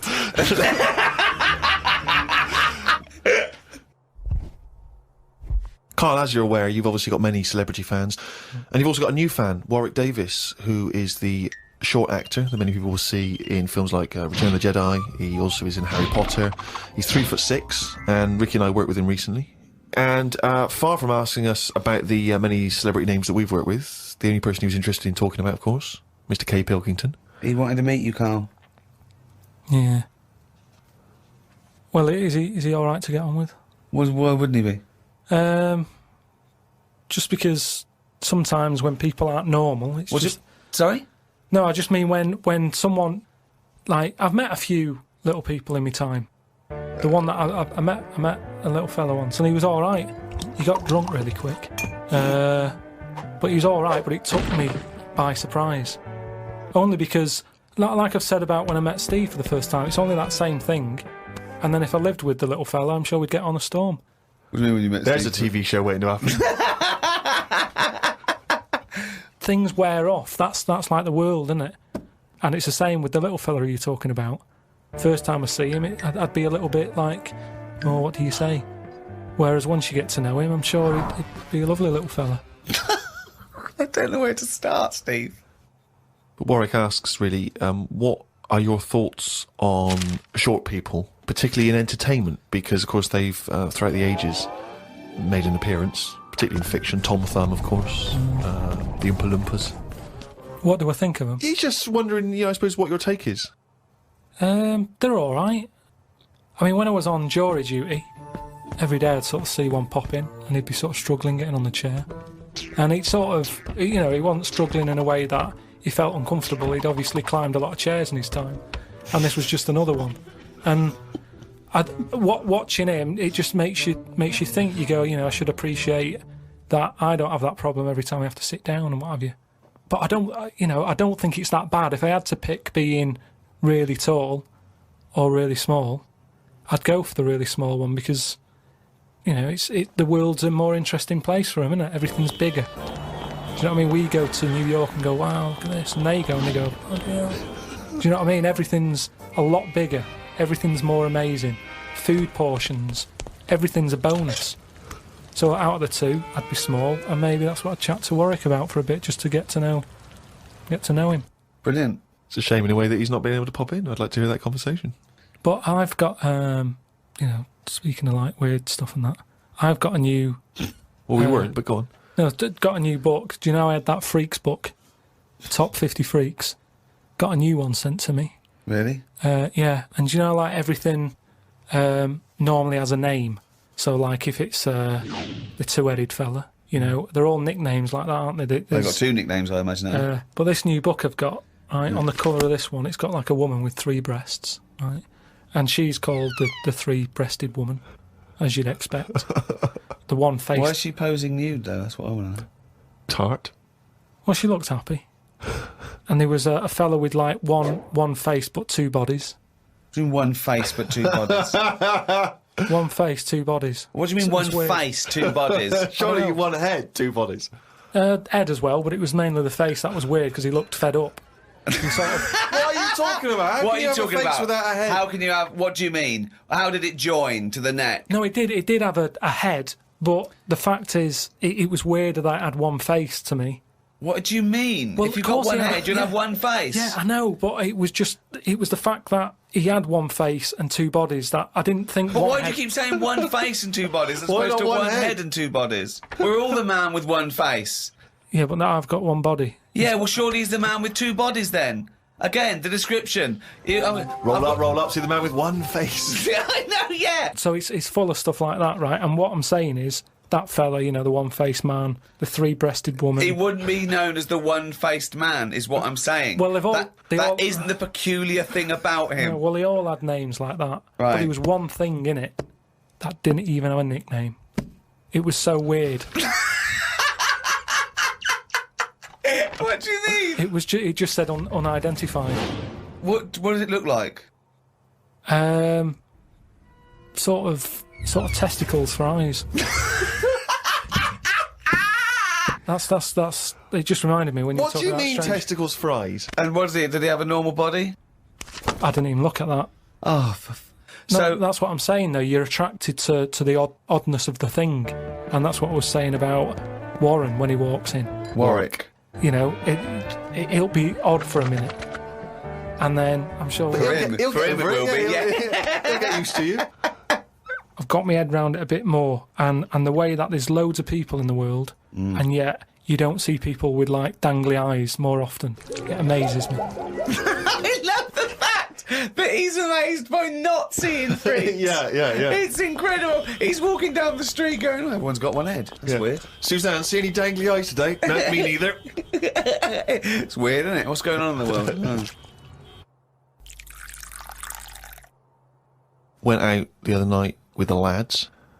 You know, there's a few of us, you know, young, free and single. Must look like the Swingers. Oh, it was pretty. It looked like a boy band had gone out. It looked like, Really? It looked like, you know, NSYNC had hit the streets. right. Yeah. A friend of mine said, let's go to a club. Right, I haven't been to a nightclub for a long time, actually. I haven't been. Is that because your glasses steam up when you walk in out of the cold? That is a problem in the winter. I genuinely, it's very difficult to make a good impression when as you walk in, your glasses steam up straight away, and you know you got to take them off and clean them and stuff, and then you know you get a bit. On your white fronts, you pull your white fronts up through the jeans, clean them on that. Or the back of a girl's dress. But we cruised down to the club. It's one of those big sort of London super clubs, and it's a bit of a queue. I think it's a bit of a chore. But we're queuing up, we're in good spirits, we're looking at it, it sounds pretty funky, we can hear the music coming out. You know, been in the queue for quite a while, 20, 25 minutes. Forget it. 25 minutes. Well, yeah, we were pretty excited by this point. The doorman says, hello lads. I said, yeah, we're coming, please. He went, no, you're not. I went, Really? What? He said, you're not coming in. And he just immediately lifted the little rope and sent us away from the queue, right? And we were slightly perplexed, we were dumbfounded. We didn't know what to do. It was like, this couldn't be happening, it didn't make sense. We just queued up what was going on. And so, my friend said, well, we've got to find out why he's not going to let us in. So he goes back over. I thought you wanted to do. You wanted to tie him up with logic. That'll show a bouncer. Exactly. Yeah, show him how educated you are and how you can win an argument and make him look stupid. You'll be in that club in no time. That's what they appreciate. They love that. Because what they respect is being made to look like a fool. Yeah, exactly. So we went over and... They really look up to intellectuals. Exactly, yeah. So one of our mates goes over and he says, why didn't you let us in? And he went, because you didn't have any girls with you. No. No, I'll tell you this. That's kicking you when you're down. Because when you're out on a Saturday night trying to get into a club to meet women, and the reason you're not allowed to go in a club to meet women is because you haven't got any women with you, that's just salt in the wound. It's so humiliating. So, a friend of mine says that there's a VIP entrance over there. There was like a woman with a clipboard, you know, the guest list. Separate entrance. She said, you know, you've got a little bit of profile, Steve. Why don't we try and use your... You ran home, got your Golden Globe in your Emmy. Yeah, exactly. Well, I always carry, you know, some of my cuttings with me. Yeah. And I felt a bit self-conscious about it. I was thinking, I'm not into this, you know, it's a bit awkward. But he said, look, don't worry, you just stand here. Just stand here, just like you're having a conversation. I'll go over, I'll point him out, I'll go, oh, there's Steve Merchant over there, at the office. Or whatever. Oh, God, Steve! So I thought, well, the thing is, we were out, and I was a bit frustrated, and I thought, we may as well try everything. So I stand there, if my friend goes over and he has a word, and he comes back and he says, it's fine. She can't let us in the VIP entrance because she's not allowed, but what she can do is walk us to the front of the queue, right? You can walk to the front of the queue and explain. So I think, okay, fine. Oh, God. So we walk past everyone else, right, to the front of the queue, right? She goes up to the guy, she says, this is Steve Merchant office. The guy goes, I know he is, we're not letting him in. Oh, God! Oh, God! By now, of course, some people have recognised me, so they're trying to have my photo taken. So there's people inside the line that's being allowed in the club. I've got to lean across the rope to have my photo taken with them, even though I'm not allowed in the club. So they go, oh, all right, this is Steve, they're having the photos taken, right, camera phones and that. They're going into the club where the music, the party's kicking off. I'm outside waiting for the next chump who wants to have his photo taken. I mean, it was mental. So, That's unbelievable. I was furious, and then one guy, I remember he was chatting, and he goes, oh, yeah, brilliant, I love the podcast and all that stuff, is Karl with you? I said, oh, Karl's not out here. And his girlfriend, she went, who's that? And he went, oh, it's just Steve Merchant, he does the office, he does the thing. And she went, who cares? Who are you, Bruce Forsyth? And it's that thing when suddenly I'm being humiliated and embarrassed by someone's girlfriend. I never asked for that. I never asked for her opinion on me. I'm sorry if I don't impress you, if I'm not sufficiently famous for you, but it's not my fault. It's your girlfriend who brought it up. It was like I'd gone over to her and tried to show off, and she was annoyed. So by now I was just furious. Oh, so God. I thought, forget this. Well, I was walking down the street, and there's a group of builders sitting down on a cup of tea. One of them goes, all right, Rick. I went, all right, mate. The other one went, not as fat as on telly. I went, oh, thanks. Not as fat as on telly. So he went with, well, you are fat, but you look even fatter on telly. He didn't say, oh, God, you don't look fat at all, or, oh, you look big on telly, but you don't look fat. Just went with, not as fat as on telly. And there's nothing I could say, but cheers, mate. Now, when you said cheers, mate, did you say that because you were... Because I'd say cheers, mate, because I'd be a little bit scared of them. No, I was I'd be worried about it's the like repercussions. sarcasm, and, I laughed after. Yeah. So you can get away with sarcasm with working class blokes. I'm a little bit more secure with a working class male than you, aren't I? I'm terrified of them. I feel like they're going to turn on me at any minute. You don't feel confident sort of backing in a lorry driver? Terrified. Oh, right, Because okay. if I did, he'd probably lean out and just go and get your dad, mate. Yeah, not you. Fuck off, I'm not interested. Not you. Yeah. One prediction for the future, Karl, is from an academic study, what the world will be like in about 75 years from now. And a big prediction they're sort of sure of is that androgyny will rule. But soon you won't even need a female or a man in your life. You'll just need the egg or sperm. And you'll be able to have any coupling you want or not. Thoughts, Karl? That isn't what I've heard. What were you heard? I heard that. So you read an academic study, Rick, but Yeah. let's find out what Karl's been reading. I heard we're all going to go ugly. Different point, though, isn't it? It's a That's completely different point, that. Not listening to a word Ricky said. But No, go it's on. just if we all sort of go ugly, that will sort the population He gets an problem out. extra syllable in the word ugly. Ugly. Ugly. Yeah. Ugly. So that just sorts the population out because people aren't sort of having it away left, right, and centre. Well, no. Well, then that doesn't sort of. What do you mean? Sorry, Rick, I don't understand what the hell he said there. Are you saying because everyone's ugly, everyone won't want to have it away more with the ugly person? Yeah. Okay, I still don't... You seem to understand what he's talking about, Rick. I'm still confused. But what he thinks is that if we're all ugly, then we still have this strange paradigm of beauty that won't exist, so we won't fancy anyone as much. No, they'll still sort of fancy, because at the end of the day, we're animals, aren't we? Yeah. So we'll still have it away, but not as much as they'd like to do now, because it's all based on looks. Sorry, but what's this got to do What's with what this Ricky world said? like? Describe Ricky's- a typical town or country It's set to me. exactly right. Imagine London, you've still got the gherkin, you've still got the big wheel. Right. It's just everyone's ugly. Right, and they're doing all the same jobs, are they? Everyone's still, the world's got to carry on. What do they look like? What's ugly?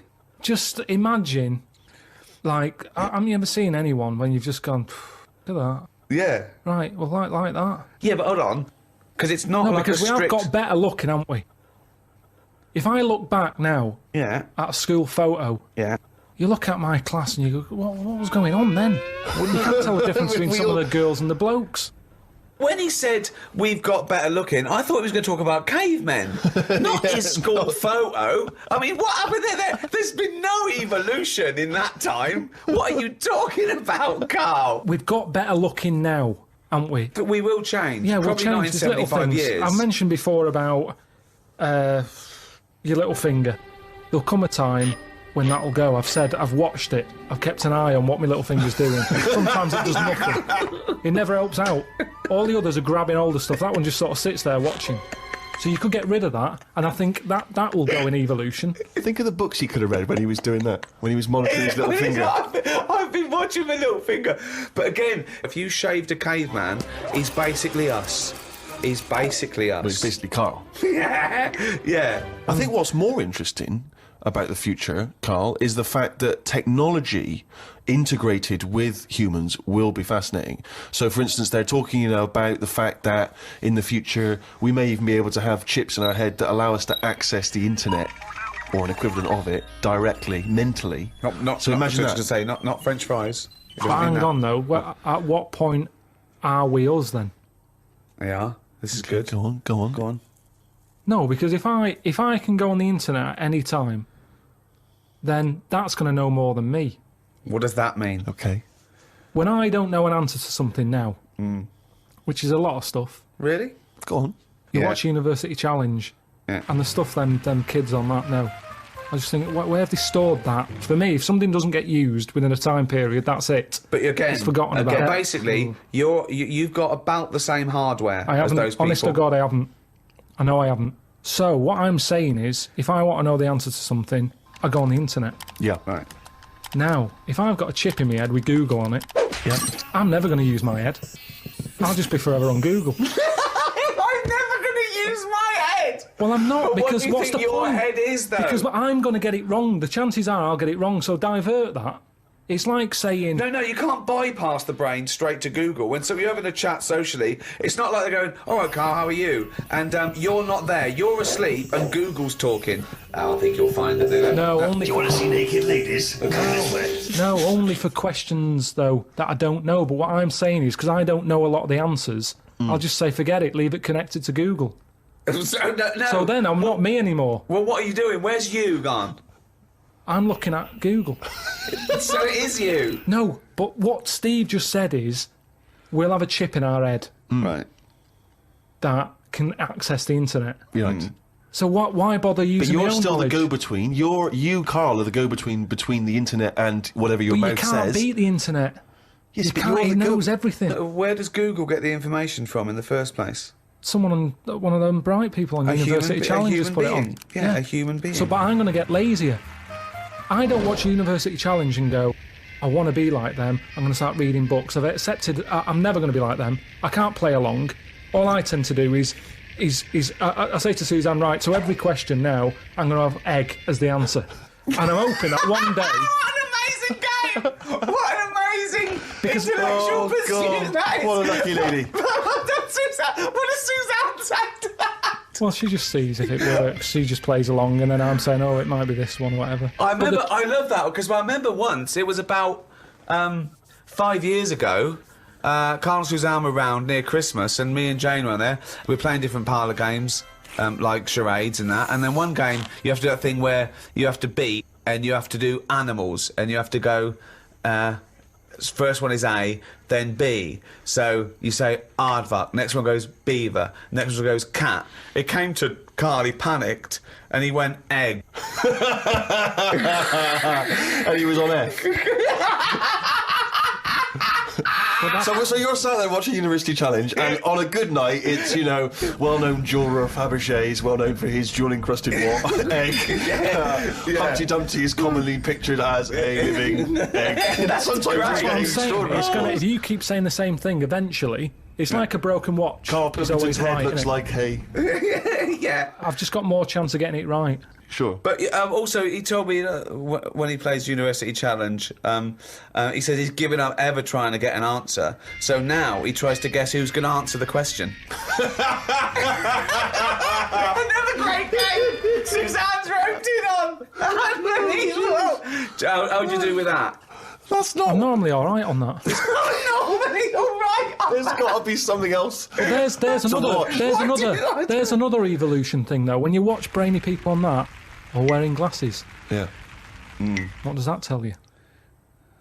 We are reading too much. We're wearing the eyes out, and that you can't argue with that because the evidence is there. Can. Okay, one more go. What do you mean? The chip in the brain isn't part of filling your head with stuff. The journey of filling it with that stuff. What do you mean? Whereas if you had a baby, the baby pops out, it cries a bit. You go, right, what do you want your baby to be interested in? And you say, I want it to be a plumber. You go, right, when it's 2, we're going to stick a plumber chip in its head. Right. Yeah. It's not right, is it? No. I don't know why you chose plumber either. Well, we still need plumbing. Yeah, I do we? know we do, but... It's odd that they would have chosen, but they've got such kind of small ambitions for their It's what his babies. granddad did, and they want the sort of the thing to go through the business. They own a plumbing business. They want the baby to carry on the business of the plumbing. They want the baby to be able to plumb. Well, what about this chip in the head? But you've made this But up. you've made the scenario They're up. not putting chips in babies' I heads. thought you said they were. No, what? When did I no, say that? I never said that. I think Steve's right, and I don't know. I haven't read it, but I imagine he's saying it's the next step in convenience with technology and an interface between a human and a research tool or fun. You know, computers went from being the size of a room to a thing you can wear on your watch. So the next step may be, you won't forget your Palm Top, you won't forget your iPod, you won't forget your laptop. It's in there. It's an interface. I know, but it makes us lazy. Carl, it's not a question of it's not that Google is now Carl. It looks like Carl, but it's just spouting little pop-ups about offers you can buy and cheap holidays here and there. He's not the man I'm married. Right, look at it like this. Jesus. Look, I see it all the time now. Go on. You go, where are you going, to someone? And they go, I'm going to Dorset. Aye. Oh, aye, what road are you taking? Don't know, just pop on the sat-nav. Now, that's a start, isn't it? Okay. Let's act that out with me, okay? I'm going away for the weekend, Karl. Are you? Yeah. Where are you going? Dorset. Oh, yeah. Are you getting there? Car. Oh, right, yeah. Well, which way are you going? Don't know. Why do you want to know? Oh, just making a friendly chat. I'm interested in geography. Which way are you going? Well, I don't know really. I've got a sat nav in my car, and I'm getting there. And what do you want? What? Bit lazy, isn't it? Well, I'm not a pigeon. I don't. I mean, you got an A to Z. Well, yeah, but it's on a computer. The A to Z. What's the difference between looking at an A to Z and? It's a bit lazy, though. Not really. No. Why? Why is it any different that I've got it computerized so I can go along? A to Z's a bit dangerous, isn't it? It's a bit. Don't go to A to Z when you're driving along. Clive, who are you talking to? Because we need to hit the road. We need to get going. Well, it's this fucking idiot who wants to know what road I'm taking, which is a fucking boring thing to ask anyway. Sorry, who is this twat? Because we really got to get going. He's a fucking dickhead. I think he's an A to Z salesman by the door. I mean, just tell him we're using the sat nav because it's the quickest, most efficient way to do it. It's the quickest, most efficient way of doing it. No, but look what's happened. Who the fuck are you? Would Columbus found America if he had a sat nav? Yes. No, he wouldn't. He'd have put in America and he would have taken it to He wouldn't. America. He only found it because he got lost. Now, if everybody just goes... Hold on. How would an undiscovered country be on a sat-nav? No. Go on. But I just What's mean... the difference between the sat-nav and the map in that regard? Because I've found some lovely little cafes on roads I've never been on. And I've instantly gone from finding a continent to a little cafe. I love that. Little greasy spoon. I am off to discover the unknown world. Where are you going? Well, I don't know yet. It's the unknown world. What are you taking? Just a boat. All lazy swim, you cunt. I love the fact that he's so Luddite now, he's annoyed at the sat-nav. I mean, you'd have probably given Columbus a hard time. Oh, got a compass. Don't you know where north is, you twat? I just think there's something in being lost. I never feel lost. I just think, I've had a diversion. Because you find new things. I'm forever going down. Suzanne's asking the French peasant where the. I just think, Columbus. All right, what's the most interesting thing you found when lost? Like I say, I found a shop that was like a fancy dress shop. Amazing. Do you need fancy dress stuff? Dressed you up never as go Columbus, out. went and bought a sat-nav, went to Dorset for the weekend. You never go out. Why do you need a fancy dress shop? That sounds like the one thing you would hate is fancy dress. Yeah, but I like looking at they have like a space helmet in there. Right, so you found a fancy dress shop. Where are you supposed to be going that you had time to get sidetracked and go in a... I think I was going to a meeting. Amazing, that's the last time! You don't want to get lost. Yeah, you don't want to get lost in a No, because meeting. I always give myself loads of time because I get lost a lot. I always give myself... Get a sat-nav. I'm just saying, that's how you find little treats along the way, and next time you pass it, or next time someone says, do you know where the fancy dress shop is? You go, yeah, I do. You go, I have no idea because I was lost. I didn't know where it was. No, normally I learn. I'm not going to tell you, lazy cunt. Have you got an A to Z? Oh, that's harsh. Yeah, find it yourself, you lazy twat. So... What have you learned? You keep going on about all this learning. What have you learned? What have you learned? Okay, sum up mankind's foray into the future. I want this. This will be the introduction to a book about the future. It will then be read in 100 years' time and go, Karl Pilkington was the most prophetic genius that's ever walked the earth. These are his words from 2010. Just some predictions that you think... Just sum it up. Just sum it up. I believe... Start off with... I, Karl Pilkington, believe that mankind in the future will... Okay, start off with that And then what? sentence. Just have like a top 5? Well, no, or just... Well, maybe just predictions. Just predict time. Okay, yeah. So and then a little thing to remember. And remember ye this. So I, Karl Pilkington, predict that in the future mankind will...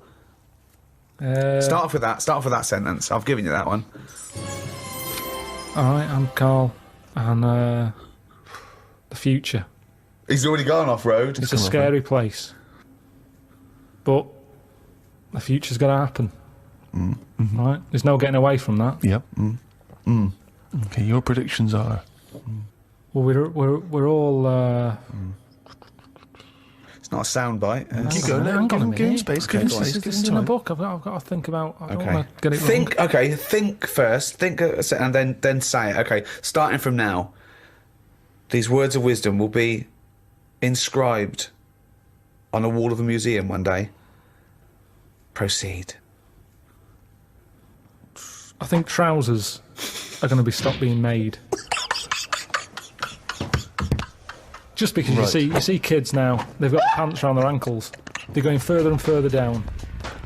So I think that's evolution, just getting rid of the trouser. Right. It's just dropping naturally. That's the evolution of the trouser because it's dropping incrementally Well, you see now, down you can the see arse. kids' underpants, so they're just dropping. Yeah. I think they'll get to a point when they just don't bother wearing them anymore. Right. Prediction 1. Okay, That's an amazing one. They'll stop making trousers in the future. Good. Okay. We're going to get weaker. That's already happened. They used to say, an apple a day keeps the doctor away. Now they're saying eat 5 fruits. Right. So we've definitely that's evidence. You can't argue with that. I'd probably put that first because he goes right. What's number 2? So swap that round. Okay, that's number Give 1. him the pants second. Yep. I'm gonna die. Okay, They number used 3. to say an apple a day keeps the doctor away. They used to say pull your trousers up. Now they say put them down. You can. I've never had such fucking dribble. Number 3. Right, number 3. Oh, the scholars are now waiting with bated breath when they find this old scroll, and they go, "Ooh, what can number 3 be?" I reckon we'll blend all our food. Oh God! No, because I actually thought then he was going to make a point about race. But he said, I never thought it would be. We'll blend all our food. like they do for babies, you mean? I just think when you think about all the stuff we eat now, cavemen chewing on big lumps of meat. Yeah. We had wisdom teeth. Yep. Now they say they'll take them out, you're not using them. Yep. Why are you not using them? Because your food's soft. Yep. Sorbet. Yep. Soups. Yeah. Everything's softer, Just isn't it? those When you get an two, avocado, they say, is it soft? Everyone's squeezing the food before they buy it. Yeah. No one wants anything tough. Yeah. So I think chewing is a sort of It's a thing of the the past. We haven't got the time to chew. Everyone's like, hurry up, eat that. You don't have to go out for dinner with Ricky. He's like, hurry up. Like, I'm still eating Well, it. he does blend his food, I think.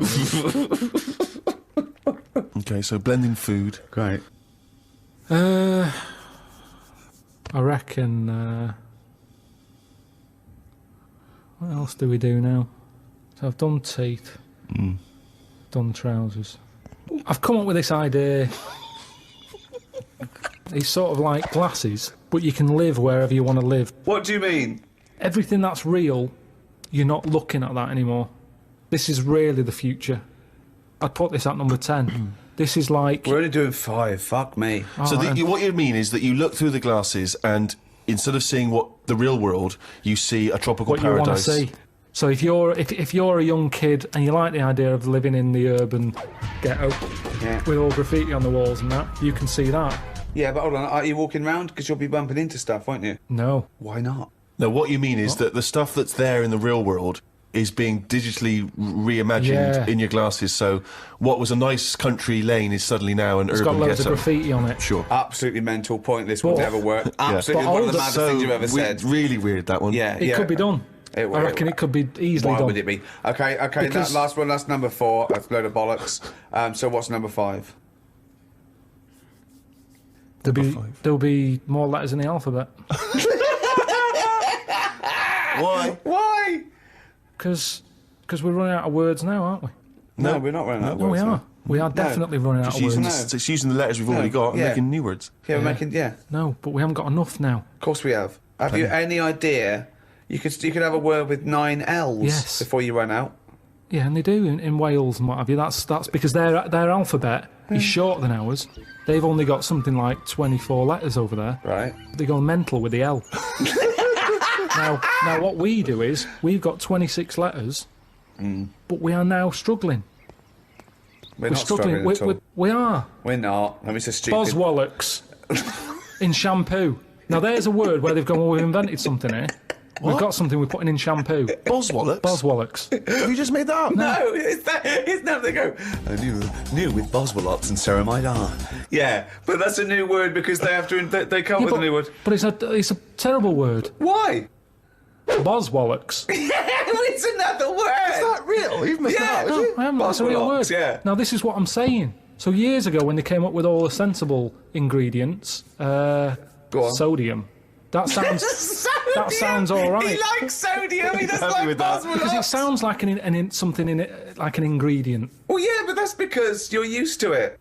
Is this a load of Boswallocks? Are you winding me up? No, the two of it's you? real.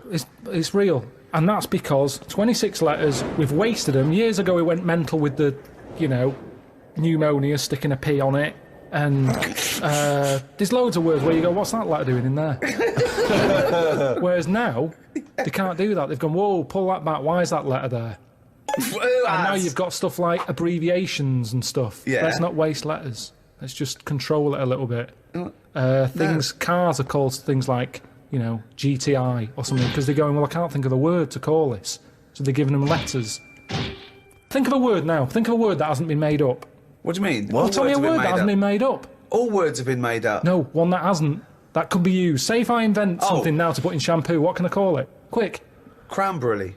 No, it's too close to that. No, we can't get that past the advertising person. Scrimpton. Scrimpton. Yeah. It took Ricky 2 goes and you accepted his second one. Well, I think we've sorted out the future.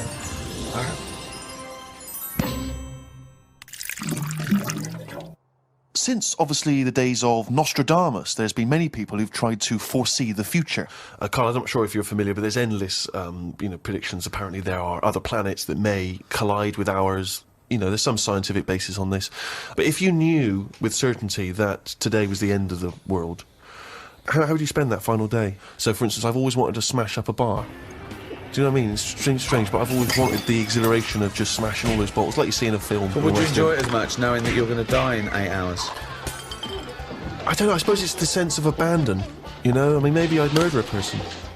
You know, Wow. just see, you know, I don't know, but I think I'd probably go mental. Because that's I've always been a very reserved person, you know, I've never got into a fight, I've never caused a rumpus. Yeah, but that's a worrying thought, because we don't have to have the end of the world for it to be the end of your world, because a lot of people know that they're terminally ill, so they don't go around smashing up bars and killing people. But I suppose I know there'll be no repercussions ultimately, because They're gonna the die next day anyway. everyone's gone, so Yeah, there's not going to be mourning families. But then how dare you deprive that person of his last 8 hours or 10 hours of life? I don't care, because it's the last day on Earth. What would you do? I've always wanted to kick a duck up the arse.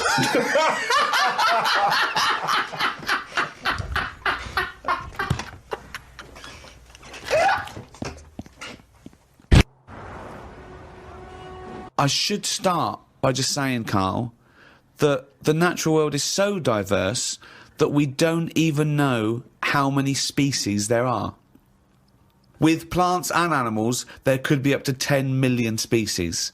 There are 37,000 different species of spider alone.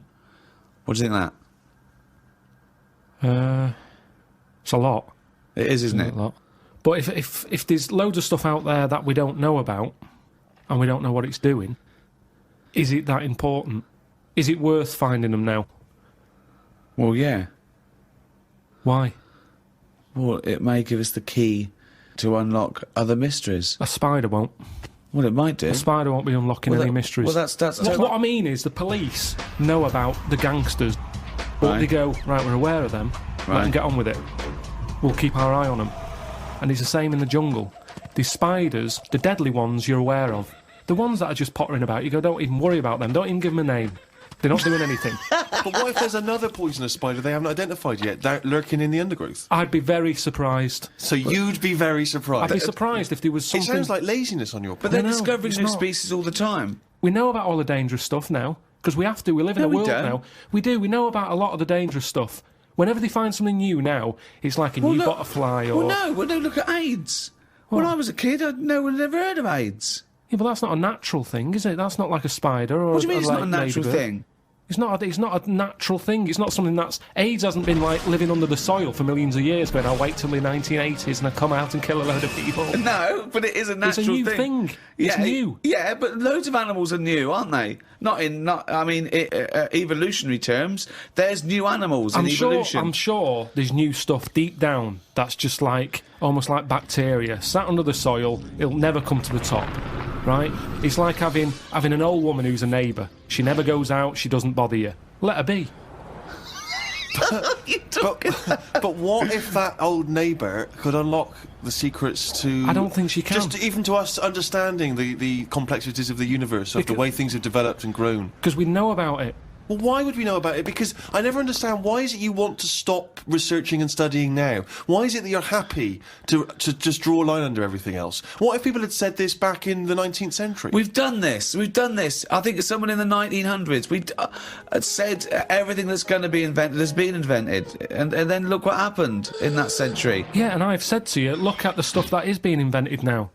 The frisbee and stuff like that. It's all stuff that Right. like, you kind of go, it's all right, it's a good idea, but we don't need Yeah, it. but the frisbee wasn't being worked on by the top brains of our generation. That was some novelty toy that some manufacturer made. Yeah, but it's like, look at the fuss we made over that fella who came up with a Dyson vac. Everyone was like, he's up there with Einstein. Well, he's not. It's a good vac. It cleans up floors well and everything. Who but said he's up there with Einstein? His one of- PR people In one did. of those programmes where they did, like, great inventions of our time, it was easy early on. You go, Einstein, Newton did this, Archimedes, Dyson. And they started to run out, because it is harder to come up with something new now. Because everything that's needed, remember, the things we've invented are things that we sort of go, we could do with that. Inventors don't sit there going, what can I make? Oh, I need a toaster. They've sat there, they've burnt the toast under the grill, and they've gone, I need some sort of device here. Well, that I can somebody- put bread in. yeah. And what can it do? I'll shake it like Necessity that is and the that. mother of invention. Yeah. However, there are people who sit around going, "Where's a loophole in the market? Where's a Well, niche?" here's something. About a year ago, I came up with a see-through toaster. so that you can see how much the toast is cooked. Right. I found it about 2 months after that. Someone had done it. So I'd just been beaten to the post.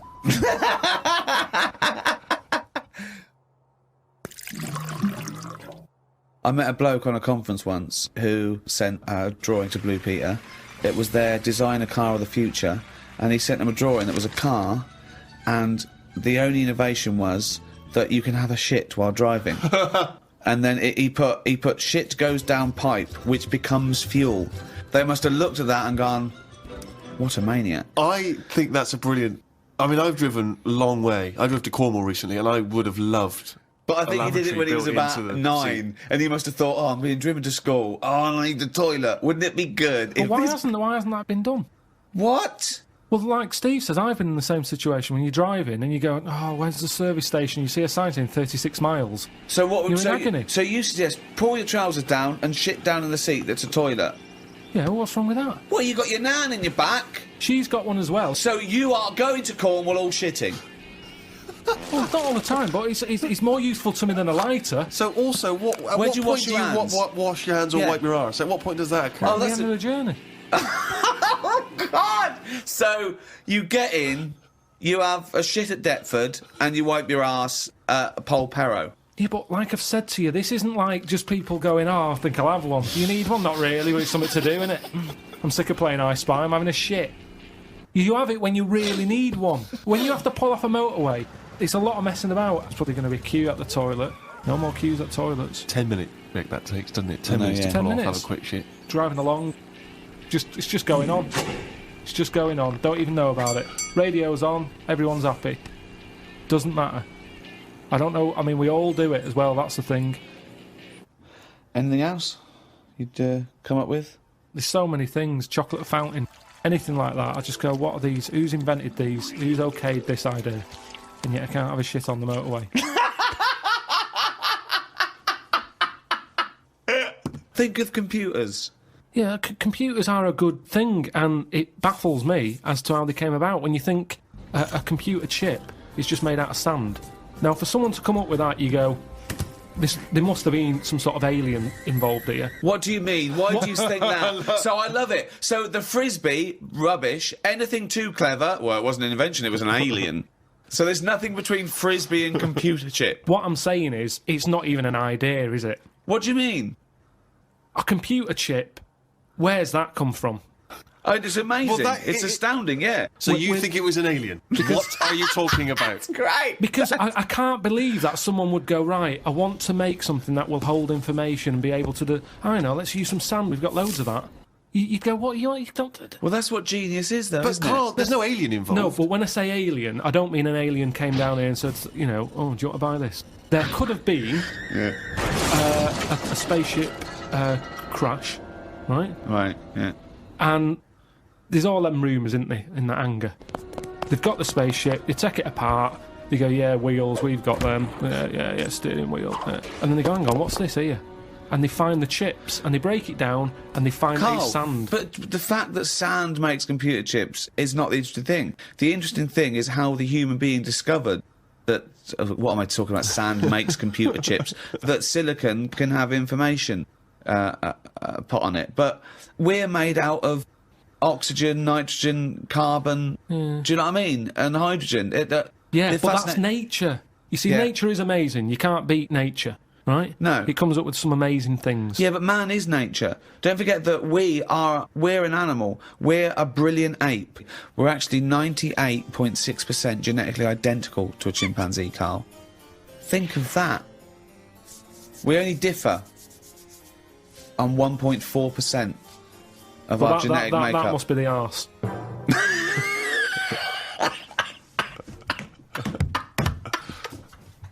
Because that's a lot different.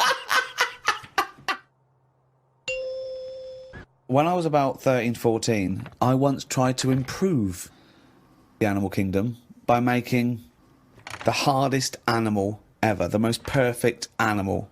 Now, just to clarify, you didn't, in sort of Frankenstein style, No. try and bolt various bits of animals together. It was a drawing that I sent to Blue Peter. There was no competition going on. You just thought they would be appreciated. I thought they'd look at that and they'd go, well, he's a genius. Yeah. This is like Da Vinci. Sure. And this is the animal. This is what I thought, the perfect animal. I mean, when I say perfect, I meant the hardest animal. This animal, it could take anything. It was just the strongest, hardest, fastest, right? Yeah. So, I started with the head of a lion. Of course, that makes Do you know what I mean? perfect sense. Roar, it looks good. Right, bite you, right? Okay. I popped that on the body of a rhinoceros. Okay, so it's got the toughness, the armour, if you like. It's full strength. Head of a lion. Think of that. So you've got this picture. Head of a lion, body of a rhino. Perfect. Okay? Hold on, though. Pop some arms on it. The front arms were the arms of a gorilla. The arms of a gorilla. So it could punch, grip, it could make stuff. The lion, I mean, that's where the lion falls down, because it can't make stuff. Sure. It can't climb, you know. So, okay then, wait a minute. You think that's got enough weaponry? Sounds like it. No. Pop on the tail of a giant scorpion. A giant scorpion? Yeah, yeah. So a scorpion that's the size of a rhinoceros? Exactly, so the tail was as long as that rhino. So now this is a scary animal. Yeah. And this is where the animal fell down. I thought, right, legs. Well, the fastest animal is the cheetah. Cheetah. Popped on 4 cheetah legs. 4 cheetah legs. It would have collapsed. Crushed under It the would have weight of the collapsed rhinoceros. immediately. So, Yeah. And you drew this, did you? drew it, yeah. Did you show it to anyone Yeah, other my than the- mates went, that's brilliant. Right. They said, that's brilliant. And then just sent straight to Blue Peter. Yeah. Any reply? No reply at all. Really? No reply at all. Surprised. What do you think of that, Karl? If you wanted to make the ultimate fighting animal, what would you come up with? If you had the power, like that fella in Arabian Nights, size of a chimpanzee, you could change into anything, but you could change into, you know, like that. I don't But think I'd go for strength and that. I'd go for survival. What would you do? Cockroach. No, I'd have like an armadillo's body. Right. Okay. I'd have a head of an owl. Right. The head of an owl? Yeah, why come on, why? What does that bring to the table? The head's there to sort of make it look friendly to the make it look human friendly. race. So Okay. because if you look half decent to the human race, they'll look after you. Right. That's the way it works, Yeah, doesn't it? With okay. the cat and the dog and all that. So the owl makes it look nice. Right. I'd have. I wouldn't have legs. I'd go for like the slug juice. What do you mean? So now you're a really slow-moving, legless armadillo with a head of an owl. Slithering along. How Yeah. is that going to be friendly? They'll see the beautiful face, but then they'll be terrified by the slug. No, because the head's that nice that they'll forgo the sludge. But hold on though. But wait a minute. So it's got this thing that's stuck, right, going at 0.1 miles an hour, with a going whoo, right? You come over, you kick the head off. How is this No, a because the survival? head can go into the thing like a tortoise. Can it? Yeah, of course it can. Into the armadillo body. Well, no, an armadillo doesn't do that. It just curls up into a No, ball. this isn't an armadillo, is it? So it's go Why on has then. it got the slug? Why Because is that so what attractive? I'm thinking is an armadillo. They're good when they're on their feet. Flip them, they get stuck like a tortoise. Right. Slug stuff keeps it down.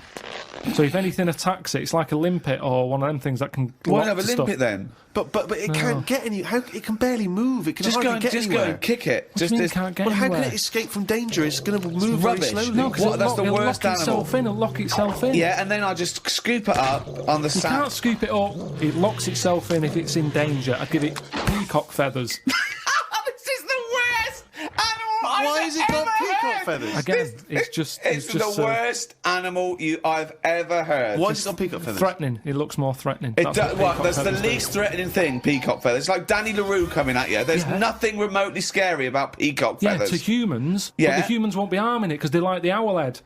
People will like to have these things in the garden. They eat lettuce. They eat lettuce. Why has it got a beak? They eat lettuce. He's telling them what it's going to eat now. The owl's going, fuck that, I want a mouse. I love the fact that he's based what it eats on the fact that how it moves a bit like a slug. Yes, Let it eat yeah. lettuce. It moves that and let it eat lettuce. Like I said, it's not that weird if that existed. If that was normal, like when you went out to empty your bin, he was one of them sliding up the wall. You wouldn't even double take. You'd just be like, oh, there's the owl head peacock feathered thing. I don't know why it's climbing walls in an effort to find lettuce. Yeah, why is it climbing up that wall? Because that's the only way it can see properly. Because its head's coming out like that. So even though you've designed this animal, now you're even extending its limitations. Well, it's mainly made as to be on walls. Because what else is living on walls? Oh, God! Oh, fucking hell! What a useless animal that is! Karl, I mean. But nature chucks up odd things, doesn't it? Don't. Why are we starting on this again? No, I'm just saying that is nature. Now and again, you'll get stuff that. Oh, was he looking at you? Yeah. Was he really? Look at his fucking head. Look at his stupid, round, fucking orangey head and... Oh. Why aren't you a freak? You've got a little bald head. We're not meant to be bald. Well, I was, I think. That's the thing. That's what nature's done. You see, I didn't do anything with my hair when I had hair. I didn't style it, I didn't do anything with it, and it probably thought, what am I doing here? Whereas people who love their hair, and they comb it and have different styles and look after it, they have hair for ages. Nonsense. No, nonsense, absolute nonsense. Well, you're saying that. Absolute nonsense. Well, it's a little bit weird then, isn't it? And that's what happens with old people. Once they lose their, will to live, once they lose the job, they get old. What's my purpose? What am I doing here? And it's like nature goes, you're not needed, and they die. Maybe that's what happened with the dodo. What's it doing? Can't fly, its wings are useless. Eat it, tastes horrible, kill it. No, they did Nature. eat it. I think they did eat it. Yeah, but it wasn't very nice, was it? I think they over-farmed it. I think that's why it was extinct, because they did eat it.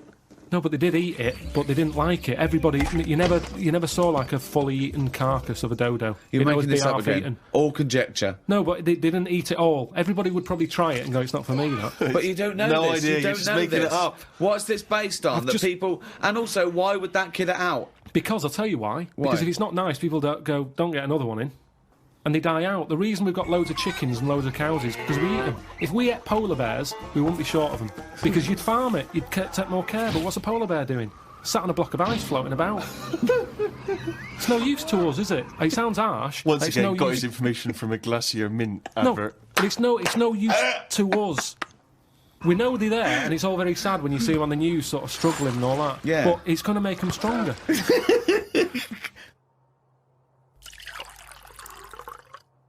I saw this trailer for this documentary that said the man who's having a baby.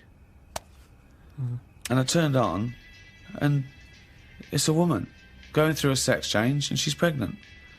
That's not a man having a baby. That's a woman having a beard. Having a breakdown. Why is that? That's a con. That is pure sense. It's a man having a baby. Look, world's first. No, it's a woman. It's a woman. What do you think of that? What would you do for your doctor? And I came to you and went, Karl, listen, I'm having a bit of a rethink of these. The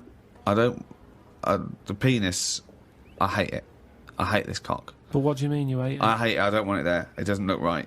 It doesn't look right. It just sits there resting on these fucking awful testicles that I'm going to get rid of. I want this thrown away. Yeah, well, it's, they're not a great look. I know that. Everyone knows that. It's just the way they are. I mean, if we're all being honest, they're an odd design. I don't think anyone likes their own, do they? That's why we cover them. They're not a great thing, are they? What's this not why we cover them, though, is it? It's part of it, I think. I think deep down, I mean, even if, I know you ate the Adam and Eve thing, but even if back then he was like, good God, cover them up. Even he had a leaf on. No, but listen. Right. So, are you thinking fundamentally, then, that aesthetically, the testicles and the penis isn't as good as it could be? What would you have there instead?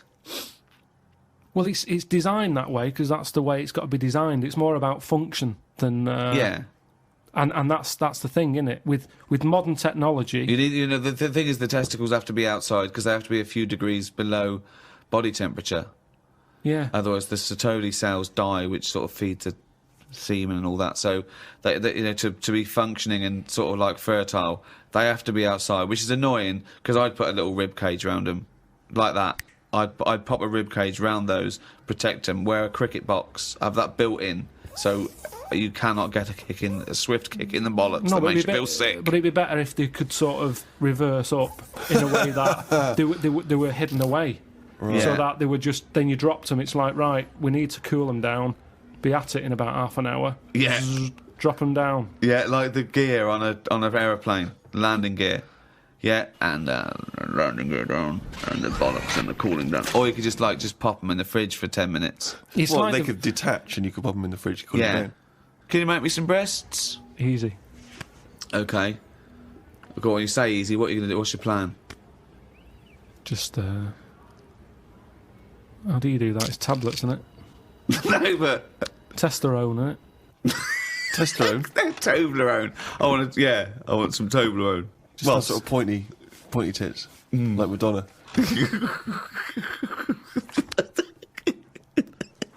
Where do you stop, though? Supposing I came to you and said, Doctor, listen, I like the bollocks, I like the penis, but I don't like them where they are. I want them in the middle of my chest. I want breasticles. Yeah? The arse, I don't like it round the back, I can't see what's going on. Pop that on the front where the bollocks were. I want my arse where I can look down and see what's going on. Can you do it? I think it's just easier to move the head, isn't it?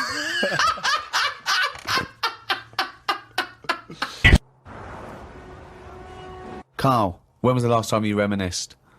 Well, my mum and dad have been round, haven't they? So, been Yeah. reminiscing a lot. Yeah. What were you thinking about? We're just chatting about Tic Tacs. One of the great memories, yeah. The happy memories. Now, I used to love them Yeah. when I was younger. Yeah. My dad got a load of them. What, Got- this year? No, Just no, recently? years ago. Years ago, Like right. years ago when I loved them. I said, I love Tic Tacs, me. Yeah. He met one of his mates. You didn't nick him from the sweet shop? No, No, that's what he you knew did, some yeah. mate who could get his hand on a load. Right. And he Thief, must have he was a got thief. about he must have got about 30 crates of Tic Tacs. 30 crates of Tic Tacs. Honestly, with like about 24 on each crate. We got them, stuck them in a cupboard under the just in the kitchen in the corner. Yeah. Now, I worked my way through about 6 crates. I was quite happy. When? In how long? I don't know, in about 2 weeks, 3 weeks or something. Right. And then after that, I'm getting sick of these. Right. Yeah. You were minty fresh, but you were sick. lovely fresh breath. Yeah. Yeah. But I mean, I haven't got that much more to tell you about it. It's just... What do you I So just just this, sorry, remember- whoa. Bear in mind, this was something he was recently reminiscing with his parents about. They were sat round, and we've already learned up to an hour could go by reminiscing. Sat round for an hour, talking about the great I've already Tic run Tac out of saga. responses. I've got Yeah. nothing to say about No that. opinion I about mean, that. I was nearly going to say, what do you do with the empty little flicky Tic Tac boxes? Yeah. But then you realise that that's utterly dull and boring. Well, and not of I any interest. was struggling. I don't know what this anecdote is, other than a bloke.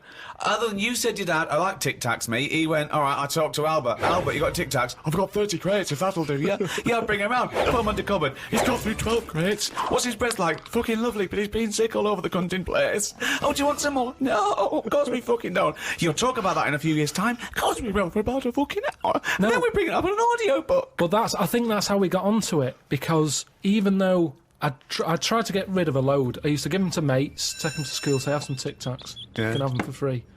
We used a load in the cat litter tray. No. No, we you did. didn't. We did. It No, was you just didn't. ways of getting rid of them. Jesus Christ.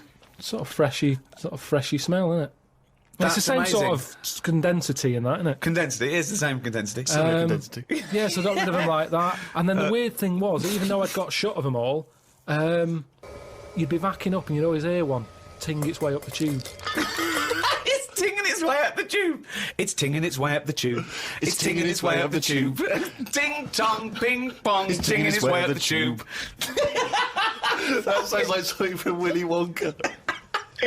Oh No, God. it's just I'm just demonstrating that because that's how many of them there were around the house. You'd drop them, they'd go in every corner and that, like Pac-Man or something. They'd be everywhere. You'd be backing amazing. up, tinging it up. Sheila's getting married. Hannah gets confetti. Don't buy any confetti. Go to cupboard under stairs. So yeah, that's a little memory there, isn't it? It is a Just little cropped up. memory. Now It's a really little memory. The strange Tic Tac house in Salford, where everything is made of Tic Tacs. Wow, that must have been a hell That's of incredible. a time you had with your parents there. The old Tic Tac No, but it's reminiscence. better. You see, you're saying, oh, what a boring story that is. But when I my see mum and you've dad... re-gravelled the drive. Yeah, smell it. suck, suck the drive if you want.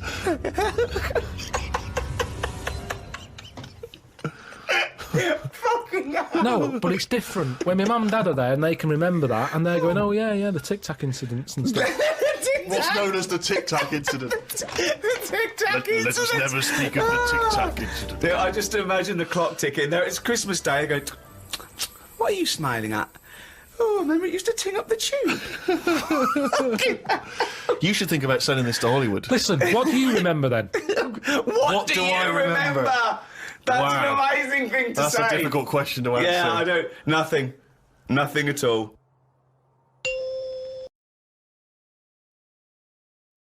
Download and listen to this on iTunes, Spotify, or your favorite podcast provider. Just check the description below. Karl, I know you like to be kept abreast of all the latest breaking science news. Did you read recently about the blind mice that they have been able to make see again? And hopefully they're whatever they did, which allowed these mice to be able to see again, they're hoping to be able to do with humans in maybe about 10 years' time, or at least begin tests.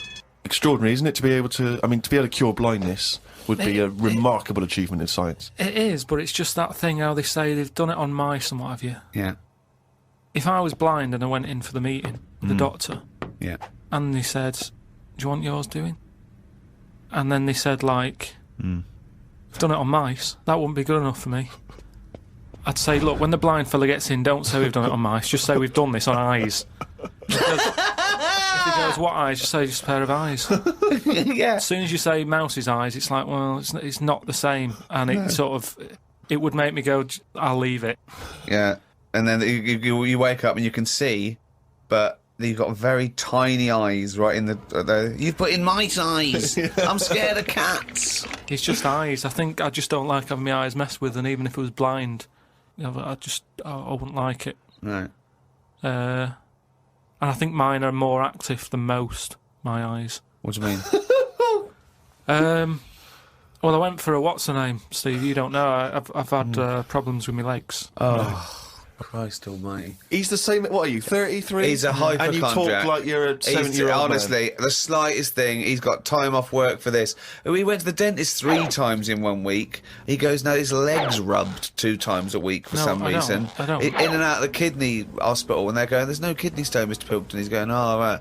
Christ almighty, do some fucking work. No, the thing is, I've been, in the last, 30-odd years, I've been working hard, and I've let my body get run down a bit. How have you, you're 30, what are you?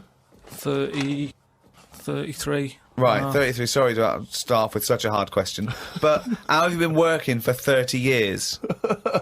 Well, I just have. I got on with it. At 3? At 3? No, I'm Well, you just didn't saying. get on with anything at school, did you? Because you were just pissing about. Yeah. You weren't working hard there. What was the first job you got? How old were you? I was 15. Right, okay, so you've been working for 15 years then. Okay, good, Yeah, right. but I had my paper round when I was 10, didn't I? And that was hard graft. That's why I'm bald and that. Getting up at 4:30. It all adds up, doesn't it? All adds up. So anyway, I kicked my height when I was a kid.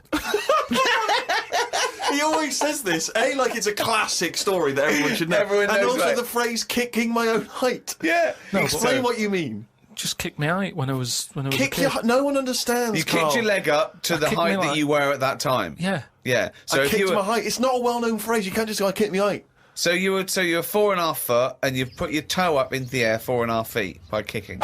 Yeah, but I landed on my back.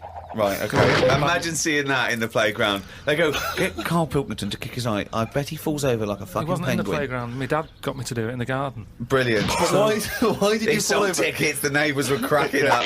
Yeah. Why did you fall over? Did you hit I just yourself in didn't, the I didn't head? have to kick my height. I mean, my leg got high up, but I was that chuffed that I got that high, I didn't think of putting my leg down again. What did it look like? What the fuck did that look like? He's got to think it all through. I thought it was automatic. It stayed there. You sort of stay balanced. Christ But you didn't almighty. think, well, I'm loving this. This is brilliant, but what should I do now? I got my leg up. I'll just keep it up. Whoa! It looked like a Hitler salute with his leg. What were you doing? So anyway, I landed on my back, Yeah. and I did some damage, I think. And it's because Definitely. of that. You sure you didn't land on your head? And it's because of that, all them years and what have you, Yeah. I've had like a trapped nerve in my leg. Right. So I thought, right, now's the time to have it done. Because when you get older, I mean, it was the kidney stone thing. Once you've sort of looked at, death and what have you. It just makes you think, got to start looking after Do you your think you body. could die of the slightly bad leg that you've had for 15 years? Well, it Do you just, think that'll eventually kill you? well, it could do if I can't run away from danger quick enough. Right. Again, you're thinking of Jurassic Park coming true. Well, whatever then. I'm just saying, you've got Yeah. to look after yourself. You know, if there's anyone listening could out always there hop. who's got a problem, get it sorted. I'll tell you what, That's all though, I'm saying. if you have to fight off danger and you kick them, put the leg back down immediately after. So anyway, I went to see this fella, to like a professional leg rubber. Professional leg rubber. Yeah. And he sort of said a few things that were quite interesting. Remember that time when we had a chat on the last lot of like podcasts? I said, am I in charge of my brain, or is my brain in charge of me? Yeah, do you remember what I said? That's the most stupid thing you've ever said. Yeah, well, listen to this then. So I go and see this leg rubber, Professional leg rubber, yeah. right? And he is professional. Yeah. Right. so Remember, leg rubber. You haven't said doctor at any point in this conversation. He's a leg rubber. So this however profound this is, it came from a man who is self-confessed professionally leg rubbing. not just legs. Does he do back, left and right? Or? back rubbing as well. He does it all. Right. Right. So I'm in Professional there, rubber. and I didn't mention about how I thought my brain was in charge of me and stuff. I'm lying there. He's bending me about and what have you. The first problem he came across is that my nerves aren't long enough for my Right. body. I don't know. My nerves aren't long enough for your body. He was lifting my legs up and I was going, right, whoa, stop that a minute, that's certain that. He's like, what do you mean? He said, I've only got them like just about... Well, that's your tendons. No, but your nerves are in your legs as well, and your tendons don't hurt, it's your nerves that kick in. It's your nerves that make you Well, go, yeah, that but they hurts. hurt because your tendons are being overstretched. Well, I'm just telling you what he said. Right, so he lifted the leg up, and I went, right, Was stop this doing above a that. laundrette, this surgery? No, it's a proper place. He had like towels and all that on Oh, okay. Oh, he's got towels Oh, there. okay, yeah. Yeah. So Definitely a laundrette. so I'm lying there. Other people's towels. He's got towels, underpants, yeah, bras. halfway through he said, you haven't got 20p, have you, for the dryer? Okay. So I'm lying there, and he lifts the leg up, Yeah. and I'm like, oh, that hurts a lot. So he said, oh yeah, short nerves. And I said, what do you mean? He said, your outside of the body is longer than your inside. Right, he doesn't sound like a doctor. He does not sound like a The doctor. outside of your body's Yeah. longer than the inside. So he had me lying on my front and what have you, and he was sort of crushing me back. Right. And he was going, does that hurt? I said, yeah. It was like 48 quid this as well. Putting me through all this pain and what have you. Well, you got some good advice, though. He said, you're pretty stressed. And I said, yeah. So it's, I've quite a bit of stress in my life. And I explained to him about the kidney stones and that. So, that's that. He went, oh, shut the fuck up. He probably said that. He said that's where you were probably got a lot of tenseness. And A lot of tenseness. Is that the phrase he used as a trained professional rubber? He's a doctor. He's definitely a doctor. So anyway, he said, do you relax much? You haven't got any Lenore, have you? I want these sheets to come out nice and soft. He said, do you, you should learn to meditate or something. He said, because you're all tensed up. We're living in a stressful world, as I tell me about it. So when I was telling him that I have problems relaxing, he said, that you're obviously the sort of person Who's gullible enough to spend 46 quid for this hokum? He said, you're the sort of person whose brain is in charge of them, rather than them being in charge of the brain. So all you did was you met a person as stupid as you. Yeah. No, but I thought it's interesting that this is what he does for a living. Yeah. And he picked up, that was the first visit, I'd only been there about 22 minutes. Yeah. You get half an hour for 48 quid. Right. But he picked up on that within like 15, No, he saw a 20 right minutes. fucking sucker coming. No, he did pick up on that, yeah. But anyway, don't go to him again. The reason, I am doing, I've got locked into it. I've got to go at least another 3 times. Why? And try to What get do you out mean? of it. I don't know. I didn't realise that you have to have a minimum amount of things. So what I'm saying I can't is, wait. What's the wisdom he's going to come up with next week? That'll be brilliant. I will kind of, yeah. No, but what I'm saying Your is, blood's paranoid. we were talking. You've got jealous bones. You're the sort of person whose stomach's hungrier than you. What absolute fucking nonsense. Yeah. Do you know, like how we were talking about eyes, weren't we? He said the thing is, you've got to be able to relax, and the way to do it is to focus. Right? He said, I said, what do you mean? He said, when you go to sleep. You're the sort of person whose eyes can see further than you can. He said, when you go to sleep. Close your eyes and see. Instead of just leaving them open, staring at the ceiling. Carl, keep breathing. Yeah, keep breathing. Close your eyes. You're not dead. It may seem like it, but you're not. You're just asleep. So he said. Oh, fuck me. He said, what you've got to do when you go to sleep, focus on your toe. Right? Okay. He said, and just think about nothing else. I said, He's a witch. So you'd put a toad under the bed? No, he just said focus on the toe and see how you go on and what have you. Next time you come in, let me know. Anyway, I gave this a go, focusing on the toe. So what does this mean? You mean you sat in bed staring at your toes? No, this is it. He said, like, lie down, Visualising shut it. your eyes and sort of look at it, sort of thing. So I was lying there, and it just wasn't working because Oh, Karl, this isn't medicine. I was... You even were though thinking my of a eyes, finger. Well, no, He found out he was thinking of someone else's toe. Next day, doesn't someone work. called up and said, Karl, my toe's better. no, the problem was I was still using my eyes even though I had them shut.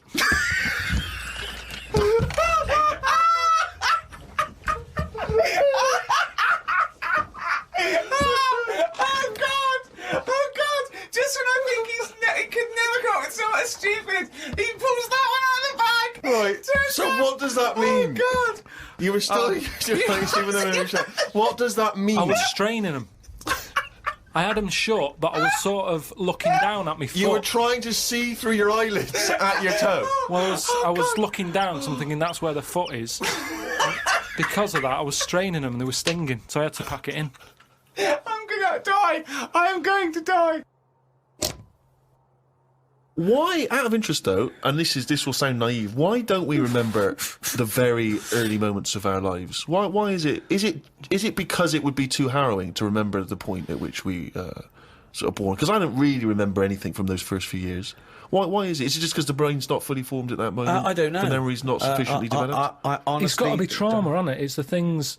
Again, we were talking about me being younger, and the youngest I could remember back to was 1978. How old were you then?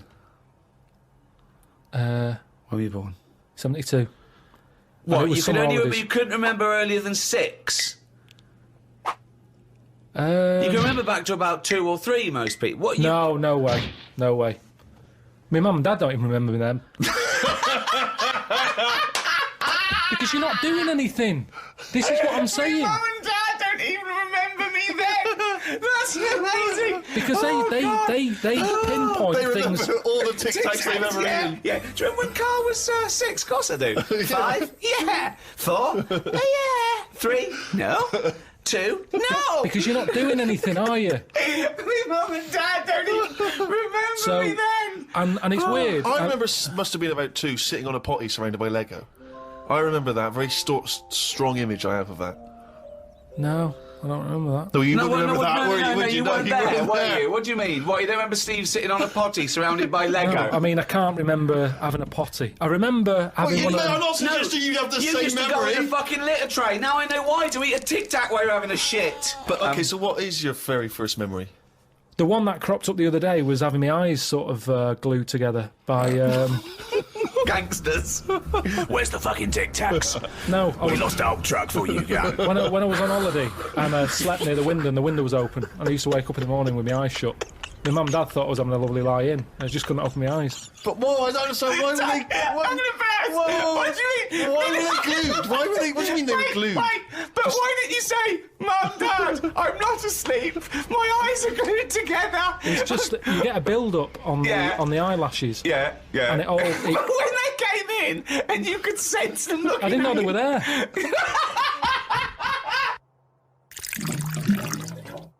I went to, what's the name? Harley Street. I went for a check-up. And, like a medical. Posh, you know Harley Street, it's like it's the top doctors, isn't it? I've never been before. Yeah. All posh buildings and that. Went up to the counter. I said, I see the doctor. They said, name, yeah. Give us 10 minutes, go and wait in the waiting room. Dead posh waiting room. Dead fancy. Big leather furniture and that. Yep. Loads of magazines. I mean, like a newsagent's. Yep. In the middle of the room on a table. Loads of them. So I'm looking through and there's the top quality ones. Your Esquire, GQ, Classy, Yacht Weekly, all that. Country Life. Boys. Boys. There's one there, yeah. Boys. What's that? Right, lifted up like the one on top of it. And it's like Boys with a Z. 2 fellas stood there. Looking, sort of Italian looking. Yeah. Right. Dungarees on. No shirt though. No shirt, just dungarees sort of unbuttoned, hanging down a little bit. Sure. So no one else is about. I'm never going to buy a magazine like that. You're going to tell us you looked through a gay magazine? I had a little look just because I thought, like I say, it's one You're chance. always looking to learn, aren't you? You're always looking to learn. Yeah. Always open. There might have been something in there that I go, right, I get it now. I understand why they like doing that or whatever. Yeah. Right. So she said I was going to, 10-minute wait. I can have a quick flick through. Picked it up, had a look. Still none the wiser. Why? Well, what did you see when you opened it up? Just loads of. Like I've said to you before about, I don't know why they like looking at knobs when they've got one of their own. Right. There's no right. surprises there. You're not going to go. Oh, yeah, Sure, that's yeah. nice. Some had like car oil on the face. Knob out. Yeah. There was someone sat on like one of them square things of hay. Oh, yeah. Sat there, sort of sat on it, straddling it. Yeah. That must have been uncomfortable. Again, knob out. Yeah, just looking like it's normal. That's Sort of crazy. like No that. farmer walks around like that. What's the other one? There was motorbike. They always like them. Yeah. No, I'm going through and then like the content is all puns. Right. Everything was to do with knob. Right. That's the only bit they're interested in the male body. Look at this bloke It's straddling not- this huge throbbing thing. The bike's not bad either. Yeah, Yeah, all that, yeah. loads of them. It was just cock, just 100%. Like let's just talk about the knob. That's a good name for a gay magazine. 100% cock. 100% cock. Did it not at any moment sort of maybe slightly unnerve you that the doctor might come in and see you reading boys? No, because I wasn't. What about if I walked through? Because I remember once when you were in hospital about to have a tube going down your knob and you were sitting in your pants with stockings on and I walked through and you were horrified. So what if I'd have walked in then and went, Yeah, Karl, what are you I doing? would have just said, look at this. Look at this, it's free. And I said, why did you bring that with you? No, I would have just said, look, does it look like I brought it with me? Look at this. Yes, it does. Well, Because what- what? So you look at... you would never see a gay magazine in a doctor's waiting room. So I think you bought that and pretended that it was there. That's the thing. I was amazed by that because there was no there was no Mayfair or anything. They just catered for if you wanted a bit of knob action. It was really. I could have complained. So if you're gonna have this, where's a bit of the other? Yeah. You had a bit of this. Where's a bit of the other? I know one of the things that they had, and I thought they're really struggling with ideas. They had a Sukoko. As in Sudoku. Yeah. Sukoko. Surely Sadico is better. No, because it was like Sukoko. Yeah, but it's Dick as well. Sukdiko. Yeah. What? And it was still a Sudoku style puzzle, but it just had that name. Yeah. Yeah. It's just So everything. It was just Sudoku, but called Coco. That's amazing. That is amazing. Now, if I was gay, do you know Let's they have say... a game of Lubo. Let's have a game of Knobopoly. Noberation. Noberation. Let's have a game of chess. Cock.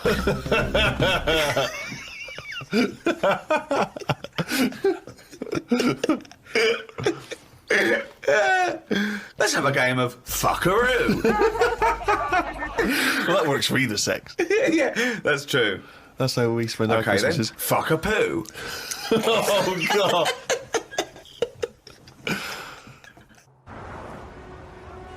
The number of times I find a theory that he said in gobbledygook, but it's true. I think that I think he's been dealt a bad hand in the brain department. Do you know what I mean? Yeah. Thoughts, Karl? Well, your brain's in two bits, isn't it? Yeah. And I wonder if one half is really good, the other half's messing it up. Yeah. That's That how I could be feel the case. That sometimes. could be the case. Yeah. Well, it is split into two. Yeah, and they are responsible for different things. Yeah. It's like these sort of families where there's a kind of really bright kid and then a sort of wayward child who just gets into drugs and stuff. Sort of like that up there Yeah. in your head. Because you have quite sort of out there nebulous thoughts, and you've got a lot of common sense, haven't you? And just having that other sense of this is dodgy. What spider sense? Just that sense where you just go, I don't know why, but something's telling me we shouldn't be here. And you go, all right, let's go. And you move from it, and you don't know what that is. Yeah. You don't know what's decided that. It's like when you're lost a part of my brain's got me lost, but then there's another bit that I don't know what it is where they go left.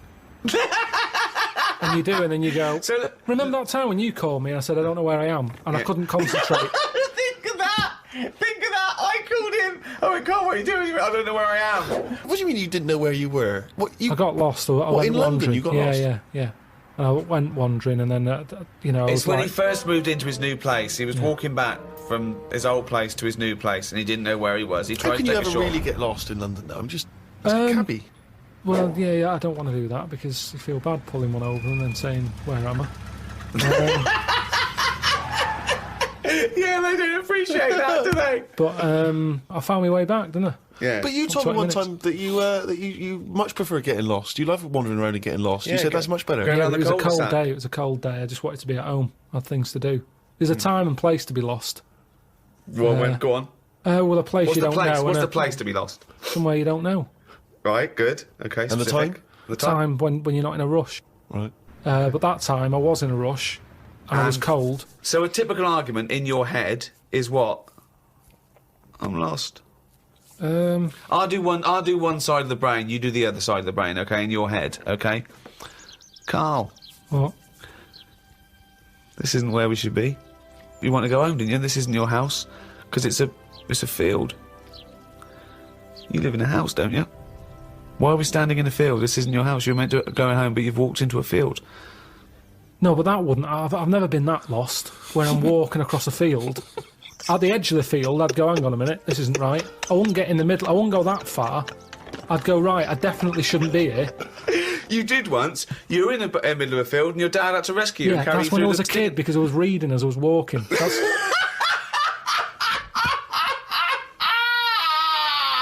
And he never read again. but there's another sense. I was in the middle of nettles there. Yeah. I'd walked. It was at my brother's wedding in Cornwall, and I was walking near a cliff edge. Reading a book. And okay, so okay. Walking.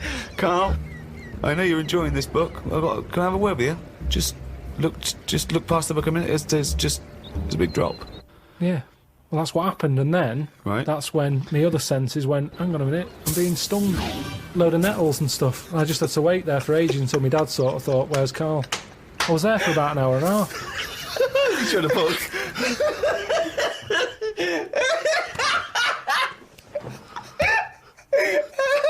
Fuck me like a cartoon. But why are you wandering off reading a book when it's your brother's wedding? No, this was like, we were in, I think it was St Ives in Cornwall. Yeah. Yeah, it was in St Ives, and just, it was a nice day and that. There was no telly in the place. It was a horrible house. It was haunted, actually. No, honestly. No, not honestly. It wasn't haunted. There's no such thing as ghosts. So you saying honestly it was haunted means fuck all. It's the weirdest place and weirdest sensation I've ever had. I spoke to a woman called Mrs. Battersby, Right. who sat on my bed keeping me up all night.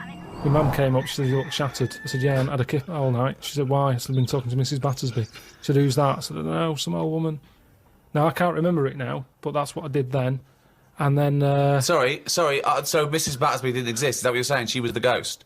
yeah. Wasn't the landlady. No, there's no landlady. It's a big house, Right. about 12 bedrooms in it. Right. Dead cheap to stay there because it was a wreck. My Were mum you and dad ill? went Were out you one ill? night. Did you have flu at the No, time? I had nothing like that. I just... So you were sitting up, but you were awake, and you were having a conversation with Mrs. Battersby. What did she look like? I can't remember. I can't even remember having the chat now. Right, But so- at the time, I was like, oh, she just doesn't shut up. Chatting all night. So you don't remember this happening? Or you do remember it happening? No, I remember that, like, if I see my mum now and I mention St Ives, she'll go, oh, yeah, Mrs. Battersby. She remembers coming in, because she was older than me, wasn't she? So, to Who? her, my mum. Was she? How old was Mrs. Battersby? She was older than both She of you. was old because I'm calling her Mrs. Battersby. If she was my age, I'd probably say, oh, it's Susan or whatever. Right, sure, You Miss call Bat- older Miss people Battersby. by the surname, don't you? Yeah. Anyway, so she kept How me old up all were you? night.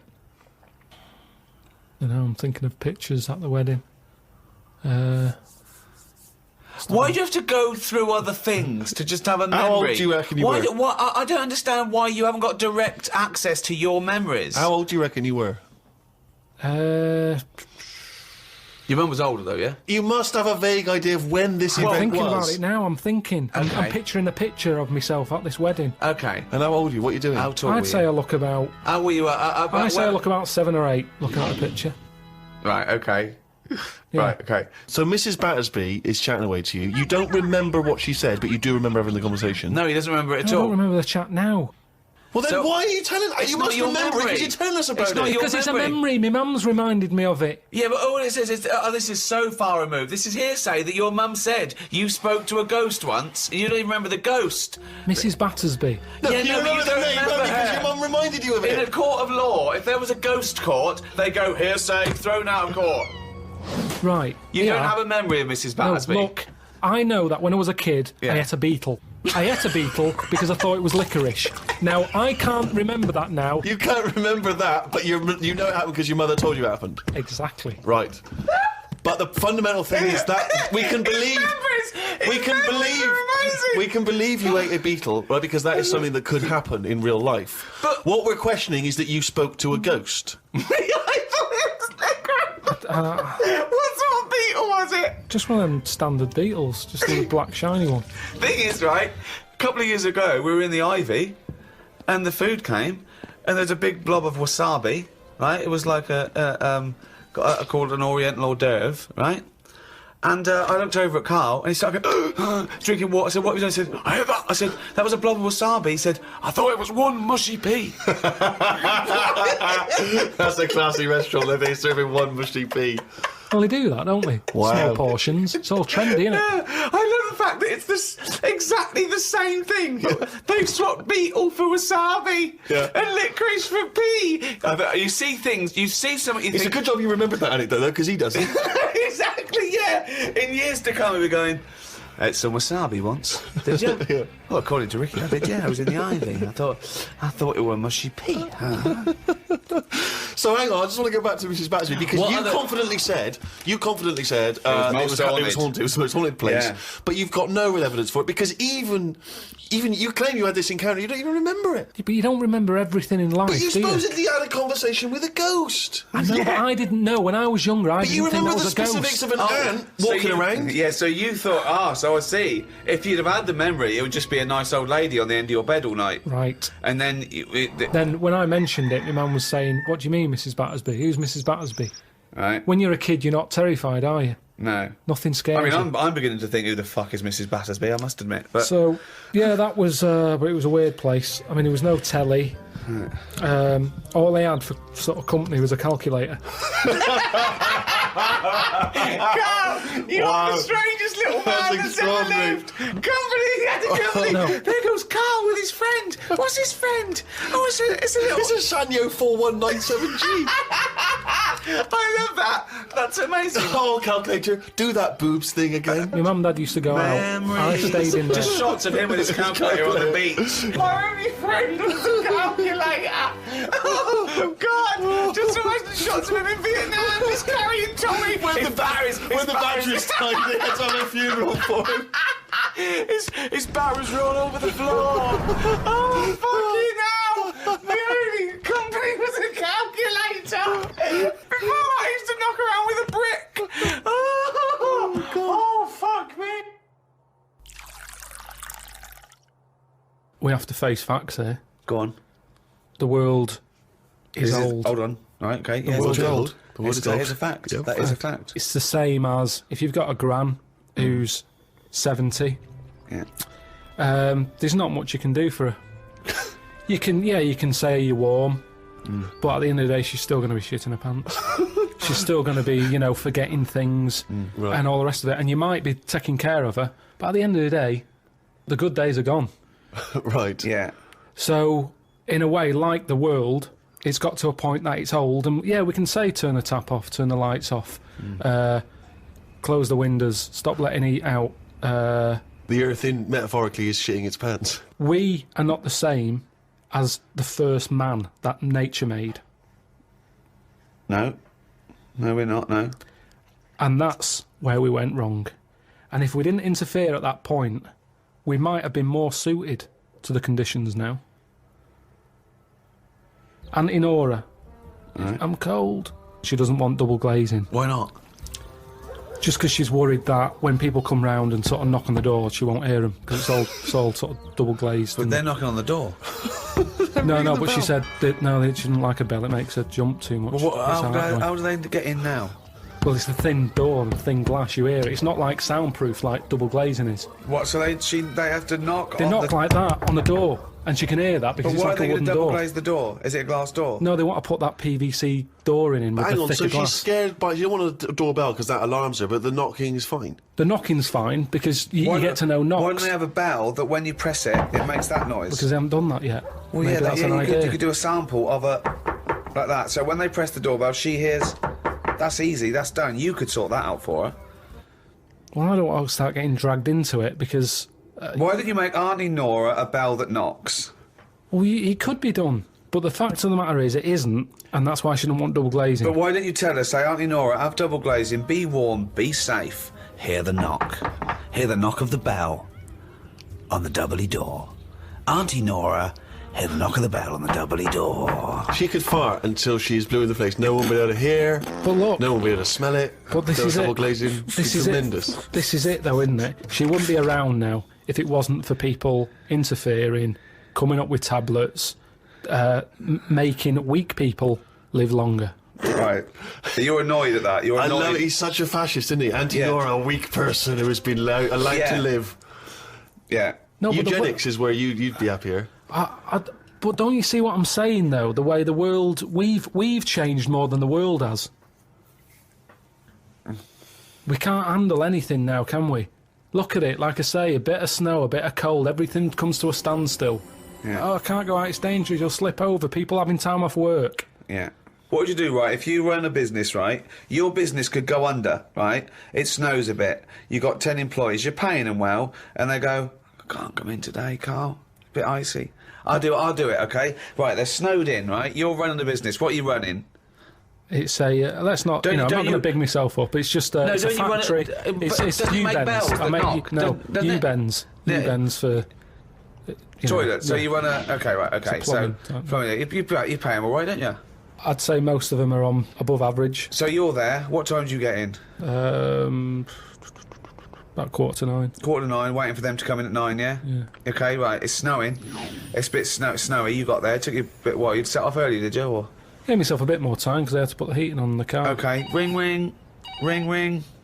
Hello, KP Plumbing. Oh, is that Miss Pilkington? Yeah, it is, yeah. Who's that? It's Sheila.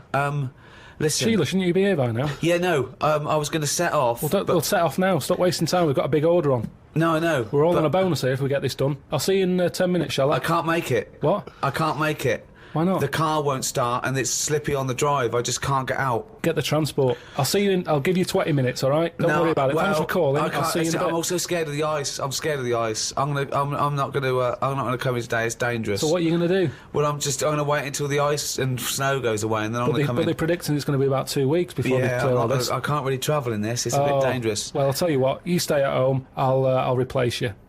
Because I need someone to come in. What, you're firing me because I can't get into work with this?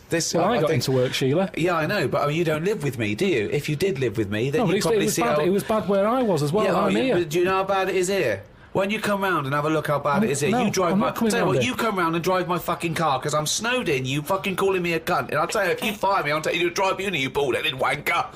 Right, you're fired anyway for that. You're in fucking trouble then. Right then, see ya.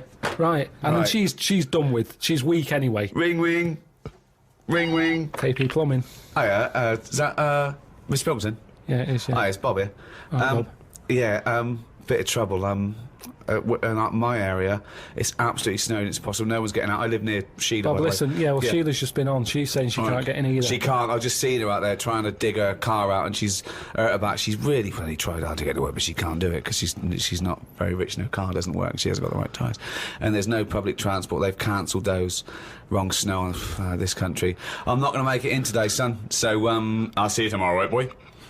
Well, no, you're saying you'll see me tomorrow. Yeah. But you'll probably call up tomorrow with the same thing. Well, only if it's snowing still. Now, listen, it might not I can't run a business like this, Bob. Yeah, it's not my fault, is it really? So go round to Sheila's and like slag me off if you want. But I'll tell you what, you're not coming back here. Oh. Fuck off. One chance. Give him one chance. Well, you didn't even give him one chance. No, because they'd done it before.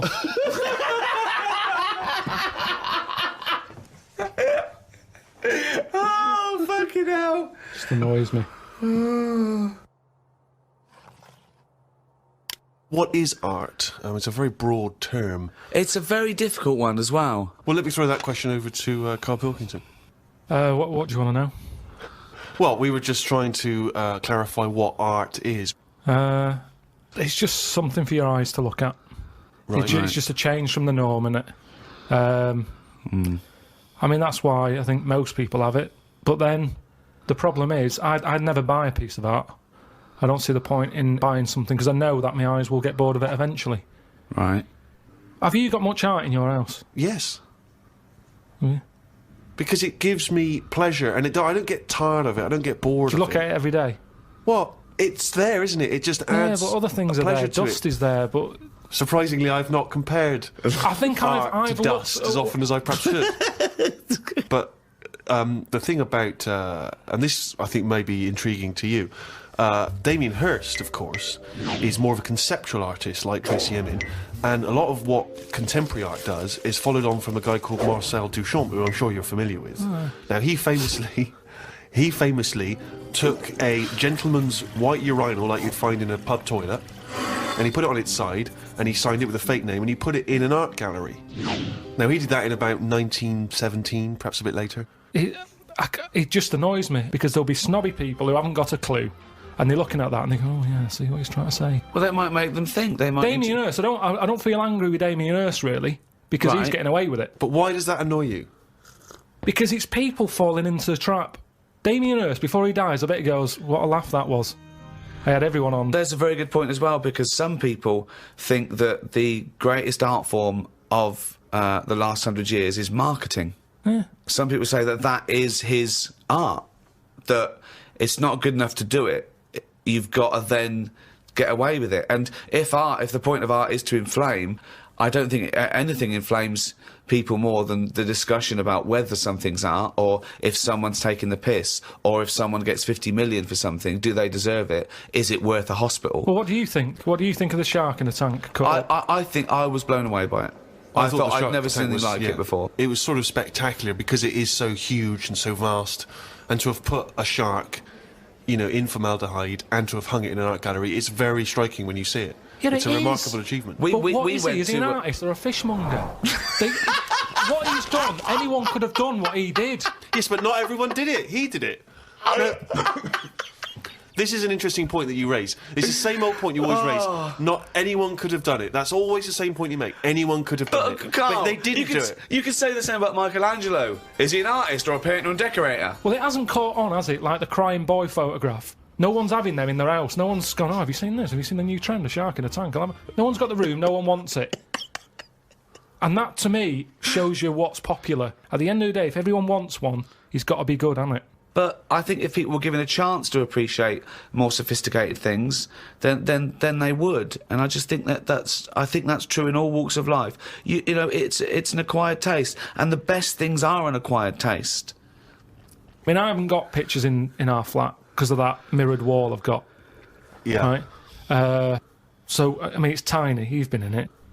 Got windows on one wall, door to get in on the other, kitchen on the other, mirrored wall on the other. So there's No nowhere space for there. art. There's no space for art. I'm intrigued how you sit at home. Where's the sofa? At home. Yeah. Facing the mirror. So you sit looking at yourself all night, Yeah. as opposed to a painting. Yeah, but at least that changes each day. No, it doesn't. It does. The picture No, changes. it's not. It's round and miserable every fucking day. No, honestly, it's good to, because you don't look at yourself otherwise. Especially me, I haven't got any hair to comb or anything, so I don't look in the mirror as much as the normal person. So, whereas now, I'm looking there every day. So you're sat at home staring at yourself? No, because the telly's in front of the mirror.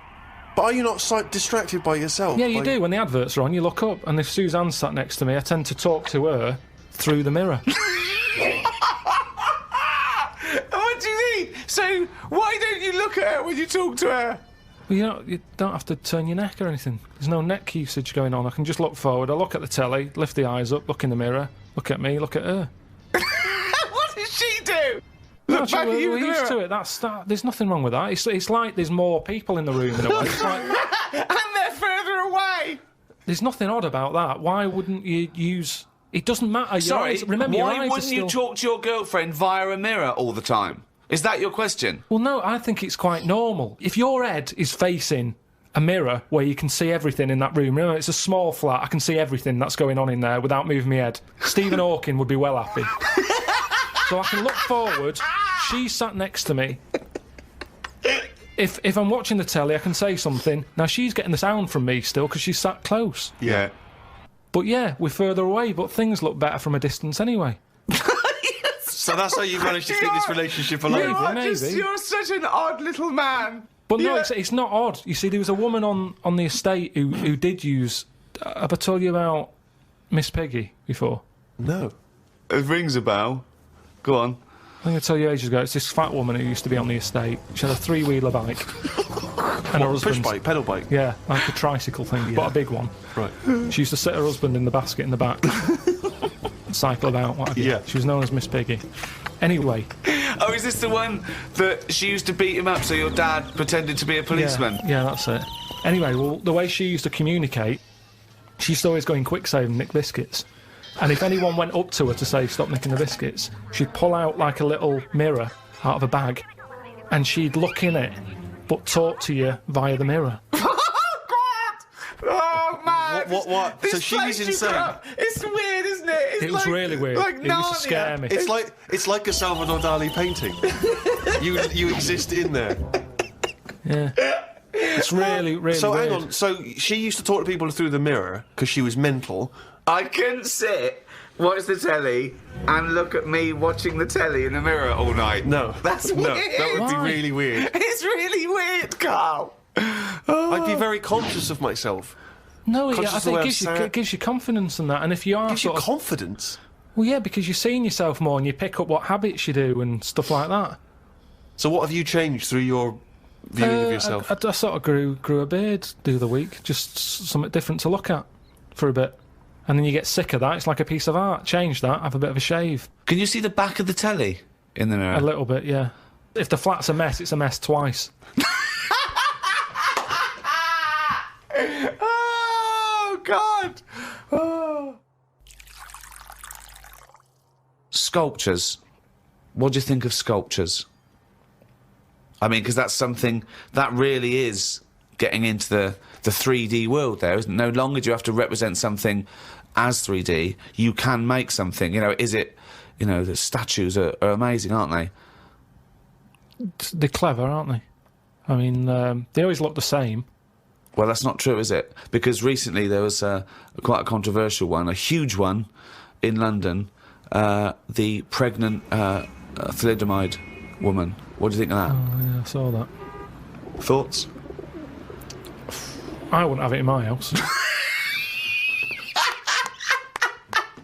Well, there wouldn't be room because it would just be you, Suzanne, and a pregnant thalidomide watching telly. I don't know what he was trying to say. It's... Maybe she was saying, OK, we've had the human form. This is an example of the human form. Yeah, but do you think she started off trying to do normal and it was like, oh, chipped a bit off?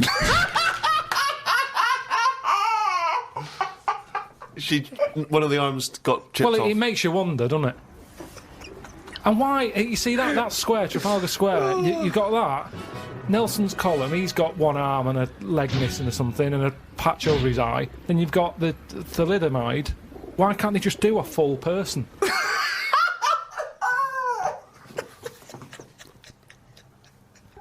Well, that was what they saw. That was what the artist saw. It's about confronting us with certain preconceptions of what we expect of the human form, what we expect of sculpture. And it's probably a little ironic comment as well on the famous Rodin.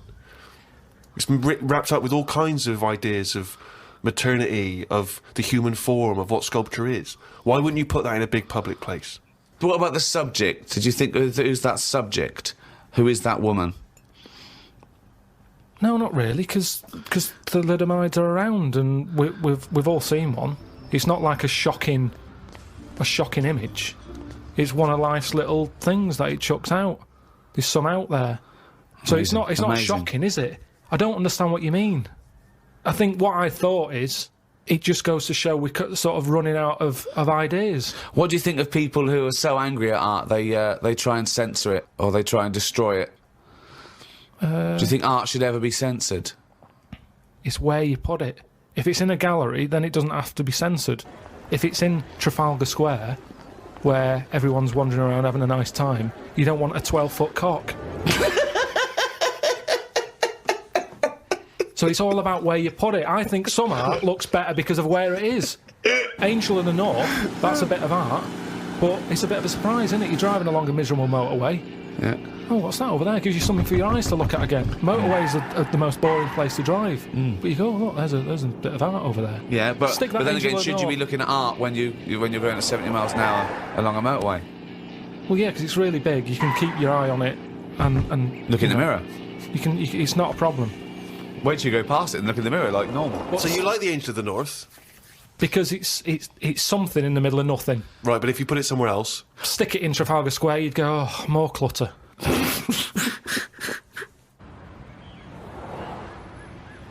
I remember we were shown the cartoon version of Animal Farm when we were about like 15, 16.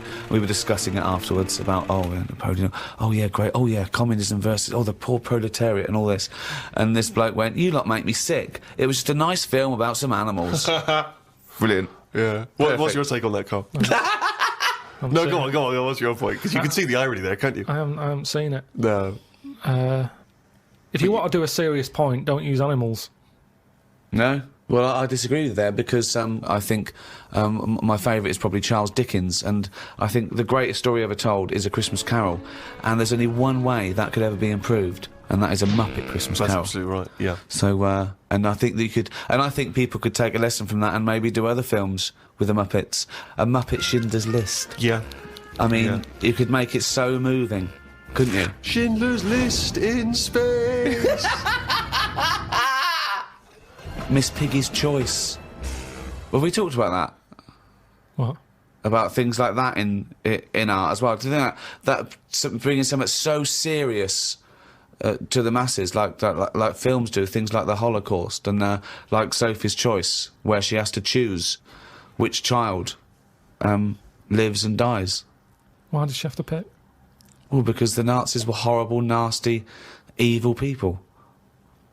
And which one did she pick? I don't think that's the point.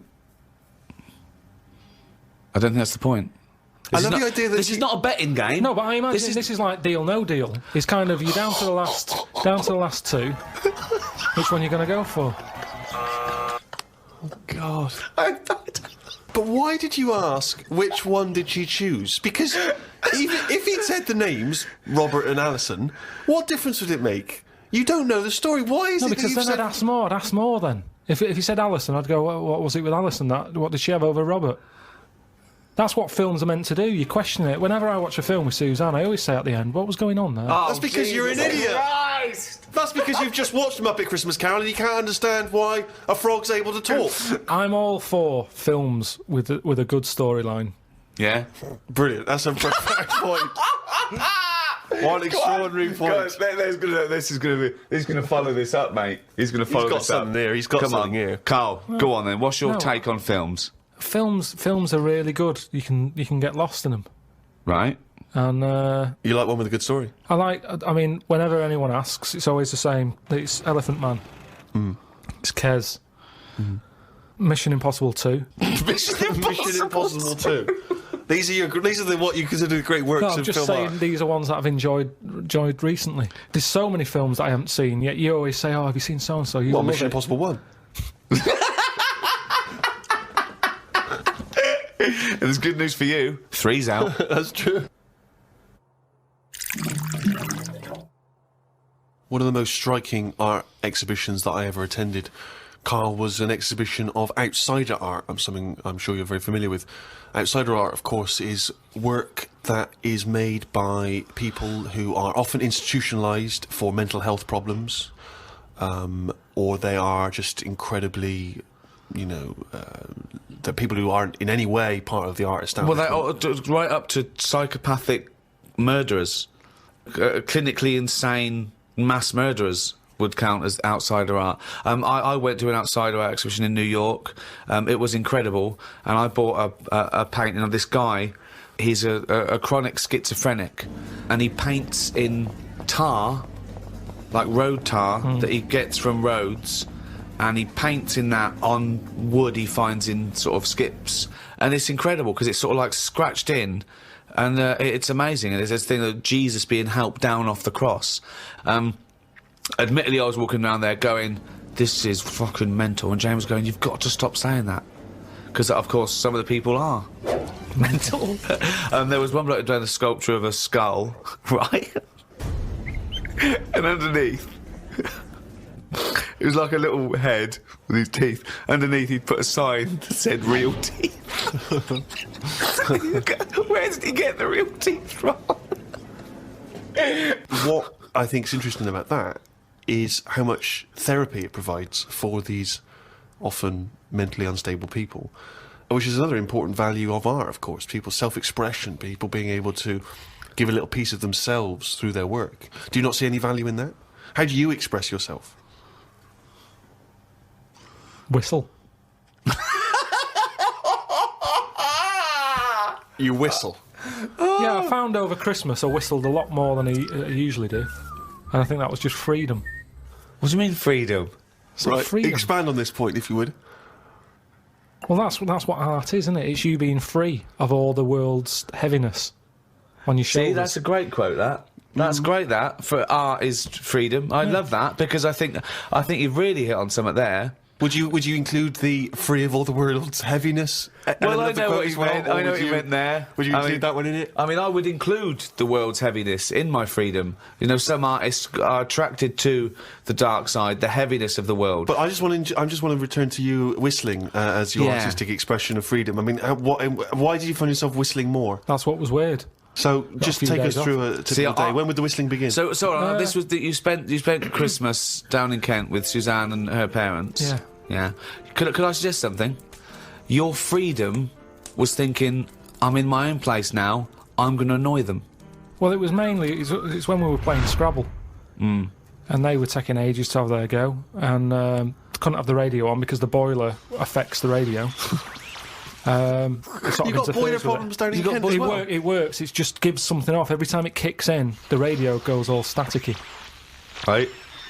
So I just was sort of supplying the soundtrack. And what kind of things would you be whistling? It was like... I just sort of did a whistle medley.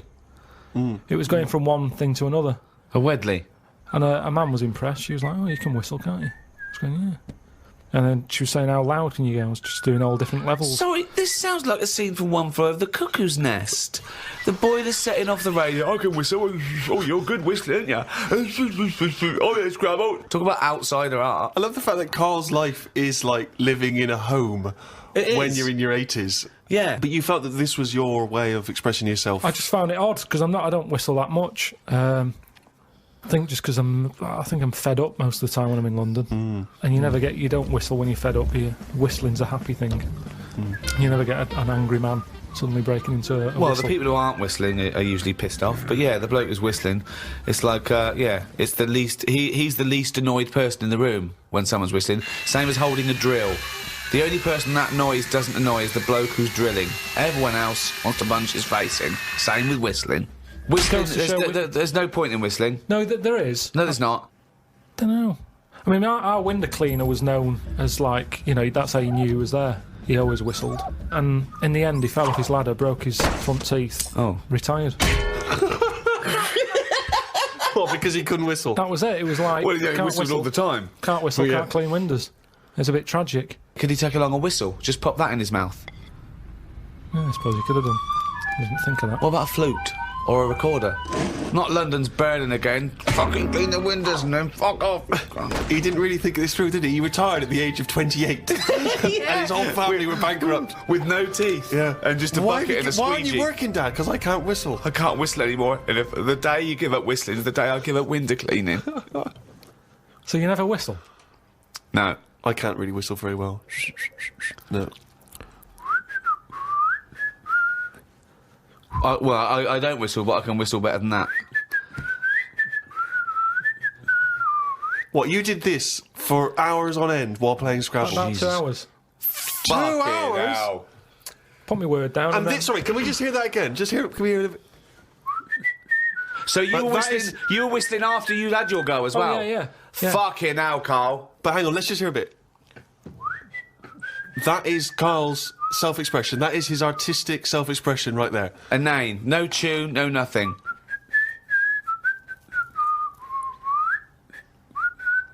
There's mental patients who have smeared canvases with shit who have expressed more than you have in that. Yeah, but it's not about other people. I'm not there to please other people. Right. You're there to annoy them. What was the best word you came up with in Scrabble?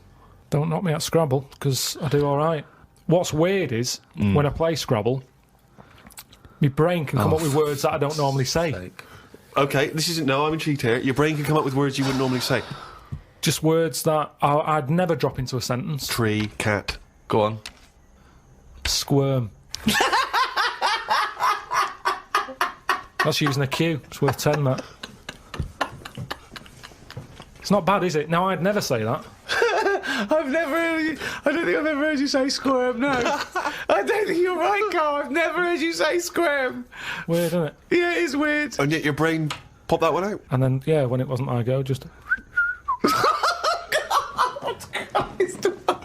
Anyway, so that's sort of doing art for yourself as opposed for other people. I don't think you can count what you just did then as art.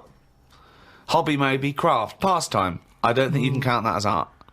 I'm not being funny. I'm being a bit snobby here. But I think there's a difference between Beethoven and... Squirm. There's a Q in that.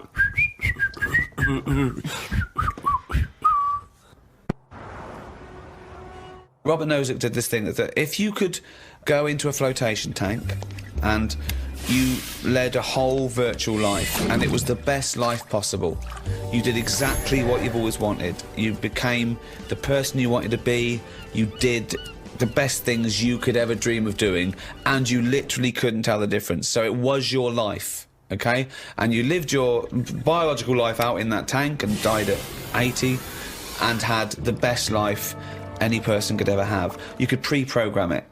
Would you get into that tank knowing what you know now, knowing that you would have the best life ever, with no heartache, no upset, no loved ones dying? So what's happening when I'm sort of having a packet of munchies? Yeah. Am I having them, or are they imaginary? They're imaginary, but you can't tell the difference. It's the best packet of munchies we've ever had. I love the fact that you went into the flotation tank, and your one proviso was, are munchies as good? Yeah. No, absolutely. I'm just taking it back to basics. That is right. basic. You've got to pre-program your life. That's where you'd start, is it? Munchies must always taste magnificent. Well, it's just if you can still enjoy the basic things in life, then that's when you can't go wrong. You do. You enjoy them. It's the life you'd ever want to live, and you're living it. Bit dangerous. Sorry, Bit dangerous. Why? Go on. Why? Just I don't know, because sometimes I think things don't happen for the best, right? Right. Sometimes you can sort of think, oh, I'll enjoy that if that happens. And then it doesn't happen, and you've had time to think about but what this would is have happened. perfect. No, this is built in, because whatever happens is for the best. So not only when you're in this flotation tank are you enjoying yourself, that things just keep getting better or staying as good. You never have a bad day? You never have a bad day. But how long would that last for before you go and fed up with this? Well, why would you get fed up with it? Because you do something else. It's the perfect life. Bear in mind, you're not aware that you're in the flotation tank. You've made that deal, but then once you're in there, you don't know. You're not aware of being in the flotation tank. You're living your life, and it's perfect. You're happy. Well, we don't know how you would be happy. Well, you just have munchies every day, and. Well, yeah, you'd get in it then. You'd get in it if you don't know you've got in this tank. If I somehow go to bed at night, someone injects me in the head, and then they go, right, stick him in the tank now, and then I wake up, packet of munchies there, sun's out, Suzanne goes, oh, it's a nice day, we'll go and do something nice. And I go, yeah, I'm meant to be at work. She goes, no, I don't have to go in today. Right. I go, all right, let's go out then. Now, what's interesting there is that within this scenario, I gave you any life, you could do anything, and you chose the exact life you've got now, except Suzanne's got a day off. Now, I both love that, Well, I was a And bit sort of- suspicious, though, that she's just taking a day off. No, willy-nilly. wait, it's not happening now. It's not happening, really happening. You could do anything you like. But I like the fact now you're even questioning it. You're not in the tank, and why has Suzanne got a day off, right? Now, I love that, because that suggests to me that you're a nice, happy, satisfied, whatever you want to do it, contented person who's got the perfect life. However, it's almost like you haven't fully understood the possibilities. For example, you wake up, there's the munchies, sunny day, Suzanne's not at work. You go, why aren't you at work? half She a day goes to off. you, hold on though, why are you flying? And you go, I just can. But you hadn't even thought that maybe you could fly or swim or hold your breath. You just No, gonna no, have some but- munchies for but breakfast. Hang on a minute, this is day one. Oh, okay. When you go on holiday, Yeah. like I said before, you don't turn up and go, right, it's 1 o'clock, jet ski for half an hour, bungee jumping 40 minutes after that, let's have a nice roti, Yeah. and, try a little cocktail. And what do you do? What do you do when you arrive there? Well, you get there, Yeah. the fella takes your case to the room, Right. you have that panic of, am I going to give him too much money? I don't know the currency well enough yet, I don't know how much More things information are. than we asked for. No. And the most mundane scenario I've ever heard. No, but this is what happens in real life. Okay, you're just telling us what happens when you go on holiday. What's your point? Okay. Because you don't want fun all in one go, you want to build to it, because that's sometimes part of it. Right. Yeah. Right. Okay. So- anticipation. Yeah. Good. Yeah. Yeah, that little bit. Yeah. It's about things taking time, innit? Then looking back at the journey and going, Yeah. how did I get here? Okay, well, Right. can I ask a question? Because, sorry, what I'm fascinated to know is, if you decided to sign up to the float tank idea, okay, you can design your perfect life. But I'd prefer not to Well, know I'm doing it. No, You you don't. won't You know. won't. But I You want to won't ask know. this question. Imagine Ricky and I are the doctors, okay? We can put you in this tank. All we need to know from you now is what your perfect life is. We're going to program it in the computer. You're going to wake up tomorrow. You won't know this conversation's happened. You'll have the perfect life. What, if you don't mind, we're going to take notes now. What is the perfect life? You're still obviously living with Suzanne. We've got but munchies. What else? We've got munchies and we've got sunshine. But what else would you like in your magical life your ultimate life? Yeah, I don't like this idea. Suddenly Suzanne's never at work. I just think you need a bit of the badness to have the goodness. Right. right. But the difference is, when I next get British Gas round, they go, oh, Mr. Pilkington, yes, the boiler is fixed. have a virtual life, so his boiler's fixed. No, no, so your no, boiler no. still goes wrong in your dream, but it gets fixed. But you don't Yes. even need a boiler. You could be the perfect But temperature this all the isn't time. the Caribbean anymore. I don't like the idea of too much change. I don't want that much of a change. But to you my life. won't realise, it won't feel like change. Yeah, but it's that old chestnut, isn't it? It's the thing of like, what's my problem then? You've got Right. the problem gene in your head. You've got to fill it with a problem. Yeah, he's not a geneticist. Got the problem hole in your head. No, it's Got not. the problem hole in your head. Shut up, Ricky. Let him say what he needs to say. He's got a said problem it. hole in his head. He's got a problem hole in his head. It's called his mouth. Yes. Right, that is your problem hole. So, if someone comes up and they go, I've fixed your boiler. Sorry, could I just ask No, let him speak Let for- me ask one question, Steve. Is the problem hole different from the problem gene, or is that a new term for... You put things through the problem hole and they end up in the problem gene. You feed something in the problem hole. Is that right, Karl? It goes through the problem tube into the problem gene. Okay, so it's down the problem conduit. Okay, go on. Right. So it's better to have... You've got a problem hole in your head, right? Yeah. So you stuff in a problem into the problem hole. In Okay, it yeah, goes. okay. Now, all the little problems can't get in because of the big problem. Right. Is that good or bad? It's a But good that's thing to not true, have. is The it? problem hole is a standard size on everyone. Right. Right, no, but that's Shut not... up, Ricky. Let him explain. Now, Ricky, I'd say his problems are not even problems. Well, how big's his problem hole? Same size as mine. Same Right, size as okay. yours. But his problems are all little ones. They're like, you've got like a load of Skittles. I've got a big cream egg. Right, but why... Shut up! Let him but- speak. but He's I've just got- expanding on his idea. Why But do you what is keep his interrupting? problem? What is your problem that's so big Okay. compared to my little Skittles? Loads of problems. You get stressed out about things that I'm like, what's up with you? You get annoyed easily with stuff. People chewing loudly. Or someone breathing loudly. Or someone coughing. Whereas I'm like, oh, that doesn't matter. Like you say, to you, the boiler is like, get it ripped out, put a new one in. It's not as easy as that. It is. And that's why the problem ball is growing. He's got a gene, a ball and a hole. So the problem No ball- wonder there's no fucking room for a brain. Right, shut up. Let me ask. I want to clarify this. The problem ball exists in life. That gets bigger and bigger and bigger. It has to go through the problem hole, down the problem tube, into And the problem bounce gene. into the problem gene. Right, now then. So you've got the problem ball. Everyone's problem hole is the same size. Everyone's. Okay. But some people's problems are smaller, so they can slip straight into the problem hole. I've got a question, Stephen. Wait. And listen, has anyone got a pair of problem balls? Or is it always just... Because ladies have a pair of problem balls? No, because Hitler had one problem ball, didn't he? But could anyone ever have a pair of problem balls, is my question to you. And some people's problem balls are much bigger than another man's. Or another woman's, right? Yeah, Right. depending on the problem. So you could have you could have a pair of problem balls and one problem hole.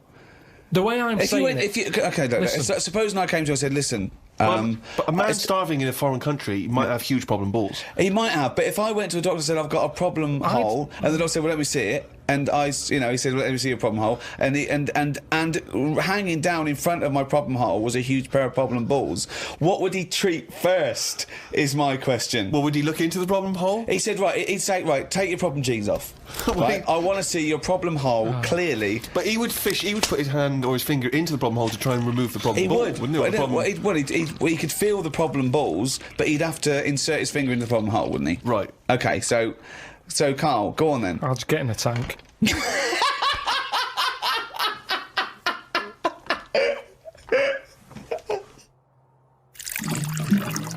What do you do towards enjoying your life? I don't normally enjoy the thing when I'm doing it. It's after. It's like that holiday. When I was on holiday. What do you mean you don't enjoy the thing when you're doing it, it's after? What's an example of not enjoying the thing at the moment but you do after? You didn't enjoy the holiday? Say like the holiday. I've just So been you enjoyed away. coming off holiday? What? I want to hear it. You enjoyed the holiday. You didn't enjoy the When holiday. I'm there, I had fleas biting me. Yeah. I had mosquitoes biting me. Yeah. There was a funny smell of damp in the bathroom. I was worrying, getting in the sea, thinking, is there stonefish in it? Right? Now, you've got all that going on. Yeah. When you get back, you forget about the damp smell. You forget about the fleas because the bites have gone. They're not as much of a problem. Yeah. So then your brain starts going, well, hang on, what did I enjoy? And you go, I enjoyed the dorada fish I had that I've never eaten. Yeah. That's an experience. At the time, I wasn't enjoying it because I'm thinking, when I get back, I'm going to have fleas on me again. Yeah. Now, when I get a menu given to me in a restaurant, Yeah. I go, right, what am I going to do here? Yeah. Right, well, when I came here, I thought I'd have some lamb chops. They've got lamb chops, great. Wonder how much to give you, because I quite fancy this pudding they've got. Right. Now, I have the lamb chops, it comes with extra veg. I eat it, I enjoy it. The pudding I wanted, it's gone out the window, I've got no room for it now. Yeah. But you enjoyed the lamb chops. You enjoyed the lamb chops, you can only get packed so much. If you're enjoying all your life all the time, there's no point in regretting anything. That's just greed. No, but I was looking forward to the pudding. Well, you shouldn't have eaten all the veg. Yeah, but I was enjoying it at that point. But then you take the pleasure that you had at that point. No, because I wanted a pudding. Yeah, but But you didn't want a pudding, or you've had a pudding. No, because I would have had it for the sake of having it. And then it's Yeah, ruined. but I don't know what the whinge is there. You had a lovely meal, you had some lovely lamb chops, you enjoyed the hour. Because when I read that they had like profiteroles on there, I Yeah. thought I fancy a couple of them. Yeah, And the chance has gone. I'm probably not coming back to this restaurant now. Yeah, but you haven't missed a chance. You had the chance, you didn't want to take it because you were full up with lovely lamb. It's What's not the like you problem? didn't. I had a spicy sausage in the garden. Right. Now, the problem was, I was enjoying it, but I thought this is the spiciest sausage I've ever eaten. Right. Now, I could only enjoy that the next day night when I knew that it's The gone next day through my night. body, there hasn't been a problem. So that was a nice sausage, I'd have one of them again. Right. That was a nice sausage! But then the next time, surely you'd be enjoying it, because you wouldn't have the trauma of the next night, because you'd lived through it, and now you're just enjoying But the the lovely problem- spiciness and the sausaginess of the spicy sausage. Yeah, but the problem is, once you've enjoyed something, it's very difficult to replace what you got from that spicy sausage the first time. Then why are you looking forward to having another one? Because let me tell you, Go on. Auntie Nora, I've told you she prepares all her food, right? She's got them all in bags in a freezer, Monday, Tuesday, Wednesday, Thursday, Friday. Right. Now, what she normally does, she makes a big pot of curry. Right. She goes, what I'll do, I'll pop that in the Monday bag and I'll pop it in the Thursday bag. It's the same curry. Now, she has it on the Monday. Yeah. She loves it. She thinks I got the mix just right there. The spices are good. The chicken was tasty. I'm looking forward to Thursday. I'm looking forward to Thursday. I can't wait for Thursday. Yeah. I'll call her up on the Thursday evening. I'll go, how was the curry that you had on Monday that you said you were having again on Thursday that you enjoyed? Didn't enjoy it. Why is that? Dunno. Just want the same. She was expecting too much. And that's the problem. If I had that spicy sausage again, it's never going to live up to it. So forget the spicy sausage. I've had it. I've experienced it. So you're never if someone another one? says, well, it depends. So do you have anything twice, ever? Maybe not. But this is insane, Carl, because aside from you and your Auntie Norma and presumably all the other Pilkington clan, or are all as weird as one another, why you phone her up and ask her what she's having for tea, I don't know. Yeah, that's one thing. What, and that shows not you only what it's happening on Monday, but what you're going to do on Thursday as well. I'll make a note of it in the Auntie Norma food diary. That's proof that you really aren't enjoying your life now. Exactly. To go, right, oh, fucking hell. What else do you say? But to then other he's people? phoning her up again late on the Friday to find out how the Thursday curry went down. I know, exactly. Yeah. That's 2 calls that week. Unbelievable. Well, it's just read her journal. No, the question is it better to enjoy something once and not again than not at all? But you're an idiot because you're the only person who experiences this. That's not the choice. That's not the choice for normal people. You can either never enjoy summer or only enjoy it once. You can enjoy things loads of times. No, you can't. That's what a hobby is. A hobby is enjoying things over and over again. I haven't got a hobby ever. That's why. I've had loads of hobbies in the past. I did the dancing. I did the boxing. I did... what else have I done? That is it. I think that's what. But that's what I'm saying. Though I soon get bored, and it's like how you enjoy. You know, I love munchies. Yeah. But I always enjoy the last one more than. Well, that doesn't make sense. That goes totally counter to your argument. No, because it's from one packet. What? It's from one packet. What difference does that make? The first one's surely your favourite. No, So it's hold on. not. So if you were to have one munchie, right, okay, there's a munchie, mate. You No. go, I'm not going to take one unless I can have all of them, particularly the last one. But what is... Well, no, I'd like to have them all, please. What? No, you can't have them all. Don't be so greedy. Have one munchie. Have the first munchie. There But you I'm go. going to have one, and I'm going to get a taste for them, and I'll probably want another. Well, no, they're my munchies, aren't they? I'll Do you keep them then. Forget it. Well, look, so you'd rather have no munchies than one munchie? I'll go and buy a packet. I'd prefer to go. Do you know what? I fancy a packet of them. But why do you enjoy the Okay, why wait. do you enjoy the last munchie more than the first? Whereas you know you that's the enjoy the last first one. curry, but not the But second you know it's curry. the last one. Because I'm eating them all in one sitting. I'm not going, that's for Monday, that's for Tuesday, that's for Wednesday. I'm Right. talking about a packet of munchies. Right. I eat them. There's probably about 12 in a packet. Okay. I shove the first 4 in without even thinking what I'm eating. Really bastard. You shoved the first 4 in! Without even Right. thinking about what I'm Right. getting. Now, then when you're getting towards the end, you make them last more. You might bite the top off them. You look what's inside them. You go, I'm liking this. But You know hold that on, last what, one? every time? What, every time you buy a packet of munchies? Yeah. Yeah. So, hold on, though. You must enjoy a packet of munchies regularly, then? Not as often as you think. They have Well, an I don't offer on know. them. Well, No it's not opinion. as I think. I don't know. So tell me how often you enjoy a packet of munchies. Normally after sort of maybe once a month. So, every month, you look forward to a lovely packet of munchies. And the same experience. Yeah, You but like at the the first end, one. I like the last one. The only thing you know you enjoy, look forward to enjoy, and it fulfills all those expectations is a fucking packet of munchies once a month. Fuck me. What do you think happiness is? Again, you only know the happiness because of the badness. You've got to Well- have a yin and a yang. Well, I know what you mean there. I agree with you on this because it's sort of no good to be handed it on a plate. I mean, just from my own experience, working for someone does feel better. Because you've got a pride and a satisfaction. I genuinely think it's better to start a business, struggle, go bust, come back, than win the lottery. Yeah, I genuinely believe that. but you need the mixture, don't you? So you find out what your favourite thing is. It's like a bag of Revels. Yeah, but you can't cherish guilt or shame. Did you just can say life is like a bag of Revels? Isn't that dangerously close to life's like a box of chocolates? In Forrest Gump over there, yeah. No, Jesus, but it is, isn't it? There's one or two in there that I don't like. like what? The raisin. The raisin No. with chocolate. Yeah, no. Now what I'm saying is, metaphorically, what's the Yeah, well, I'm actually using- named what Revel he doesn't like? yeah, well, I'm telling you because it works in life. Go on then. But the Revel You like is raisins? there. Go on. Well, maybe if you have What? enough raisin ones, Yeah. you eventually go, do you know what? They're not that bad. What? And that's the thing in life. What would you have written to Jim will fix it to fix for you? What would have given you pleasure as a kid?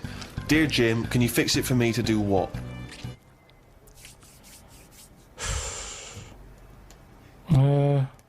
When I watched Jim will Fix It as a kid, they never really lived up to what the kid wanted, did they? But what would you have requested? But I don't think I would because I think I saw how disappointed most of the kids were. God, it's A kid like exhausting. whistling, they brought out This is Roger Whittaker. exhausting. Yes, because they look at it and they go, can you fix it for me to go into space? No. Can I dance with Bananarama? No problem. That's the ones they pick. Yeah, so Do you know that's what I mean? why I wouldn't write in because whatever you ask for, you're always going to get a watered down version. But if Jim could fix it for you to do anything, what would you have chosen? There's not many things I wanted as a kid. One though. thing. Jesus Christ. Just one thing. To choose one thing, please. That my name was Brett. Oh, fucking hell! It's not unbelievable! I mean, it's extraordinary. There was no predicting that. Okay, you know what? I can make that dream come true for you right now, Brett. We can just call you Brett from now on. Not a problem, Brett. Brett Pilkington. It sounds good. I love the fact that it's the Karl bit he wants to replace, not the fucking No, but Pilkington. that doesn't work either, because like then Why not, Brett? I told me mum and dad that that's what I wanted. They started calling me that, but then I forgot that. They went along with it. Yeah, So you said, Mum, Dad, call me Brett from now on. And they went, all right. yeah, but then I kept forgetting that I was Brett, so I wasn't answering, so they went back to Karl. It's amazing! So you've had that dream come true. Yeah, and it wasn't that good. And that's what I'm saying to you. Things never live up to what you want. Dreams, what are they? When I was on holiday recently, Yeah. I got talking to an old fella, because where I went, it's mainly for old people. I got chatting with him. You could tell he had a lot of money. Yeah. He sort of tanned. He had that sort of rouge-coloured sort of jeans, Oh, yeah. which is always sort of... Telltale sign. It's kind of like he's got money. Yeah. And, The red jeans are twice as much, sir. That's okay, I've got money. yeah, it's either that colour or yellow. But you Yeah. can carry it off when you're an old man, and especially with the tan, you think, yeah, he's got a few quid. I'm a millionaire. Do you have any yellow jeans? We've got one pair, sir. But They're no the one... most expensive Yeah, of they're in the back room. Could I just see your bank account first? There it is. Oh, yeah, you can afford yellow jeans, all right, sir. Come this way. So I got talking to him, and it turns out he had a cruise ship. Right. Loads of money. Now, I was chatting to him for about 10 minutes. Yeah. What colour was his jacket? Said he didn't have a jacket on, just a white shirt. He's wearing red jeans and a white shirt. Yeah, sort of leather slip-on shoes, that I can remember. And how old is he? It's hard to tell, because he was well tanned. Right. Was he an attractive man? He's a good-looking fella. So he's rich. So you saw this rich, good-looking bloke with just a shirt on. No, he had a shirt and his pink Yeah. pants. His pink pants, and he just went over and struck up a conversation. I don't know. Why did you notice what colour the crotch area was? What? Why did you notice what You were colour looking the... very much at the arse I and the can see crotch why area. you could see... If you're looking at his face, you could see a white shirt. But tell why you could you why. see I'll tell you what why. colour This is what I'm the telling you. fabric around his This is what I'm testicles were? saying. You saw a good-looking old man sat at the bar. You went up and bought him a drink. Right? Yeah, you I was waiting for noticed the it... barbecue to open. Right, okay, and I you got noticed there a man's... early. So you noticed So a it was man's 9 in the trousers. No. Yeah, no. I was annoyed. I Right. don't like late nights on holiday. Right, With okay. jet lag. Suzanne said, let's go down there early tonight. Right. I get there, I find out the barbecue's not for another 40-odd minutes. What time was the it? holiday rep. Well, I don't know. It starts at 8. You're so I had to noticing wait for people. 40 You're minutes. noticing old men's genital coverings, but you don't know what fucking time it is. Yeah, but what get I'm your saying- story straight. What I'm saying to you is the Right. reason I noticed his pants is because what he was talking about, Right. there was no reference points. I didn't have a clue what he was going on about. Right. What was he talking about for your eyes to wander down to his penis, is what I'm trying to say. What made you look at his penis? Because I got bored.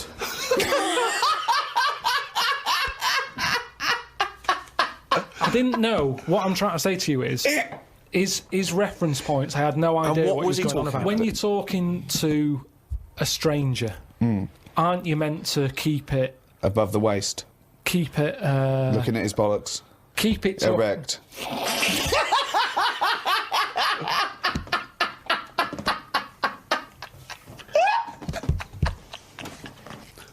I made Karl laugh.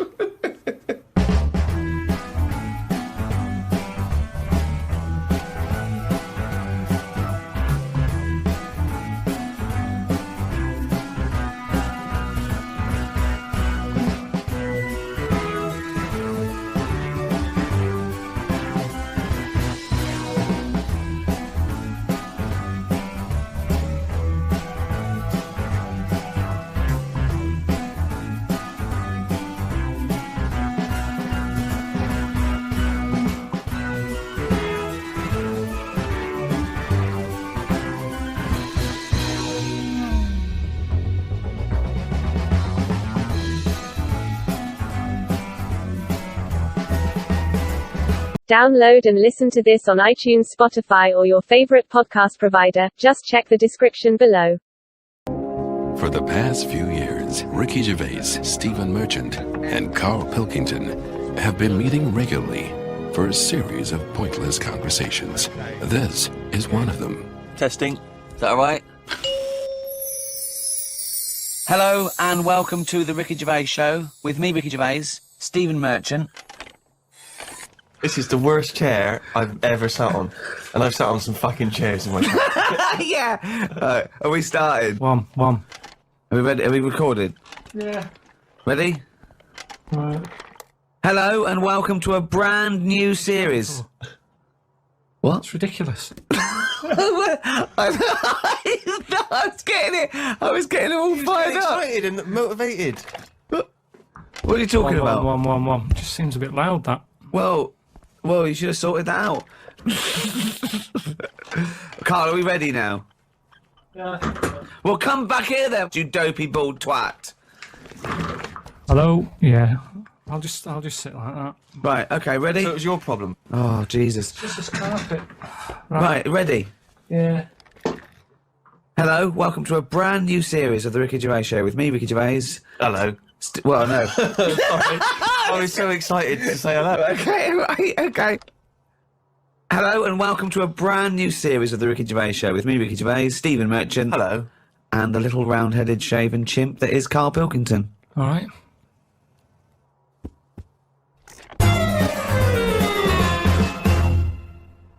While I was at my parents' house, they often, they keep clippings of things, if we've been mentioned in the papers. I don't know if you've heard this, Karl. In the Sunday Times, someone's written a letter about Karl.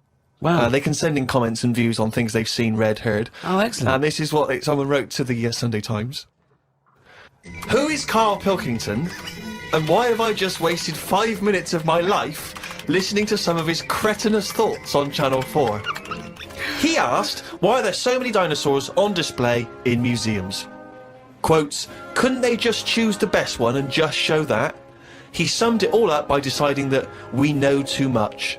Somebody clearly doesn't know enough to know that this is a complete waste of airtime, showing no wit, intellect or creativity.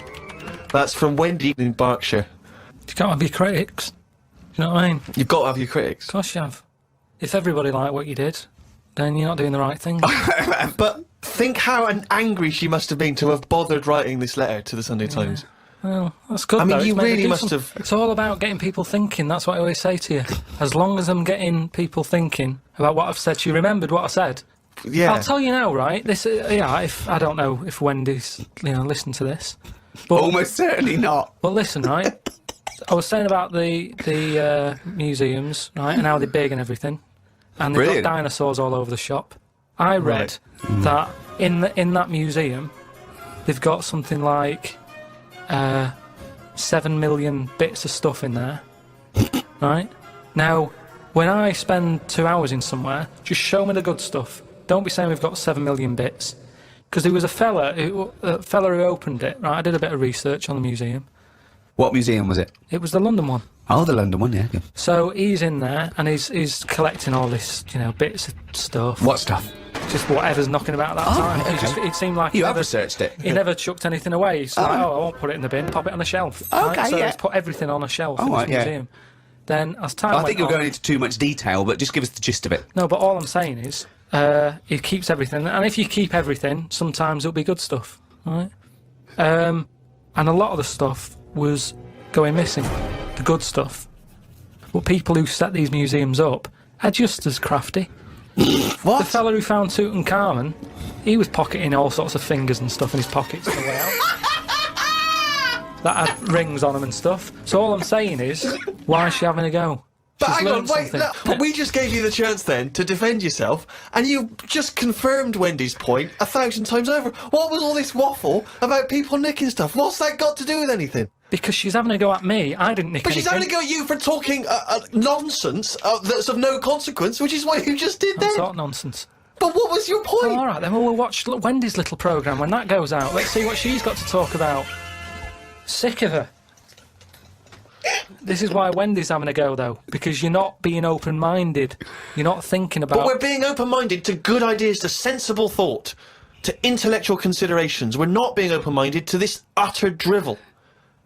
Yeah, but every invention is a bit... Who'd have thought the Frisbee would have caught on? I love the fact that you think the Frisbee is the pinnacle of invention. Yeah. I think it's amazing. No, it's an example of something that, you know, if he was on some programme where you said, I've invented this, he'd go, get out. They wouldn't give him time of day to say, right, I've made this thing, it's out of plastic, you throw it about. What for? Well, you just chuck it about on the beach. What's the point? It's a bit of fun, innit? No, I don't like it. That was an argument with himself. No, but do you know what I mean? It's a popular little thing, and I'm just saying it's easy to put ideas down. But you've never even come up with an idea as good as the Frisbee, and that's saying something. I came up with a clippable mat that goes on a cup, and it's a good little thing. I haven't followed it through yet. A what? A clippable mat. What's a clippable mat? What does that Clippable involve? mat that you stick on a cup, so you can put your cup down on a table without having to go, oh, where's that mat? It's clipped to the cup all the time, and you put the cup down wherever you want because it's got a mat on it. I think I've seen that. But why does it have No, to be you haven't. clipped to No, I it? think Why I couldn't it have. just be built into the cup? Because So it clips onto, you've got to have special cups. It doesn't Yeah. clip onto every cup. no, but just the same way that every sauce is different. You don't say, oh, I'm sick of this saucer, it doesn't fit a mug. You use the sauce of that. I mean, I don't use saucers. Just don't buy that sort But of isn't a furniture. saucer what you're talking about? Kind of, yeah, but it's clippable. See, Karl, when he disses all these great inventions and design, when he says you don't need them, it's just faffing, what he means is he's a little bit annoyed that no one's picked up on his ideas, like the clippable mat for the mug, or, I don't know, what's the one about the tie? The tie that had a pocket. Loads of pockets. But I didn't come up with that. That's something I saw somewhere. It never caught on. I've never seen anyone wearing one yet. It's such a good... It's not a good idea. It's It like is a having good a idea. carrier bag round your neck. It doesn't make any sense. The tie packed with stuff. You want Right, to... imagine All right, this- Frank, nice tie. What you got in there? Baguette. It's ridiculous. But imagine the day that the tie was invented. There you go. Do you want a tie? What do you do with it? Put it around your neck. What for? Well, I'll tell you. What? Because you haven't invented buttons yet, and it keeps your shirt together at the top. Well, all right then. Right. We've invented buttons. We're going to stop making these ties? No. Why? He's got you there, There Rick. you go. Now, I'm saying, what are you doing with that tie around your neck? Oh, it's a pocket tie. It's a what? Pocket tie. What do you mean? It's got pockets in it. Oh, that's weird. What It's all right, I've got pockets in my jacket. Yeah, no, but hang on a minute. It's a hot day, innit? Don't want to put your jacket on. Oh, or a tie. Ugh. Well, if you're going to wear a jacket, wear a tie. Leave the No, jacket I'm not wearing on. a jacket. I'm wearing a shirt. Got a Give nice it little- a purpose. If you're going to wear something, give it a purpose. Everything has a purpose. A tie at the moment is just round your neck, keeping you hot. If you're going to be hot, carry something. Hands free. And everything's always there. A bag, put stuff in a bag, you put a bag down, you forget it. I always forget bags, that's why I don't like carrying them. You pop it down, you get up, you walk off. Oh, where's the bag? A tie, when you go in a cafe or something for beans on toast, you don't take your tie off. I don't wear a tie. I would if it had pockets. Carl! The country would look smarter. Right, you have pockets, so what are you carrying in this pocket? I've got spare change, Yeah, okay. which... You're rattling around like a cow in Switzerland, just like... I've got spare change. I've got like my debit card in there. Right, Maybe got me little front door key in one of the pockets. okay. Pair of scissors if you want. Amazing. That's safe, isn't it? Oh, that's a good place to put it, just around the heart area. Yeah, and near the throat. Facing upwards. Brilliant. Carl, think what you're saying. So when you're on the beach and you just got your Speedos on, pop a tie on, go to the shop, do pop a tie on. Well, no, you wear it in the appropriate times. But I'm just saying, if you're going to wear a tie, let's make it useful. Let's give it a purpose. Don't wear a tie, it's alright. You do not need a tie with pockets. If you're wearing a tie, you've got clothes with pockets. And it's going to be weighing your neck down. Come No, on, don't go mad. If you're carrying anything big, you buy the scarf version.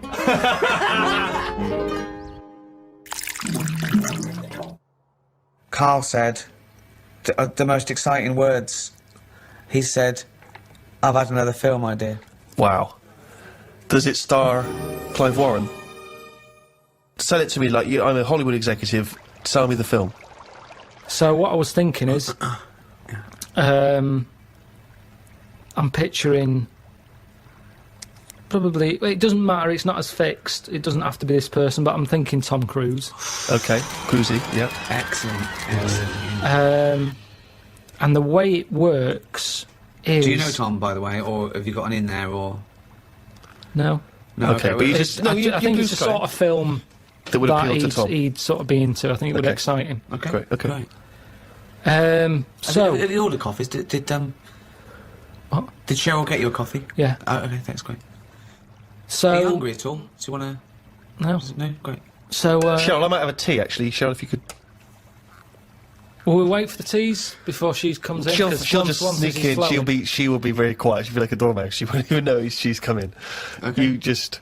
You've got your coffee. I don't want any tea. You don't want anything. No, I'm fine, Okay. thanks. Go. Actually, I will have a tea, actually, Cheryl. 2 tea, Cheryl. Thanks. Okay, go. Right. Thanks, Cheryl. Thank you. Thanks. Is there Shut the door. Sorry, is there sugar in this, There's Cheryl? 'Cause sugar that's- there. I'll put it in there. Okay, shut the door behind you.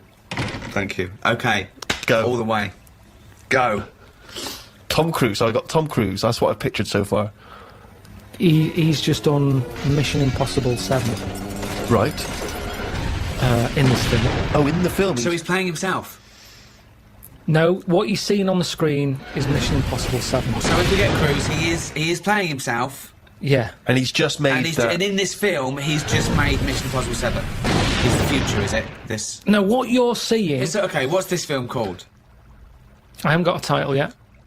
We'll just call it Karl Pilkington Project 2. Right. Okay. KP2. So you go in. The opening thing is Mission Impossible 7. You think that's serious? Yeah, I thought it was just KP2. Yeah, I I'm see confused. KP2. Yeah. Right, listen. So what happens is then it sort of pans out. You see it's a telly. There's a bloke watching Mission Impossible 7. Right. His girlfriend's watching it going, oh, I love Tom Cruise. Yeah. He's there going, I can't be doing with him.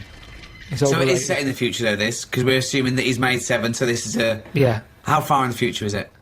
Well, when will Mission Impossible 7 be made? I don't know. Probably about 2 years, the way it's going. Right, so, yeah, 2013. Let's not get bogged down in a lot of these things we Okay. can iron out, as I say, in the script. So you see developments. Mission Impossible 7 on the Cheryl, are any screen. of those biscuits still knocking around? Do you want to do this meeting? Yes, I do. Sorry.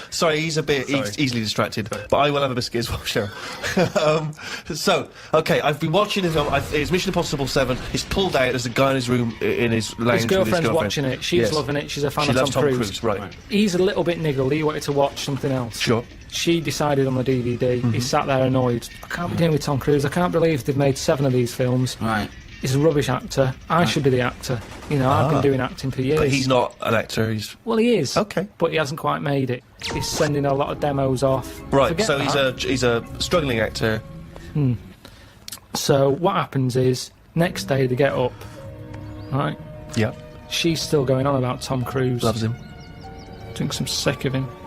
Right? She loves him. Got my biscuits gone in my tea. I left it in there too long because he that's put me off. stupid. you Just hang on, let me just fucking think. twat. Can I get the spoon, please? Yeah, sure. Biscuit. Oh, it's all probably gone the soggy. best. Soggy. Oh, that's soggy. Cheryl, can we get some more of those biscuits in here, please? Do you want to weigh more? Or? Yeah, I'd love to Yeah, hear no, more, I'd love to please. hear more, Yeah, yeah, I'm just yeah. conscious that Colin Firth's coming in. He's won an Oscar, so... So, what happens is, he gets so annoyed with his girlfriend liking Tom Cruise. He plans to kill him. So he sees Tom Cruise. He kills him somehow. Now it's some way. Right, how does he kill him? Oh yeah, Right, that's right. okay. Oh, hang on. So Okay, right. he dies in the film in Mission Impossible 7. They're doing Right. that thing on the strings. Right. He cuts, he lands. Right. His body is in perfect condition. hold on. But how is she watching the The film? film, yeah. Did they put it out even after Tom Cruise No, died? no, sorry. He was filming Mission Impossible 8. So he's okay. So He's filming the next one. They film the next one. Mission Impossible. Okay, sure. He's annoyed. He's going, I can't believe they're making more of these films. Right. I can't get a gig, and yet Yeah. they're churning this crap out. Yeah. Okay. So he's on his springs, On his wires, yeah. on his wires. Yeah. An accident Spring happens. sounds better. He's bouncing around. like a baby growth. The strings cut, smash. Tom Cruise dead. Right. Right. Right. The bloke hears this on the radio, on the news. Yeah. The girlfriend's fella hears it on the news. He can't believe it. He's like, yeah. Takes his eye off the road a little bit in the celebration. Truck ploughs into the car. Right? So he's killed as well. Well, is he? Okay. Oh, okay. Little interlude. Fades up. Comes out of... You're seeing it out of his eyes. You see his eyes sort of opening. Do you know when you're seeing out of the eyes, you see the eyelids. Yeah. And you see his girlfriend there sort of looking at him like a bit startled. Sure. Oh, yeah. And he's going, oh, what happened? And she's going, it's all right, it's all right. And he's going, oh, get me a mirror. She's going, I don't want to get you a mirror yet. Okay. Oh, hold on, what's going on? You've had a bad accident. What's he going to look All like? mirrors out of the room and everything. He's just learning to walk. He's going, why can't I look in a mirror? And the doctor's going, no point. Yeah. Right, No okay. point. You've got to get used to this body. Then he gets walking. It's Yep. almost time to go home. Yep. His girlfriend comes in. Yep. It's her job to tell him the new news. Oh the my God, shocking what news. is the news? She says, there's a mirror, look in there. He looks in it. He's Tom Cruise. Right. Because he had his accident on the set. He had the accident. They ended up in the hospital. Right. Quick, we've got to act quick. This is the time, this is the future. Right. Where they use Where they can use bodies, all the rest of it. So Tom Cruise is dead. Tom Cruise dead. This But bloke, it's Brian. his body's squashed, but what's his name, Brian? Yeah. But Brian's brain is in Tom Cruise's body. Just a donor body. He just happens to Just look... happened to, that's how Yeah, it is. it's just meat. It's just Tom- like a lung donor, Exactly. a heart donor. Yeah. It's so just this is timing. Brian. He just looks like Tom Cruise now. He's got Tom Cruise's flesh. Yeah. Basically, yeah. Now, at first, initially, he's annoyed. Sorry, just practically, who is doing the voiceover then for the? It's Tom now. So He's Tom's acting. sort of doing an impression of this actor. Brian's inside Tom. His Yeah. name is Brian, but when you look at it on the telly, when the camera whizzes round Yeah. and you see him sat in his bed, it's Tom Cruise. Sure. Right. Okay. His girlfriend's over the moon because she loves Tom Cruise. Right. He's gutted because he couldn't stand him, he can't stand the films. He's thinking, Yeah, oh. but he must be thinking, I look like Tom Cruise, one of the most loved actors of his generation. Yeah. No, And he's you'd also a think good-looking so, bloke. but he's not because he's in shock, remember? Right. He was expecting to see himself, and when he looks in the mirror, Yeah, he's no, seeing it must someone be else. shocking. Yeah. So Also the voices. he's going, I can't stand this. And she's going, calm down, you'll get used to it. I don't want to get used to it. And she's sort of saying, look, you're alive. Right. Stop moaning. Yeah. Brian. Stop moaning, Brian. Um, She's calling him Brian, I assume. she says... And Tom Cruise just had a sort of donor card that allowed his body to be given away, did it? Yeah, it's the future. Right. This is 2013, Steve. Things have changed. Clearly. Right. But What's his girlfriend's name? Claire... Claire and Brian. Okay. Great. Just a different body, just a slightly different look. All Just right, like- so yeah. he's seen that he looks like Tom Cruise. He's shocked, but he's getting used to it. He doesn't look like him, he is him. When he leaves the hospital... They go, all right, Tom, I thought you were they're all dead. going, it's Tom, and he's going, Really? oh, yeah, and he's going, oh, I knew this would happen, it's doing me head in. So he wheels out, he's in a wheelchair. Okay. He's going, I'm sick of this. The other patients are going, Tom, I thought you were dead. And he's Yeah, going, right. yeah. And he's annoyed. He gets in the car. He gets out there Right. and he sees a poster up on the side of the road Right. for Mission Impossible 8. Hold on, though. It's finished. I thought he died while they were filming It's not it. finished. But now, these days, he's shouting about films before they're made.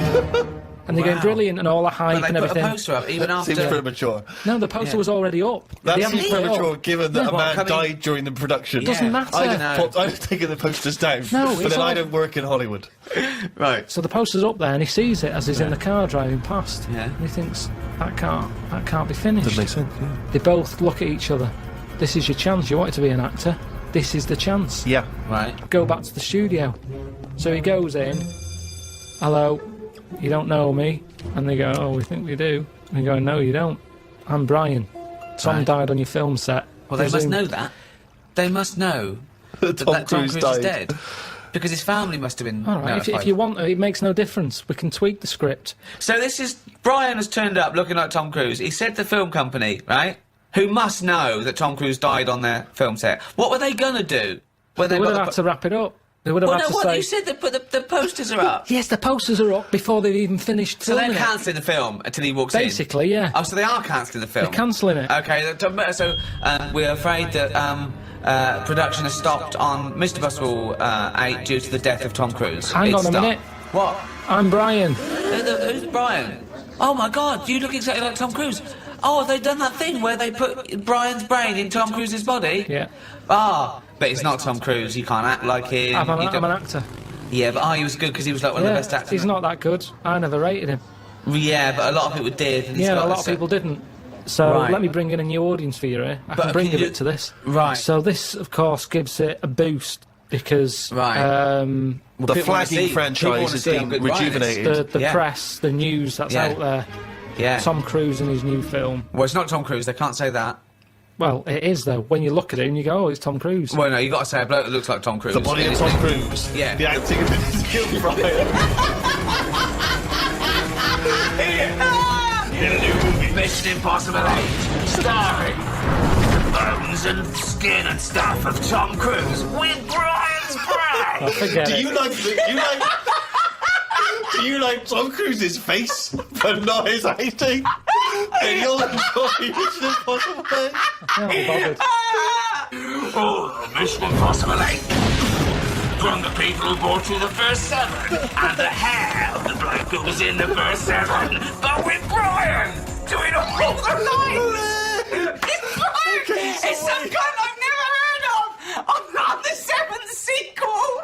No, wait, sorry, I really want to hear the ending of this movie. Please let me ask questions. You had your chance to ask him questions.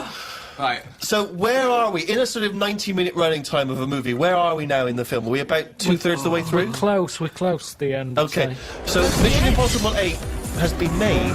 So what's the end of our movie? Not of Mission Impossible 8, but the movie you're making. What's the ending there?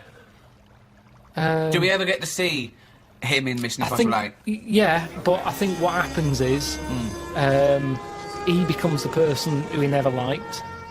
Right. And it's.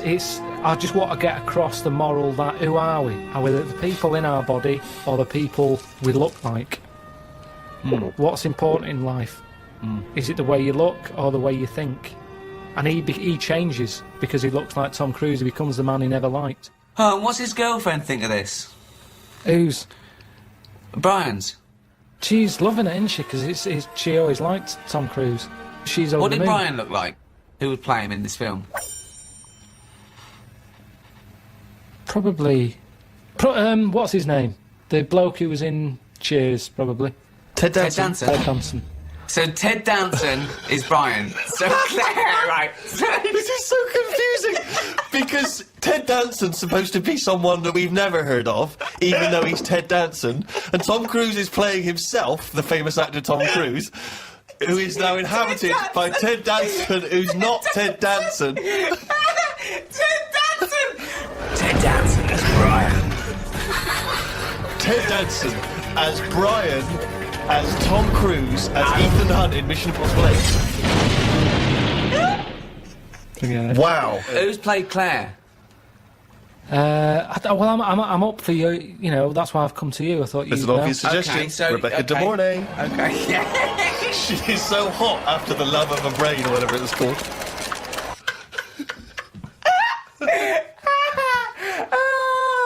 You wanna go where everybody knows your name is Brian. Red Nose Day, Comic Relief, has come round again.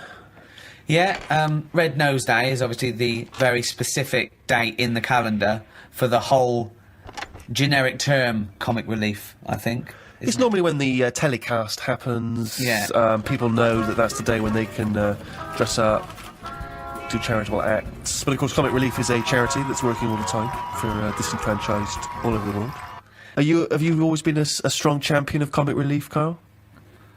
Not really. Why was I expecting that answer? But I do loads of stuff without going on about it. My gift to the world has been you, Karl, to be quite honest. I feel that you're the world's I'm now. sure there's people in Africa going, we prefer blankets. Yeah. Doing a Wills charity, isn't it? Is it? Sort of. I mean, No, it is. if you make a donation to a charity within the will, I suppose that's quite charitable. But Do you just mean- giving money to your relatives isn't, is it? Of course it is. Well, They it shouldn't is. have it. They're They getting shouldn't- something for nothing, but it's... I don't know. It's giving something away that you have no use for. Exactly. Yeah, mean, but forget that. It's someone is getting something when Yeah. they've done nothing for it, really. Well, it is. I suppose it is charity, but charity is usually infused with some sort of altruism. It's like it's not charity on your part because you're literally not around anymore. So it's no longer you giving it. It's just some Yeah, but money I could that either there give was. it them or not give it them. Once I'm dead and I've turned to mush, I shouldn't be worrying about Suzanne's mum getting a table. Is that but what you you're know- leaving her? Well, I've called up my dad first. Why are you and said- doing a will for the show? Because of this travel thing Right, I'm doing, and it can get dangerous, you know. But why have you done a will up to now? Because you sort of, I don't know, I felt sort of young and free. Whereas now I'm... That's never 2 words I've associated with Karl. No. He's always seemed like a man who's in his late 50s. Yeah, and exactly, I've certainly yeah. never the idea that you're free. Even if we're just talking about the head alone, it's the head of a late 50-year-old. Free of hair? Yeah, totally free of fucking hair. I'm sort of getting on first name terms with my doctor. Oh, really? Chatting more. Oh, what is it this time? How's your middle finger? You Not know. too bad, Karl. All that sort of thing. So it's just made me think. Have you had that done for the will, by the way, for insurance I think and you stuff? need to, don't you, for a will? I think you do. There's nothing on the prostate paper. exam? No. No, listen, for insurance purposes, I think you need to have a testicular exam for testicular cancer. You're just leaving the high risk for testicular cancer, actually, and you're entering the high risk for prostate cancer. And you can have both at the same time? You could have both The at the same examination time, at the same time. if he's a very dexterous doctor. I wouldn't want that. Why? Too much like... It's just too much playful. going on. It's like someone juggling you. Yeah, it's like being examined by Squiddly Diddly. And so you said you called up your dad? Called him up. I said, "Is there anything you want if I die?" Right. And presumably, you know, Suzanne, she's getting the lion's share. She is. But then the fella who was on the end of the phone talking us through it all was going, "Oh, you should get married." I was going, "Oh, shut up." He's saying, "Well, it make things a lot easier when it comes to this." And it's like, well, that isn't a reason to get married, is it? Well... So she can have all my stuff. I said, I've wrote on a bit of paper that she can have it. But it's something about tax. If you're not married, you have to hand over more. I think you get so much and then it's like ridiculous tax rate. Yeah. But she's going, that's why we should get married, I'm going to be paying tax. Going, hang on a minute. She's already like thinking about money loss instead of me disappearing. Yeah. She's going, yeah, we should. I'm saying, look, you'll be getting a load of money. I said, if I die on this programme anyway, I'm insured. You'll be getting about £1 million for that. Yeah. I said, so that's something you haven't got now. Yeah. Got nowhere near that now. I said, so even if you have to pay tax on that, Yeah. I don't think it'd be right to get married just in case I get killed. Have your two sets of parents met? No. That'd be good, wouldn't it? Well, I suppose it's the reason to, isn't it? At least if you're getting married, there's a reason for them to meet. At the moment, there's no reason for them to meet. They'd get on each other's nerves. My dad wouldn't get on with a man. Why? Just wouldn't. She doesn't like me, so she won't like me dad. Because he's just an exaggerated version. So, I think it doesn't need to happen. But you could just nip down the registry office, get it done and dusted, and you just phone up your folks and say, it's already happened, I it's too said late. that. I said, listen, if we had to do it, I said, if it was like we've got to do it for some reason, I said, I'd do that. We can have it done by 2, you can be back in work for 3. Because at the end of the day, there's no, you know, we've known each other for years. Yeah. We're not going to suddenly turn into some sort of Tom Hanks, Meg Ryan film just because we've got married. Yeah. It's going to be the same, exactly the same. Yeah. Me and Jane were out with them and Suzanne the other night, right, at dinner, and honestly, he is so grumpy. He was saying about for Christmas, right? He said, you've had a flaw. You've had a flaw. Now, what did that mean? We had a new floor put in. But how is that her floor? Because she wanted it. But you walk on it too. I paid for it. I don't understand what But you don't mean. you understand that, like, you know, a romantic break or clothes or perfumes, you know, sort of things that are kind of indulgent for a lady, that's a gift, not a new floor. That is like something you give to some little African fella on Comic Relief. In fact, I think I saw it once. He didn't have a floor. Exactly. They built him a floor. I remember watching it with you, and they gave him a new pair of shoes and the floor. He went, hold on, floor or shoes, not both. So you think charity is all right as long as people don't get above their station with charity? I think it should be there as a little booster. Right. They've always got their hand out. Right. And it's been like that since I was a kid. Yeah. I remember being a kid, people knocking on the door, my mum going, don't look at the door, there's someone there. And we just pretend they weren't Charity there. starts at home, not at your home.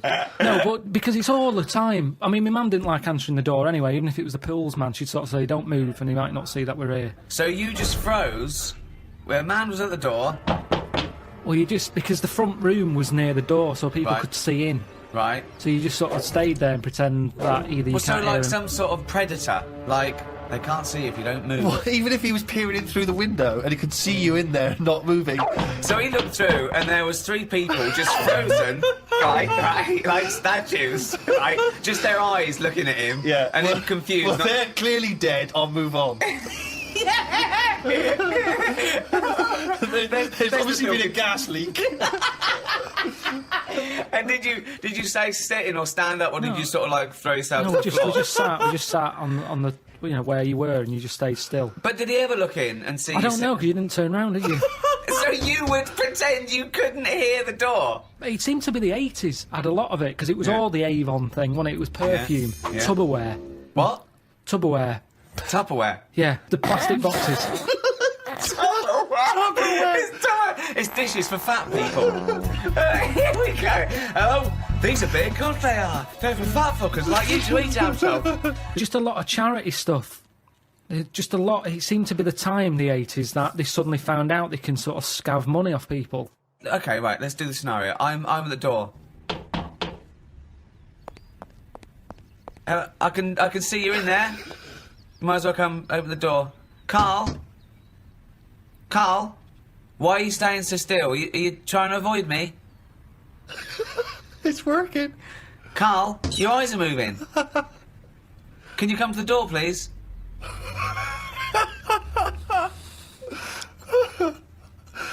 I suppose in the end you've got to move Karl, no, I'm going to stay here. I'm just going to stay here until you have to move. Karl.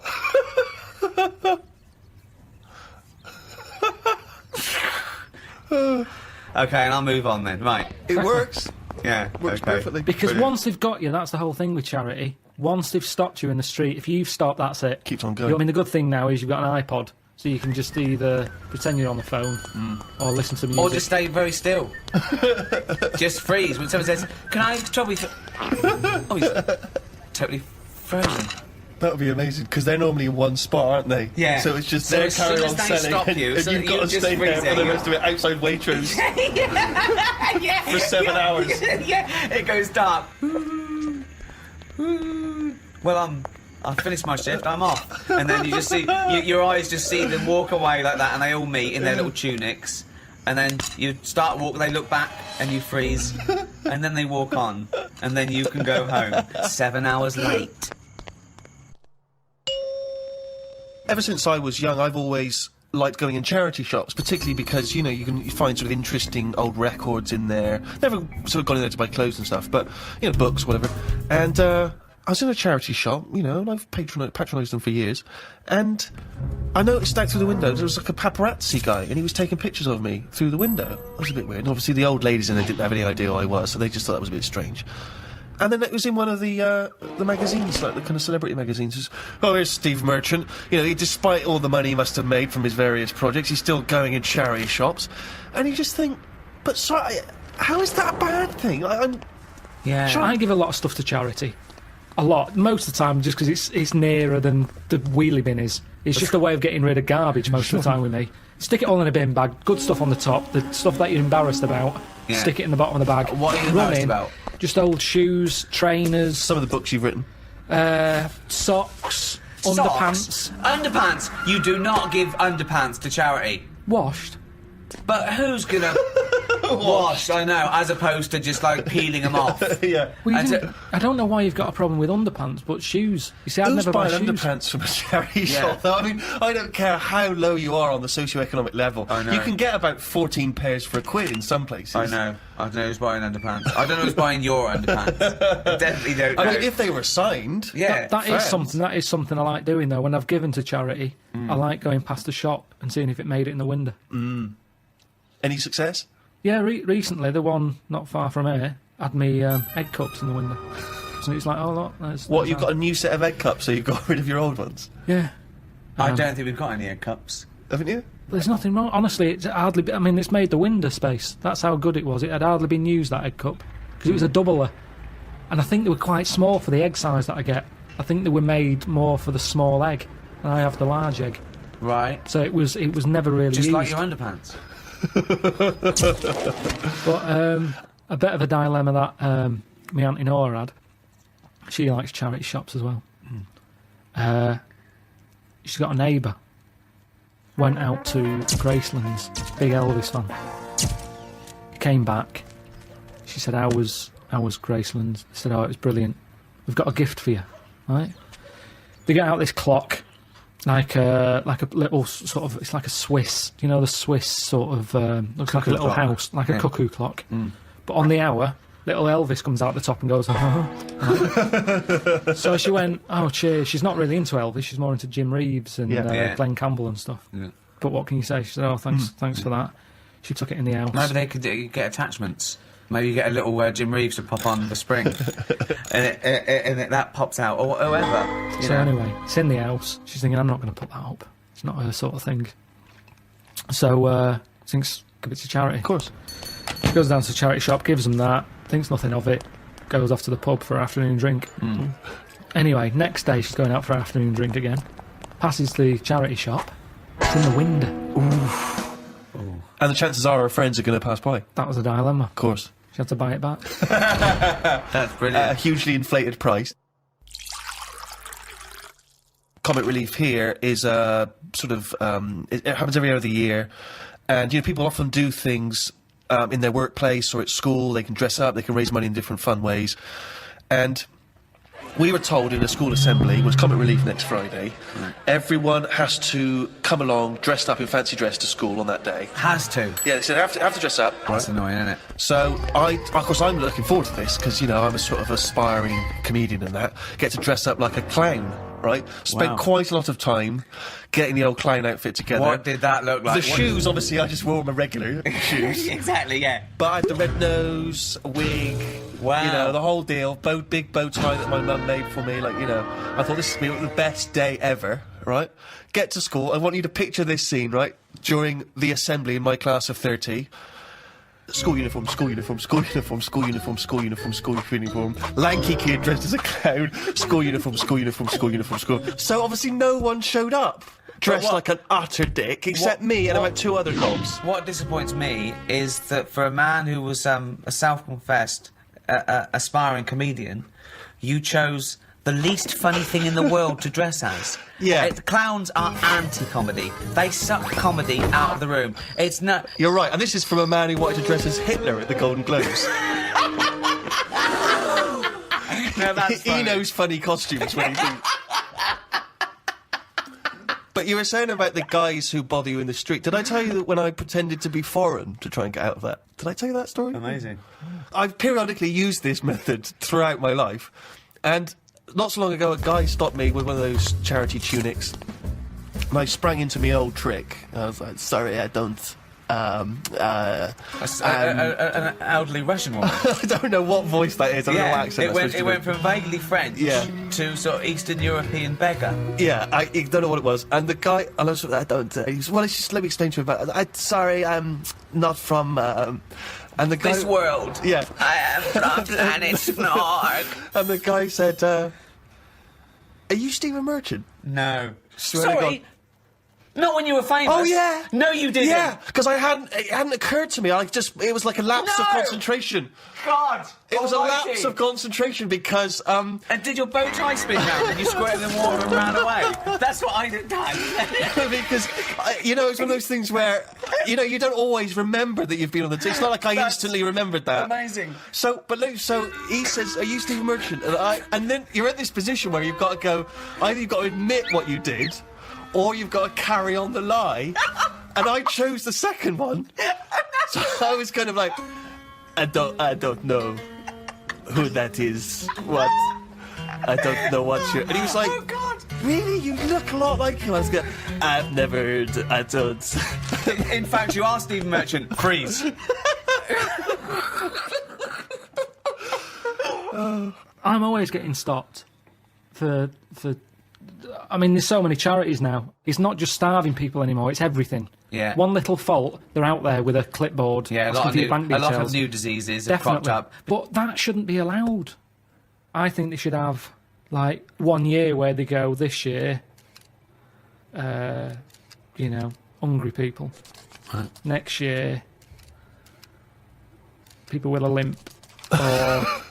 Just like they do with the China thing, with the year of the cat, year of the rabbit. It's very clear. Yeah. It's that year. That's who we're helping this year. Right. If you've got that problem, it's your year. You're going to have a good one. And who decides? Right. Just have some meeting. Just have a meeting with what would be the charity. first year? What would be the first year? This year? Right, well, we'd look at it and we'd go, right, what are we hearing a lot of problems about? And someone goes, so-and-so's hungry. Go, right, are we all in? Are we in to give this lot food? And we're not just going to give them food. So it's not everyone who's hungry, it's specific people. So it's like hungry... Starving, people who are starving. If someone goes, oh, my kid's deaf, well, maybe next year. Maybe next year. It's not your turn this time. We can't help everyone at once. Because that's life, isn't it? You've got to give and take in your own life. There's things that I want, I can't have. I'll do without, have something else. But that's there's more so many important. causes that but it that's could what I'm wait saying, 20 Steve. years before your charity I know, comes but round. what can you do then? Because we're not sorting it all out anyway. I'm paraplegic. Right? Oh, I need help really bad. So does everyone else. Well, why are you giving us the hungry now? Because if we don't help the hungry now, right, they can't wait. You can wait. Right. Oh God, I'm blind. Is this a different person now? Yeah, I'm blind. Right, well, you're not hungry though, are you? Well, a bit peckish. Yeah, well... Where's the fridge? I can't find the fridge. Can you help me to the fridge? Yeah. Otherwise I'll be hungry as well. I'm blind and hungry. I'm blind and hungry because I don't know where the fridge is. Who's let you in?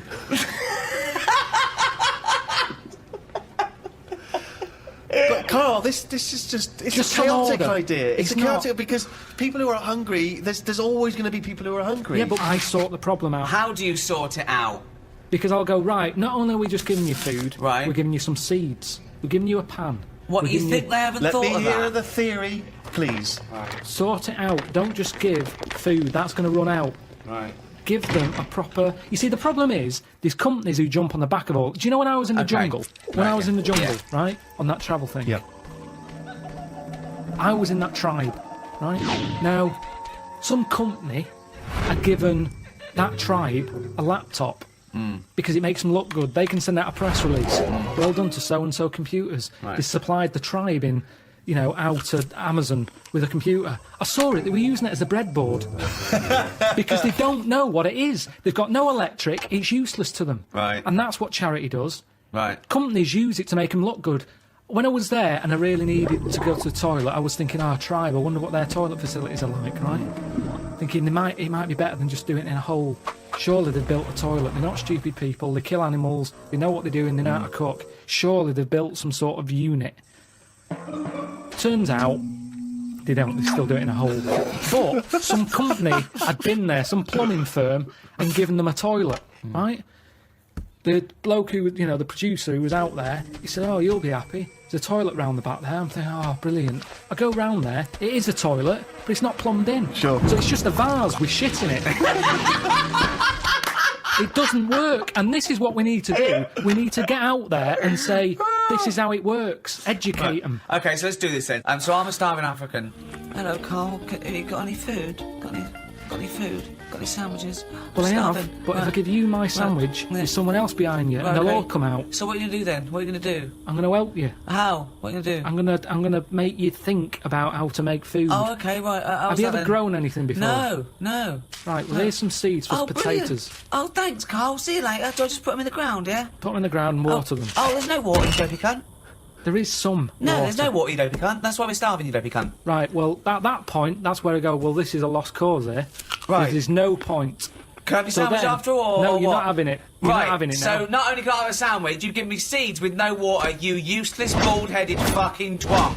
Right, but all I've done there is made the mistake of the computer firm who's given a laptop to a tribe. It's Right. useless. Right. But there's got to be another way around this. Go on, then. Either move... Right. Because every year they're going to be queuing up saying, I'm going to give me a sandwich. No, you're not having another sandwich. Once again, it's an utterly ill-informed discussion. I'm just saying, there's no point queuing up every year. Do you want a sandwich? Here's a sandwich. The next year, can I have a sandwich? Where's your brother? He died.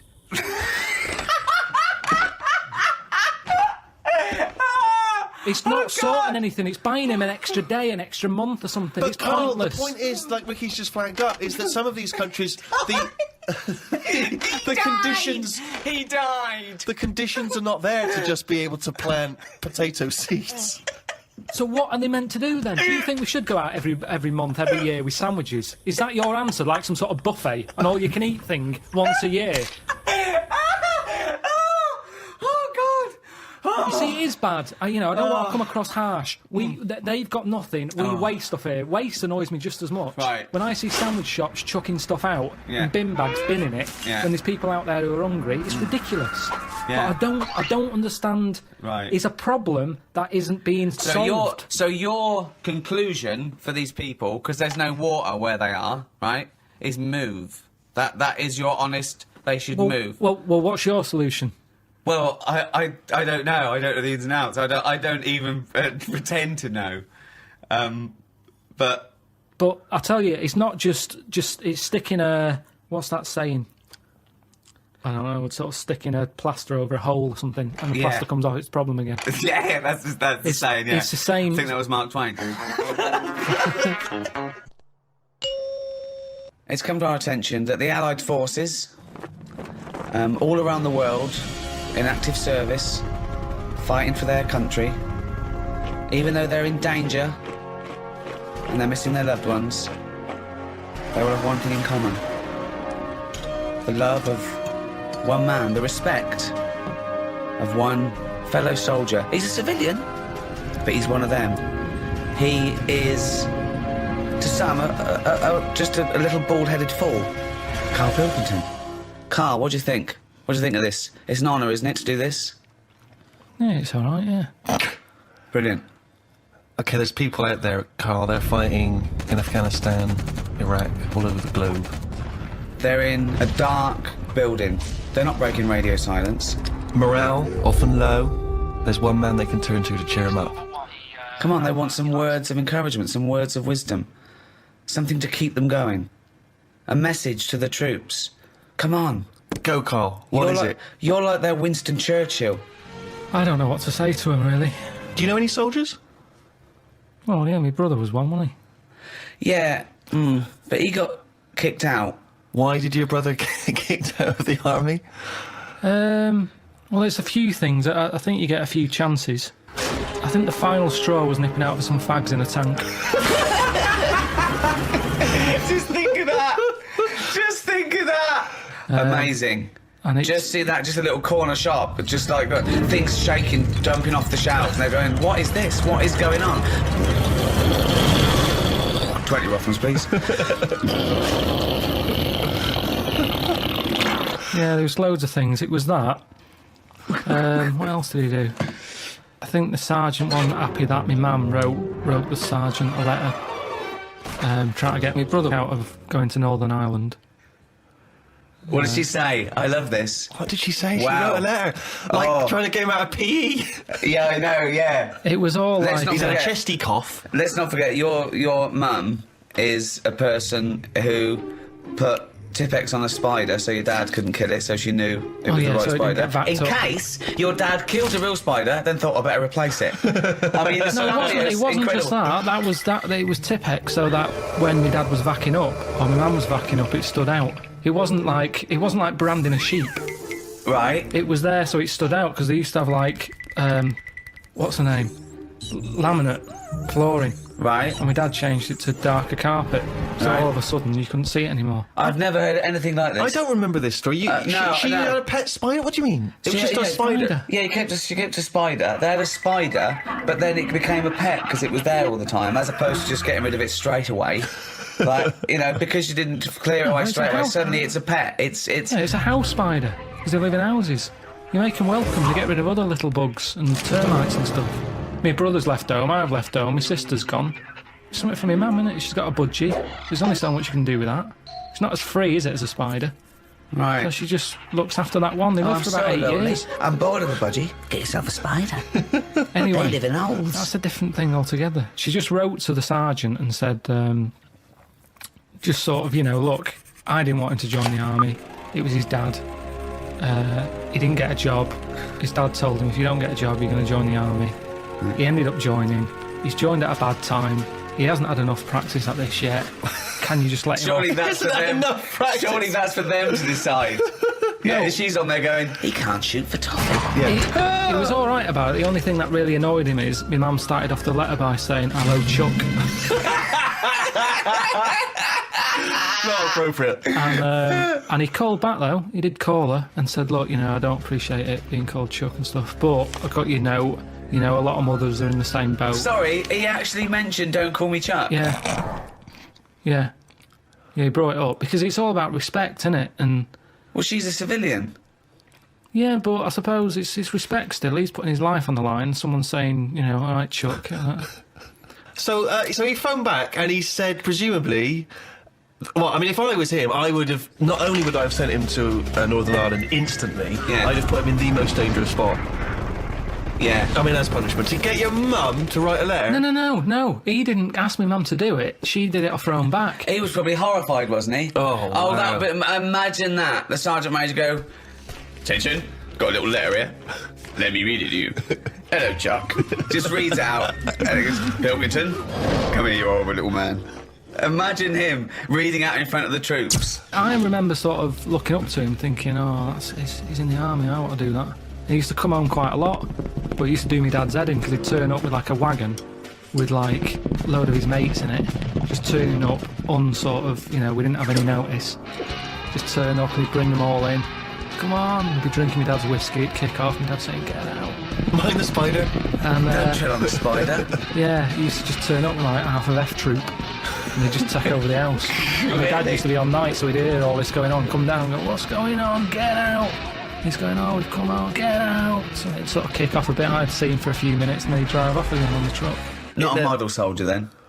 Well, what's a model soldier? I don't know. I mean, I always thought it was good. When I was younger and, he joined, I was like, I'm going to do that when I get older. And my dad always said, "You won't be able to cut it." He said, "You can't do it."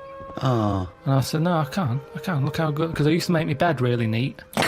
Right. So it was mainly housework you were good at. Yeah, you're probably better off as a mum. No. It was like, because it has to be immaculate, doesn't it? They look for no creases and that, and I was a bit paranoid with my bed. Just with the duvet and that.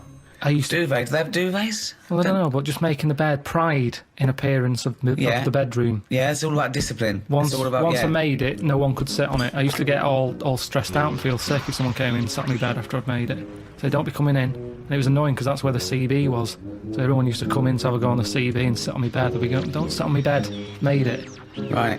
Why do you used to feel sick? It was a bit of a thing. I just didn't like it. A little bit of... It's like, I've gone to the trouble of making it. Why have you just come in and sat on it? I wouldn't have made it. Yeah, but hold on though. You do that in the army. Sergeant Major comes in and goes, "Pilkington," and he does it for a laugh. He turns over your bed, he pulls out your locker, he gobs on your shoes, right? He goes, "Start again, you cunt." What are you gonna do? Gonna be sick? No, you're gonna go, "Yes, Sergeant Major, I'm gonna start again." No, I'd say, why did you do that? I'm missing home as it is. I'm stressed out. I'm just trying to make me surroundings as nice as possible. Teddy's on the floor. You keep coming in and messing with it. Can you not do that? Who are you talking to, you little bald cunt? Maybe my dad's right then, because he said that my dad sort of said the bed making's all right. He said, "But you're not that good with laces." Wow, did you have to tie your laces? Well, I just never been that good. I can tie them, but they never sort of stay tied for a long time. I have never seen him tie his laces. I've realised that. No. He always comes in. Does Suzanne do them for you? Is he a little mank, one of those little mank trainers where they're all tucked in, where you don't see the laces? I tend to just get a good knot on them and then just leave them and kick them off, and then they're tied permanent. So you've got slip-on laced-up shoes, basically? Yeah. I don't like laces. But they can't be I don't tight understand enough. why laces are good anyway when you're in the army, especially with boots. You have boots with like about 60 holes in them. If you're in a rush, if you're in bed, you get out of the bed, you make the bed, the sergeant comes in, rips it apart again, he's going, "There's a war," and you're going, "Stop messing with the bed." And then I'm there trying to put my boots on, you got 60 laces. I don't understand why Velcro hasn't been used. Velcro is ideal for a war situation. You're in bed, woo, siren goes off, you jump out. Why do you want boots with loads of laces? Well, that's a thought for the... If there's any top brass listening. How would you cope, Karl, in a war situation? Ignore the mechanics of being a soldier. I'm talking about the fear. I mean, these men and women are brave beyond compare. Constantly under duress. I was told he had good pain threshold. By whom? A woman at that face rub place I went to. Right. She, because they ask you when you go in. She said, "What's your pain threshold like?" said, I don't know. I'll avoid it. She was going, yeah, but, you know, would you say you're very, very good, medium, or bad? I can't imagine you getting hurt much because the signals to the brain, you've got, you know, it's dulled, isn't it, with you? So you don't really... Yeah, but then Suzanne always moans at me when I'm going, oh, God, my wisdom teeth is aching. She's going, oh, shut up. She's saying, you haven't got any wisdom teeth, you dopey cunt. No, she just always goes, I had it, and I didn't make a fuss, but it's one of them things that you can't get through to people pain, isn't it? Yeah. And they don't know what your pain threshold is. So, like I say, I've got brilliant pain threshold. I'm saying my tooth's hurting. She's saying, oh, shut up. But she doesn't know. I think I've talked about it before about giving someone the pain that you've got. So you go, there, have a feel of that. I'm in agony here. Yeah, but you've made it up that you've got a high pain threshold. This isn't... This is not scientifically the woman told me. Well, does she know? Because I haven't got to it yet. When I had the face rub, she was sticking electric into my head. And she was going... What sort of place is this? This wasn't a spa? No, it was. It's what we do now. Jesus Christ! What, she I don't know, so she just plugged something into the mains? She plugged something in and rolled it. Did she have an assistant called Igor? Was it in a castle in Bavaria? She plugged this thing in, rolled it over my head, and said, is that hurting? I was going, no. She went, oh, right. And she said, and then by the end of it, she said, look at that, I had that on full. I said, what is it? She said, it's an electric current. That does something. I was going, really? That does something. She's a scientist. And, She's a maniac. She said, no, when you fill out that form, just put you really good at pain threshold. Put you really good at pain. You're going to come again? Well, yeah, 50 quid. Let's try it on your testicles next time. So, you know...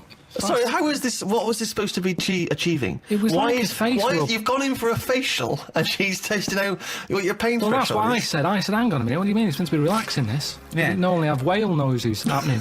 And now it's going to be me screaming. She said, no, it's just, you know, we have to ask, we have to make sure, because there is a bit of pain. Well, you know, heat. There's heat and there's hot cloths.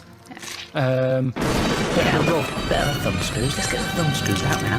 And plus all that kidney stone pain that I had. But you just were in agony when you had the kidney stones. I don't remember you having this triumphant pain threshold. You gave up instantly. Whinged. Yeah, because you have to get seen. If I go in there and I'm going, I'm in agony, and they're going, you don't look like you're in agony. I'd be at the back of the queue. So you have to go in and go, and they're going, quick, get him in. So pain threshold is good for yourself, but it's not good for other people. So you were bullshitting? You didn't feel pain at all? I was in agony, but I can hold it off. I can sit there and be quiet and have a sweat on. But if you do that in a hospital waiting room, it'll be the little div who's coming with a pan on his head, who's screaming saying his head's throbbing. That's what I'm saying. So to get seen, you have to put it on. It's like a baby crying. There's nothing wrong with it. What's he crying for? He's probably hungry. Well, I'm hungry. I'm not crying. But that's what they use, isn't it, to get attention. So you're braver than a baby, is what you're saying. You're braver than a baby. That's all we've established here. In some cases, not in others. When you fill out the form. Not in others. Sometimes babies are braver. When are babies braver? You can chuck them in a pool and they don't panic. I'm rubbish. Sorry, will you leave my baby alone? No, I'm doing an experiment. Mr. Pilkington, will you stop throwing children in the pool? No, babies. You're barred from this swimming pool from now on. I mean babies. It's the same way you can chuck one out of a window and it can land and it won't break its back. No, that's not true. Do not do that. If you are a maniac, you listening cannot to this. throw a baby out of a window. It's just what I Who heard. do you hear that? You're thinking of a cat, and don't throw cats out. Don't throw any living thing out of a... It's just what I heard. You can't throw a baby out of the window and it won't break its back. What are you talking about? No, it's just there's a certain height. It's all about us tensing up. We tense up, don't we? It's like how once someone who fell out of a plane, they passed out, and because they passed out when they landed, they were relaxed. They woke up, they were like, bloody hell, what happened then? Someone fell out of a plane. That's bollocks. It's not, honestly. How far up was the plane? Oh, high up. It's a plane, isn't it? Well, what's the lowest height that a plane could be at? Even if it was at 30 feet, that's a height, isn't it, to fall without... Yeah, exactly. But if Was the plane just on the runway? No, it was iron up. It was high up enough. Is this where you went for the holiday? We're going to up enough. Fuck me. Can't even talk. So, yeah, pain threshold. I'm very good at it. So, would you say you've ever been brave? Because I was thinking, before we did this, I can't think of a time when I've ever been brave. I don't think I've been cowardly. I've just never been in a situation where I needed to be brave, particularly. And I've always managed to avoid fights, conflicts. Yeah. See, when I was in Salford, I'd nipped to Greg's to get a pasty. I heard some bells going off. I came out, Just thought, I don't know what that is. Went over to the car, sort of thinking, I can't wait to have this pasty when I get home. Cup of tea, nice cup of tea, maybe a bit of bread. I love the fact that his head was just filled with food as he was buying food and thinking food. When he's eating, I'm thinking I'm eating food. Just one big globular mess of food cells in his head for the duration of the food experience. I can remember that food thought going on now, and it was probably like 15 years ago. But I remember how happy I was. I'm out at the Greggs, I've got what I want, I'm on my way home, this pie's hot, it's going to be hot when I get home, it's going to be a nice cup of tea, bread. These are the things you save, and yet you forget really important facts. Yeah, he doesn't know why wars are happening, but he does remember this. Yeah, but listen, this is why I remember it. Like I said, you forgot the bit that I said. A bell going off. I don't know what's going on there. I'm walking over the road, put the key in the car, I turn round, bloke comes running out the post office, obviously the bell's gone off, he's got a big shotgun, balaclava on, and he stops and looks at me. He's there with a big gun in his hand, and he's looking at me.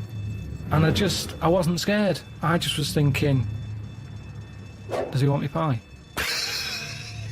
I remember thinking, if he said, I want that, I'd have to give it up. So a man with a gun... I told Suzanne, she said, no, he's probably thinking about nicking your car. He's got. What, he didn't have a car ready? He came, No, he had he the legged it. balaclava, he had the balaclava, the gun, and goes, fuck me, I forgot the car. In the end, he sort of ran off down the back alley. I love the fact that he looked over at you for a split second and you thought he might be interested in your Was pie. there other people around? Were you sure this happened and you weren't reading a comic book? No, it happened. And so he looked you in the face. He saw through you. his balaclava, he made eye contact. I looked at him. Everything sort of stopped for a minute, and then he just sort of legged it off down the back alley. And what did you say to the police when you obviously were? I didn't. I just went. Well, you were a witness to the crime. Have me pie. Like I said, it was warm. It's not going to stay warm forever, is it? But when it was on Crime Watch a few weeks later, No, it wasn't. That's what was weird. I said to Suzanne, let's watch like Ground Reports tonight, see if I'm on the telly or anything. Nothing. Didn't even get reported. Why would you be on the telly if you just ran away? Just didn't say CCTV or something like that. If I was involved in it, if they went, this happened today in Salford, outside Greggs. Are you this man with the pie? I wanted to make sure I was well out of this one.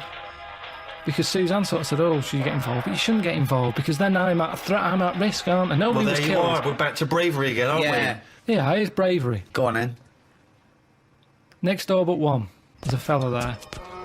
He likes a drink. He came home late one night, banging on the door. Obviously forgot his key. He was trying to kick the door in. I looked out the window, and he was out thinking someone's breaking in. Right? I see it's in. I saw all the curtains twitching. He just went back to bed. Now I kept an eye on him. He kicked so hard, he fell back, dropped his curry, landed in the road. Dropped his curry! Right. Oh, God, why didn't he get a pie from Greggs? Because that lands and it's still fine. So, anyway, he passes out. Right. Curry all over the shop. Yeah. Head in the road. Cars come down that road. Yeah. Sometimes pretty fast. Yeah, It's of night course. time. You could get his head squashed. Yeah. Like I said, curtains are still a-twitching, no one's a-helping.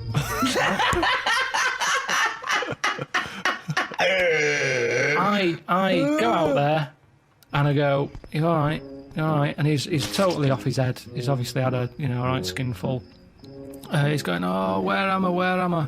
I'm going, you're outside your house, but you've got to get off the road, because you're going to get squashed. So he's like, and he could hardly move, so I sort of picked him up, sat him on the pavement, sort of picked up the curry and stuff. Suzanne came out, what's going on? I said, look at him, he's in the right state. Anyway, he's sort of coming round a little bit. In the end, I said, where's your keys? Got him in his house, job done. But that's not bravery. That's not bravery. There was no There's threat no- to there's you. no- It's just put yourself out of it for 2 minutes. It is bravery, because he's out of his head. He could have thought I was attacking him. He could have swung at me. Now, the good He's thing lying is... in the road, unconscious, covered in curry. This is not a threat. It is a threat. I'm out on the street late at night. Someone could have come around the corner and thought I was mugging him. And then what'd they they do? attacked me. Why would they attack you? They take Because they back think, what are you doing? People don't ask questions because you're not allowed to. Like with the sergeant, they chip in straight away. I know what's going on here. No, you don't. You don't know the full story. He's pissed up and his curry all over it. It isn't blood. It's masala. You hear about this all the time, misunderstandings. Now, I helped him. The day after, he remembers, he comes round and he gave me some mincemeat that he had left over. I love this! Where do you live? This is amazing! Oh my God! So the thing is, it goes to show that I put myself out, he appreciated it, he said, you're right, you know, the way Karl's come round here, I'd had a bit of a week, you know, I'd had a lot to drink, good on you. Now, no one else chipped in. Now, it is bravery, kind of, because no one else went out there and helped. You didn't even know about that, it's only because you just asked.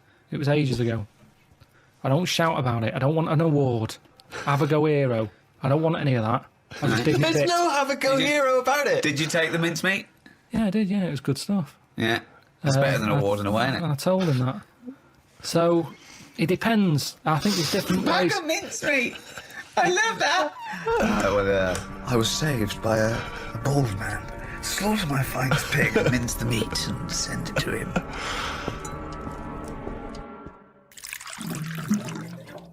What about phrases from the war days? What about things like careless talk costs lives? What do you make of that?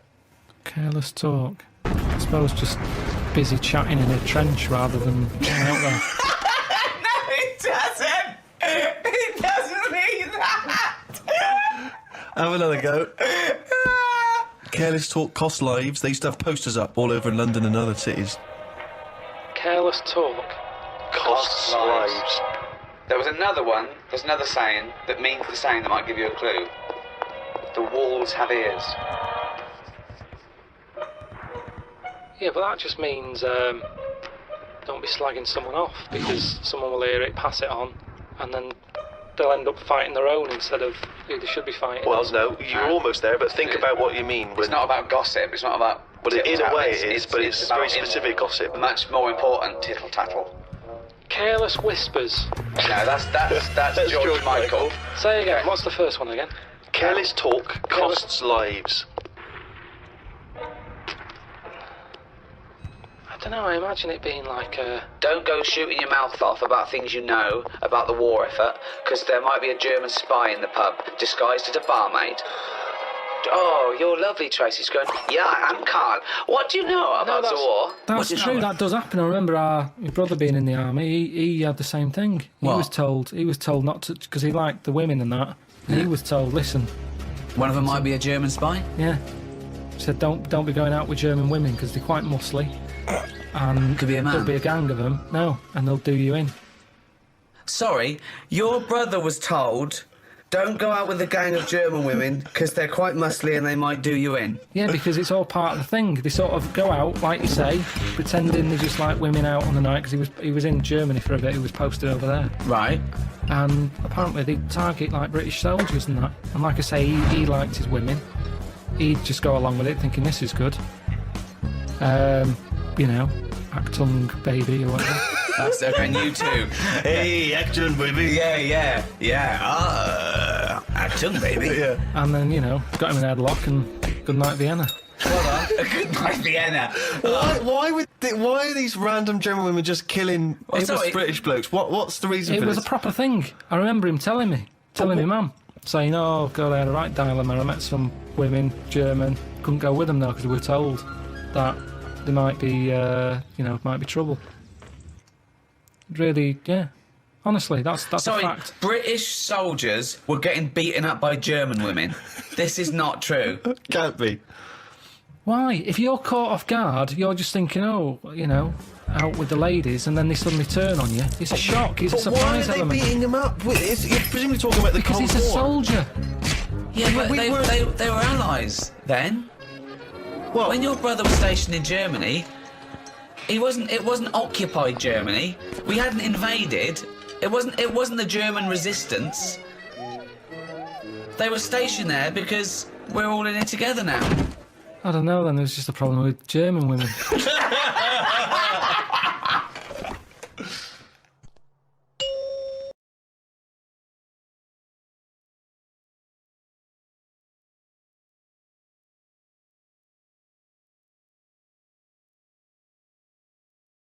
Download and listen to this on iTunes, Spotify, or your favorite podcast provider. Just check the description below. I thought we could play Room 101. Room 101, of course, is taken from George Orwell's 1984. Room of all your fears and terrors. So, is there a copyright issue here? Can we just steal this idea? Well, yeah. Let's play Room 102. Clever. This is the room next door to room 101, which is worse, in my opinion. So, Karl, these are things that really annoy you. Slugs was in there. Slugs. So, then there's you have to put a case forward, and me and Steve decide whether slugs go in or whether they stay out, whether they got a purpose. It's just because I'm having a problem with slugs at the moment. There's a lot of slugs coming in the house. Why? Don't know. They can get where like water can't. You know what I mean? Because they're boneless, aren't they? So I need a little gap. So is water boneless? There's not many bones in water. No, that's what I said. Why banish them all to room 102, slugs? Because they're harmless, aren't they? All I know is they're clogging up my piping. I had to go out and buy a plunger. I hadn't seen them since like comics when I was a kid. And I suddenly thought I need one of them things that I always saw in comics. I never thought I'd need one of them in my life. I've got slugs in my pipes. So I went out, £3 it was. I had no idea what the going rate is for a plunger. Gave it a bit of a plunge. And I think it was slugs. Like, all like bits of black stuff came up. I think it was slugs in there, like broken up slugs. Well, hang on. It could just be black gunk, couldn't it? No, it looked very sluggish. Because remember, I've had a problem with them anyway. I'll go to the toilet or whatever, look round, there's a slug climbing up the wall out of the shower basin thing. Are you sure it's a slug? Yeah, definitely slugs. I have to keep chucking them out because I don't like killing anything. Right. I didn't want to kill the slugs with slug pellets. I bought some copper ribbon. Right. They don't like going over that, They don't do they? like that. They get a little shock charge, yeah. But now that should be a warning. But instead they're diverting. They've done a diversion. They've gone up the wall and across. Now it's like, that's a warning. That's like having a no trespassing sign. Yeah. And they're just going, bollocks to that. And they're getting in. And it's annoying me. And now you get to a point when you do say, well, if they carry on like this, I'll have to kill them because they're not... How much... They're not playing by the rules. I don't know what they're doing. I don't know what the purpose is. They just sit there still. I don't see him doing anything. I was looking at one close up. But what do you want to do? Be reading Rousseau. What do you want a slug to do? In the same way you see a bee collecting pollen, good, it's doing its little work. But they're ants carrying big leaves or whatever. But the slug's just sat in the They're middle all of the doing the kitchen. same thing. They're all doing the same thing. That slug is out. It's eating. It's finding food. There's no food in our kitchen for a slug, believe me. There's not enough there for me sometimes. But never mind a slug. There's nothing for it. Definitely not in the shower. What's it doing? So I told you ages ago about how they cause more problems than good. They eat cabbage, right? When they shouldn't be. They get in letterboxes and nick stamps. They don't nick stamps. They eat the stamps. They like the glue on it. Right. Is this a big problem though? Is there an epidemic of slugs eating stamps? But I think it is, and that's why they're so slow. I think they're sweating glue. Right? They're eating all them, and that's why they're sticking to stuff. Have you ever picked up a slug? Well sticky. They give off this glue. It's like all the glue they've eaten off stamps. They panic, and when they sweat glue. Sweat! Think of a slug! What do you mean they sweat glue? You're making up nature. It makes sense. This is just a nonsense theory. It's just what I've noticed on them. Right, Rick, do you allow slugs in room 102? Well, I think we should, if they're going to be gone forever, then we should put a case forward. They're amazing creatures. What do they do for the world? They're food. It's not good enough, that. It's not good enough. What do you mean? But that's the ultimate sacrifice. Surely them being food. Just having problems with them at the moment. I've spent £3 on a plunger, and I don't like the idea that every time I get up in the night to go into the toilet or whatever, I've got to put the light on because I might have a bit of sluggage between my toes. Sluggage? A little bit of sluggage between my toes. Right, okay, so we need to move on. So you are not putting them in? I'm not putting slugs in. All right, slugs have not gone in, Karl, I'm afraid. What's your next one? Okay, number 2. People who don't want to do what the brains would be better at doing. Right, okay, I'll get around that sentence. Now, tell me again. Brains that don't want to do what their owners are good at. So now it's the brain's fault. Can you just expand on that point, please, KP? Do you know, like, people decide what they want to do, right? Don't they, for a living? Mm-hmm. But sometimes they're not good enough. Right. You mean they have a dream and they can't fulfil it because they haven't got the skill or... Yeah, but that doesn't mean they're not good for anything. No. It's just that they haven't unlocked the thing that they're good at. They want to go Of course. So I mean, there's much bigger issues there that the poor working class people don't get the same opportunities. When you're worrying about whether you're going to live through the next few days, you don't start thinking, I wonder if I can play the cello. Can I refer you back though, Rick? You made an interesting point there, but I fear that's not exactly what Karl was saying. I don't think that his point was quite that profound. Yeah, that's kind of what I meant. Yeah, I don't know. There was something to do with the brain not allowing its owner. Yeah, because that's the bit that annoys me. Fair enough if a brain hasn't decided what it wants to do. What is this? Let him finish. God, this Does thing it about finish? the brain. Shut up. Because it hasn't found its destiny type thing. A brain hasn't found its destiny. When someone is good at something and they know the brain is good at something, but then they don't want to do it and they want to go off and do something else. Now they say in this country the problem is we haven't got enough tradesmen. Right. We don't have enough plumbers. Right. There's enough plumbers' brains. I don't know what the fuck that means. Shut up. What are you talking about? Shut up. Let him please finish. Because This is like beds and pillows brains again. have not changed over the years. The brain is exactly the same. But it's the owner of the brain that's in charge. The brain could be going, I want to go for a walk. But if your body's too lazy to get up and go and see the stuff, the brain isn't going to get what it wants. It doesn't make sense, Karl. You are your brain. All right, let's go to the extreme. People with no legs who want to be swimmers. Don't be stupid. Oh, God. I'm so annoyed. Is this a big problem? It's madness, isn't it? It's mad that the brain wants to do that so much. The brain's in the wrong body almost. Yeah. Are you with me? No. A plumber who can plumb is annoying when he jacks it in as a living because there's other brains who can't do plumbing. They don't get their head round it. This means I don't know what you're putting in room 102 because you're saying it's like this brain's wandering around looking for a body and it goes, I'll choose that body. Hang on, this body doesn't even want to do some plumbing. It's a matter of taste. It's just a matter of taste. I'm not putting the brain in. It's just people. If I had a really good skill, I'd hope that I'd use it. So people who don't fulfil their own potential. Is that a better point? Yeah, that's what I meant. Who am I talking to now, Karl or his brain? We're both listening. Well, I will put in people who don't fulfil their full potential. Slugs are safe. What's your next thing to try and get in room 102? It's a tricky one, this. Go on. It's people who think that humans are special. Do you know what I mean? But you think that? No, I don't. I don't think humans are special. I think some of us are. Look at it like this. You see, we think we're important because we just do. Well, I don't, but some do. And they're the ones I want to get rid of. Another argument with himself. Now, we think we're special. There might be something else going on that's more important. We're in this universe, aren't we? Yeah. They're trying to make a new universe. What do you mean? There's a machine somewhere. What? A big bang. They're making a big bang again. Right, well you've got that completely wrong, but sure. They're not trying to create a new world. They're trying to recreate the conditions that happened at the beginning of the Big Bang. All right, but the world completely came different. But the world came from the Big Bang. Yeah, they're trying to recreate the conditions so they can test and they can experiment to see Dangerous. the conditions before. So why are they doing that? Who's allowed that? This is what annoys me. It's because humans think they're special. Oh, who made the Big Bang? Oh, I'd like my name on that. I want to claim it. Why do people always want to better someone else? It's happened. Let them have it. Okay, right, okay, Karl, you're in charge of the world now.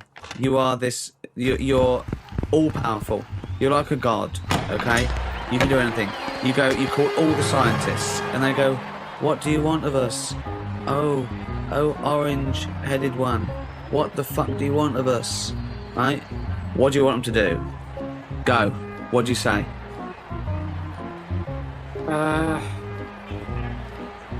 Well, I want to come in and... How long have they been working on the Big Bang idea? Forget it. You've got every science... No, but I don't just want to come in and poo-poo that, because they're going to... Poo-poo? They've done a lot of research on Hold on, you wanted to stop a minute ago? Yeah, I know, but you don't just come in, guns are-blazing. I'd say, hello, You can do everyone. anything you want. Go on then. Hello, everyone. Hello, Karl, leader.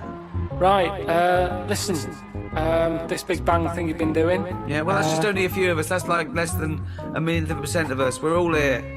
Yeah? I've dropped AIDS research. I've dropped cancer research. Right, well, why have you dropped that? Who's told you to do that? Well, no, we knocked off. They said you wanted to tell us something. We're all here. Every scientist in the world Well, is listen, here. what research are you doing? Oh, well, I'm looking at what happens if you give Feminax to an owl. What happens? Well, I'm halfway through it. I got called away. Look, I'm really busy. What do you want me to work on? Who said they're doing cancer? Go back. Go back to work. Cheers. Right. Okay, the rest of us doing stuff that you think we're fanning around with, what would you want us Listen, to do? well, I can't do it all today. What about me? I was doing AIDS. Hang on a minute. I was doing AIDS. You just wait a minute. Right, okay, why does cancer get to go back? Are you saying that cancer's a bigger problem than AIDS? You go back to work. So AIDS go back. I'm doing restless legs. Right, can everybody but the Big Bang people leave?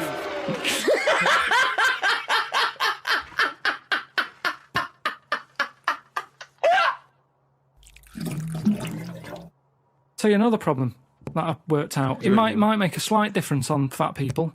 Don't put a light in a fridge. Because that's just that night when they get peckish. They can see everything that's in there. Don't put the light there. You don't need a light in a fridge. There's no lights in other cupboards. Yet where there's food, it's like fatties getting up at 4 in the morning. What can it have? What's that at the back? Get rid of the light, they'd eat less. There might be some logic in that. That's interesting. Well, what's it there for? Tell me what that light is there for. They say turn off your standby light, yet you've got a light in your fridge. Well, no, it is showing you turned where off. tomatoes is. You know, or but it's turned chocolate. off when you shut the light's not on when the door's not open. Yes, but a fat person who's always got the fridge door open.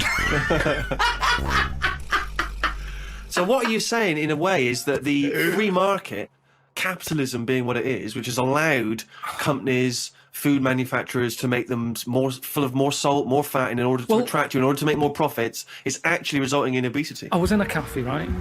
I normally like to go in there, and I might have beans on toast, Cheese on cup top. of tea. I might have a bit of cheese. Yeah, cheddar on top. Only if they offer. I sometimes sort of think I shouldn't have it, so I'll only have it if they say, "Do you want cheese?" Oh, okay. And then it's down to their problem. Do you know what I Yeah. mean? It's kind of like they made me have that. Yeah. So anyway, I'm sat in there. This little fella, I'd say he was from like Africa or something. Came in, had a little top hat on, suitcase, and red jeans. Dead happy he was. I think he just turned up to London. It's his first day out, and he's probably thinking, "I can't believe me. Look at the choice here." Anyway, the difference was All conjecture. Yeah. the difference was he went in and he said, "Have you got any porridge?" He asked for 2 bowls for the price of 1. There was a little bit of a kerfuffle. Yeah, a little bit, because he couldn't understand why. You've got loads of porridge, give me 2 portions. But what I found interesting is he didn't want to go for the donut or the pastry, because in his country they don't have it. So food where he's from is for what food is for, isn't it? Giving you energy. Yeah. Here it's not about that, is it? No. You go, "Oh, I'd love a little muffin." So I just found it interesting. That's all my point is, that he could have anything. He's come over here. He's in London. He's got loads of stuff on offer. Yeah. He still wanted his porridge. Do you think that... Well, firstly, do you think perhaps he had travelled from the past in some kind of time machine? But secondly, do you think that now that he'll have his first taste of a donut, won't he, or a pain au chocolat, do you think he'll get the taste of it next time you see him? Well, maybe that's how it let those works, isn't it? I mean, trousers out. why do I like? Next time I walk in there, I go, "Hello, usual." No, shove the porridge. I want a donut. That's what happens, isn't it? It's all about a mixture. You need a mixture in your body. You need to have, like I've said to you before, I get an urge for things that I don't even know about. Do you know what I mean? What, like what? Anything. The one that always surprises me are plums. Because I shouldn't get an urge for plums. I don't like them enough, but if I pass them in a supermarket, I go, "I want them for a bit." Yeah, I think you need that. And I go mad. I'll eat a full packet in a day. I'll eat like 6 and get bellyache and that. And I know I shouldn't overdo it with them, but it's just like my body. He's like a creature, isn't he? My body just calls out for stuff. It doesn't, Carl. No, it feels that way because I wouldn't normally buy them. My favourite fruit, I like an apple, love a banana. I've got into blackberries. Yeah. Quite expensive, but a bit of a treat. I think there's plenty of fruit out there. Bananas, apples, oranges. We've got plenty of fruit. They can't get rid of fruit quick enough. There's loads of stuff with fruit in now. Shower gel with kiwi in it.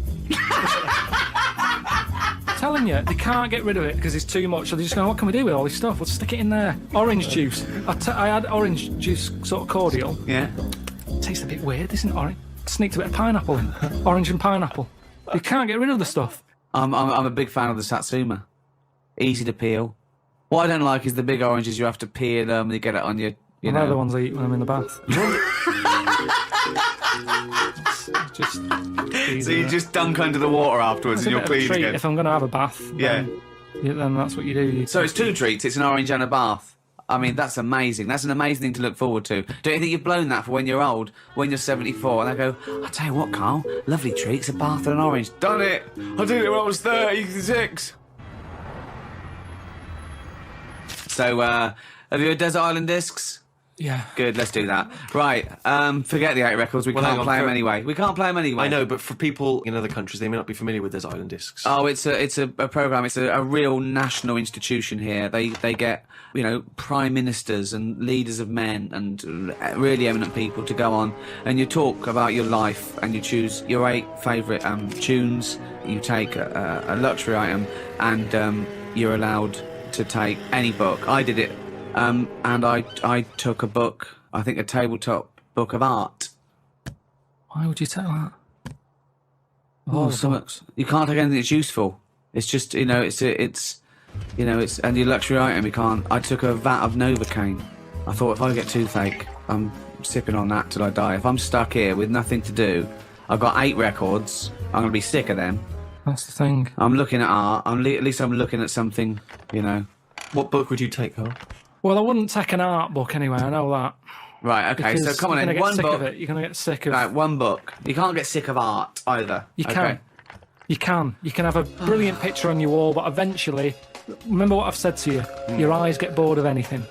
I don't remember him saying that. I think I blanked out. I think he came in one ear straight out the other. Well, that's why relationships break up, isn't it? Because the eyes get sick of looking at that other person, and you go, my eyes want to change. That's what it's all about. Me eyes want to change. Okay, come Sorry, on, love. Fucking hell, choose a book to I'd take. probably take a dictionary or something like Oh, that. that's ridiculous. Why would you take a dictionary? Just because I'm not that good with words. But what do you want words for? You're not talking to anyone anymore. You don't have to worry about the vocabulary. You have to worry about...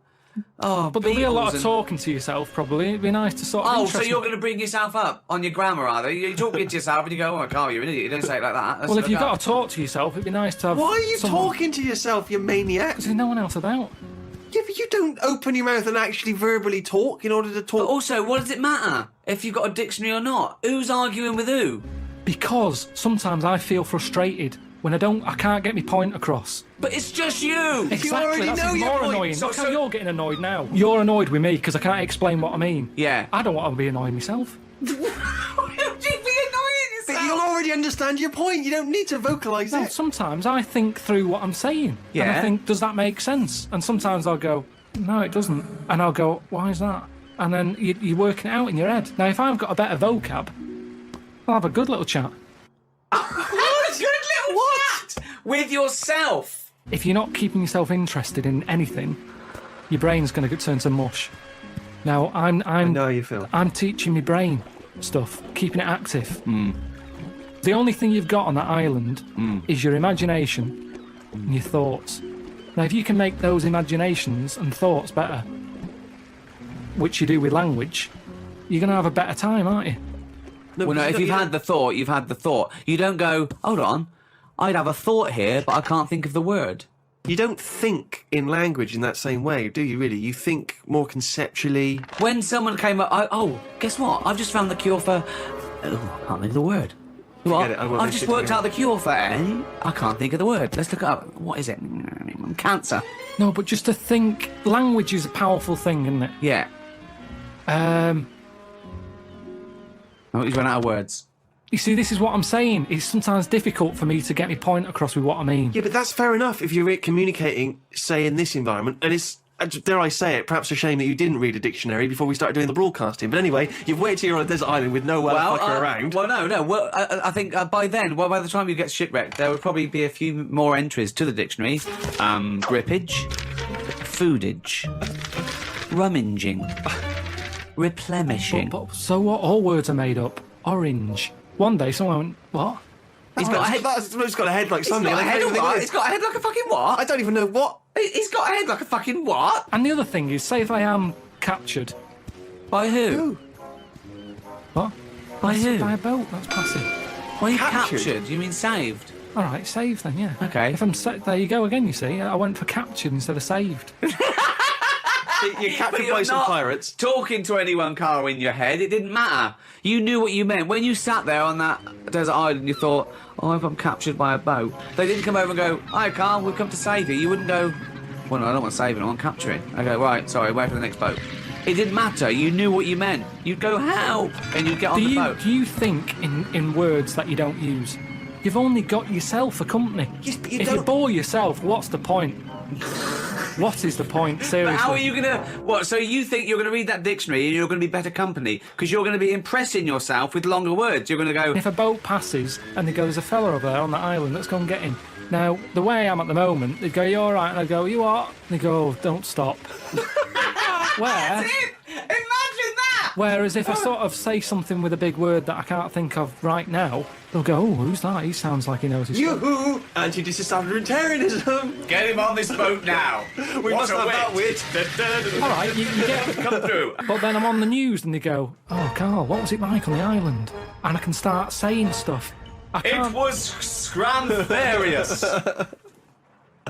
No, but then I think it makes it more interesting, whereas at this moment in time, I'd struggle telling them what it's like. I like the idea of you trying to educate and I better love yourself. the idea. Do it now! But there's so many other books. If I'm stuck with one... Okay, the dictionary. You've got a dictionary. What's Fine. your luxury item? What's your luxury item? Quick. Let's get off this island. Come on.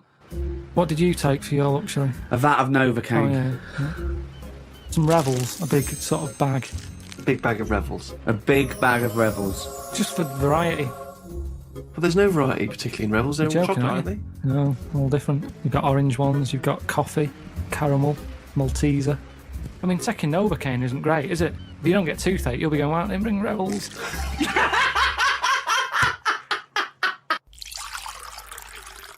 Karl, what doesn't annoy you? That's the question, really. No, I'm not going to sit here and... different things annoy me. But I don't just go about getting annoyed. Seems Stuff like it. happens. No. Stuff happens. What's And annoyed you this week?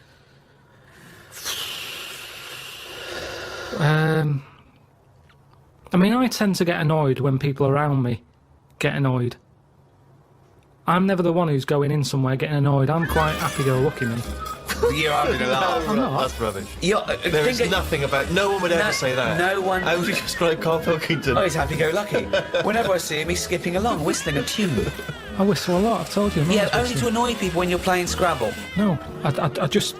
At the end of the day, I think the problem is, most of the day, I'm on my own. Right. Right? I'm doing DIY at home. I'm quite happy. No one's there annoying me. I Right. go for my lunch later than everyone else, so I don't have to see people. He's like Quasimodo, isn't he? He's like Why? coming down when everyone else is not there. No one's around. Susan! No, but then that's the problem. Suzanne then comes home. She's been sort of with people, so she comes in with loads of energy, and I'm going, just slow down.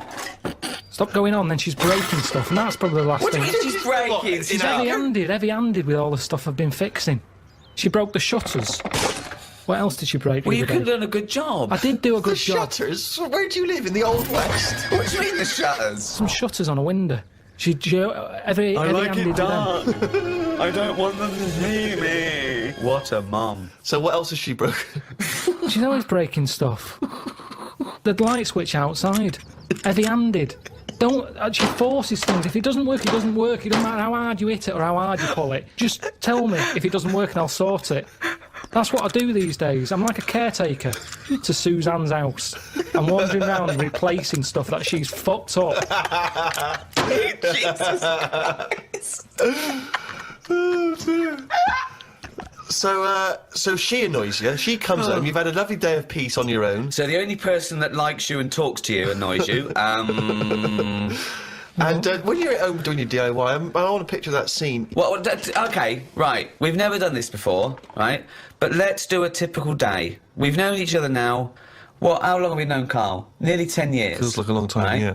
So, let's do a typical day in the life of Karl Pilkington. So for my first question is, what time does Suzanne have to wake up? Does that annoy you? Does she have to get up earlier than you? Because she's got a proper job. The alarm goes off. What time? About 7. That seems early. Yeah, but I'm used to it now. Okay. At the Now you moment, spring out of bed, make her a cup of tea, do you? no. Right. I let her get up, mess about.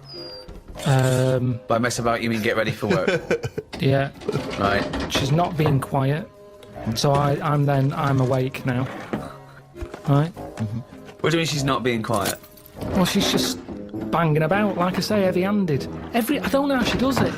It's just doors and stuff. Everything seems like the Hulk's in the house. Bounding about. Just don't be heavy-handed with it. When even like pulling the curtains shut and stuff, because it's not her who has to fix it.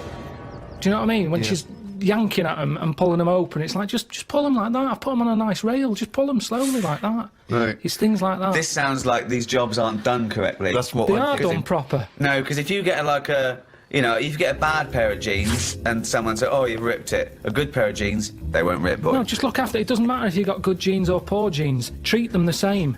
Look after your stuff. I've always been like that. I know, I've yeah. told you from a young age I didn't like people sitting on my bed after I'd made it. It was like, I've gone to the trouble, I've made it, there's no creases in it, don't sit on it. There's a chair there, use the chair. Sure. Okay.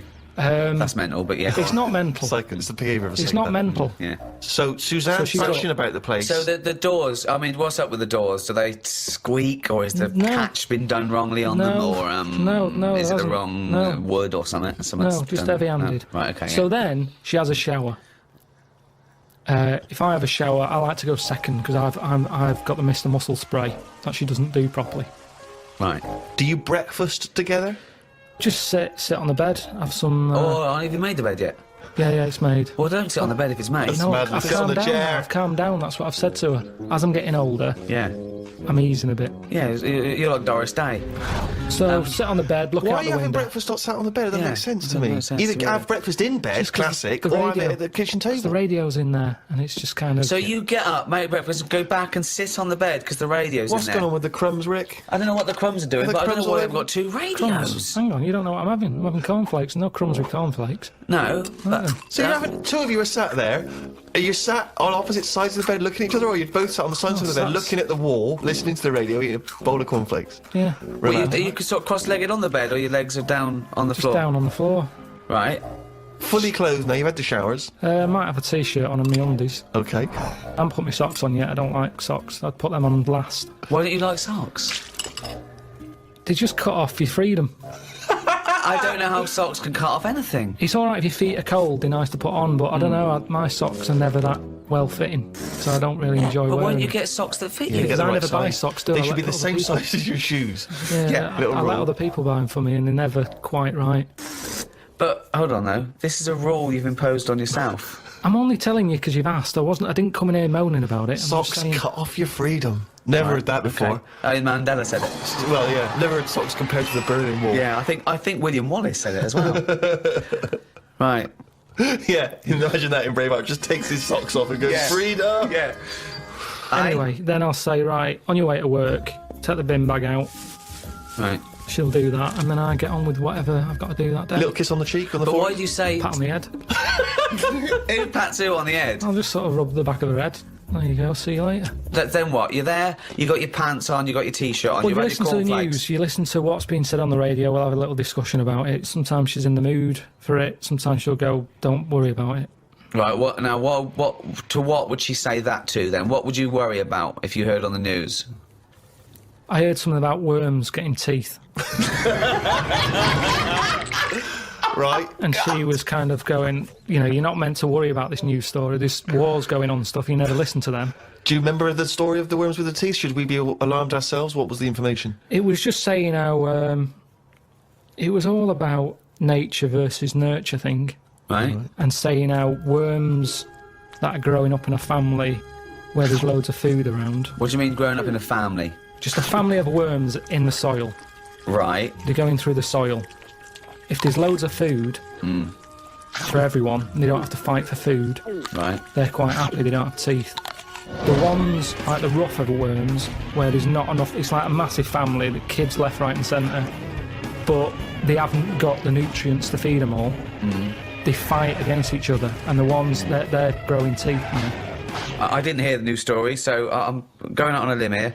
I don't think it was about a worm being maybe more working class and chavvy, though. With like big families, look at that, that big family can't even feed them all. And then you got middle class worms going, we've got enough food for everyone because we haven't overbred. You know what people are like now? They've got researchers watching all sorts of stuff, Right. keeping their eye on everything. when you don't have to worry about it. A worm with teeth, if they've got teeth or not, to me it is not a problem. Not a problem at all. I normally save a worm if I see one.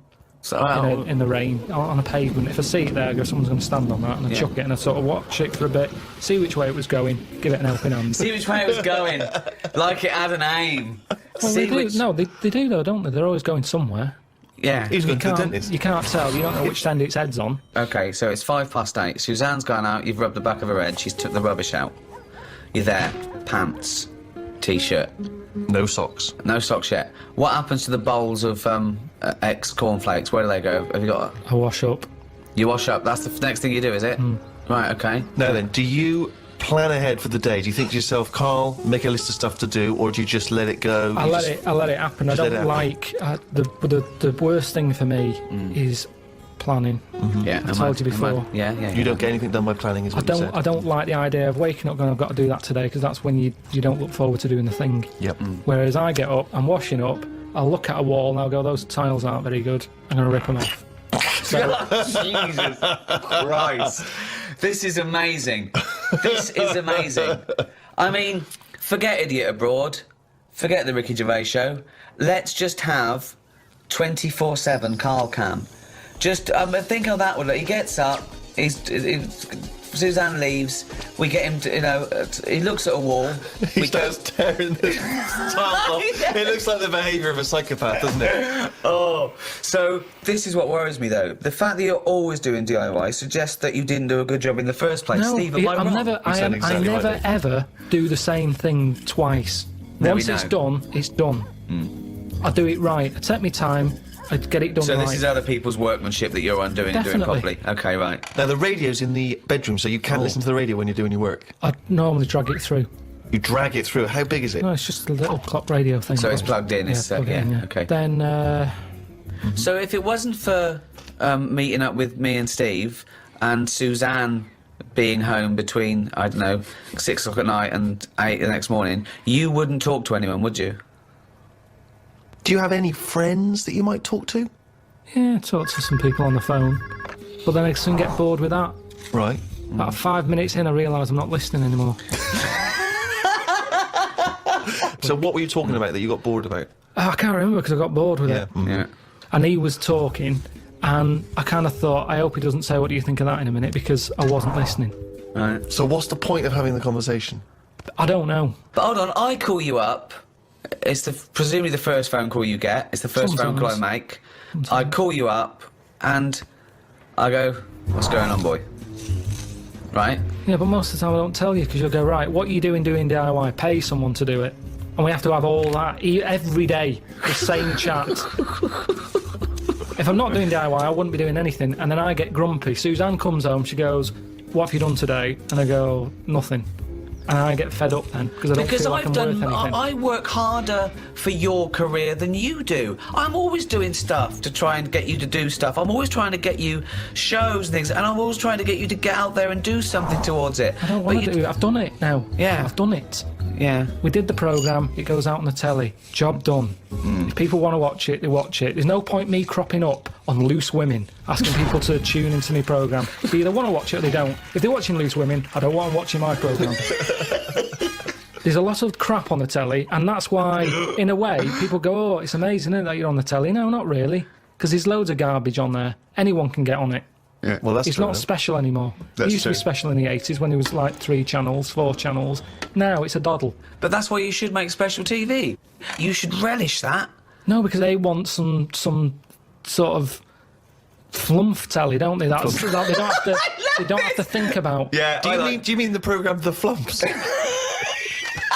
He didn't say flump, he said flump. Oh, I'm sorry. Now how are you spelling flump? It's F-L-U-M-F. PH flump. PH flump. PF. PF? Oh, PF? Flump. Okay. Flump telly. Yeah, flump. Flump telly. So So take it this way. So, And what would be an example of flump telly?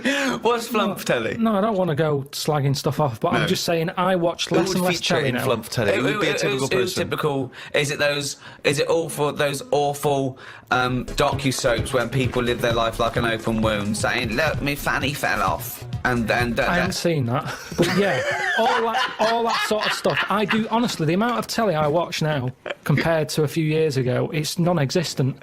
Suzanne comes home at night. I might watch a Grand Designs to get some tips off it. Other than that, So that's work. You count that as work, don't you? Research at well, least. at least you learn something. So then we'll just sit and have a game of crib. Or, You'd have been happy in the Blitz, wouldn't you? You'd have been happy down in one of those subway stations. Oh, Suzanne, what? What? Chimney's gone. Oh no, what was that? Doodlebug. I better go up there. Oh, leave it, will you? Come on. Oh, that's bloody heavy-handed, them Germans. They're bloody heavy-handed. Well, let's go back a bit here. So you've done a bit of tiling. Good job. Please, you're halfway through. Spot a lunch around 3ish. Yeah. What do you do? Do you pop out for lunch in a cab? depends. Sometimes Suzanne, as I pat her on the head, she sometimes says, "There's some ham in the fridge." I'll go, right. I love it. Like, there's a little choreograph. If I better pat her on the head. I don't know what's got to eat today. Karl thinks, like Pavlovian conditioning. Yeah. Last time I patted her on the head, she told me about some food in the fridge. Bye, love. Take the rubbish out. I'm in the fridge. Cheers. Brilliant. Yeah. Okay. So I'll eat that. Now, the radio's on the whole time. Is there? Because I want to picture this. You're not working in silence. Radio's on the whole time. That little squeaky radio that's sort of halfway in the doorway of the bedroom and the lounge or whatever. You've got the radio. And what station you listen to? You listen to music? You listen to Sometimes I speech? listen to sort of speech stuff. Right. Sometimes I listen to music. What would be speech, like a kind of one of those phone-in programmes? Or? Phone-ins do me head in a bit. Right. I like, reports on stuff. So you like to be informed as you go? Yeah, just so it gives me something to talk about, because if you're not with anyone all day, your brain's not doing anything, is it? Whereas me listening to them, it's like having someone in the room telling you stuff without you having to chat back. I prefer that. I'm a bigger listener than I'm a talker. Yeah. Whereas these days, a lot of people are talking, but they're not listening. Perfect. So, Although you're not listening to actual humans like your friends when they call you up. because they're just mithering. Do you make sure that you get everything done and dusted before Suzanne comes home, so she comes home to a spotless place? Yeah. And so she comes in, do you instantly show her the work you've done, or do you just let her notice it for herself? Sometimes I just leave it and see how long it takes for her to go, "Oh, you've done that." Okay. And if she doesn't notice it, are you annoyed or are you excited to tell her? Sometimes I forget. He does it again the next day. Yeah, that time looks a bit shoddy.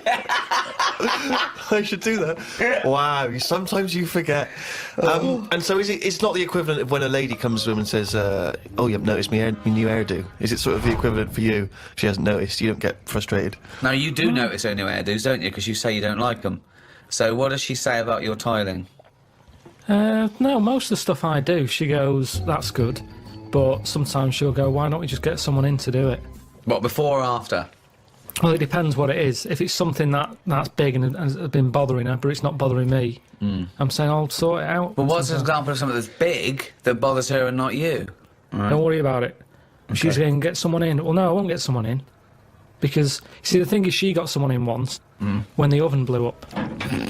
Right? I said, leave it, I'll sort it, I'll look at it. No, you don't know what you're doing. Get someone in. No, let me have a look. No, get someone in. She calls someone up. They come round. The old £80 call-out charge business, straight away. They pull it out. They go, "Oh, it's the fuse and the plug." Now, I could have sorted that out, but she didn't give me a chance. So now it's good now, because I've got that on the old back burner. So every time she says, "Let's call someone out," I'll go, "Oven." There's a little reminder. So I'm glad in a way that she did. But so now she just leaves it. She doesn't interfere. No, Karl, I've got terrible pains. Oven.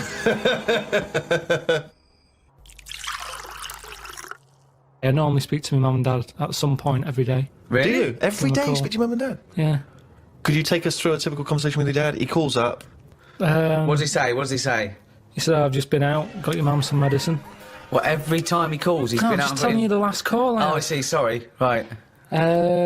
What's the weather like? And then my mum might get on. And what's she got to say? Look forward to this. she just tells me a bit of it. She, like, what was it the other day? She said, oh, have you seen them tablets that are food? She's so like you. She's just like you. Oh, God, what is she, a fucking astronaut? Have you seen them tablets? What are food? Oh, Go on, what are the tablets that are like food? No, that's what it is. It's like the spaceman food. They've come out and we're just chatting about them. She's saying, oh... What do you mean they've come out? Really? Yeah, because we live in a busy world and everything, where people haven't got time to have a proper lunch. So you have a call, like a scintillating phone conversation like this every day with your parents. Yeah. And does she always try to find a piece of new information she thinks might interest you? That's each day? sweet, though. That's sweet that he absolutely. talks to his parents every day.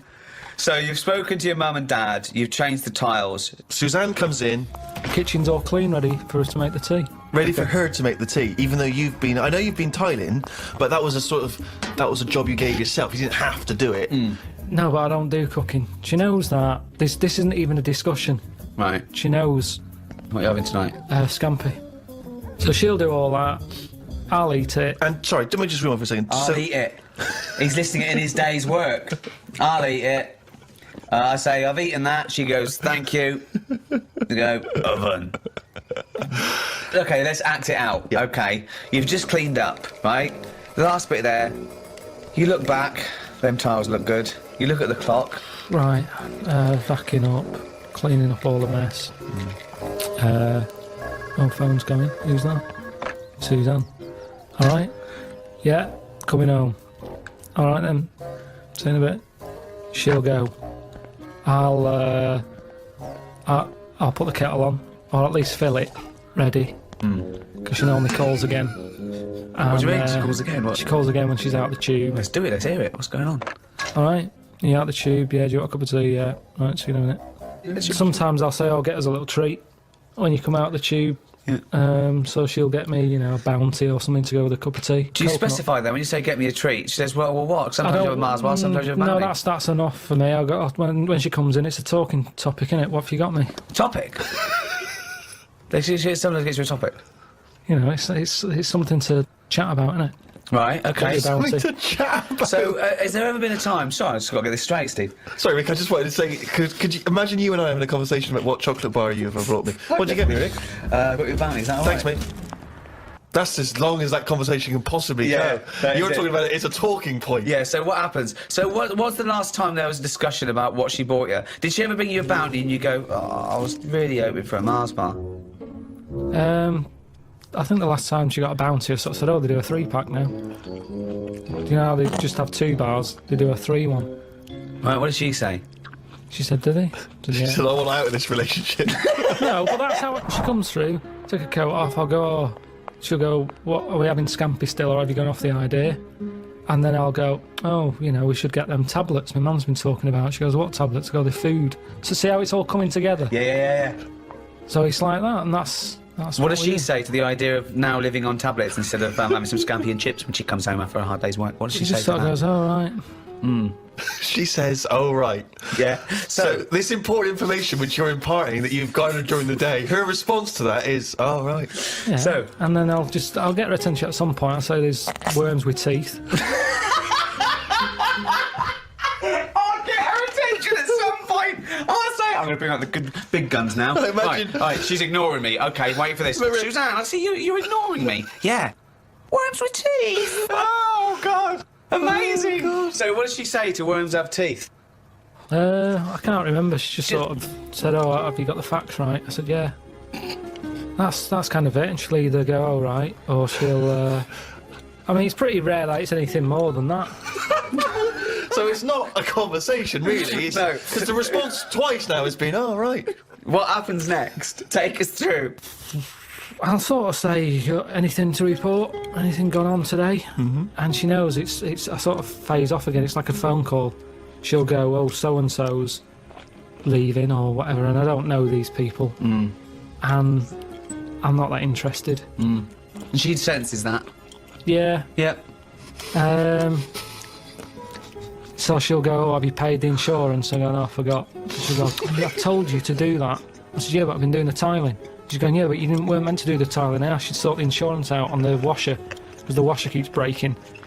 And she won't let me fix it, even though I know what it was. It was the heating element. I said, I know how to fix that.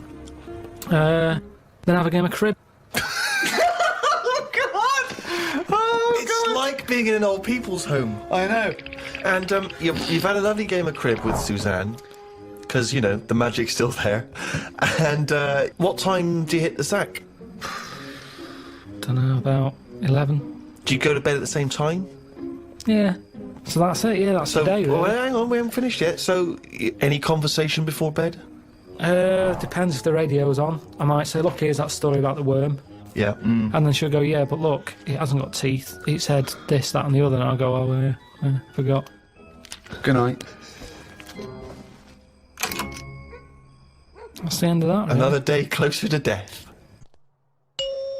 The idea of Englishness and England, it's quite a vague term, isn't it? You can play loose and fast with it. I mean, for instance, I was looking at some quotes about England, and John Major, former Prime Minister, he typified England as being a place of long shadows on county cricket grounds, warm beer, invincible green suburbs, dog lovers, and old maids bicycling through the morning mist.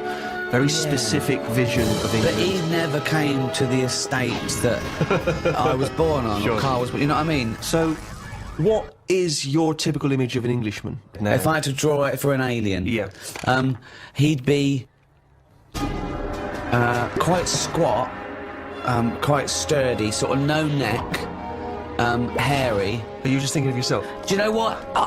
It would be my build with Karl's head. Really? And no neck, yeah. I think he's sort of balding and unshaven, and he's like a shaved caveman. I think he's tough. He'd have tats.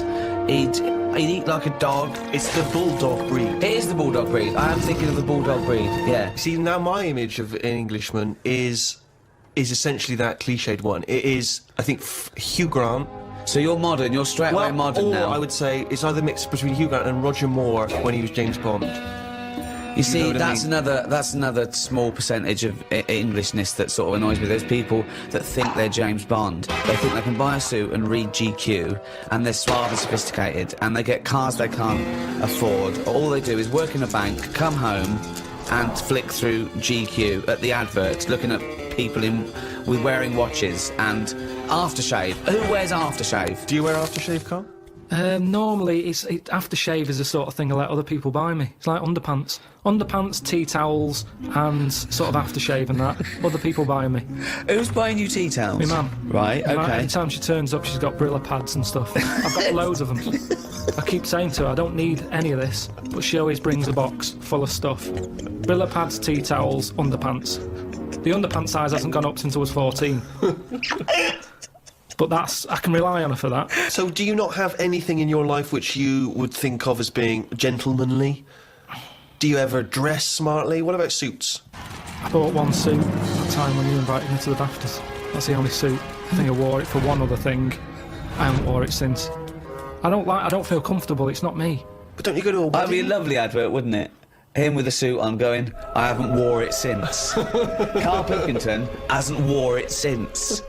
I don't go to weddings. No, I don't like going to them. I agree. I mean, even though you know them, they don't give you any time when you're there, do they?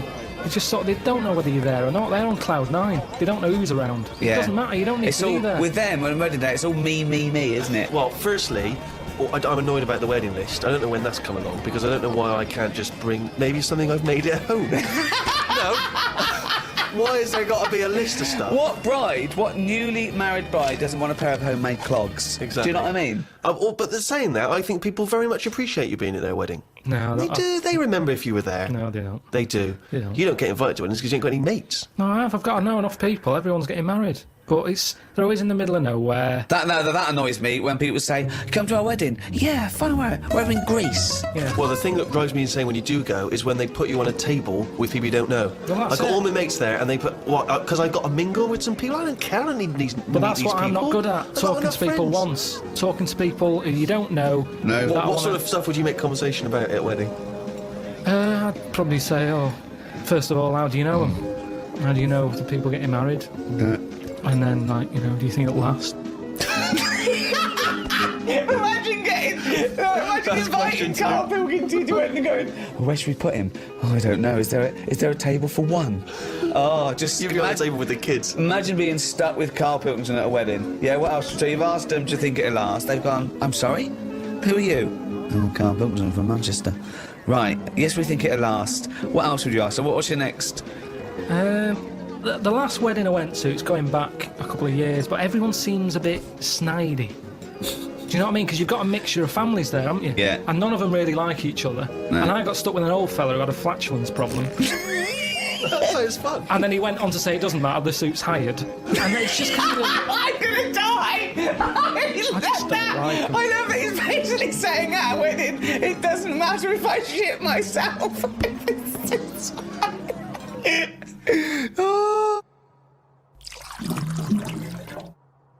Maybe it's that thing that I don't appreciate what I've got.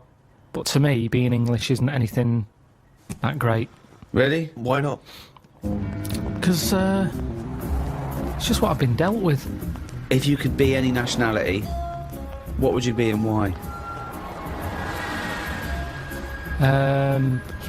Probably be Italian. Okay. Why? Well, just yeah, I like the idea of it. I like Italians are alright. Where would you live? Rome? I probably wouldn't want to be in the middle of Rome. It's too much hassle. Have you been to Rome? Yeah, it's nice to visit and stuff. Yeah. It's good. A lot of old stuff. Why have you chosen Italy? I'm interested to know why of all the countries you've chosen Italy. I was a late comer to pasta. But it's one year round. I like it now. It's like one of my favourite things I have. Which there isn't really anything like that in England. That even though it's Well, except pasta. Pasta's No, almost but it's- exactly like it. Yeah, no, but it's not. We've got pasta, haven't It's we? not ours though, is it? And we No, don't know we've how got- to eat it. What do you mean we don't know how to eat it? We do it all wrong. You stick it up your arse again. Look at me. I know how to fucking eat it. No, but what I mean is, if you saw a proper Italian and they saw what we did to pasta, they would not be happy. What are we doing wrong? Tell me what we're doing wrong Well, I with don't pasta. know that, otherwise we wouldn't be doing Well, it how wrong. do How do you know we're doing it how do you wrong? know I've they just don't? heard we do it wrong. It's like how we have the coffee at all the wrong times. I ordered a cappuccino somewhere and the Italian fella said you shouldn't be having that now, it's the breakfast coffee. Yeah, it is, yeah. Before 12 o'clock, Yeah, but I was having it at like 4:45 at night. Oh, It looks wow. like it Well, was that's mental. absurd. How are you going to get to sleep with a lovely cup of coffee? Yeah, that's Well, a I good don't point. sleep anyway, You yeah. shouldn't drink coffee anyway at night. Full stop. So, hang on. So you love pasta, but you're not eating it right. So you'd like to be Italian in order to be able to eat pasta correctly, even though you enjoy the pasta you What eat. do you feel being Italian is, and what's It's just, attractive it's to just being... very sort of, it's a relaxed lifestyle. Whenever you go to Italy, everyone's sat outside a cafe. It doesn't matter what sort of person Carl, you are. that's all you do now with your spare time is sit Yes, outside a cafe. But they get more respect over there for Why? it. It's like, it's okay to do that. There's older people sat outside cafes who do nothing. I and it's love the just fact that he they're wants to probably be retired. Italian so he can sit outside a cafe and get more respect than he does now sitting outside a cafe. No, but everyone's rushing about here. People have like colder coffee, they have frappuccinos here because they haven't got time to have a hot coffee. It's like they've got a coffee with ice in so I can neck it. Get it down my neck and get on with my day. Relax, enjoy your coffee. I don't understand the rush. But the reason you enjoy Italy is because when you're there, you're on holiday. That's why you're able to chill out and No, relax. no. When you say it's old people sat in some little Sicilian village. Of course they got no money. Here, I went to the Salvation Army, right? Why? Because it's nice. What do you mean? You can get toast and a cup of tea for £1. Go, you little skinflint. That should be the going rate, Steve. I'm surprised I haven't seen you in there, to be honest. But the thing is, Where is it? now, just near Camden. What is it? Is it like old people? A lot of old people, mainly old people. And this is what I'm saying. These are people who are old and they sat in a cafe, but they don't get any respect. People are walking past and they don't want to go in. The way you reacted when I said I was in the Salvation Army, that's the reaction they get. Yet an old Italian person, they looked after better. Well, it's certainly true they look after their older families, don't they? They Right, do and respect that's all their I'm saying. Whereas, I mean, it's a lovely place, Salvation Army. Every old fella in there's got a tie on. Yeah. They make an effort. Yeah. So anyway, yeah, that's what I like about Italians and that. There's a lot of So you want to be respect. Italian because when you're old, you can sit outside a cafe and get more respect than you do here. Yeah, look at the old people in this country. They never look happy, do they, really? Most of the time, when you see them walking around, they go to pot. No one's keeping an eye on them. Well, it's an important thing, isn't it? That my mum, this is when she was about 60, 65. There was a neighbour who was, 85, 90. And my mum used to go around there every day. Do you want any shopping? Do it, right? But I remember calling her once, and she's going back. I said, what are we doing? She went, oh, I've been around so-and-so. So I went, oh, right. She went, oh. She won't die, Rick.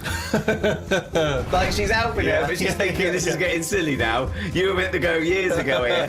Well, that's the problem, you know. If you get pally with an old person, then you could be stuck with them for years. And having to do stuff, you know, that's what you don't want to do, is that you meet an old fella, and then you've got to start popping in his sort of piles or whatever when he can't do them himself. You know, what do you do if you're... It depends how friendly you are, though. I mean, I'm just talking about someone you meet at the bus stop, as opposed to popping the piles back in. How does that happen? Jesus. Just the ones on the estate I grew up on. As soon as he got to a certain age, there was Mrs. Knowles who went mental. One day she seemed fine, next day she was chucking cans in everyone's garden. You could just hear her coming. Which was weird. Aren't you? Now you've brought up weird people. There was a fellow called Shorts Man, right? It's so pedestrian! I love that. Shorts man wore some shorts. Now, what I like, yeah, he did, but they were really short. They were that sort where, you know, it's almost pointless having them on. What do you mean? They were just, you know, like shorts now for blokes. They go up to your knees, don't they? There's no chance. There's no accident happening there. There's nothing going to pop out. Yeah. No. But Shorts Man, he liked it. He liked the fact that happened. And he used to walk with big strides to sort of help the chance along. So that he knew, with the big strides and the short shorts, they were going to pop out. Did you ever see it pop out? Yeah. Why did you look at the shorts? Just because it was like playing Buckaroo. It was like, when are they going to pop out? But what? It's just what happened. So, right, but Shorts Man, so he was an exhibitionist. He basically wanted people to see his veg. Yeah. And they were out more than they were in. I mean, they had a tan. Right? Now, the thing is, what we like in England, I think we like that. We like local characters. The eccentric. Yeah. Eccentric's that's very British. Eccentric, yeah. I'm glad I grew up round there with all them people, because they're interesting.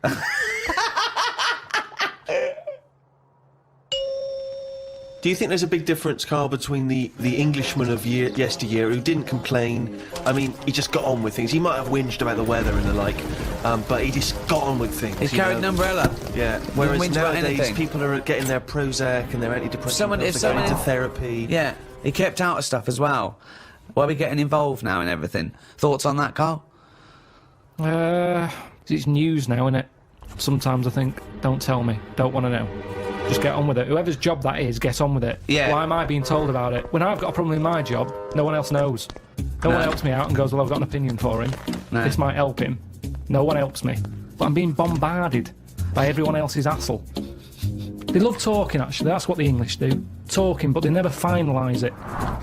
They love just being in the meeting room, talking, saying, yeah, we could do this, we could do that. I'm the only one in that room not getting paid. Everyone else is on a wage. I'm there looking at my watch thinking, right, I've been here for an hour and nothing's been sorted. They're looking, thinking we can drag this out for another half hour, gets to lunch. That's what annoys me. They're all sat there just pushing bullshit around the room like dung beetles. I'm sick of it. And that's what the English do. And it's a shame, because I don't think we used to be like that. I wish everybody just sort of kept to themselves more. Like, you know, certain animals do. You just get on with it. It's like an old-fashioned way. What animals keep themselves? Any animals keep themselves. Like what? I've said loads of things. What animals keep themselves? Badgers. Why do they keep themselves? No, they just... whenever you've seen them just sort of wandering about a roadside, they're on their own. Right. They're not sort of... What are they doing? In pairs. I don't know. Most of the time, they're dead.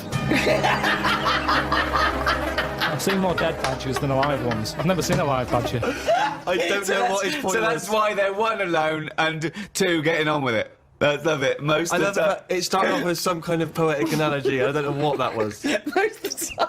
I just... Oh, God. I like this thing of the Englishman I knew growing up was you had to... When you hit a certain age, when you hit, like... manhood or puberty or whatever, 13, 14, 15, you had to start showing your mettle. You had to be tough. I remember, right, when I first started going to pubs, right, so I don't know, say 18, you walk into a toilet with your urinals, and the first thing everyone did was fart and gob. Yeah. That was it, right? Yeah, if you couldn't do that, then, you know, you get funny looks. You know, you go in the urinal and they'd look at you. Oh, sorry. It was all about being a man. You know. I think wearing glasses makes you slightly exempt from that. It's like you don't have to... People automatically dissociate. It's like if I was in prison, I wouldn't have to do that because I'd just be the professor. Yeah, do you know what I mean? Exactly, or brains. Yeah. I would. Yeah. I wouldn't need to be part of it. I'm never a threat because I never look like I'm going to be a tough guy. So consequently, I live in this sort of parallel stratosphere where I haven't got a piss and gob. Yeah. Has that got more popular? Yes. Has it? Yeah. There's a lot of What, people gobbing? doing it in the streets now. Really? It's like not avoiding... in Hampstead. It still is, you know. When I walk The only in... person gobbing in Hampstead is me. Jane says, don't gob. People are looking. Well, it is. It's your trail that I'm seeing then.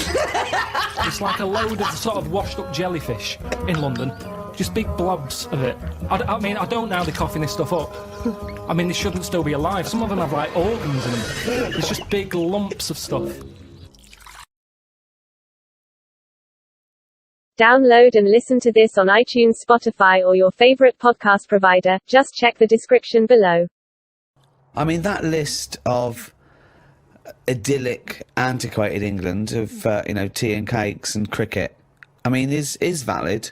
But I think the things that sum up Englishness, I mean, talking of the weather, I think drinking, war, we love a ruck. Yeah. We're built on war. We're a warrior race. We're pretty good at war. Talking of the English sense of fair play and war, when the crossbow was invented, a lot of people wouldn't use it. They said it was unchristian. So our soldiers sort of resisted it. So Europeans got this thing that needed no skill, and it was shooting these bolts, and they could reload quick. And versus our bowman. What do you think of that? What do you think of going, oh, it's cheating, we won't use it, but having a disadvantage? That's honour, isn't it? But what's the problem here? What am I meant to be worrying about? Well, you've got bow and arrows. Yeah. They're amazing. They're heavy. Someone comes along and goes, don't worry about that. Here's a crossbow. Just pop it in, put it back. Deadly. Deadly, quick. Anyone can use it. So now you've got anyone with a crossbow killing people. Women, children. Anyone can use it. So the Europeans, they're going crazy. But we resisted it because we thought it was, you know, unchristian and cheating to kill without skill. What do you think of that? But where were the actual bows and that being made? Because that's the thing, isn't it? The company who's making them, they just want to get out to a big market. Brilliant. That's what they do now with the iPod and everything. It's not about people wanting more music than ever before. That's not the case. It's about having the accessory. And if the bow and arrow was like sold as this, you know, light to carry for all the family, that's how it would have happened. That's what it's all about. You knew bow and arrow from Ronco. But what do you think the problem is? But you're not quite getting Ricky's point. His point is the idea of there being sort of rules and fair play and etiquette in war. The objective is to kill the enemy. I don't think war and that is a place to start getting all uppity about someone cheating or having a better system. Really? You think all fair in love and war, do you? Yeah, definitely. Right, but It's just about rules, winning. isn't it? No, not in a war. There isn't rules. What's extraordinary about the idea of English fair play is, you know, famously the approach during the First World War, that we would sort of walk up out of the trenches onto no man's land and sort of politely march at a slow, steady pace across towards the enemy. I mean, and then we were just being machine gunned down. I mean, it was absurd. And that's the one they had a knockabout stuff, didn't they? A game of football. In no man's land, yeah. Christmas Day. But who took a football there?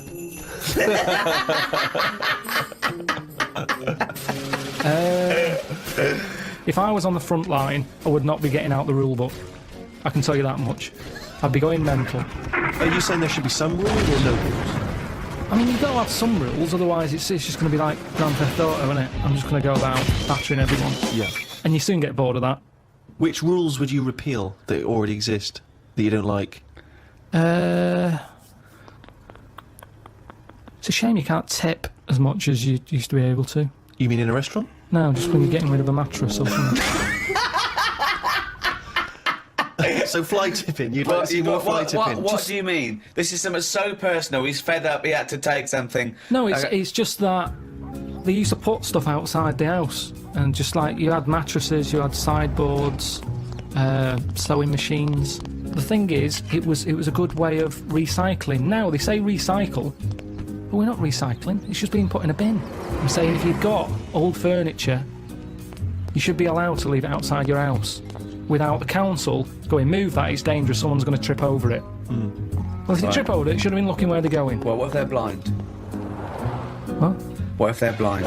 That's why you don't leave things out in the pavement, because blind people will fall over and smack their face in. No, because I'm leaving it. I'm not leaving it on the pavement. Well, you just said you were. Where are you leaving it? Sort of outside the house. Where are you leaving it, Carl? You haven't established where you're leaving this yet.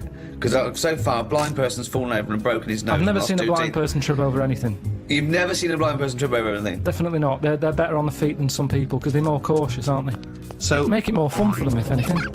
Why can't you just have this stuff collected by a second-hand shop or because send they won't, it to they a don't come, charity? Steve. Honestly, they don't. I've called up people and they're saying, yeah, we'll be there in an hour. And I say, right, I'm going to put it out on the street. Then are you going to come and get it? Yeah, we'll be there. An hour passes by. They haven't been. Suddenly the council goes past. On the floor, bloodied noses. And the council said, I call them up, do you want to shift it? Well, we might, but don't know when. Well, it's outside the house now. Well, you can't leave it there. It's your responsibility. You'll have to stay with it. Suddenly I'm wasting time sat outside the house with rubbish that someone else might want. But you're not allowed to leave there because a blind person might come along. What's the dog doing?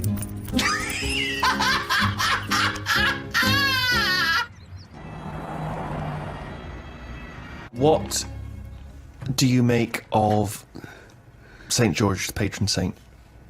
What's your take on that? Is he the one who killed the dragon? Right. Tell us the story. It was a dragon problem. Must have been in England. Right. George took it on. He took on the job. He was like a rent-a-kill. He came out. The interesting thing with him is, right, he was a hero then. I honestly think if he did that now, there'd be an uproar. Because it's the last dragon. It's the same way we try to save the panda and all that now. If he came out and said, I've done it, and he's done what? They've just killed the last dragon. They'd go mental. There'd be marches. Idiot, bloody idiot. And that's what's interesting. But it was going around burning people. Doesn't matter, we shouldn't have killed the last one. It's the last one. And that's what we'd be like. You say you should have saved it, you should have captured it and put it in a cage so we can all look at it. There's no point. It couldn't have bred anyway. It was the last one. Was it definitely the last one? Well, you were saying it was the last one. I'm not bothered either way. Hang on, what? To me, Sorry, hang on. Whoa. So you think that there were dragons? Well, what are we celebrating then? Well, it could be a metaphor, a dragon slayer. It could be a bad thing amongst us. It could be a foreign threat. It could be things that threaten. It could be anything. It's not to be taken literally, is it? But the real legend of George was that he was a figure who stood up for Christianity. Have you ever done anything brave? There was a kid at school who used to have epileptic fits a lot, and the teacher used to always say, if it happens, grab his tongue. And I sort of had a go at that once. His tongue. His tongue? Yeah. What do you have a tongue for? To pick stuff up? What do you mean, a tongue? His tongue in his mouth. Oh, his tongue. Oh, his tongue. Yeah. Right, go on. And they used to say, if he starts doing it, grab his tongue and that. And I sort of had a go at that once, and it wasn't nice. Well, how did you grab it? Would you grab his tongue, did you? Well, I tried to. It's like grabbing a slug. And plus his mouth's going up and down, like you think he's going to have me hand here. So you sort of do that thing where you go... So you were trying to grab hold of a kid's tongue, yeah? And he's throwing himself all over the place. It was in a physics lesson. I sort of had a go, and then I thought, this isn't happening. So I just sort of kept putting my hand in, like I'm having a go. But in the head, I was going, I'm not going to get hold of it. What you could have used is a pair of tongs. Well, firstly, I don't see why this is brave. Kids having an epileptic fit and you're just supposed to help them out. I don't know why that's bravery, but even given that, the fact that you were thinking more about yourself in that situation than this other kid. You were thinking, I'll make it look like I'm helping, but I'm not really. And yet this is kid having an epileptic fit. I did at the beginning. Doesn't I that tried. sum you up, Karl? Selfish. No, it doesn't. Because no one else was having a go. At least I did try and grab it at one point. You weren't doing anything. You were just making it look like you were. Have you ever tried to grab a tongue? It's like chasing a chicken. It's murder. And after a while, it wears you out. And it was weird anyway, because it was like... How long was he doing it for? I don't know. Wearing him out after hours of chasing this kid's tongue. I love the idea of you ever tried grabbing a tongue. It's a valid question. I love that he's annoyed. He's annoyed that this What poor kid's was your having to- technique? Were you trying to grab it? Just with your thumb and your what's it finger, like a pincher thing. Yeah. But it was because his mouth's going down and. Was he shouting or just? No, just throwing himself around. So that's your one attempt at bravery. Well, hang on a minute. Let me just think. It's Trying to grab a else. tongue. There was a time you were chased by a bee and you scored a goal. I forgot about that. That isn't really bravery, is it? As you were running away from a bee, and the ball happened to hit your foot and go in. That count as bravery. I love it when he goes up to the pearly gates and goes, "Well, have you done the act of courage?" I pretended to grab a tongue. A what? A tongue. A tongue. Yeah. Got chased by a bee, scored a goal. It doesn't count as brave at all. Law and order. Not that interested in it, to be honest. What do you mean? I've got no interest in law and order whatsoever. It's not part of my life. That's the problem. You keep picking topics that don't buzz me. Of course they do. They don't. Well, let's Not talk about this. interested. Let's talk about this. You're a man quite obsessed with law and order. Law and order is basically to protect the innocent, isn't it? When someone wrongs us, we want justice. It's fundamental. And you do. You were sitting in your old flat in London, phoning me every day that you wanted to go downstairs and smack their heads in for being late and shouting around and being drunk, and you could hear it. You wanted some justice. Yeah, but nothing would have happened if I'd have called someone up and said there's people doing noise pollution. But you are concerned with law and order. No, you but wanted there's your no point. rights, and you Quiet, ended quiet. up moving. Yeah, So but I shouldn't have to move because of some noisy people. no, you shouldn't. But I'm saying you were No one stressed, cares, though. and you wanted justice, but you thought you couldn't get justice, so you moved away. Yeah, so which I is- dealt with it in my way. Yeah, I right. hated them. Right. Because they didn't care about anyone else. Exactly. But the police wouldn't get involved. There's other people who live around there who had to put up with it. No one cared. So what did it feel like every night when you were trying to watch telly, and it's hot and you got the window open, or? Yeah, you could just hear stuff, and it's that thing of you get a lot of tourists in London, so they're talking. It's not even as if you can listen in to what they're saying and have a view on their opinion because they're foreign. Was so that you can't. entertaining for you? Well, yeah, because if you can hear what people are saying, you go, oh, yeah, that's a Switch the good point. telly off. Oh, you know, there's some I sort don't of... want to hear anyone talking. But isn't it your own fault for living in central London? Well, not really, because it wasn't always like that. I'd been there years, and then all of a sudden, good fellas turn up. They sat down there making a racket. What can you say to them? You call down, they can't hear the phone ringing. But it's louder, I think it is louder abroad than it is here. Whenever I go away on holiday, I always notice that it's always a couple of decibels higher. Really? Always. Like the sound of bird noises and that are louder abroad. Because they're trying to get a nut above the noise of the noisy people. No, that's not true. They are. When I was in, where was I? Menorca or something. It was like lying there. If it wasn't a noisy local, it was the people in the villa next door. If it's not them, they suddenly collected the bottles from the bottle bank. That's a nice noise when you're just relaxing. The bottle bank. Pop that there where the villa is. So that was a racket. There was always there was just so much noise. Animals, creatures. You can't escape. It's the one thing you can't escape, noise. Your ears never turn off. No. They're always there. But I've told you before, wear earplugs if you have to. I don't like it. But he doesn't like. He says he can hear the sound of his own art. Well, there's always a sound. Like your eyes, you can close them. My eyes close all the time, and if I don't like the look of something, Yeah. no, but if I don't like the look of something, they close before even I've thought about if I want to see it or not. What do you They're mean? ahead. What do you mean exactly? I just mean if I see something on the telly or like one of those casualty programs or something. Yeah. It's like my eyes know that I'm not going to like the look of it. No. So they close quicker. No. My ears, they seem to be interested in everything. Even though I'm not. What I mean is, you can't close your ears. Yeah, you that's can't. what I'm saying. Exactly, yeah. You can't. You can never. So that's no, why I like the idea that your eyes are closing when you... Oh, I was watching that. Yeah, what are you doing, have your eyes? Have your eyes ever closed something that you're going? No, they normally get it right. Your eyes aren't making any decisions. You're making decisions. You turn away because you don't like seeing something. You don't turn away and then you're going, what was that? And your eyes going, you don't want to know. You do not know what to know. I'm just saying anyway. Lovely pair of tits here. Oh, I believe it! I just mean noise pollution. It's the one thing you can't escape. But the thing about law and order is you don't have to take it. You can combat being wronged. It's not just punishment or retribution. It's justice. You want to know that you're valued. You know, this is a big issue, isn't it, Rick? Is one life more important than another? If you've transgressed in a terrible way, you've murdered or raped, whatever, and I say I'm going to put you to death. Well, this is an interesting argument, isn't it? Whether capital punishment. I don't agree with execution. Karl, where do you stand on the tricky issue of capital punishment? You've given it some serious thought, I imagine. So what, you're asking me, like, should he be on death row? Well, should someone flip the switch, send him to his death in the electric chair?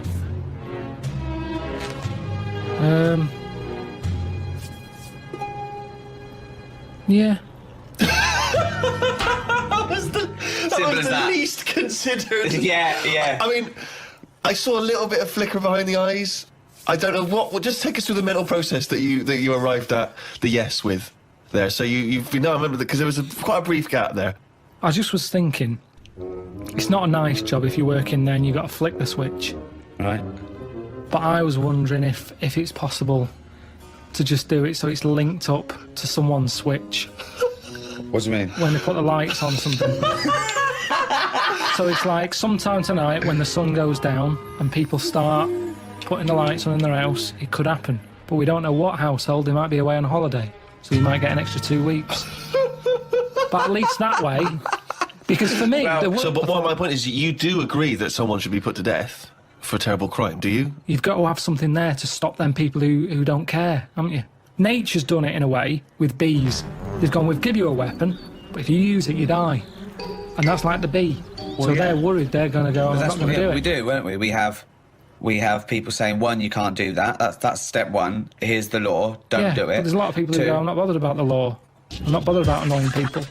Yeah, that's true. So for them, at the end of the scale, you've got the chair, and you stick the wires on their head, and we'll fry your head. And they go, oh, God, I don't want that. I think a lot of those crimes, the deterrent isn't relevant. You know, things like armed robbery, maybe, where it's a risk.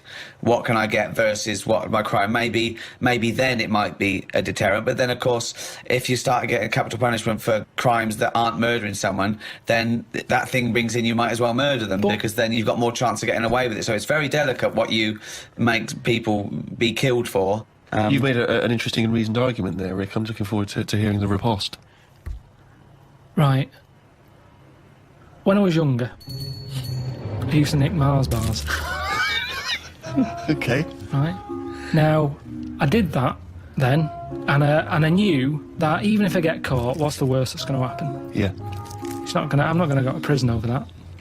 But it was worth nicking because a Mars bar, they were like 45 pence. Sure. A Mars bar was a proper treat. There's a lot going on in there. A lot of chocolate, a lot of caramel. Yeah. Like, I say 45 pence. Yeah. So...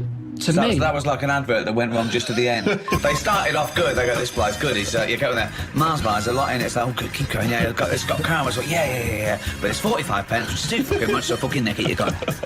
But when I was younger, that was worth a risk because I knew that I'd be getting something worth 45 pence for free. You weren't going to get the electric and I chair. wasn't going to get done. So the stakes were high, the risk were low. You mean the stakes were high, the risks were low? I think he's just trying to sound cool. The stakes weren't high. The stakes are what can happen to you, and the risk. The stakes and the risk are the same. The risk is the stake, okay? Yeah, unless you're nicking meat from a butcher's, then the stakes are high and the risk is low. I don't know what the fuck you're talking about, but what you meant was the gain was high. The game was high. Yeah, the game was high. Yeah, the risk was low. Yeah, but it wasn't, was it? Because 45p isn't a lot unless you're a kid. It is when you're a kid. Most of the time, I didn't want to say which shop it was that I nicked it from, but it's where I did my paper round. Now the thing is, so you're nicking from your own boss. But listen. I used to wake him up. That is terrible. No, because That is terrible.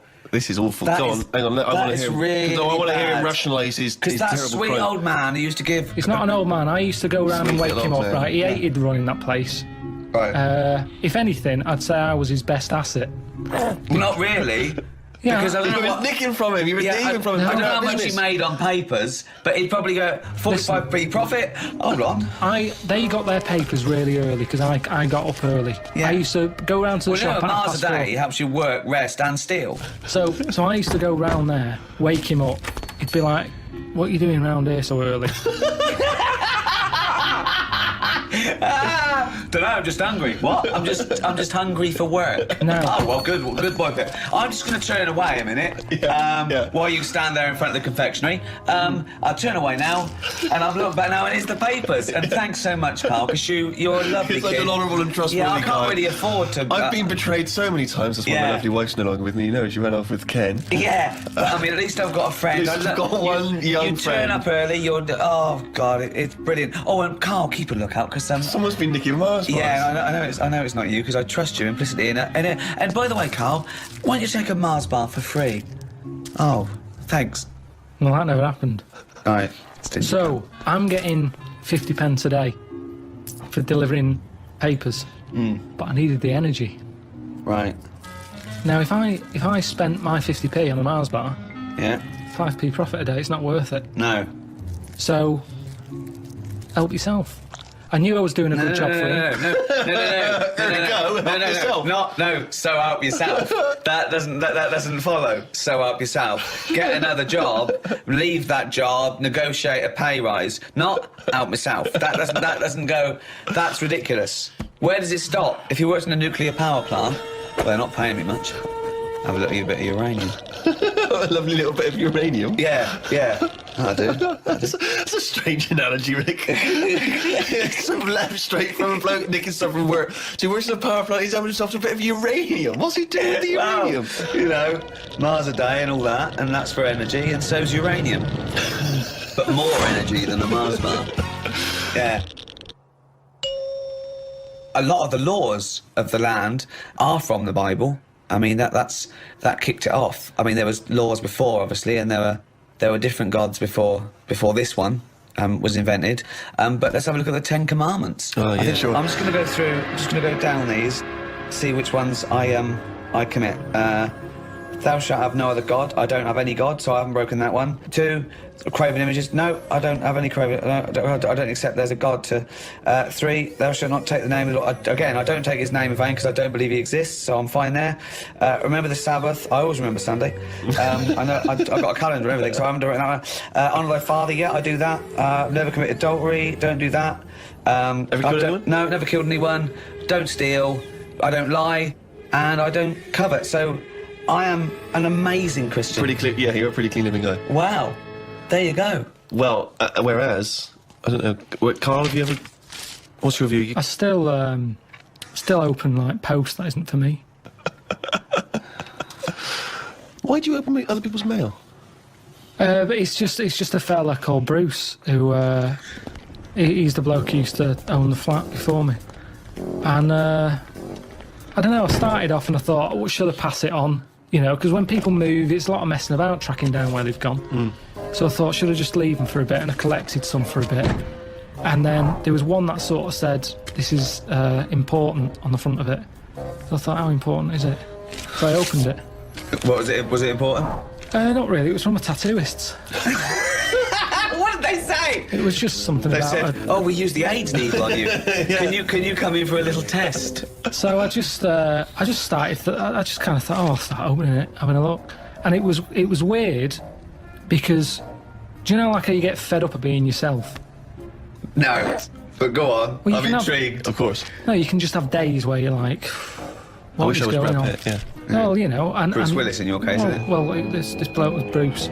So I just go, oh, let's see what, you know, if I was Bruce, would I be happier being him? Do you know, like I've said to you before, you never know if you don't feel well because they can't put you in someone else's body to sort of compare. So I think, well, would I enjoy being Bruce more? Sure. And what have you gleaned from Bruce? He's got a tattoo, we know that. There wasn't that much. It was mainly busy at Christmas. A lot of Christmas cards, which were good because I didn't get that many. So you put up these Christmas... You put up these Christmas cards. You had Christmas cards hanging in your flat to have a lovely Christmas, Bruce. Auntie Jean. That's crazy. Hang on a minute, because when you put them on your mantelpiece or your shelf or whatever, you're not looking at them every day. It's just a picture of Father Christmas. It doesn't matter who it's to or from. But why have them up at all? Well, why not just buy some make blank... it a bit Christmassy. You can just buy some blank cards and put them up. Use them every There's no year. point I have to. Bruce has got a lot of friends. Yeah, but... It was more awkward, right? Because the bloke downstairs, because I used to always collect the stuff for Bruce, I got talking to a bloke who's in the same block, and like he used to see me picking stuff up for Bruce. He'd always say, you know, all right, Bruce. No! You've never told him that you're not Bruce? Well, no point. I have a fascinating tale to tell you, Karl. I think you'll be intrigued. When I do junkets for films in America, I was assigned a security, and I've had security before. I often have security, they just sort of get you in and out of the car, and usually just to control sort of autograph hunters and things. But this time I was given a security, and he came in a suit. He looks about 30, he looked quite unassuming. I thought he was from just a security firm. It turned out that he was actually LAPD, who was doing this for celebrities because he earned more money. And then I found out he had a gun. He said, I can't come in the airport with you, I can't take my gun. So he's armed. So I've got a security who's an LAPD who's armed, and I'm fascinated. Now I'm fascinated. This man is walking around with me with a little earpiece, talking to everyone. He seems to know everyone, and he's got a gun. Then one night he said, he dropped me off at the hotel, and he said, I've actually been called, I've got to go on a mission, they need my help. I said, really, what is it? He said, it's a hostage situation. He said, and I'm also SWAT. And I was thinking, oh God, it's just a silent hero. So next day, I said, how was it? He said, I was fine. He said, I just turned up. He said, I had to do it in my suit. He said, because I'm the negotiator. What? So I went, oh my God. And I just asked him questions for 2 hours. What do you think of that, Karl, as a job? It's amazing, isn't it?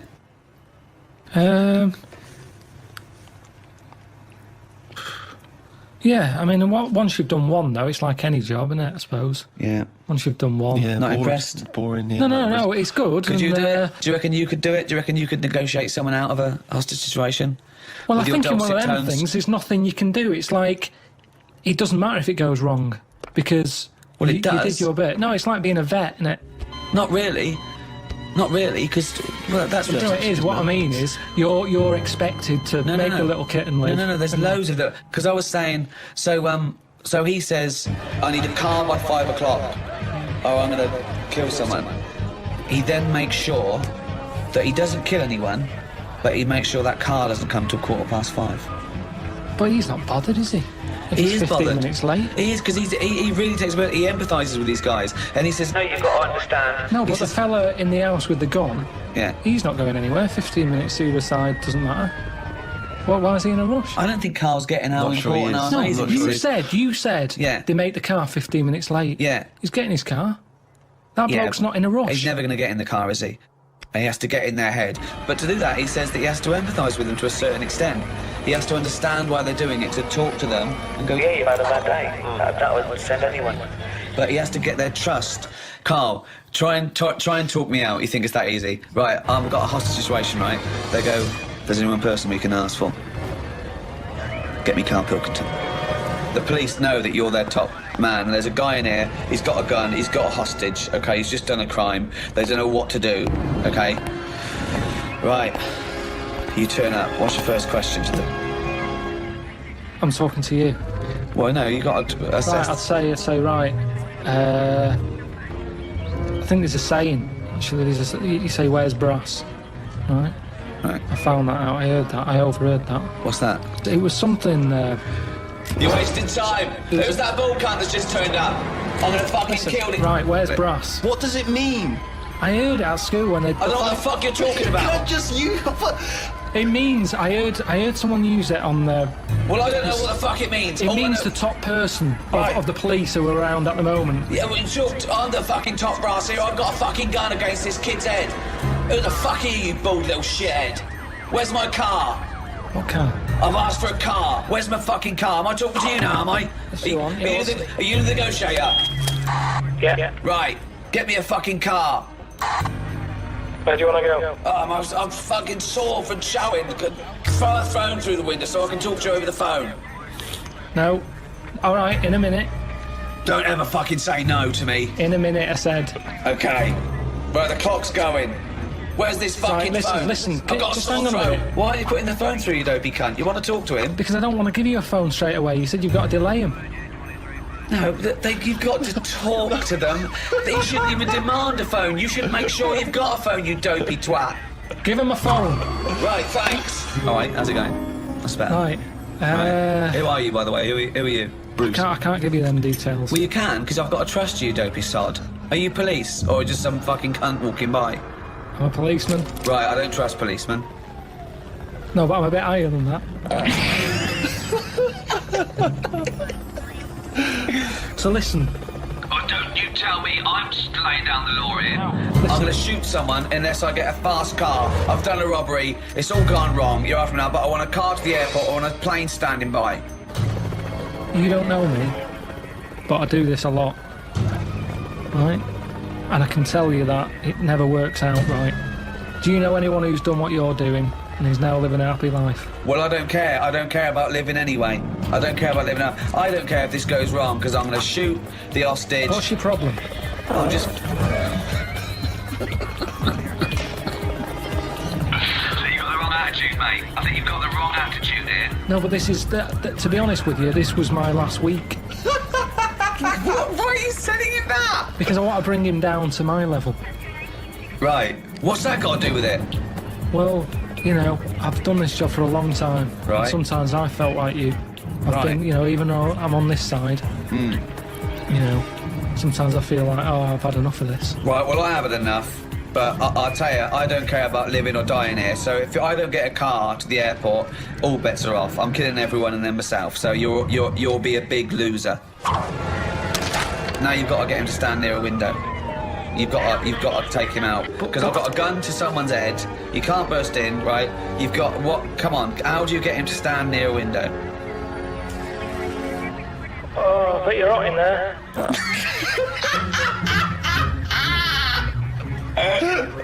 Keep going. I am not. Yeah, that's why I've just drawn the curtains and keep away from the window, because the sun's blazing in. It's not too bad away from the window. It's the sun's gone round the back now. Just come and have a look. It's a lovely evening. Why do you want me to stand near a window? I think just because when you see how nice an evening it is. Worst load of drivel ever. When you see how... Keep going, I'm interested. When you see how lovely... No, it's that thing. I've heard that if you smile, you feel better. So have a little smile. Think of a happy moment in your life. I'll tell you what a happy moment in my life would be. Putting a bullet through your little round head, you cunt. Keep thinking about that image. Right. And you can see that round head. Just come to the window, I'll show you the round head. That would probably work, actually. What? No, I'm not going to come near the window. You come near the window. You come near my window. Let me come. Are you coming near the window? No, not yet. Where? Delaying it again. Right, I'm coming near the window. Well, I'm going to shoot you if you come near the window, you dopey prat. Well, why? I thought we were getting somewhere here. No, I'm going to shoot you. I've conned you. I've negotiated you to come near the window, and I'm going to shoot you in the head, you prat. I'll just leave then.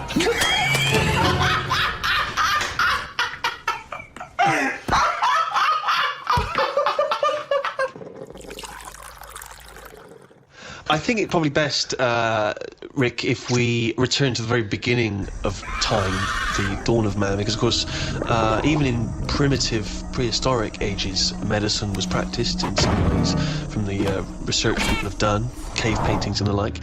Karl, I wonder if you would just give us your initial thoughts on, you know, the medicine of the ancient world.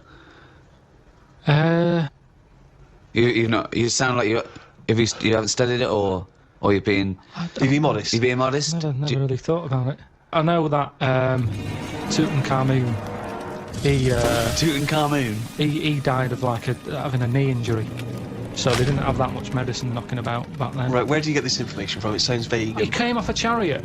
They're dangerous things. He came off a chariot? Honestly. You're going to make yourself look daft here, because that's what happened. Imagine that. In a room... with Karl Pilkington, we make ourselves look daft. How would we have to... that would be incredible.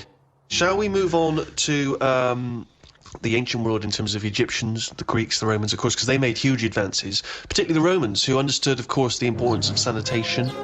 You know, famously, their streets were clean. Yeah.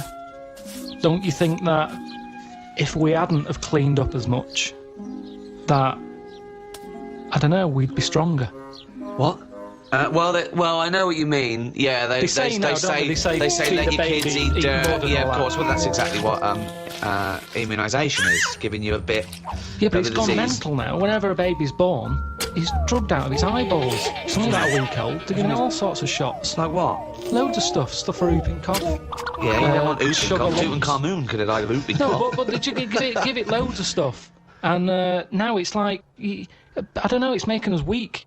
There's this big thing, like the superbug, where people took half the course of antibiotics. It was almost like an immunisation to the bacteria and virus against the antibiotics. That's what I mean. So, yeah, we need some germs, as you'd call them. But there are some that we have eradicated. I mean, I think it was in our lifetime that they eradicated smallpox from the world.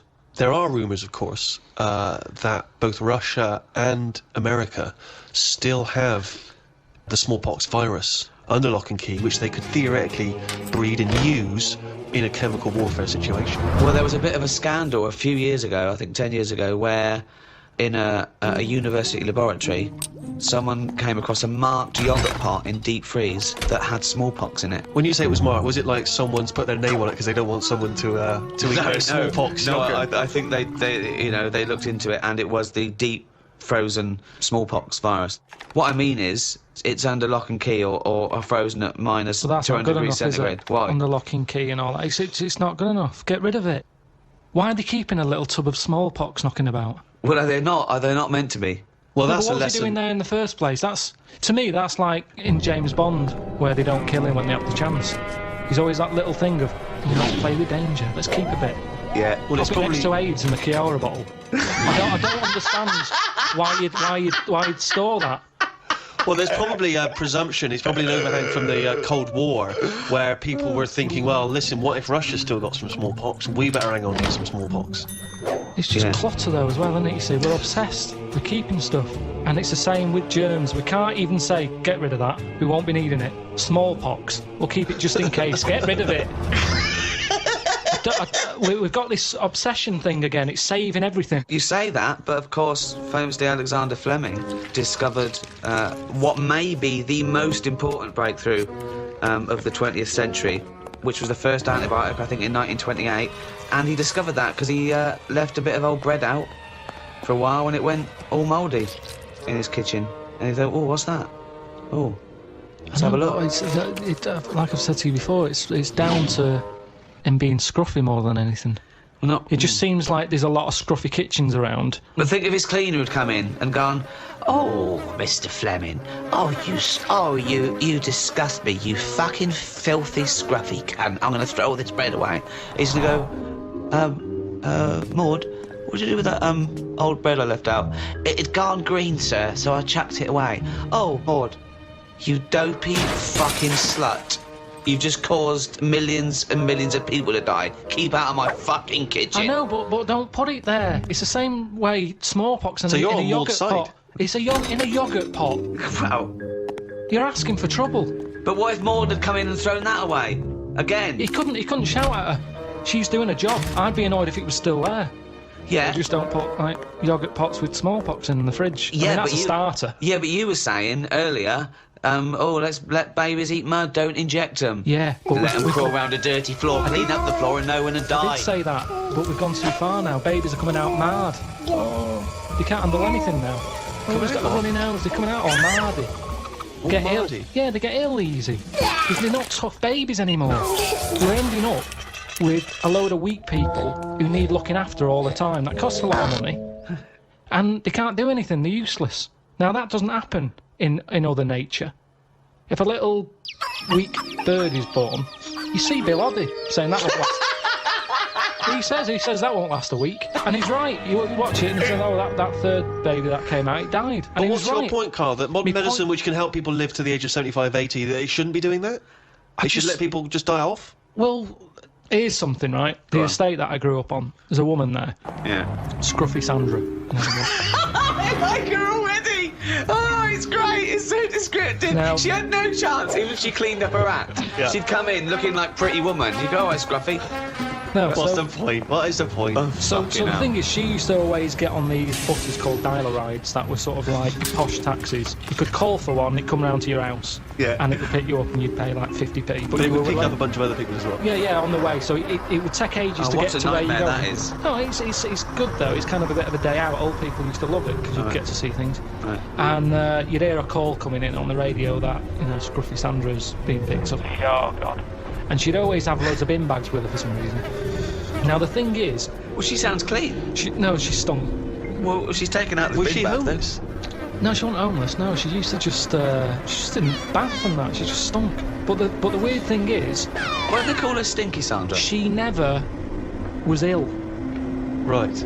People didn't sit next to her. Yeah. Because she stunk. Yeah. Now, because of that, anyone who might have had a bit of flu or a cold never sat next to Scruffy Sandra. Right. Because she stunk. But that was good. That was like a protection thing for her, because she knew that because she stunk, no one wants to sit next to her, she wouldn't pick up the germ. Right. Now, but this is quite... Your point is, in order to fend off illness, you have to not bathe. And so you stink. So you're saying that it wasn't that she'd built up an immunity, it was that she stank so much that flu wouldn't come near her. This is such a specific example. It's not applicable in any other scenario. There's always colds, there's always flu. It's whether your immunity is good or bad. That's interesting, isn't it, that more sort of colds are spread through shaking hands than people, just taking in the air. That's why some sort of germaphobes don't even shake hands anymore. Yeah, but that's going too far, because they're going to die of something. You can't be that paranoid. You've got to get on with your life. Loneliness. And it's good to feel ill, because when you feel better, you appreciate how good you feel. Doesn't make any sense at all. No, it's good to feel ill. Doesn't make any sense at all. No, it does afterwards. The other weekend, when I was ill, I don't know what was up with me, but I got something. Symptoms? Went to the toilet a lot, felt sick at the same time, got a sweat on, felt weak, had the shakes. Just a bug, yeah. Lasted probably about 24 hours. After that 24 hours, you go, I feel good again. It's nice to feel good again. And it makes you appreciate how good you feel. Now, sometimes I don't know if I feel well. It doesn't make any sense at all either. What do you mean, sometimes you don't know whether you feel well? Because I've been in my body for years. Here he goes again. Go on, yeah. Here he goes again. Now, the two minds. If there was some sort of kit that the doctor said, "How are you feeling, Mr. Pilkington?" I go, I think I feel all right. And they go, "Well, do you?" Yeah, I don't know. And they go, "Well, step into the machine, right? Get into the machine, and if he could somehow transfer my feeling into his body, so I could feel how he feels, and then he can feel how I feel, and he'll go, oh, you're not well at all. Your heartbeat's irregular for a start." You're a maniac. This is... I don't know what's going on here. Because why don't you just accept that if you feel well, Because you don't know if you feel well. Hang on, let's get this machine built. Sorry, why are people bothering studying AIDS? We've got to get this machine built. Listen, this machine could do a lot of good if they could do it. Why? Because some people... You hear about people who go, oh, I think I've got a bit of wind. Before you know it, they drop down dead. Right? Because they didn't know. They just... Well... Didn't Mr. Jones have a sweat on Mrs. Jones before? Oh yeah, he did, but he always had a sweat on. Well, didn't it bother him? No, he was used to it. Happened for years. Why didn't you come in? Oh, so, and what would the machine do again? The machine would make my doctor feel like me. So Mr. Jones went to the doctor and said, "Oh, I've got a sweat on." Right? Right. So he'd go, well, I'll tell you what. Get in the machine. So Mr. Jones gets in the machine. Yeah. The doctor hits the button. Mr. Jones gets into the doctor. The doctor goes, you have got a sweat on. I'm familiar with this because I had a fella in the other day with a similar thing. Take 3 of these. You are a mental case. I don't know what this is. Because why can't the doctor make that observation like a doctor does? Why can't the doctor, using his knowledge, observe the person with the sweat on? This is like a scene from Ghost. This is like Patrick Swayze. Listen, when my nerves were short... Are they not short already? Have they extended since then? Well, I just have to do stretches and it's pull them about. Right. But when I had that, I'm not very good with words. Go on. So when I was going in saying, "Doctor, my knee's aching," and he'd go, "What sort of ache is it?" I don't know. Yeah. I don't know. It's just an ache. Toothache. It's like a toothache in my leg. No, but it's different. It's a different ache. Now the thing Arse ache. It's like an arse ache. It's hard to explain an ache. So he'd have to feel the ache, and then he could make an assumption from it. Thank you. So he would presumably go through training, going in the machine, and they'd bring in various sick people, and he would experience and feel every single ailment. Great. Yeah, but over... Doctor, I'm going to let you know now what a swift kick in the bollocks feels like, just in case you ever have to diagnose that. Oh, you God! I can't remember that one. Yeah, but... Doctor, now you're going to feel a spike up the arse. It's all about... I can't remember that one. Okay. No, Doctor... couldn't I just wait until a man comes in with a spike up the arse? No, you got to tell you so you know but when I you reckon feel I could it. assess it if he's coming, he's got a spike up his arse. I'd be You've able got to to tell. experience everything before someone comes in and gets into your body like Ghost, and you'll know what it is. Hey, listen, let's not dismiss this idea out of hand, of course, because you'll famously remember, Rick, that Karl had the idea of a man who can grow backwards. So he's born as an old man, and when he dies, he's a young baby. And with all ideas comes something. Einstein said that. He said if an idea isn't... Go on. Wait. Just let him finish. We've got an Einstein quote here. Yeah. This is a historic day. Karl, sorry, what were you saying? What did Albert Einstein say? He just said something along the lines of... Well, no. Give us the quote. It doesn't matter about how he worded it. It's the point in hand. Well, I think it is. I think a quote. I think like all, any sort of poetic content of anything is exactly how it's worded. So just what did Einstein say exactly? Well, he said something along the lines of... Go on. An idea. If an idea isn't daft... Oh, start again. No, come on, let's hear it. No, because he started... He said if an idea isn't daft, it isn't worth thinking about. What? Say it again? If an idea isn't daft, it isn't worth thinking about. I can't imagine him saying daft. No, I can. Well, it was something like that, though, meaning that every new idea seems a bit mental. Yeah. Right? It's a good point. But then it leads to something. Well, I'm not sure that he... But I think if we were sat with Einstein now and you'd brought up the machine that allows doctors to feel, I don't think he'd be saying we should pursue that idea. There's some ideas that go, I think the Earth might be round. People go, oh, it is flat. And then there's people who stand in doorways covered in crucifixes with tinfoil on their head saying, Jesus is in my cock. Yeah. But now, he's a mentalist. Yes, but what I'm saying is, wouldn't you have said it was mental years ago when someone said, I'm going to make a machine so I can look inside your head? Years on, hello, get in the machine, we've got an MRI scanner.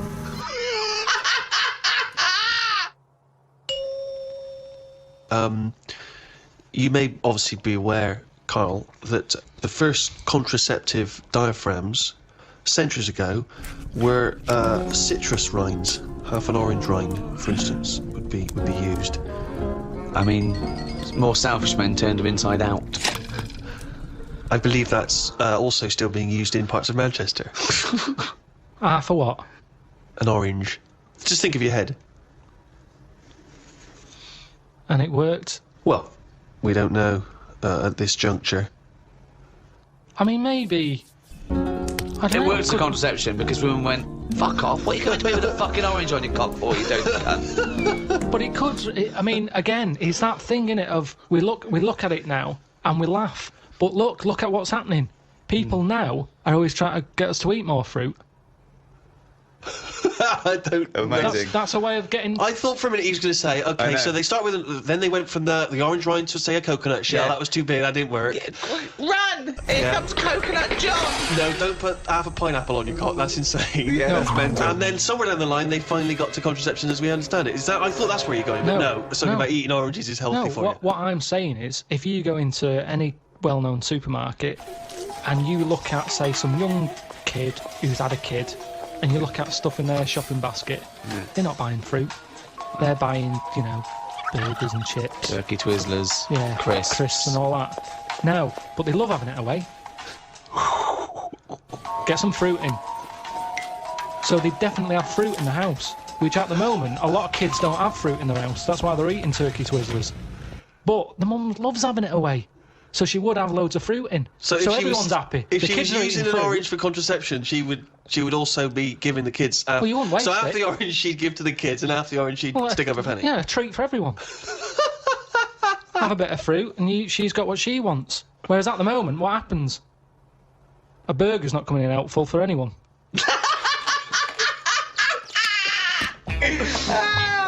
If you want me tonight, pop a sesame seed bone on your cock. Take out the fucking pickle. No one likes the fucking pickle up the fanny.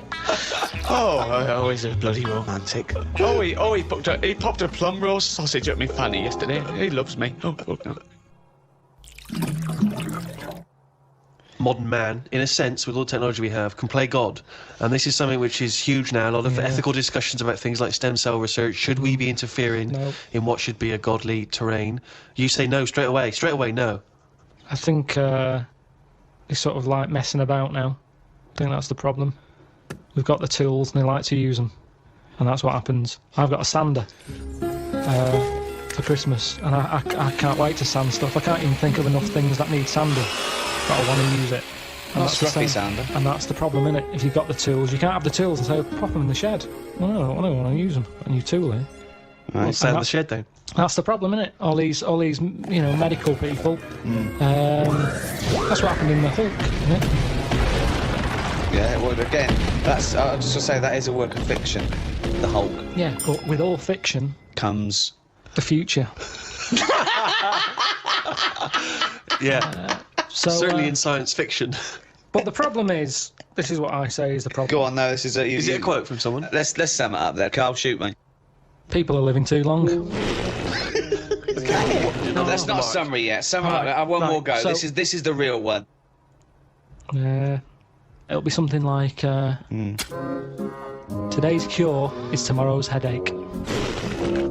It's alright? That's alright. Because what I'm saying there is... Go on. We can come up with stuff. We can come up with a tablet to get rid of headache. Tomorrow, your headache's gone. Your leg's hurting.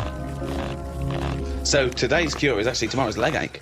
So today's cure is tomorrow's leg ache. Yeah, but ages ago I said to you, don't solve problems. Yeah. Because a problem solved is a problem caused. I'm gonna die. I'm gonna die. I don't remember that quote.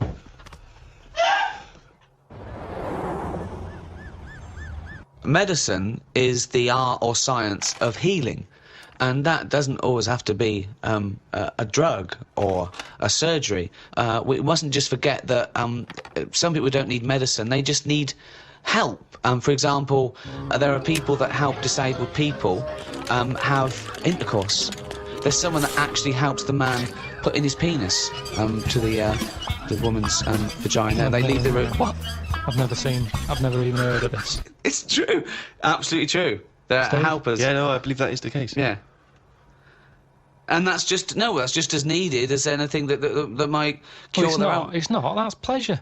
Yeah. So what are you saying? Because you can't walk or move, that you can't love someone and want to share that love? I'm just saying it's not a priority. Well, no, but they're going to live. They're healthy apart from their disability. I've met someone. They want to, consummate this love, and someone helps them out and goes, well, that's part of my job. No, it's not part of the job. Well, it is part of this job because that's their job. I have never heard anyone say, I've had a right day today. Why? I've been playing with Arthur's tackle all day. They don't play with Arthur's tackle. They pop Arthur's tackle in Hilda's vagina. I don't think they do. They do. How can they enjoy that? I mean, maybe once, and they'd go, that didn't work, did it? I didn't enjoy that, Hilda. No. How can they enjoy it with a nurse stood there? They don't. They help her in. She helps Arthur in, or he might be a male nurse. Pops Arthur in. Goes, okay, Arthur. I'll see you in a few minutes. Right. Goes outside. But what's the point, though, in that? Why? Because it's all about the mood and everything. He's just stuck onto like a stag beetle clinging onto a leaf. There's no enjoyment in that. Oh, the well-known stag beetle copulating with a leaf syndrome. No, but I'm just saying... That's the well-known position in the Kama Sutra. He knows it, I think it's a lovely act, and someone's willing to... Wouldn't you help someone in? Definitely not. No? Definitely not. No, look, says a guy goes, this is my wife. We're both say, well, I can't, can you just pop me in, Karl? You're the only, you're the only person around. No, I don't think it's important. But there enough. are people... What do you mean you don't think it's important enough? I'd be happy to go round, put the washing on for them, make the bed. Do you want a cup of tea? Yeah, I'd love one. There you go. Oh, just before you go, forget it. If they asked me to do that, I'd quit. And I don't think it happens, because people wouldn't take that on for a job. You never hear about it. On Comic Relief, when they're raising money, they don't go, thanks to Midland Bank for this £100 grand, that's going to go towards Arthur getting his end away. That's ridiculous. So you would rather them not have the pleasure of each other than just help them in. No, because they'd work out some way that they could do something for each other. I wanted to play the guitar. My fingers aren't long enough. I'd knocked it on the head. It's the same thing. If you can't do it, don't do it. So are you telling me, right? Okay. Supposing there's a little fella who's got no arms, no legs, right? Right. Little Bob. Okay. There he is. All right, Karl. Right? He's got a friend, another little fella with no arms and no legs. All right, Karl. Right? They love each other. Two little fellas, two little dwarves with no arms and no legs. Okay? Lovely little fellas. They get married. Okay? Yeah, Karl, you can't put my penis up my boyfriend's bottom, can you? No, I can't. No. Why not? Why not? Do you need anything else doing? No, I'm fine. Yeah, no, it's weird how you can manage everything else. Well, no. I'm here to help you. Everything else seems to be sorted. Well, just in the chair. Why do you need help in this department? Well, because he's over there and I'm here. If you just pop me in and just No, leave I'm me not there. doing that. It's not good for you. You've lost your arms and legs. You'll be losing that soon if you carry on sticking it up there.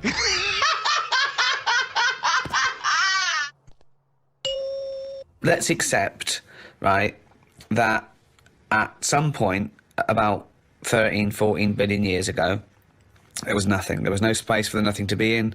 There was no darkness, no light, nothing. Okay, literally nothing. Except what is nearly a point in space that contained everything in the known universe, okay? Suddenly, that exploded. And in a matter of minutes, the universe was pretty much as it is now. And in all the debris, and all the dust, things started to cling together, one of which was the Earth. Can I have Karl pick up the story from there? Probably nothing for quite a bit. Okay. Yeah. Just sort of floated about. Mm-hmm. Yeah. But it wasn't causing a problem because it wasn't annoying anyone. No. You see, we don't get a chance of that these days. No. You pop something down, someone says, move that. Dangerous, what is it? Yeah. Back then, nothing. So it's hanging around, and if you leave something somewhere, something will sit on it. Right. Okay, if you leave something somewhere, something will sit on it. Yeah. Yeah, something had to sort of happen, didn't it? I tell you what it's like. Go on. In the same way, penicillin Go on. happened. Go on. It was the bread was sat there. It goes off. Air would have created the greenness. Oh God! This sounds like the Bible. That is like the Bible. Air created the greenness. That's amazing. Carry on, because I want to. I'm learning here. I'm learning. And once you've got something, that leads to otherness. This is like a monk that sat down. Oh, We're all sat that's cross-legged amazing. listening to the wise Yeah, old man. I know. What are you going to do? I'm going to write a thing of how everything was created. But hang on, carry on, because Really? I'm interested. Yeah. So where are we? So- We had greenness, and now we've got So something. the air created the greenness, and then, what is it? Then we have what was Just it? otherness from the greenness. Because once you've got from greenness comes otherness. once you've got one thing, others come. Yes. The air created the greenness, then you got otherness. If you create something, others will come. Build it and they will But come. it's sort of right. No, I'm not saying I agree. No, so, but tell me, take me on. Continue this story, because this is fascinating. So, where are we now then? What if I was to stand on the Earth at this moment in time? What would I see? Not that much. You wouldn't want to stay. But there's greenness. Little patches of Little greenness. patches of greenness. Okay. Little bit of rubble knocking around. A bit of rubble. There was a bit of rubble. Okay. We've still got a long way to go. We want to get to life, don't we? Okay, let's skip forward then, Karl, to life. So everything was right, okay? It was the right distance from the sun, okay? Yeah, but even if it had- wasn't, wait, we would still been created. No, we wouldn't. We would. Something would have done. No, we wouldn't have. I want to hear Karl's opinion on this, Rick. I'm not interested in facts. I want to hear Karl's So opinion. are you saying if the atmosphere right around the Earth wasn't about 99% nitrogen and oxygen with 1% other gases, we'd have still had something else? Something would have been around. What would I'm it not have been? saying it might be better than us. It might be worse than us. What would it look like? Well, it's hard to say because they say, don't they, that it's the conditions that mould you into the shape and colour Sure. And, you know, everything else that makes you the person that you are. Okay, let's take Pluto. We know that's the farthest away. So it is dark and cold there. Right. How do you imagine the creatures that will develop there will Big look eyes like? and hairy. But how did they evolve?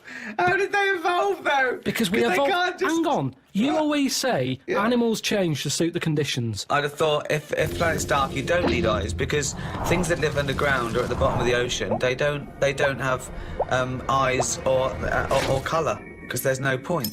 Yeah, but what I'm talking about, are we saying we're living inside Pluto or on the top of it like we do here? Why would we live inside Pluto? It couldn't support life, full stop. But this, it's one of the most ridiculous conversations we've ever had. You seriously consider everything's based on a ridiculously false premise. No, Karl, we're saying now that the world's overcrowded. Right. There's too many people on it. Right. We're running out of houses. People are living in basements. Now that's only one step away from being molish. We're already going underground because we're running out of space. Being molish! Okay. Yeah. Right, come on. I want to hear his point. Is that like being Amish? So what you're the saying... Polish people, they don't acknowledge the crust of the earth. So you're saying within 5 years there's going to be sort of mole-like people living in basement flats with no eyes? But hold on though, according to you, the lower they go, the colder and darker they go, the hairier and better eyes they'll have. Well, it depends now. I was only saying they'd have better eyes if they're on a dark planet where they're outside, so they still have to look out for things that they could trip over. If we're going underground, Their sole concern. That's the whole evolution. Is about, we don't want to trip over. I don't want to graze my knees. You've got knees. They got them on Earth. Coincidence, isn't it? Hub. Do you recycle? I don't really do all it. I don't separate stuff. I don't sort of put there's the cans, there's the paper. You don't do that? You just throw it away, do you? Yeah. That's bad. not recycling, That and they annoys can't me. do anything with that. That annoys me when you're just putting it in landfill, mate. Come on. Yeah. But I haven't got That all the annoys bins. me, There that. isn't enough room for all the bins. Yeah, we have to do... You've got a recycle box you stick outside. Yeah. What are you on about? Recycle box, yeah. I haven't got one. Well, no, you got to ask for one. I tried to get rid of a sofa, right? I was getting a new sofa, had the old one. You try and get rid of one of them, it's murder, right? Called up the council, said I want to get rid of it. They said we're not coming round there till Friday. It was like a Monday, because it's in the way. So I put it outside. I said, you put it outside, you'll get a fine. I said, yeah, but you don't know when I'm going to put it outside. Yeah. It's not outside my house. No. So they said, well, you do that, we've got your number What's the now. sofa like? It's a beige one. Well, if we see that... Right. So they said, if you want to pay to have it collected, we can come and get it tomorrow, 30 quid. I said, I'm not paying for it. It's madness. Yeah. So, hung up, annoyed, called my dad up. He said, I saw this thing on the telly saying that you can donate your furniture to people who haven't got a sofa. Look it up on the internet. So I looked it up, there's a firm that does it. Right. Right, cheeky sods. Called them up, said, I've got this sofa here, I want to donate it to someone who hasn't got a sofa. He said, what's it like? Is it in good condition? Yeah, it's alright, yeah. Well, why are you getting rid of it? I said, because we've moved into a bit of a bigger place and the sofa looks daft in the corner. It's too small, so I'm getting a bigger one. There's nothing wrong with it. How big is it? How many people does it sit? So it depends how big you are. You can sit two people on it, but it's not the comfiest. But it's in good condition. It's none of your nonsense-like stuff. It was expensive when I bought it. He said, right. He said, is it safe? I said, what do you mean? He said, is it fag-proof? So I said, I don't smoke. He said, well, go and get the lifted thing up. He's got me running around looking at my sofa when I'm giving it away. I had to lift it up. It had a picture of a fag on it. I said, yeah, it's got a picture of a fag on it. And could I just point out, fag is a slang for cigarette. When he says, is it fag-proof, he's not going to open the cushion and someone's go, it's me! So I should explain that straight away. So anyway, it turned out it was fag-proof. They came and picked it up, took it away. That was that. But look at the hassle. Look at the hassle it takes to get rid of something. And then they say to you, do not be dumping stuff on the street. You know, it's that thing of having to wait for certain days of the week, and you can't always keep hold of something till a certain day of the week because it's big. A mattress is one of them things you can't get sort of rid of. Or you can't stick it somewhere because it's in the way. It's a big, clumpy bit of furniture, isn't it? Yeah. It's not a bit of furniture, really, a mattress, but I know what you mean. Well, it's a new sideboard. Yeah, don't lean on it. It's a bit spongy. What do you keep in it? We can't keep anything in it. It's just full of springs and stuff. No, but you know what I mean. It's a furniture, to be honest. Well, it's part it should be of- on a bed, to be honest. It's part of a furniture bit, isn't it? Did I tell you that time when... I don't think you could even ever count a mattress as a piece of furniture. Of course you can. It's functional. And where do you stop? Is a pillow a piece of furniture? Is a blanket? Oh, a nice bit of furniture you're wearing. They're my trousers. They're furniture if you pop them up against a wall. Did I tell you that time when we first bought a flat? Go on. We bought a flat in Manchester, right? And Yeah. you know, when you first buy a place, it's expensive, isn't it? And it's a big bit of furniture, a flat, isn't it? So, you know, we bought a sofa, we got a table. Sorry, you don't mean you bought a sofa, you ended up with a table? No. You bought a sofa and a table. Yeah. Table. Yeah. Now, I didn't know. Suzanne said you to buy a sofa and you came back with a table. Now, back then, I wasn't as wise as I am now. Fucking hell! Oh, what was he? Some snot in a jar.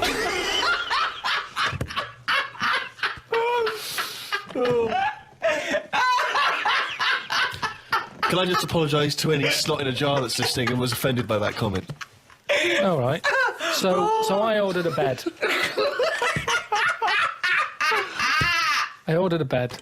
Yeah. It turned up. Oh, well done. Fucking hell, that's a big treat. I thought... They went down shit creek this That's not time. the end of the story, is it? No. So I thought, I'm going to get this in the bedroom, set it all up. Suzanne comes home from work, the bed's done, she'll be well happy. Yeah. So I get it all up there in the lift and what have you. It seems like I'm missing something here. Put it together, no mattress. How would you not notice there was no mattress? No, just because it's like, you know, I'm thinking, yeah, I've got all the screws, I've got the slats for that at the bottom, there's the post and that. So put it together. Where's the right. softy, spongy bit of furniture that usually sits on top of the more rigid bit of furniture? So I called them up and said, there's no mattress with it. They said, no, it's not part of it. So what do you mean it's not part of it? A bed isn't a bed without a mattress. It's a climbing frame, right? So they said, you know, you can buy one. We have got them in for that thing. But it was like 400 odd quid. And I don't know paid why you're about telling me this. 300. I know this. I've walked beds. I understand this is how it the works. mattress isn't a bed. No, the bed is something else. Yeah, but that's wrong. You cannot use a bed without a mattress, is what I'm saying. So don't sell it without it. No, but some people replace the bed frame That's and fine. keep the That's old mattress fine. or the other That's way fine. around. Once you've invested in it and you go, oh, will I buy a new bed or will I just buy a new mattress? Fine. Well, they're not going to keep selling beds with new mattresses in case you've already got a mattress. What? A bed and a mattress without any pillows and blankets is no good, but you don't expect that to come with it. But at least you can sleep on that. You can sleep on a spongy bit. You can chuck a coat over you. You can use a but they're cushion not off a thinking sofa. some fuckwit might buy it without the mattress. We better include it. So anyway, so I was like, oh, I didn't think of this. I didn't think of this. So I called my dad I up. didn't think. So I called me dad. Dad, it's your foot quit son again. All right, son, how's it going? What have you done? Bought a bed without a mattress? Oh. So I said, listen, I bought that bed. There's no mattress on it. Can you get us one? So he said, oh, I'll have a word. I'll call around, right? So he calls back like an hour and a half later. He said, got your mattress, go round to Alf's. Alf is me sort of uncle who isn't an uncle. All right. He's the one who I've told you about who had two tellies, one that worked picture-wise, one that worked on the sound. Slept in a rubber dinghy, right? Now the thing is, I remember Alf, yeah. he said, yeah, we've got a mattress, come and get it. So I go round there. Why does he sleep on the fucking mattress if he's got one? So Why it's does he not sleep in a fucking boat if he's got a mattress? He's terrified of flooding. Yeah. I get there and it's in his van. Right. Drag the Sorry, he's mattress driving on. around with a mattress in the back of a van. What is he, a fucking serial killer?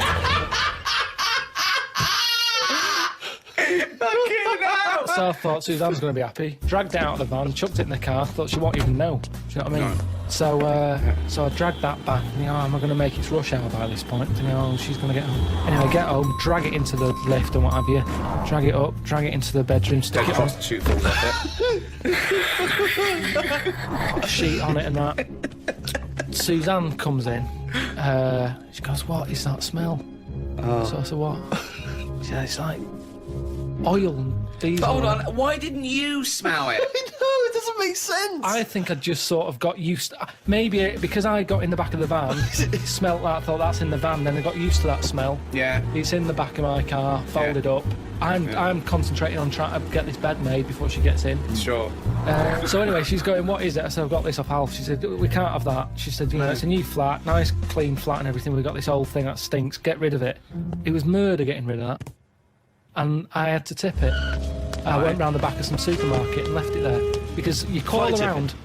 Illegal fly tipping? Well, no, because I think it's illegal and bad when you're chucking it out, say, at a bus stop or somewhere on a high street or something, and people are going, that looks a mess. I chucked it near the bins at a supermarket. I'd gone out my way. I thought, where is this not going to be offensive? Why couldn't you just go down the tip? I think I did try the tip. Oh, no, there's a massive queue. There's a massive queue. Laziness, Rick, sorry. A queue at the tip? A massive queue. I remember it now. Stretford, that Why one. I is there remember. a queue for the tip? Don't know. I remember driving past it and I hadn't got time for that. And So don't go on about you couldn't get rid of it. It's because you could be asked to queue up, you lazy bastard. Couldn't get rid of it. What was he thinking? Why was he panicking? One, why did he get a bed without a mattress? Two, why does he call his dad to get him out of mattress-related problems? His dad goes to Alf's got one in the back of a dirty old fucking van. Oh, wait, that should be all right. No, but the thing is, what I'm saying is, when I was in that bed shop and I'm going, oh yeah, good bed, I'm sitting on it, I'm sitting on a mattress with it. At no point did he say, now, have you thought about what sort of mattress you want? Have you got orthopaedic problems or whatever? That didn't come up. He said, there's your order, there's your address. I'm not a bedman, I go to the bedman to get bed advice. In the same way, same problem here. I've had work done recently with... Dad, what? How to get rid of a body? Let me call out. I've work done recently, right? Bathroom retiled. Yeah. Right? It's been a nightmare. Polish fella. Right. Not a word of English, which makes it hard. I've got him in as a professional to do it. He's sticking grout down the toilet. You know, and after they put like the grout in the tiles to finish it off, anything that's left, he didn't put it in a bin and dispose of it properly. He stuck it down the toilet. Yeah. And now it's there, the grout's there at the bottom of the toilet. Is it really? Yeah, with a screw in it. Well, you can drain it, can't you? You can turn the water off, get rid of it, drain the water No, off. it won't seem to go around the U-bend. Well, no, you get it out there, you dry it off, wouldn't you, so there's no water in there. Well, just stick your hand in. Get your hand in there. Why don't you put a Well, last time I did that, last time you called up when I had my hand down a grid and you were going, what are you doing? Get someone out to do that. You called up here, I was up to my shoulder, Steve, in like glunge. What annoys me, Rick, is he makes up his own words. Well, I'm going to use that for Flanimals, mate.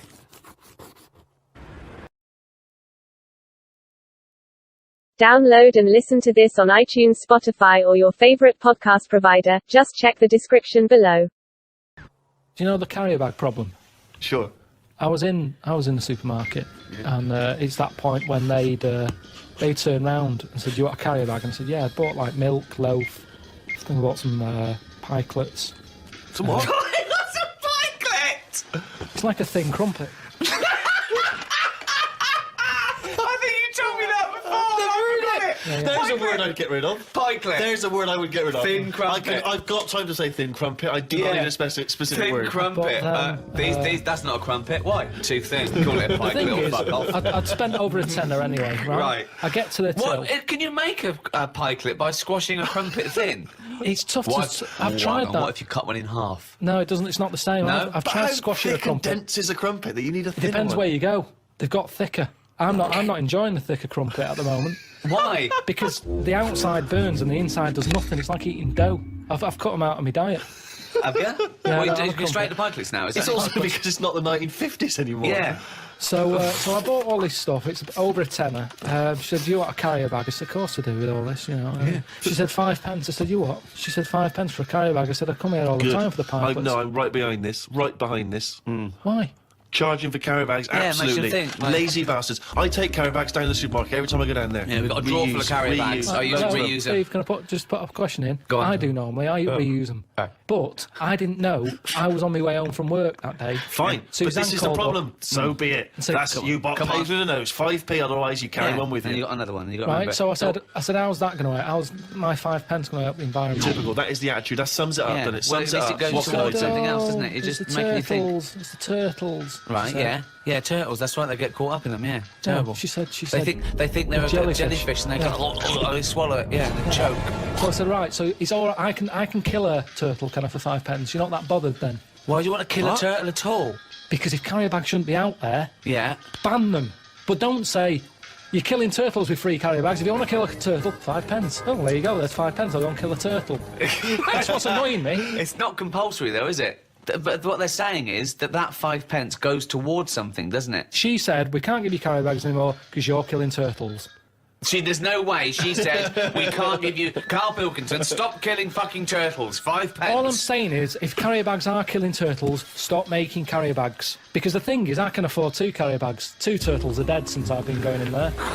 So what? So does it matter? Does it matter that much or not enough, or what? What's the point here?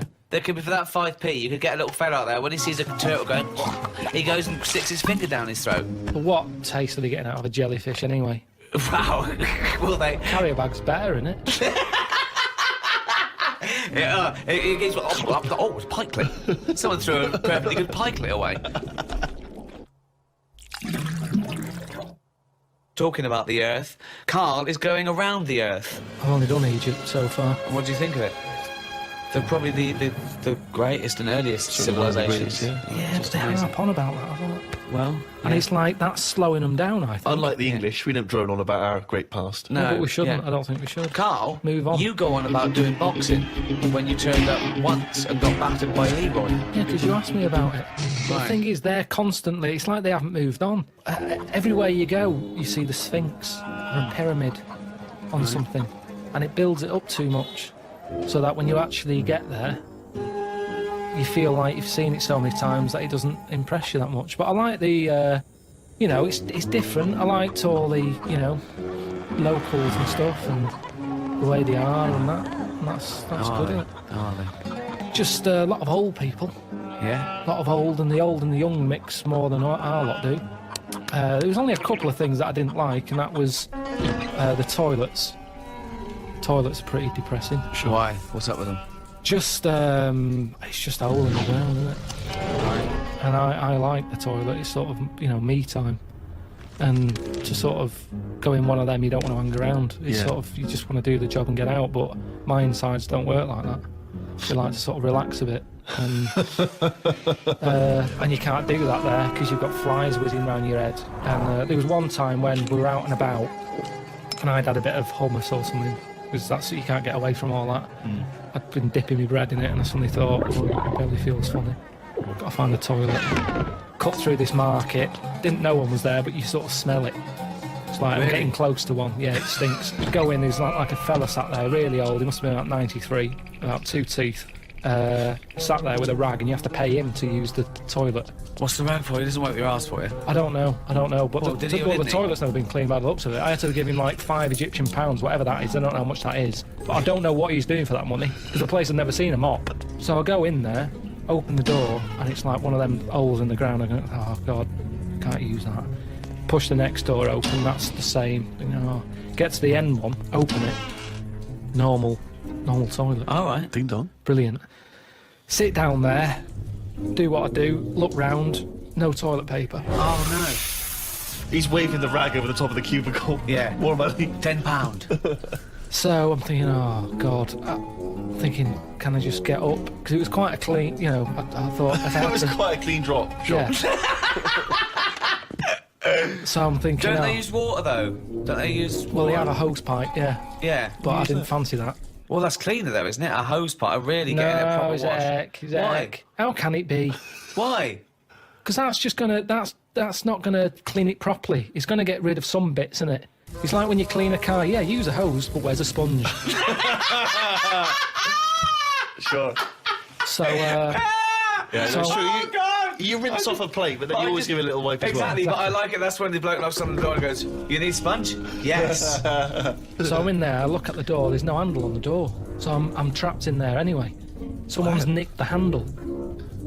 So I can't open the door. I'm sat there, there's no toilet paper. I'm calling like the people who I'm out there with. Did they bring you some toilet paper then? No, they got it from the fella with the money to. He had you a should have supply. paid for some on the way in. I think that's what you do. But they don't give you a full roll. They give you like a strip. Right. Which I'm pretty wasteful with toilet paper. Well, I prefer to do a good job use it up, replace it, rather than 5 sheets. I've never done that in my life. Right. So my brother taught me something. When he was in the army, he said you used to have to sort of put your hand through it, get it all, then use that paper to get it off your hand. What?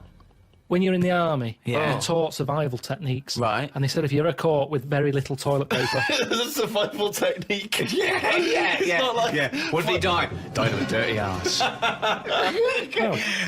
Hold on, wait a minute. Right, what is this technique?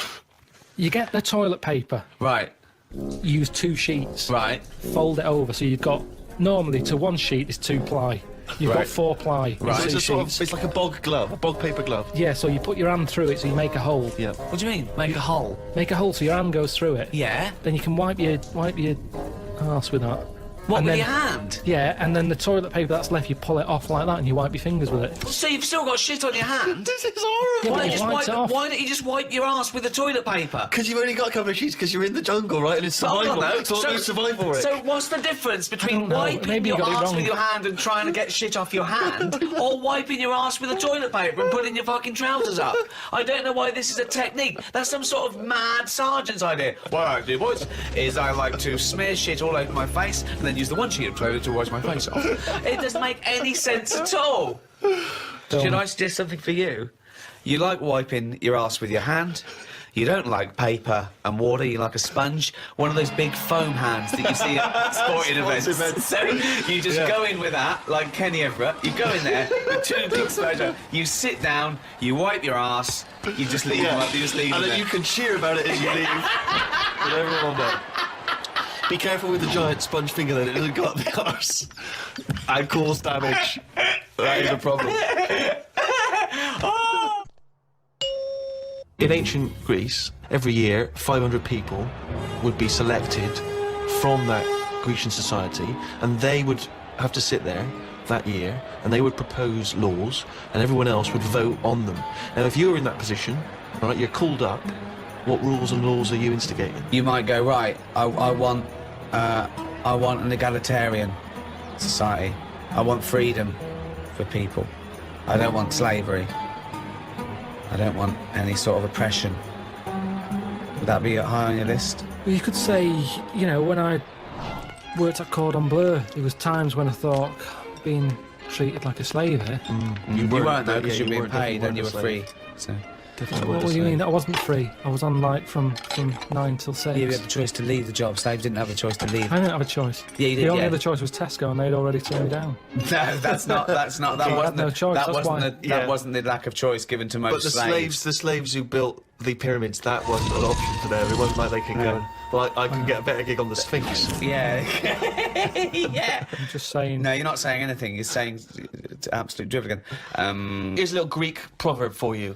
A society grows great when old men plant trees whose shade they know they shall never sit in. What do you think of that? Do you understand?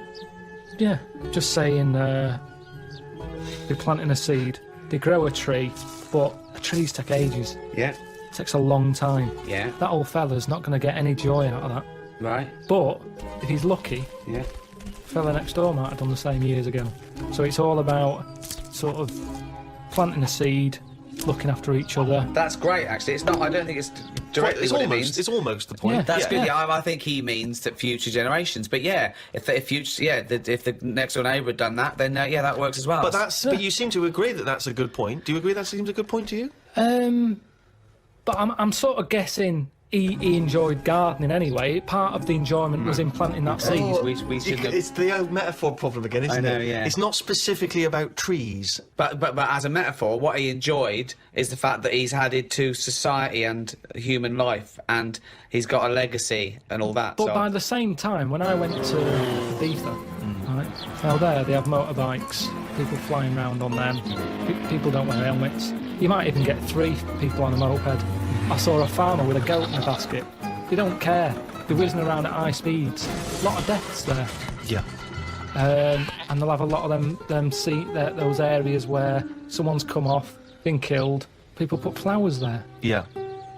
And because that happens a lot, it's a lovely green island.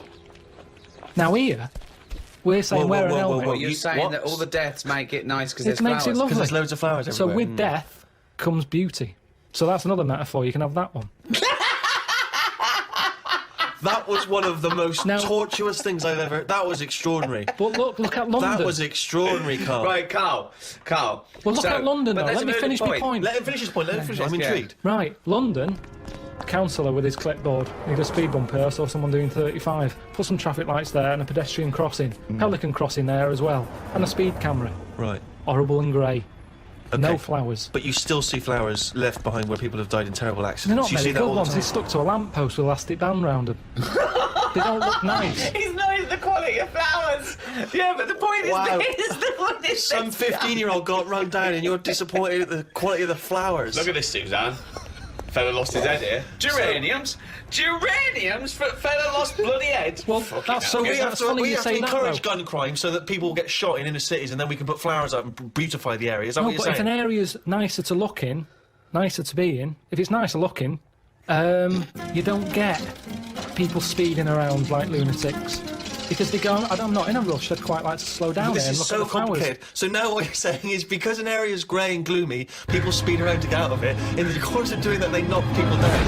But then flowers are put up, which then makes the area beautiful, thus stopping people driving around at speed so death no longer occurs. Well, they keep on getting out of their cars to put down flowers. Then they get knocked down. Yeah. Other people on their way to put some flowers down. Yeah. Just sometimes people have to die, don't they? There was a fella outside our house who had a lamppost. He had a helmet on, but his head come off. You made me laugh at a man's head coming up because the way you said it. But that's the thing.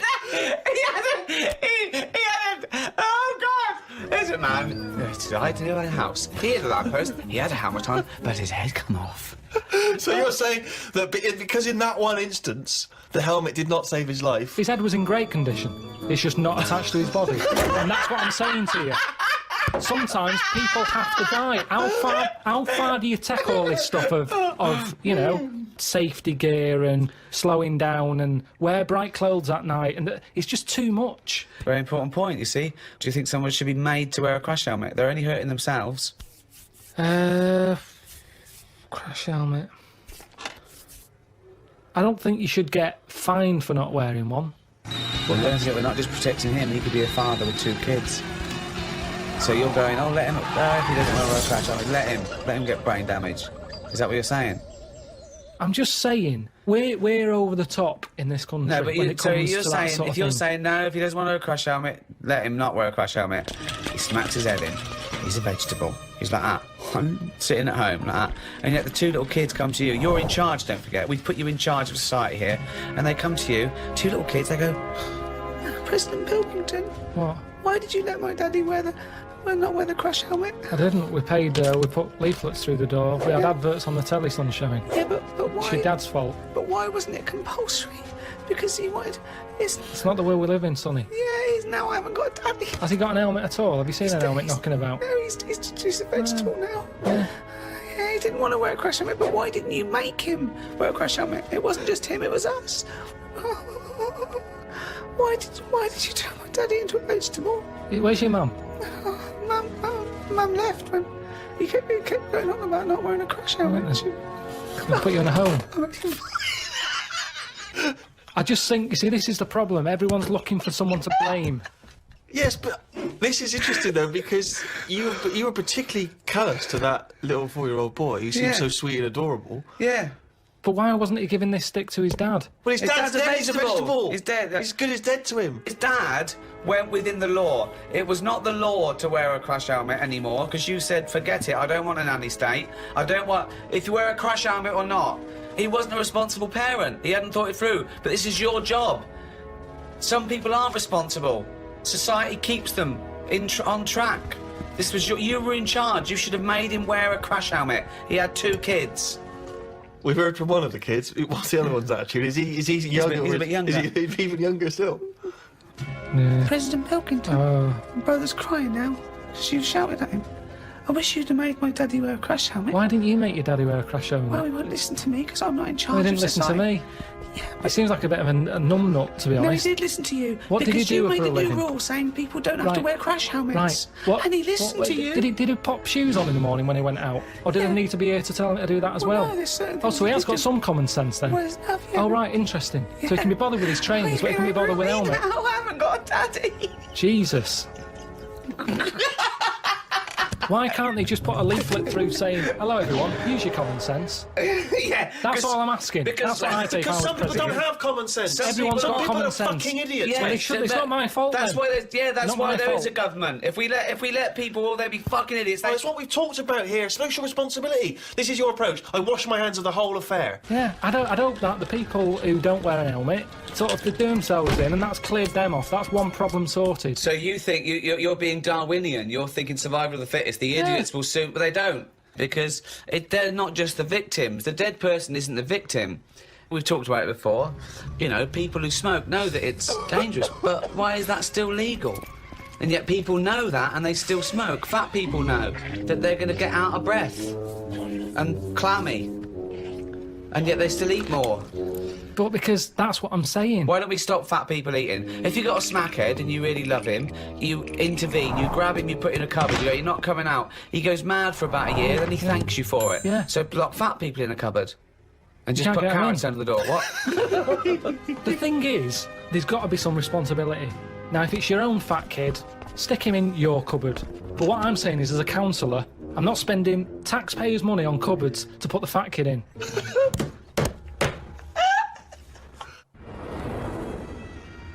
Obviously, in China, you can only have one child, can't you? Is that something you feel we should bring in here? Yeah, I think we've got to. I don't know about one kid. I just sort of concentrate on who can have a kid, as Okay. opposed to if someone's got a load of money and they're good at looking after kids, let Madonna have as many as she wants.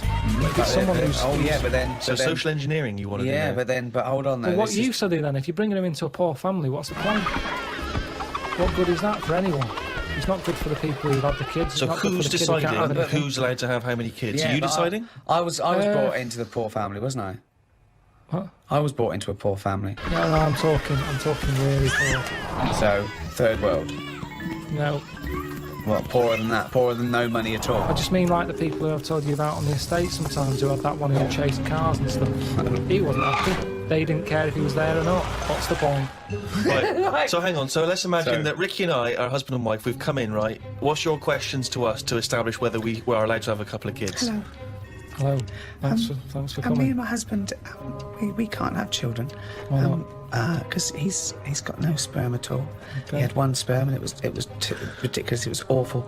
It just came out like a dead anchovy.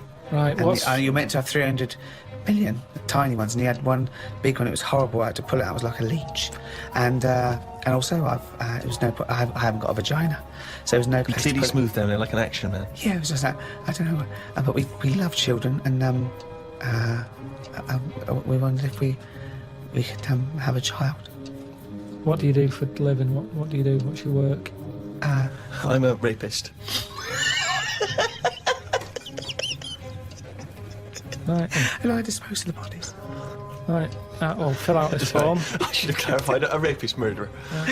Fill out the form. He does it in the wrong order as well, I must say. So, no, number of times I've disposed of the body, said, I haven't made that one. I just wondered what else you need to know about us. Because even though That was our little joke, by the way. He doesn't rape. I work in an office. He works in an office in the town.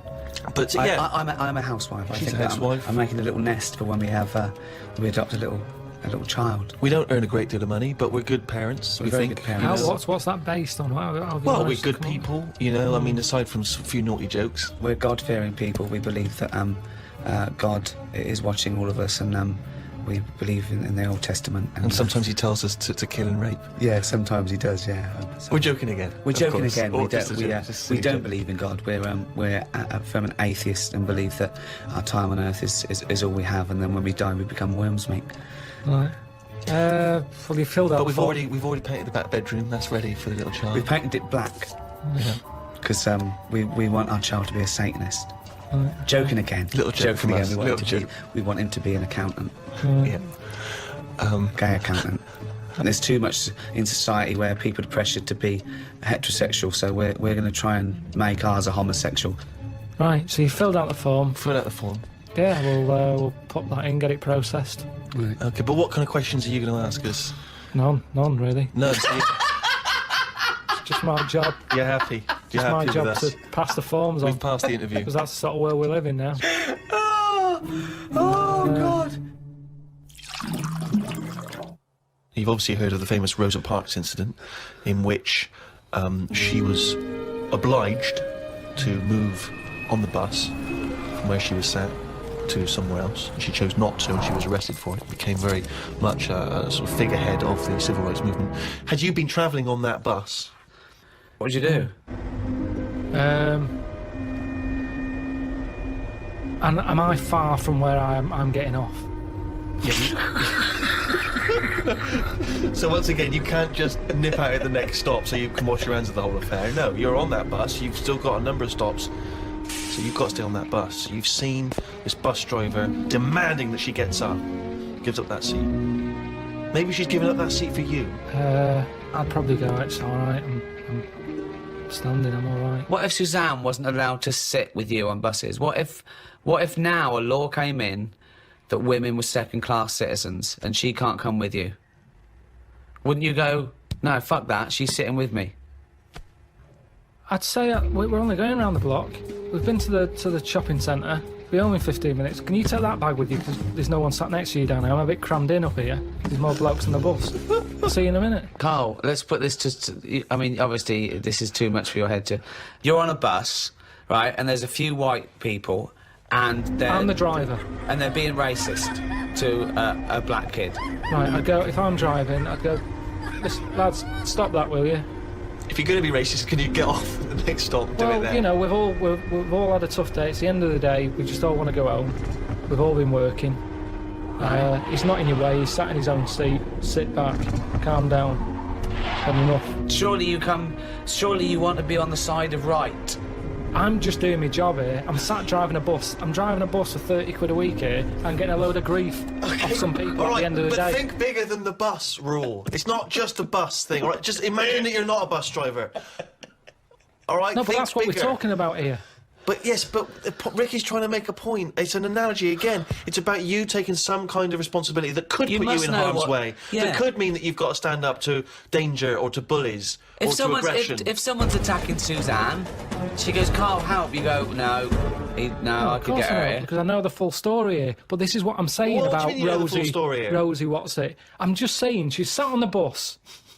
How did it work? She got on the bus, she sat where she wanted. No, I'll tell you how it worked. It was up to the driver's discretion to change where black people could sit depending on the number of white passengers that got on. So she sat in a seat, so more and more white passengers get on, so this bloke decides, well, no, actually, this is no longer the black section. There is no black section, because there's enough white people, you've got to stand up.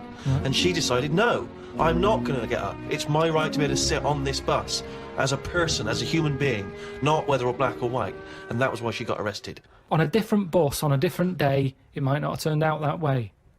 That's what I'm saying. It might have been, you know, someone else who goes, get off, who's been in a right mood, might have been in the pub all afternoon. And she's there going, I'm not moving, and he's fed up, he's up to here with it. Sorry, so she's pissed up now. She's pissed up now. No, the person sat next to her. Yeah. Might have even been a black bloke who's been working hard. And he's like, I don't want this. It's difficult, isn't it? If I was on there, I'd weigh her up. You know, is this woman doing this as like a good cause, or is she just a trouble causer? Because she just seemed like, you know, I'll do what I want. Now that's fine. You'll always get people who do what they want, and they do change the little rules along the way. But I bet when she was doing it, it wasn't like a big stand up. This is the day I'm going to do it. It's just happened to. She was fed up that day. She didn't want to get up. Lazy. She might just go around law breaking all the time, and she's remembered now because she'd made a change about bus seats. But when she got up that morning, did she say I'm going to do that, or has she been fly tipping before she got on the bus? This is what I'm saying.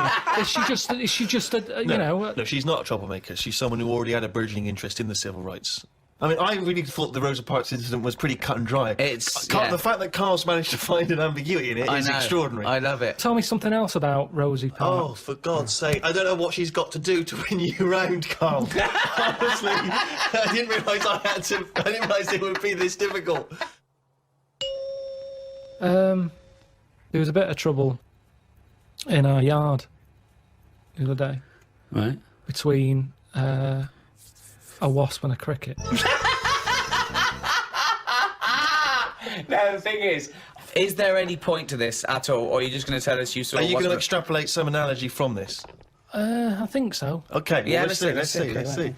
So there's a wasp. Yeah. Well, so look at the whole scenario. As you said, sorry, just to clarify, as you said, it was kicking off. Right. Okay. Scenario. So you're looking out your window. No, I'm in the kitchen by the sink. Yeah. I'm washing up the few plates. Right. The kitchen door's open. Right. Suzanne says, "Oh my God, look at that! What?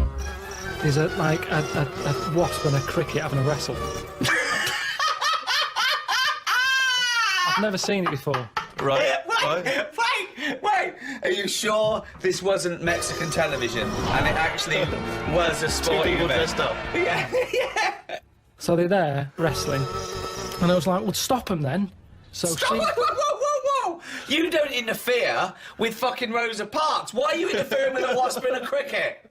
Because one, I didn't even know they didn't get on, to be honest. Because they were sort of wrestling. I said, and my hands were wet, so I couldn't do anything. I always overdo it with the fairy liquid. Yeah. So she's there. I say, separate them. So she uses a tea towel, flicks them. Clever. Good thinking. The wasp goes its own way. The cricket's sort of jumping about a bit.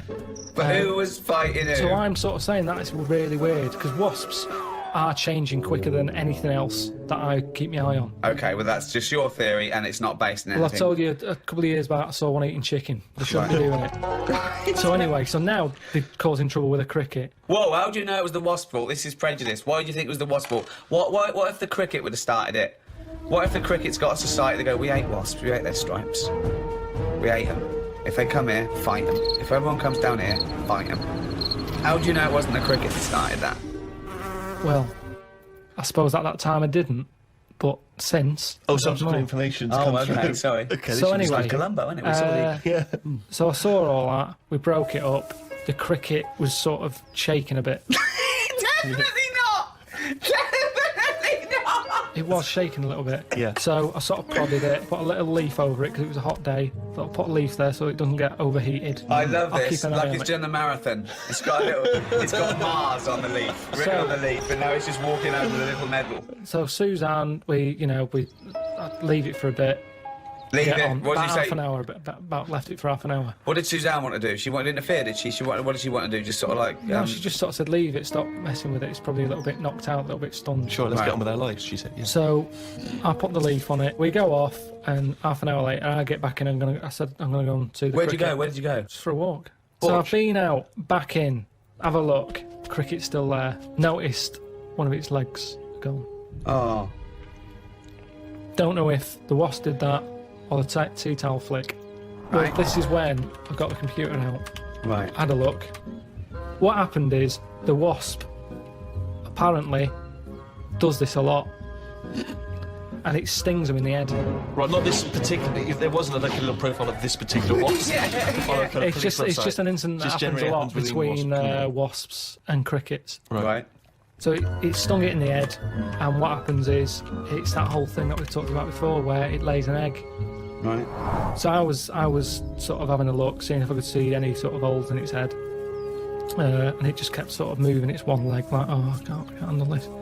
We've got one big leg. One big leg at the back now. It's normally got two that it uses to jump. So you were worried that crickets aren't aware of the dangers of wasps? I just had a look online and saw that, it's a popular thing that happens. It's sort of like a bit of a mugging. He said you can leave them for about half an hour. They normally come round and they don't know they've had an egg put in their head. But there's no way it said leave them for half an hour and they come round, they don't have an egg put in. There's no way it said that. But he said they're normally stunned for about half hour. Have you had an egg put in your head? Fucking ostrich egg, by the look, it's coming out the top. So anyway, I picked it up, I placed it under a little tree. I said it's in the shade again. No wasps can see it there. Let's just leave it. But you've just left that cricket to now die in agony with that maggot goes round his head and comes out a wasp and leaves the carcass. Well, this is when Suzanne came up and said it wasn't moving. I sorted it. You sorted it. Just sorted it. What did you do? What did you mean? Well, I said, what do you mean you sorted it? She said, oh, it's best that I don't tell you. Right, sorry. She said she sorted it. Wait. Do you think that we're in the mafia and we're being wiretapped? Say what happened. No, well, she just said she sorted it, and I said, what, sorted what? Because I'd forgotten about it at that point, I was painting. And she said the cricket. Right, what do you think she meant by sorted it? Well, by the look on her face, the way she said it, I've known her for long enough, so I know that she meant it's not good news. Yeah, so what happened? So from that, I took for granted she means... Say it! I've stopped it being... It's no longer in misery. So what do you mean? What? What did she do? She crushed its head with a stone. So you got a tiny head-shaped stone and squashed it, because that's where all the action is, isn't it? So she said it was too cruel watching it sort of shaking about with its one leg and stuff. You had to kill it. I had this vision that one day Suzanne just having to say to his parents, I sorted it. I sorted it. Well, Karl, you are officially a published author, and a copy will go in the British Library. Well, they have to take every rubbish. I think it'll go in the British Library lavatory. From what I understand, it'll be in there with like a collection of like novelty postcards and maybe a Viz compendium. But, you know. Yeah, so they take everything. Just think of that. But why do they do this? Why do they think they've got to keep everything? Because we're living in a world now where everything is sort of binnable, and you know we use stuff for what it is. Well, I think you could say that. That's fine. That's fine. There was a sort of poetry to it, but I think he stumbled across that. I don't think it was intentional. Yeah, I mean, I still haven't got over him saying foodage. Do you know what I mean, though? That the world's changed, so why is that rule still hanging around when... Well, it's not a rule... I mean, it's not a rule that, you know, the country's going to, you know, live and die by. It's just that it is seen as a repository for knowledge, for information, and I don't believe any old Joe can wander in there and get one of these books. I think you have to either be a scholar... I think maybe it's open for a brief window for students, but you know, you couldn't just wander in there and see your own book, Karl. You know, there are some books that they have to turn the page for you in gloves, so the amino acids. I hate that. With yours, it won't matter. They just go, it's over there, or they throw it to you. No, it's just. Or they slide it along the floor. Well, they say, I can't give it to you, Karl, because it's propping up this desk. Yeah, they kick it to you and say, put it in the bog when you're finished with it. It's just that thing of being timed, though. I hate it when people go, "Oh, have you read this?" And then I can't read it properly because I'm thinking they're thinking I'm taking ages here. Do you know what I mean? So I have to scan read it. And I go, "Oh, it's good, that." And they go, "What do you think?" And I go, "Oh, about what?" So I hate the fact that someone stood there with gloves on, because that isn't normal, relaxing sort of reading, is it? But it's not, you don't go in to read the Doomsday Book, let's say, in order to just have a relaxing read. You're going in there to study They're it, you know, historically. So they're professors and scholars and scientists and historians. They don't wander in because it's raining and they go, "What's a good read?" There's not a man wearing white gloves turning the pages of the latest Jackie Collins. Exactly. Do you have heat? Watching your lips move as you read to see if you can turn the next page. I suppose I shouldn't really feel guilty, because at the end of the day, right, I mean, people always rave about Shakespeare, saying, "Oh, you know, his work was good." But brilliant. At the same time... He'll probably put that on the book when he brings another one out. He'll put your review on it. Yeah. Oh, that was good. Karl Pilkington. But at the same time, you know, like, some people will have a go. I'm ready for people having a go, like that Wendy did about my little films I made, you know. Their opinion. So you didn't actually slammed Karl. No, well, you know, each to their own and that. And, you know, if everyone liked the same thing, I don't know what we'd do, right? Sure. You don't know anything. So all I'm saying is, everybody raves about Shakespeare. When, if you properly looked at what he did, he invented a lot of swearing words, right? Effing and jeffing and that. Now, that was one of his. Well, it's effing and jeffing part 2. But all I'm saying is, for some reason, when things are brought out years ago, people say they're good even though they're not, is what I mean. When I was watching that documentary about the real Indiana Jones, they dug out some rocks with drawings on. And they were like, "Oh, don't damage them, don't mark the paint," and it's like, it's rubbish. It was like a stick fella with a yak. Now, if that was found now, or if a kid showed me that, I'd go, it's not that good. So what I mean is, because stuff's old stuff gets respect. But you're not judging it on its aesthetic merits, you're judging it on its historical importance. I don't think that's fair, though, because when that fella drew that, it wasn't old. He did it when he was knocking about.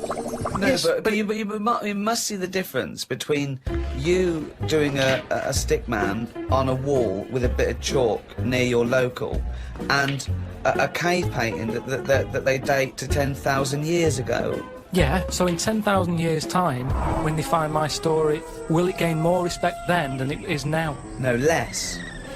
But why is it? Because people will more and more realise what a buffoon you are. The more research we do, the more you expose yourself as an empty, egg-headed moron. That's our friend speaking right there, Ricky Gervais. No, he loves you like a brother. I just think, you've mentioned him before, Steve, this Peeps fella. Yes. Has he done anything else apart from a diary? Because now I've done a book and a diary. That means you're better than Pepys, well, is what you're thinking, well, isn't it? I'm not going to say that until I know, but what else did he do? Well, Pepys wasn't a writer predominantly. I believe he was, you know, like a bureaucrat or something. But he kept a diary which has since become a historical landmark. And what did he say in it? Well, it's again more because it's both well written and it's also an amazing insight into... A social document a social as well. document, yeah. Yeah. It's a social document of that yours period. is a social document, but it sort of revolves around having egg and chips and a cap and seeing a ladybird, which, you know... But that's today's living. That's well, his describes the Great Fire of London, which is what it's best we hadn't had one of them. If we had one, I'd write it down. I'm only writing what's happening. He was just lucky. He was about in London when that happened.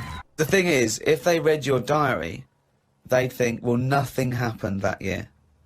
Nothing important in the world happened that year. Because your diary doesn't just mention... I mean, OK, yes, it does. It fails to mention any disasters in London because we haven't had any. It doesn't mention any world events.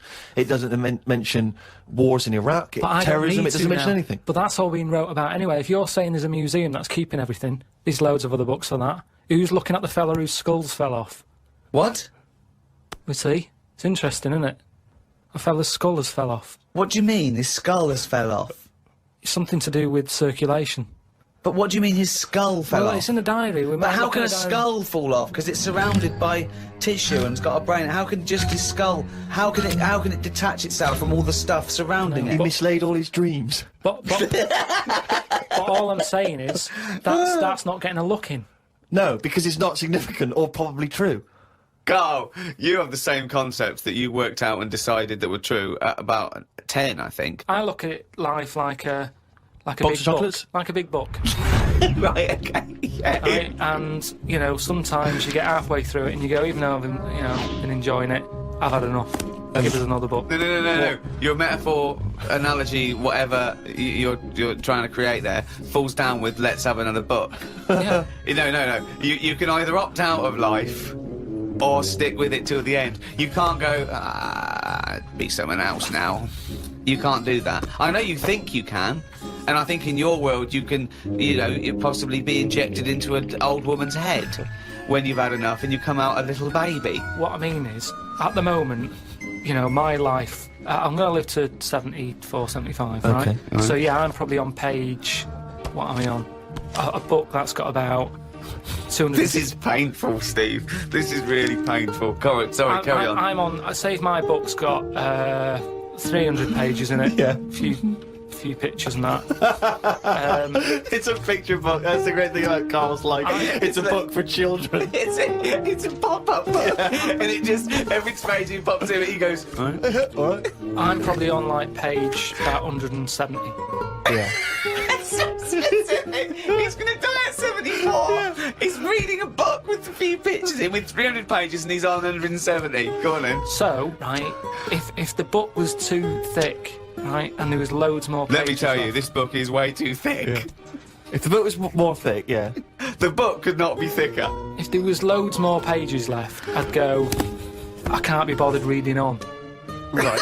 Okay, let him finish the analogy. He must have known that when he saw the book. You've got to finish this analogy, otherwise we're going to be here all night. Listen, he must have known how many pages there were when he got the book out of the library. Yeah, but the way they write books, they're painting pictures more at the beginning, you're going, this is good.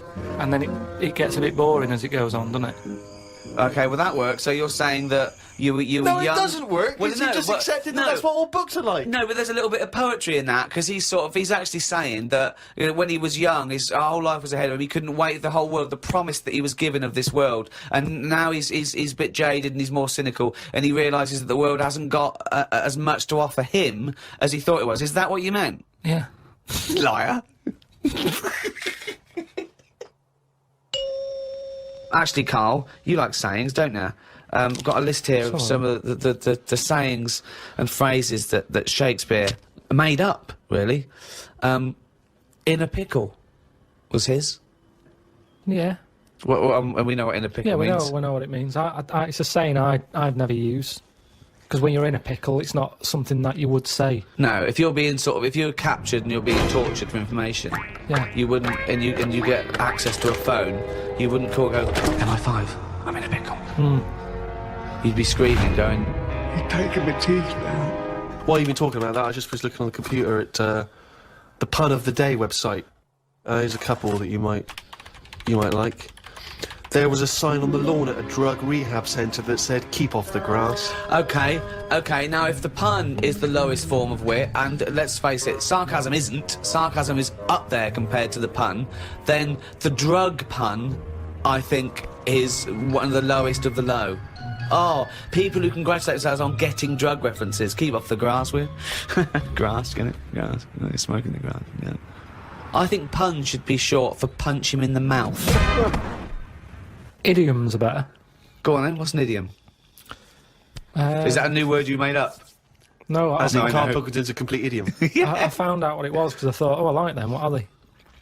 Right. And it's like little sayings. Yeah, that's right. That sum stuff up. Go on, give us an example of your favourite. Oh, can I just say one, talking about sayings, Karl was getting fed up with something. He was fed up with not getting replies from something. He's having a hard time, And I went, oh, the worm has turned. He went, what? I went, the worm has turned. You've... Stupid saying, isn't it? No, okay, tell him why you think that's a stupid saying. Because how do you know when a worm's turned? Of all the creatures that you could flip over and know it's turned, why pick a worm? It's the worst thing they could have picked to express something turning. But you're turning literally. It means changing, doesn't it? Changing your attitude. A new broom, turning over a new leaf. Yeah, but things are going to be something different now, and I'm sick of it. Chameleon. No, but chameleon is a brilliant thing to use for something to change.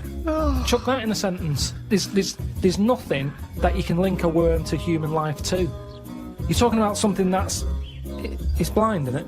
It's blind, it's deaf. Gay. It's got no features. Why is he having such a go at a worm? Just because it's a weird thing to use. Something that its arse does more than its head. That could be said of you, Karl, to be fair. Oh, chimpanzee's that? He's gone and written it down again. Just reading excerpts of Karl's diary. Went home and looked up Freud on the internet. Didn't find him that interesting, so looked at some other philosophers instead. Socrates, Aristotle. Lao Tzu from years ago came up with some good stuff. 1, he who knows does not speak. He who speaks does not know. Not entirely true. To lead people, walk behind them. Yeah. And of course, the journey of 1,000 miles begins with 1 step. Yeah, good that. Maybe this is why people are at the start line spectating at the Commonwealth Games. Well, no, it's just that I've never understood why in Olympics and stuff like that, if you're going to watch, don't stand around the start line, go to the end, where you see the winner. But because of that saying, it actually makes sense. It's like, well, every step starts with a step or whatever. Say again? Every race, you've got to start with a step. Yeah. If you want to stay at the start line, do. What does that mean? I'm just saying, if you're into I wouldn't watch a race, right? Okay. But all I'm saying is, right, if I was to watch a race, yeah, I wouldn't hang about the start line because. Well, you just said you would. What, did I? Yeah, you said that's the place to start, because every race starts with a step. No, but I wouldn't normally, when I was on holiday. Yeah. Suzanne said there's a race going on down the road. Yeah. I'd go, well, let's go, keep going down the road and stand at the finish line. Okay, but now what have you according to thought? Lazoo, Yeah. I'd say, well, hang on a minute, every race starts with a single step. Yeah. How many people around the start line? Is there more room there? She goes, yeah. I'll go, let's go there then, it's less busy. Right, and what would you see there then? I'd see people starting the race, but I wouldn't be that impressed with them because I'd go, well, I don't know if any of these are any good. So would you start at the start or the end then? If it was down to me, I'd just probably stay at the finish line. Okay, so you wouldn't want to see the first step then? So what do you think of Lazoo now then? I preferred the leading people from behind. Okay, and what would you do to lead someone now then? Well, if you're behind, you don't have to take responsibility, do you? You can go, well, I didn't send you where you went there. That's not really leading them, is it? Yeah, because I've made them think. I've gone, they go, oh, I've just walked into a big hole. I'd go, oh, should have been looking where you're going. I haven't led them in that hole, but they've learnt a lesson, they won't go in the hole again. Conversations I've ever been part of. I mean, that was incredible. Never mind Aristotle and Socrates. That was incredible, that was incredible, Karl. One of the key catchphrases, if you like, from the war, Karl, was, of course, keep the home fires burning. Is that like saying, you're away, but don't worry, when you come home, the house is warm? Pretty much. Sort of. Yeah. Never forget where you're from, we're remembering. We're here, waiting for you. Yeah. Again, it doesn't say what it means, so there's you know, risking your life, and you're getting a letter from home saying we've got the heating on. Again, working hard, paying the bills, they've got the heating blaring. Put your coat on. Start panicking, we're keeping the home fires burning. What? I didn't know, what do you mean, what fire? When have we had that in? I thought we had central heating. Who's she got in? Who's this bloke who's moved in, changed the heating system?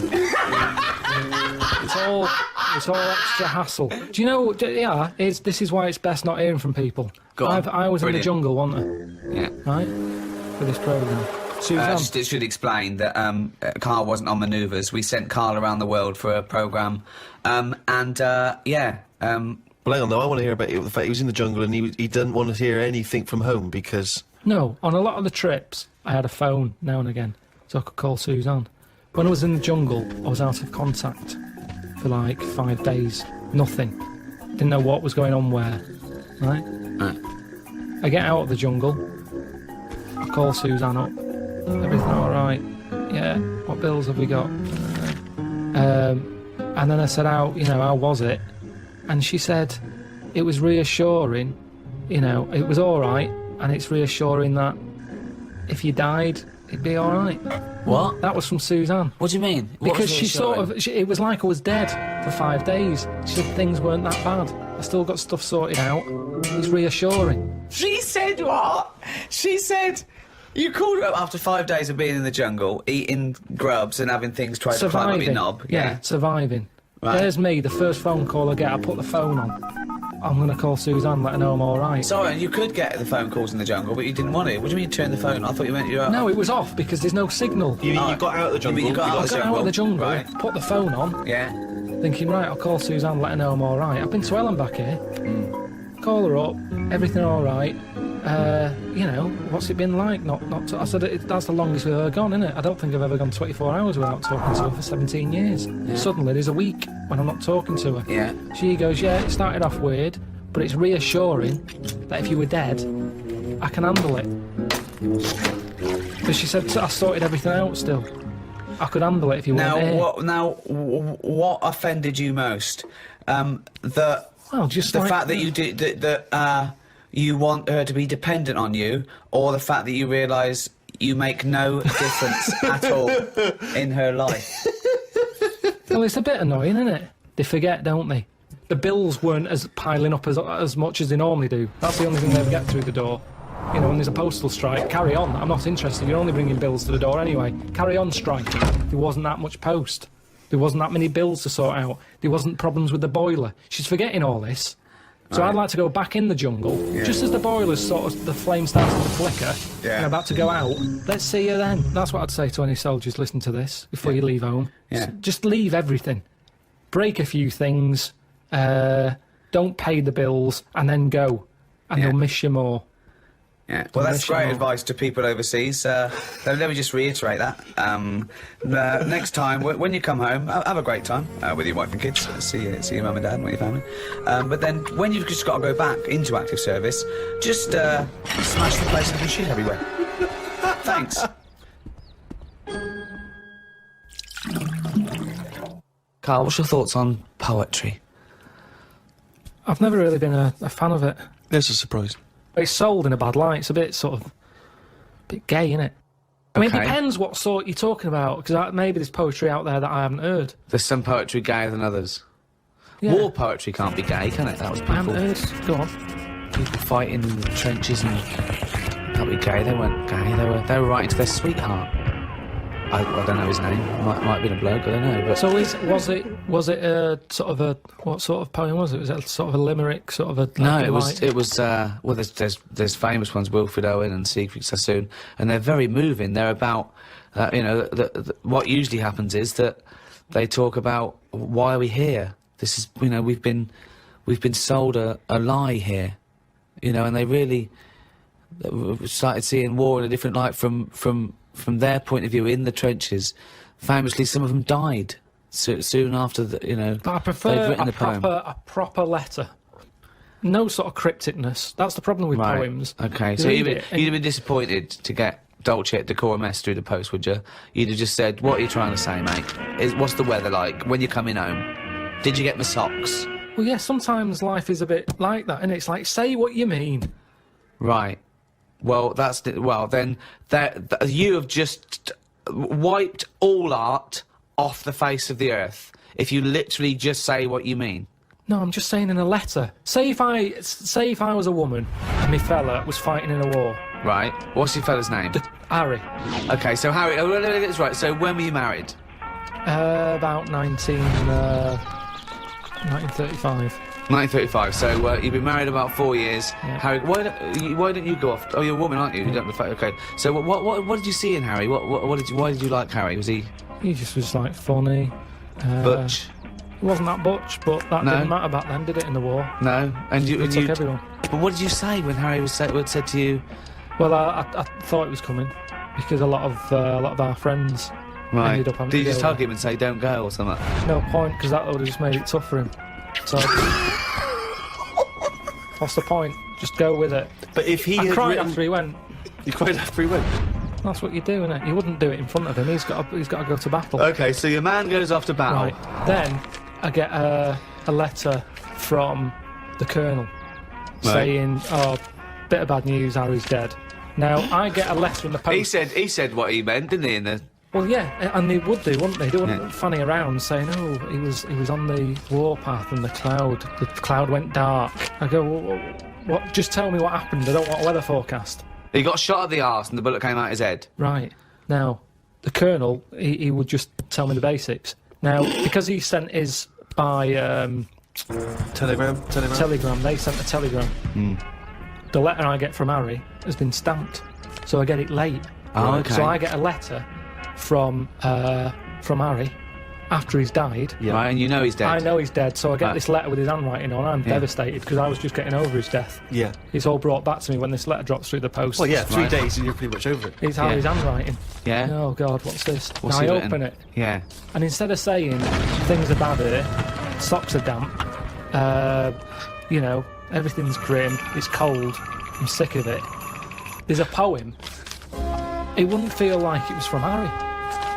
Well, because it's not in his words. Poems are never in the person's words. But didn't you know Harry was a poet when you married him and made love to him No, that I night? picked it up because other people were doing it. Something to do in the trenches. But when he carried you over the threshold, Karl, and he laid you down and gently kissed you, didn't he say any? Didn't he ever?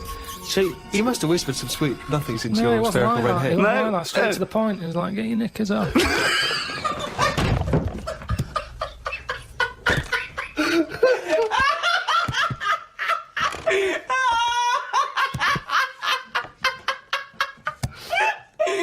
That's one of the weirdest I've ever heard.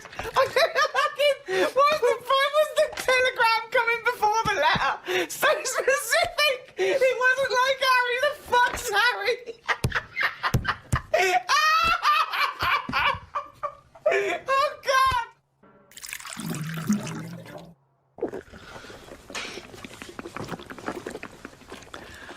What are you doing? Try to calm my gums down. Well, you don't do it with water. What do you do it with? You're trying to You do it calm your with, guns down. you do it with meditation and hard drugs. What's the problem with your gums? When I'm stressed out, my teeth know. What? What do you mean? Say that again.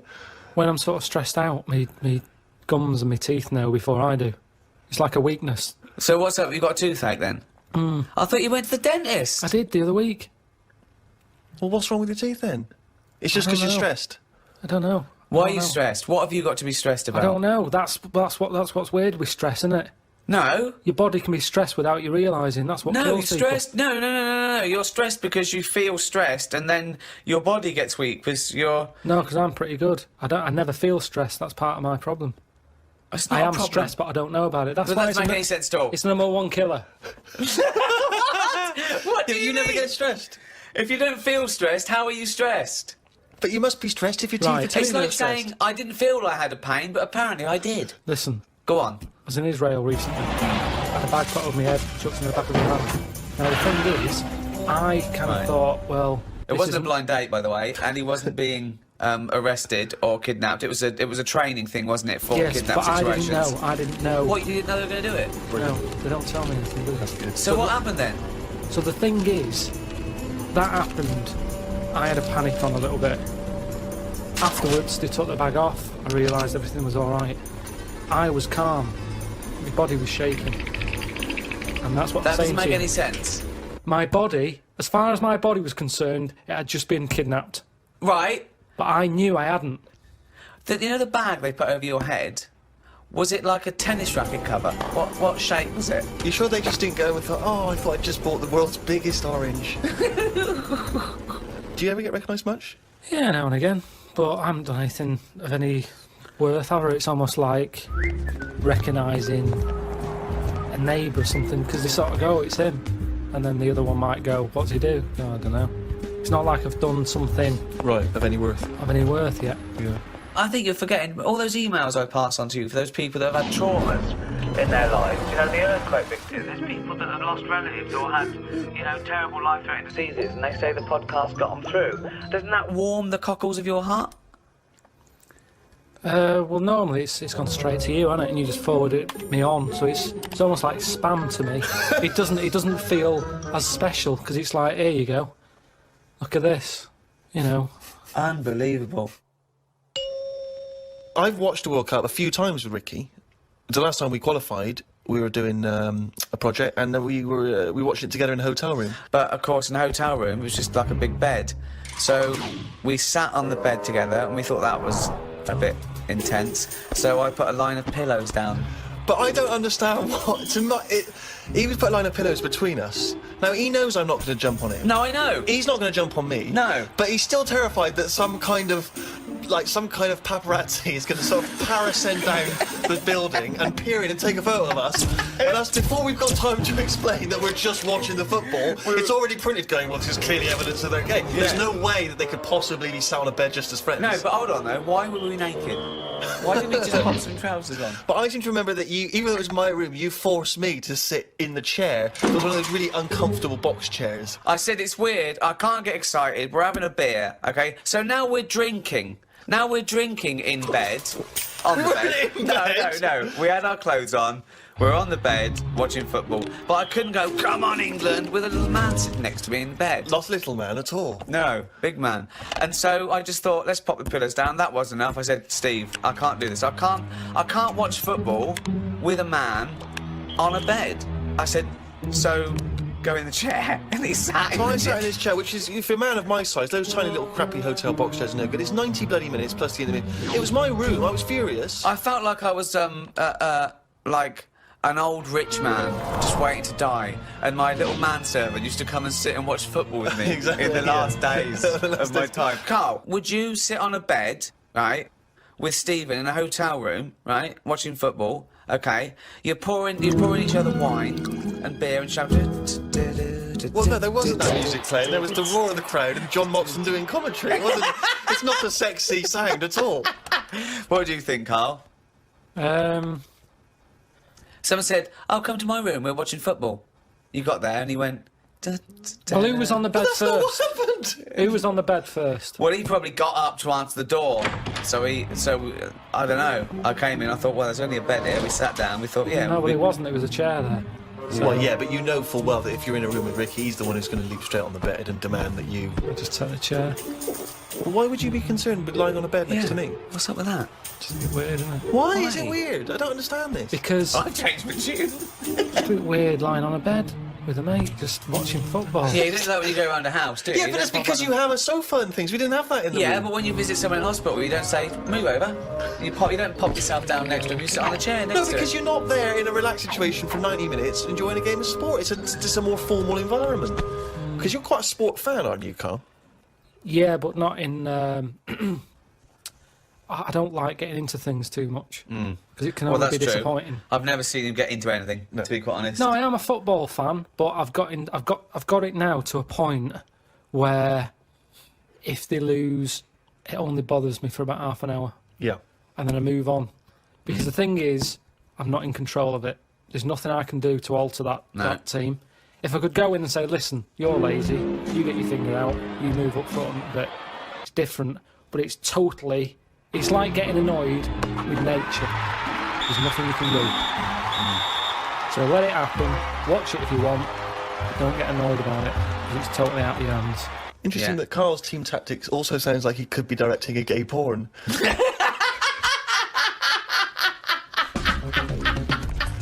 get your finger out, you get up front. You're lazy. That's amazing. What do you think of these people, though? I love it that everyone's an expert. Everyone's a pundit. You see these fat people in pubs going, well, he's lost a few yards up front. Yeah, you fucking score a goal then, fatty. Wearing a football top. Yeah. I hate that. Exactly, yeah. They shouldn't make them for them. They shouldn't make them in that size. It should be one size only. If you're fit enough to play football, you can wear one. You're a fatty, you're not.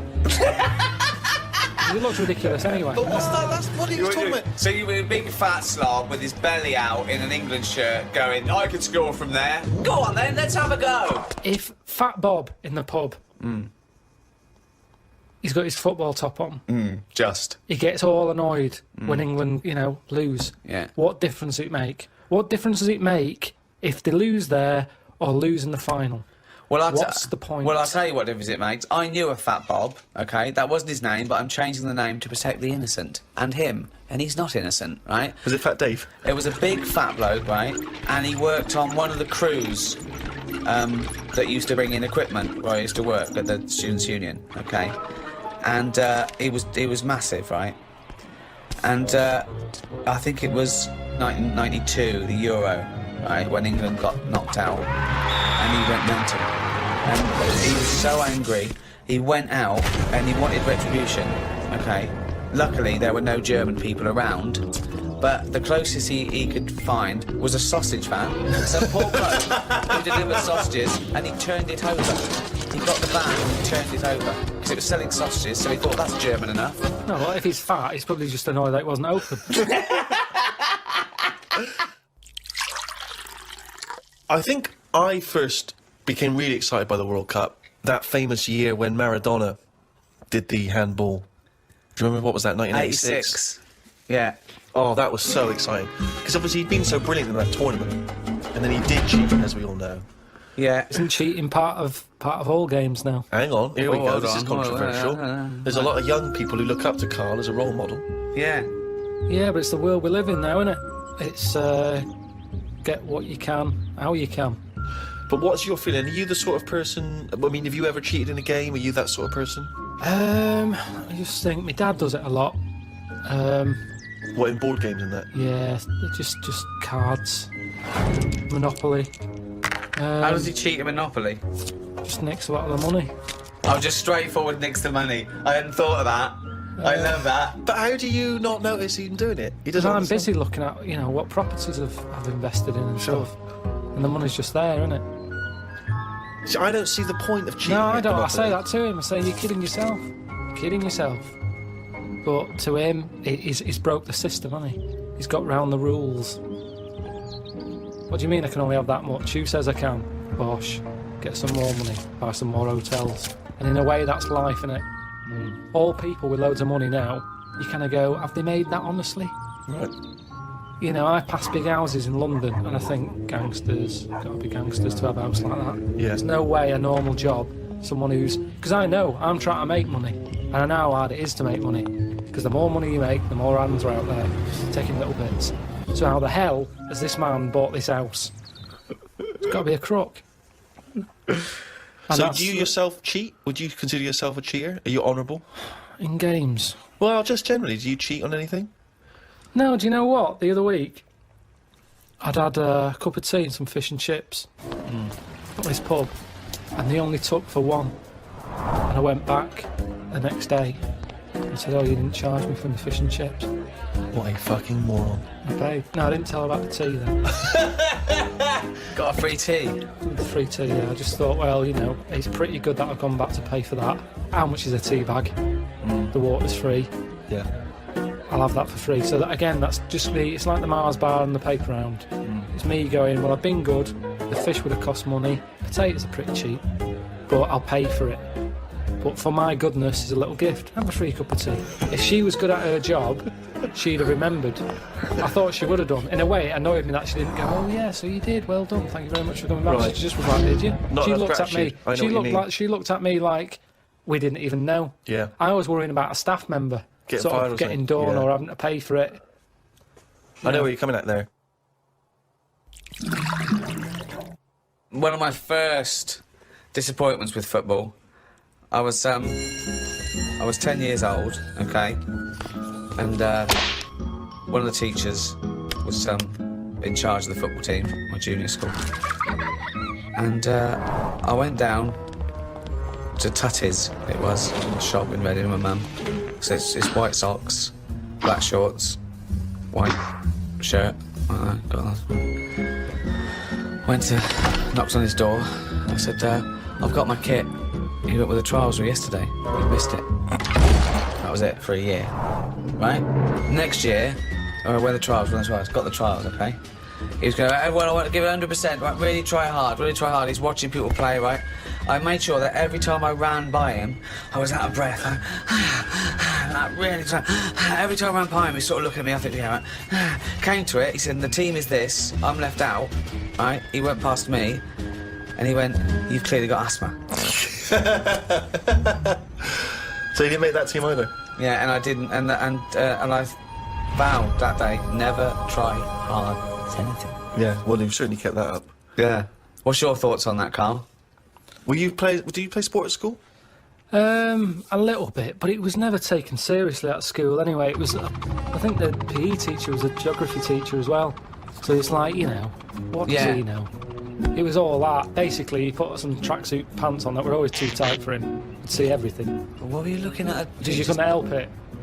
It was in the days when clothing was tight as it is, and then it was like lycra tracky bottoms. Oh, right. And everyone used to say, look at the state of that. But, like he's stealing sausages from it was ridiculous, ridiculous. So he didn't know what he was doing anyway. If anything, it was dangerous, because he didn't know what was the capability of a 10-year-old kid's body. He put you through loads of stuff. Right. He didn't like me anyway, because I wasn't that good. If you're not that good, teachers don't like you. I thought you'd be pretty good. I wasn't interested, that's the thing. I did relay, and I got done for swearing. Got whacked on the arse with a baton. Hold on, why were you swearing in relay? When did that come into it? When do you need to swear in relay? You're running around, aren't they? Because the lads wouldn't slow down, so I couldn't pass it on, so I sort of said, I can slow down, and then he heard me, and then went mental at me. But yeah, so it was never... I mean, Darren Campbell, the athlete, I've told you, I don't know that I was involved in his training. No. Don't know about this. Yeah, Darren Campbell, I think he won a gold medal. Didn't he used to push you around in a bath or something? It's not last of the summer wine. It was in my go-kart. Right. And it was a motorised go-kart, and you had to like pick it up at the back, run with it at speed, and then drop the wheels down. Well, no, we should explain, if people don't know, he was the bloke who used to push the bobsleigh in the Winter Olympics, wasn't he, for the England team? No, he was a runner. Well, how was that part of his training then, pushing a fucking go-kart? What was he doing? Because it's running. But he's running about a yard. No, sometimes more than that. Quite a lot. And it's just... God, what do you want? It's Darren Campbell pushing me go-kart. Yeah, but you seem to be taking half the credit for his gold medal. All you've done is sat on your arse, you lazy twat. I just kind of think he was at the age where it's important. He could have made a decision not to go into it at that point, and I think he was never keen to get in the go-kart. Yeah. He was always keen to push it, and I used to let him. And if I said, no, I don't want you pushing me go-kart, who knows? I'm just saying I was there at the start. Doing nothing. Providing nothing. Sitting on your arse. Sitting around. Letting someone else all right, do it. what athletes have you helped? You've not helped him. I bet if he ever did a book, an autobiography, he'd go, the early years, Darren Campbell. No, I want to know if he has done an autobiography, because we're going to be looking this up. I remember the training. I'm making a note of that for the next time we do anything. Round at Pilkington's. Darren Campbell. Pushing a go-kart. Pushing bald in crap cheap Wasn't. go-kart. 120 quid it was. You know how many paper rounds that is? What I like when you're watching football on the television is if it goes to a close-up of a footballer, it's just kick the ball out, missed the goal, it's gone for a free kick or whatever. If you stay on any footballer for more than 10 seconds, they will either swear or gob. Yeah. Yeah. I mean, that's a fact. Oh, yeah. I've never needed to gob that much. I don't care how knackered I am, I'm never gobbing like that. It's weird, though. The other week, I just sat in the garden, slavering, just to see if it would ever run out. And it's amazing. I don't know where it all comes from. What is the strangest... extraordinary. That's amazing. Just to see if it would run out. So now he's got to the point in his life where, as a hobby or a pastime, or just to count down the minutes before he dies, he sat in the garden... creating sputum. Slavering to see if he'd ever run out. I mean, that's amazing, Where's it all Karl. come from? Well, you create it, don't you? But from what? I'm always getting done for not drinking enough water. Salivary glands. But it's amazing. Honestly, I just sat like that with my head forward and just let it drip. Wow. Me! So Suzanne comes into the garden like and all an she sees is her lobotomy patient. boyfriend sat like something from One Flew Over the Cuckoo's Nest. Yeah, like someone had dribbling. been battered around the head with a cricket bat. No, she was reading Did you something. answer She was back sat to there. a dictator? Yeah. What did he do? Battered me. But You I- got a trench up your arse as well. Yeah, that makes me slaver. No, just sat there. What a fucking That's mark. extraordinary. What a div you are. And I just had my head there and it continuously... I think I got bored of it before it stopped. Oh, God! I have never heard anything like this! Oh, God! It's unbelievable! He just sat there with his head down, slavering, letting it just... That's You extraordinary. weren't even sort of like gobbing, you were just No, just letting... letting it sort of drop. So You've got nothing else going on in your life that you've got time to do this. So your brain wasn't even engaged? How long were you there for? I tell you what, no joking, probably a good 15 minutes. 15 minutes of sitting with his head forward, Amazing. letting him salivate onto the grass. But do you reckon you could do that amount? I would Well, never we do never it. try. Never we do never it. try. I'd not? never Try. have that amount of time. I tell you now, you will never see either of us sat there for no reason in the garden with our head forward and our mouth open, seeing how long we can create saliva. Unless I've just come out of a coma. yeah, or a gas attack. Yeah. No, I have a lot of... I'm sort of Goz Unlimited. That's a great new dance duo. Please welcome to the stage. It's Goz Unlimited. Amazing. What do you think about George Best using up his liver, then getting another one and getting pissed at it? Well, that's always going to encourage it, isn't it? I've always said that. What? The moment we can replace stuff, people just go, oh, sod it. Like What would you smokers. do if you gave someone a kidney and Mess with it. and they started Just swim down the pub again. doing drugs and shit and... Well, I wouldn't hand it out to someone just like that, would I? I think you should be allowed to say, right, who's it for? Can I meet them? Right. And then have a chat with them. Right. Saying, have you learnt your lesson? Well, I'm going to do it. Okay. I'm a little kid who wants a kidney. Okay. And you've come to. I'm at the top of the list. Hello. Hello. Hello. How you doing? Good. Are you going to give me one of your kidneys so I can live? I don't know. Well, I'm at the top of the list, so why is your head so round? Right, so definitely not. Why? Definitely He's a little not. Kid, look He's at a him. little kid. Pale. But I need a He's kidney. cheeky though, isn't he? No, Cheeky. please, Lovely please, little kid. roundhead. Can I have your kidney? No, you can't. Oh, have it. come on, Right, you've got let's see two. another kid. Let's see another kid. No, Lesson I'm at the top. learned, I'm lesson top of learned. the fucking list. Give me one of your kidneys, you round-headed twat. No, I would not feel bad about walking away from that kid and saying you cannot have a kidney. So you're gonna. Do you know what? I'm going to take this kidney out and bin it. Hey, wait. Do you know who that kid went on to become? Go on. Winston Churchill. Right, well, maybe I helped. It's like Darren Campbell all over again. I made him stronger. I was tough with him. He saw how tough the world is. No, but he didn't. It's an alternative universe where he died because you never gave him that kidney. Yeah. Well, you can't worry about that then, can you? If you're gonna start going that far back and forward and stuff. But I think I don't know what I'd expect someone to be like. Just want them to go, what do you eat? I'd say write down your diet. Oh yeah, I'm gonna treasure this kidney. I'm gonna treasure it. Yeah. Yeah. I'm gonna really work hard, and I'm gonna make something like more than you did. So I'll.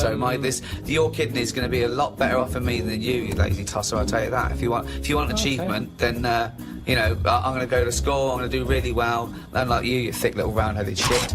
So the quicker you get the fucking kidney out of your Eustace body and into mine, we'll all be happy, won't we? Okay. Well, I'll go away and think about it for a month. Well, no. There you go. Don't have to get nasty. Sick of it. I'm always helping people out. That's a big ask, isn't it? Would you give anyone a kidney, Karl? Suzanne? I'm sure he would give Suzanne a kidney. It's tricky. Well, obviously you'd give Suzanne a kidney, wouldn't you? Yeah. Well, would you, or are you just saying that? Suppose I would. I don't really like the idea of it. So what are you saying to Suzanne right now? Bit of good luck. I need a kidney, and it's got quite rare. Well, we've got the same sort of blood group and everything, so yeah, you've got two, I've got none. Bibbidi bob, one each. Let's have a good life. Yeah. Don't know. Yeah, you'll have to have it. Which one are you thinking of going for? Because I think the right one's a bit dodgy because they had the kidney stones. Well, you keep that. Do you want that one? I'll have the left one. No, I'll tell you what. You have that one because when I was in all the pain, you were going, it can't be that bad. So you have it. It's in good working order. They've looked at it. Yeah. But it is prone to stones. That he's using this to get back at her for saying it can't be that bad. It's like poetic justice. He can give her the kidney she didn't believe was that painful. Don't like talking about it. It's all it freaks me out. Freaks me out. It's all doing stuff now. The kidney's doing stuff. Yeah. My teeth are hurting still. Still got a little bit of toothache going on there. I've got a sweat on. All stuff's going on without me knowing. Germs whizzing round. I've had jabs for rabies. I've had hepatitis A and B. I don't even know what that does. I've had A and I've had B. That's whizzing round my body. Body's in shock, innit, at the moment. It doesn't know what's going on. I've had... How is it notifying you of the shock? Well, I think, like I say, I keep getting this sweat. And, what else have I had? Typhoid. All this stuff shouldn't be in my body, should it? And we don't really know, do we? You're saying, yeah, have this, have that, shove it in your arm, it's alright. But we don't really know. Long-term effect. I've got rabies in me. I never thought I'd have to have that. Tetanus. TB. One for if I get bit by a dirty monkey.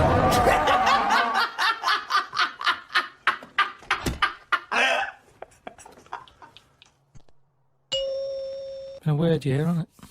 Go on. No, I'm just saying, you know, when you look at it like that over a year, Yeah. just a lot of stuff has gone on. That's... What's stuck out for you? If you were doing your own review of the year, what would you put on the front cover? The grub. That was eating biscuits on the windowsill.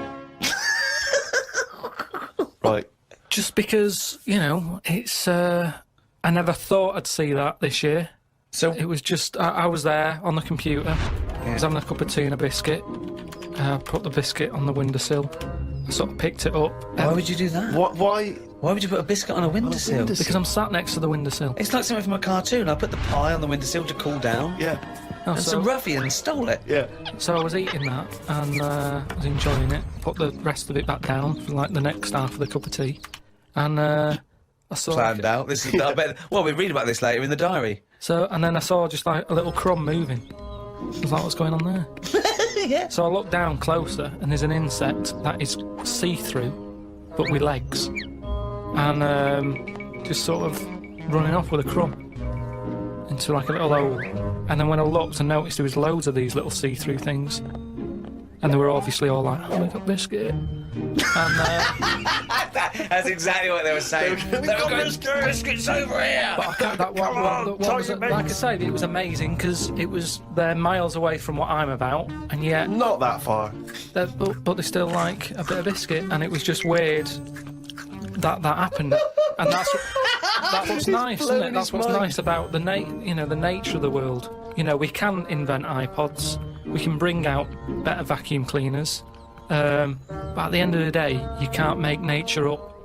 And to see this see-through thing eating a biscuit, that's where I've sort of gone this year. I'd say out of anything, I've sort of gone out of my way to learn more stuff about weird stuff that's out there. I don't know what you've learned. You've learned that... a creature which you can't even identify or name. You don't know, right? You don't know what it is, right? Looked like it nicked a bit of crumb. I don't know what knowledge is that. What is that?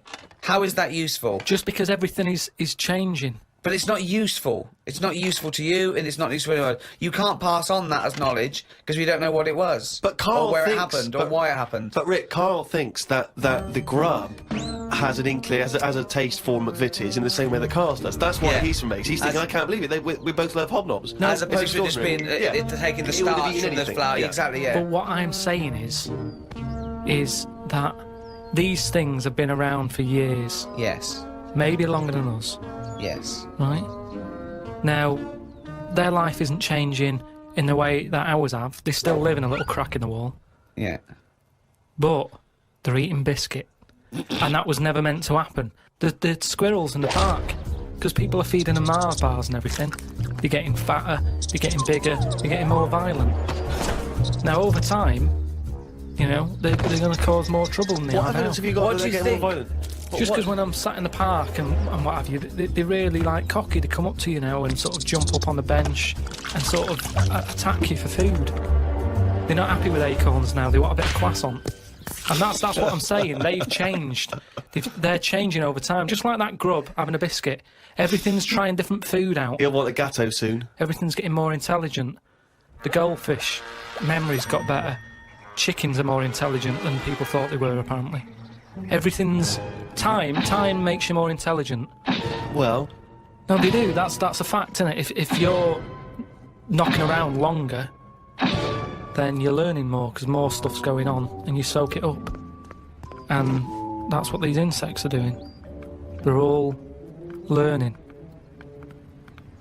You know what I mean? No. I saw a cockroach playing Pac-Man.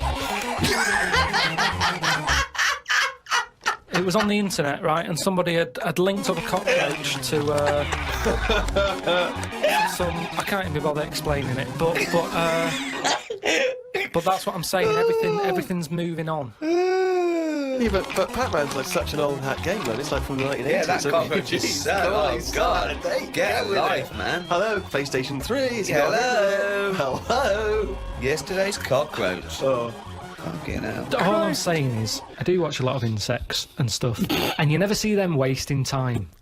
They're always doing something. An ant's carrying something somewhere. Sometimes I watch it and it goes somewhere and comes back again. You think, does it know what it's doing? But at least it's trying. What you... Now, if there was a...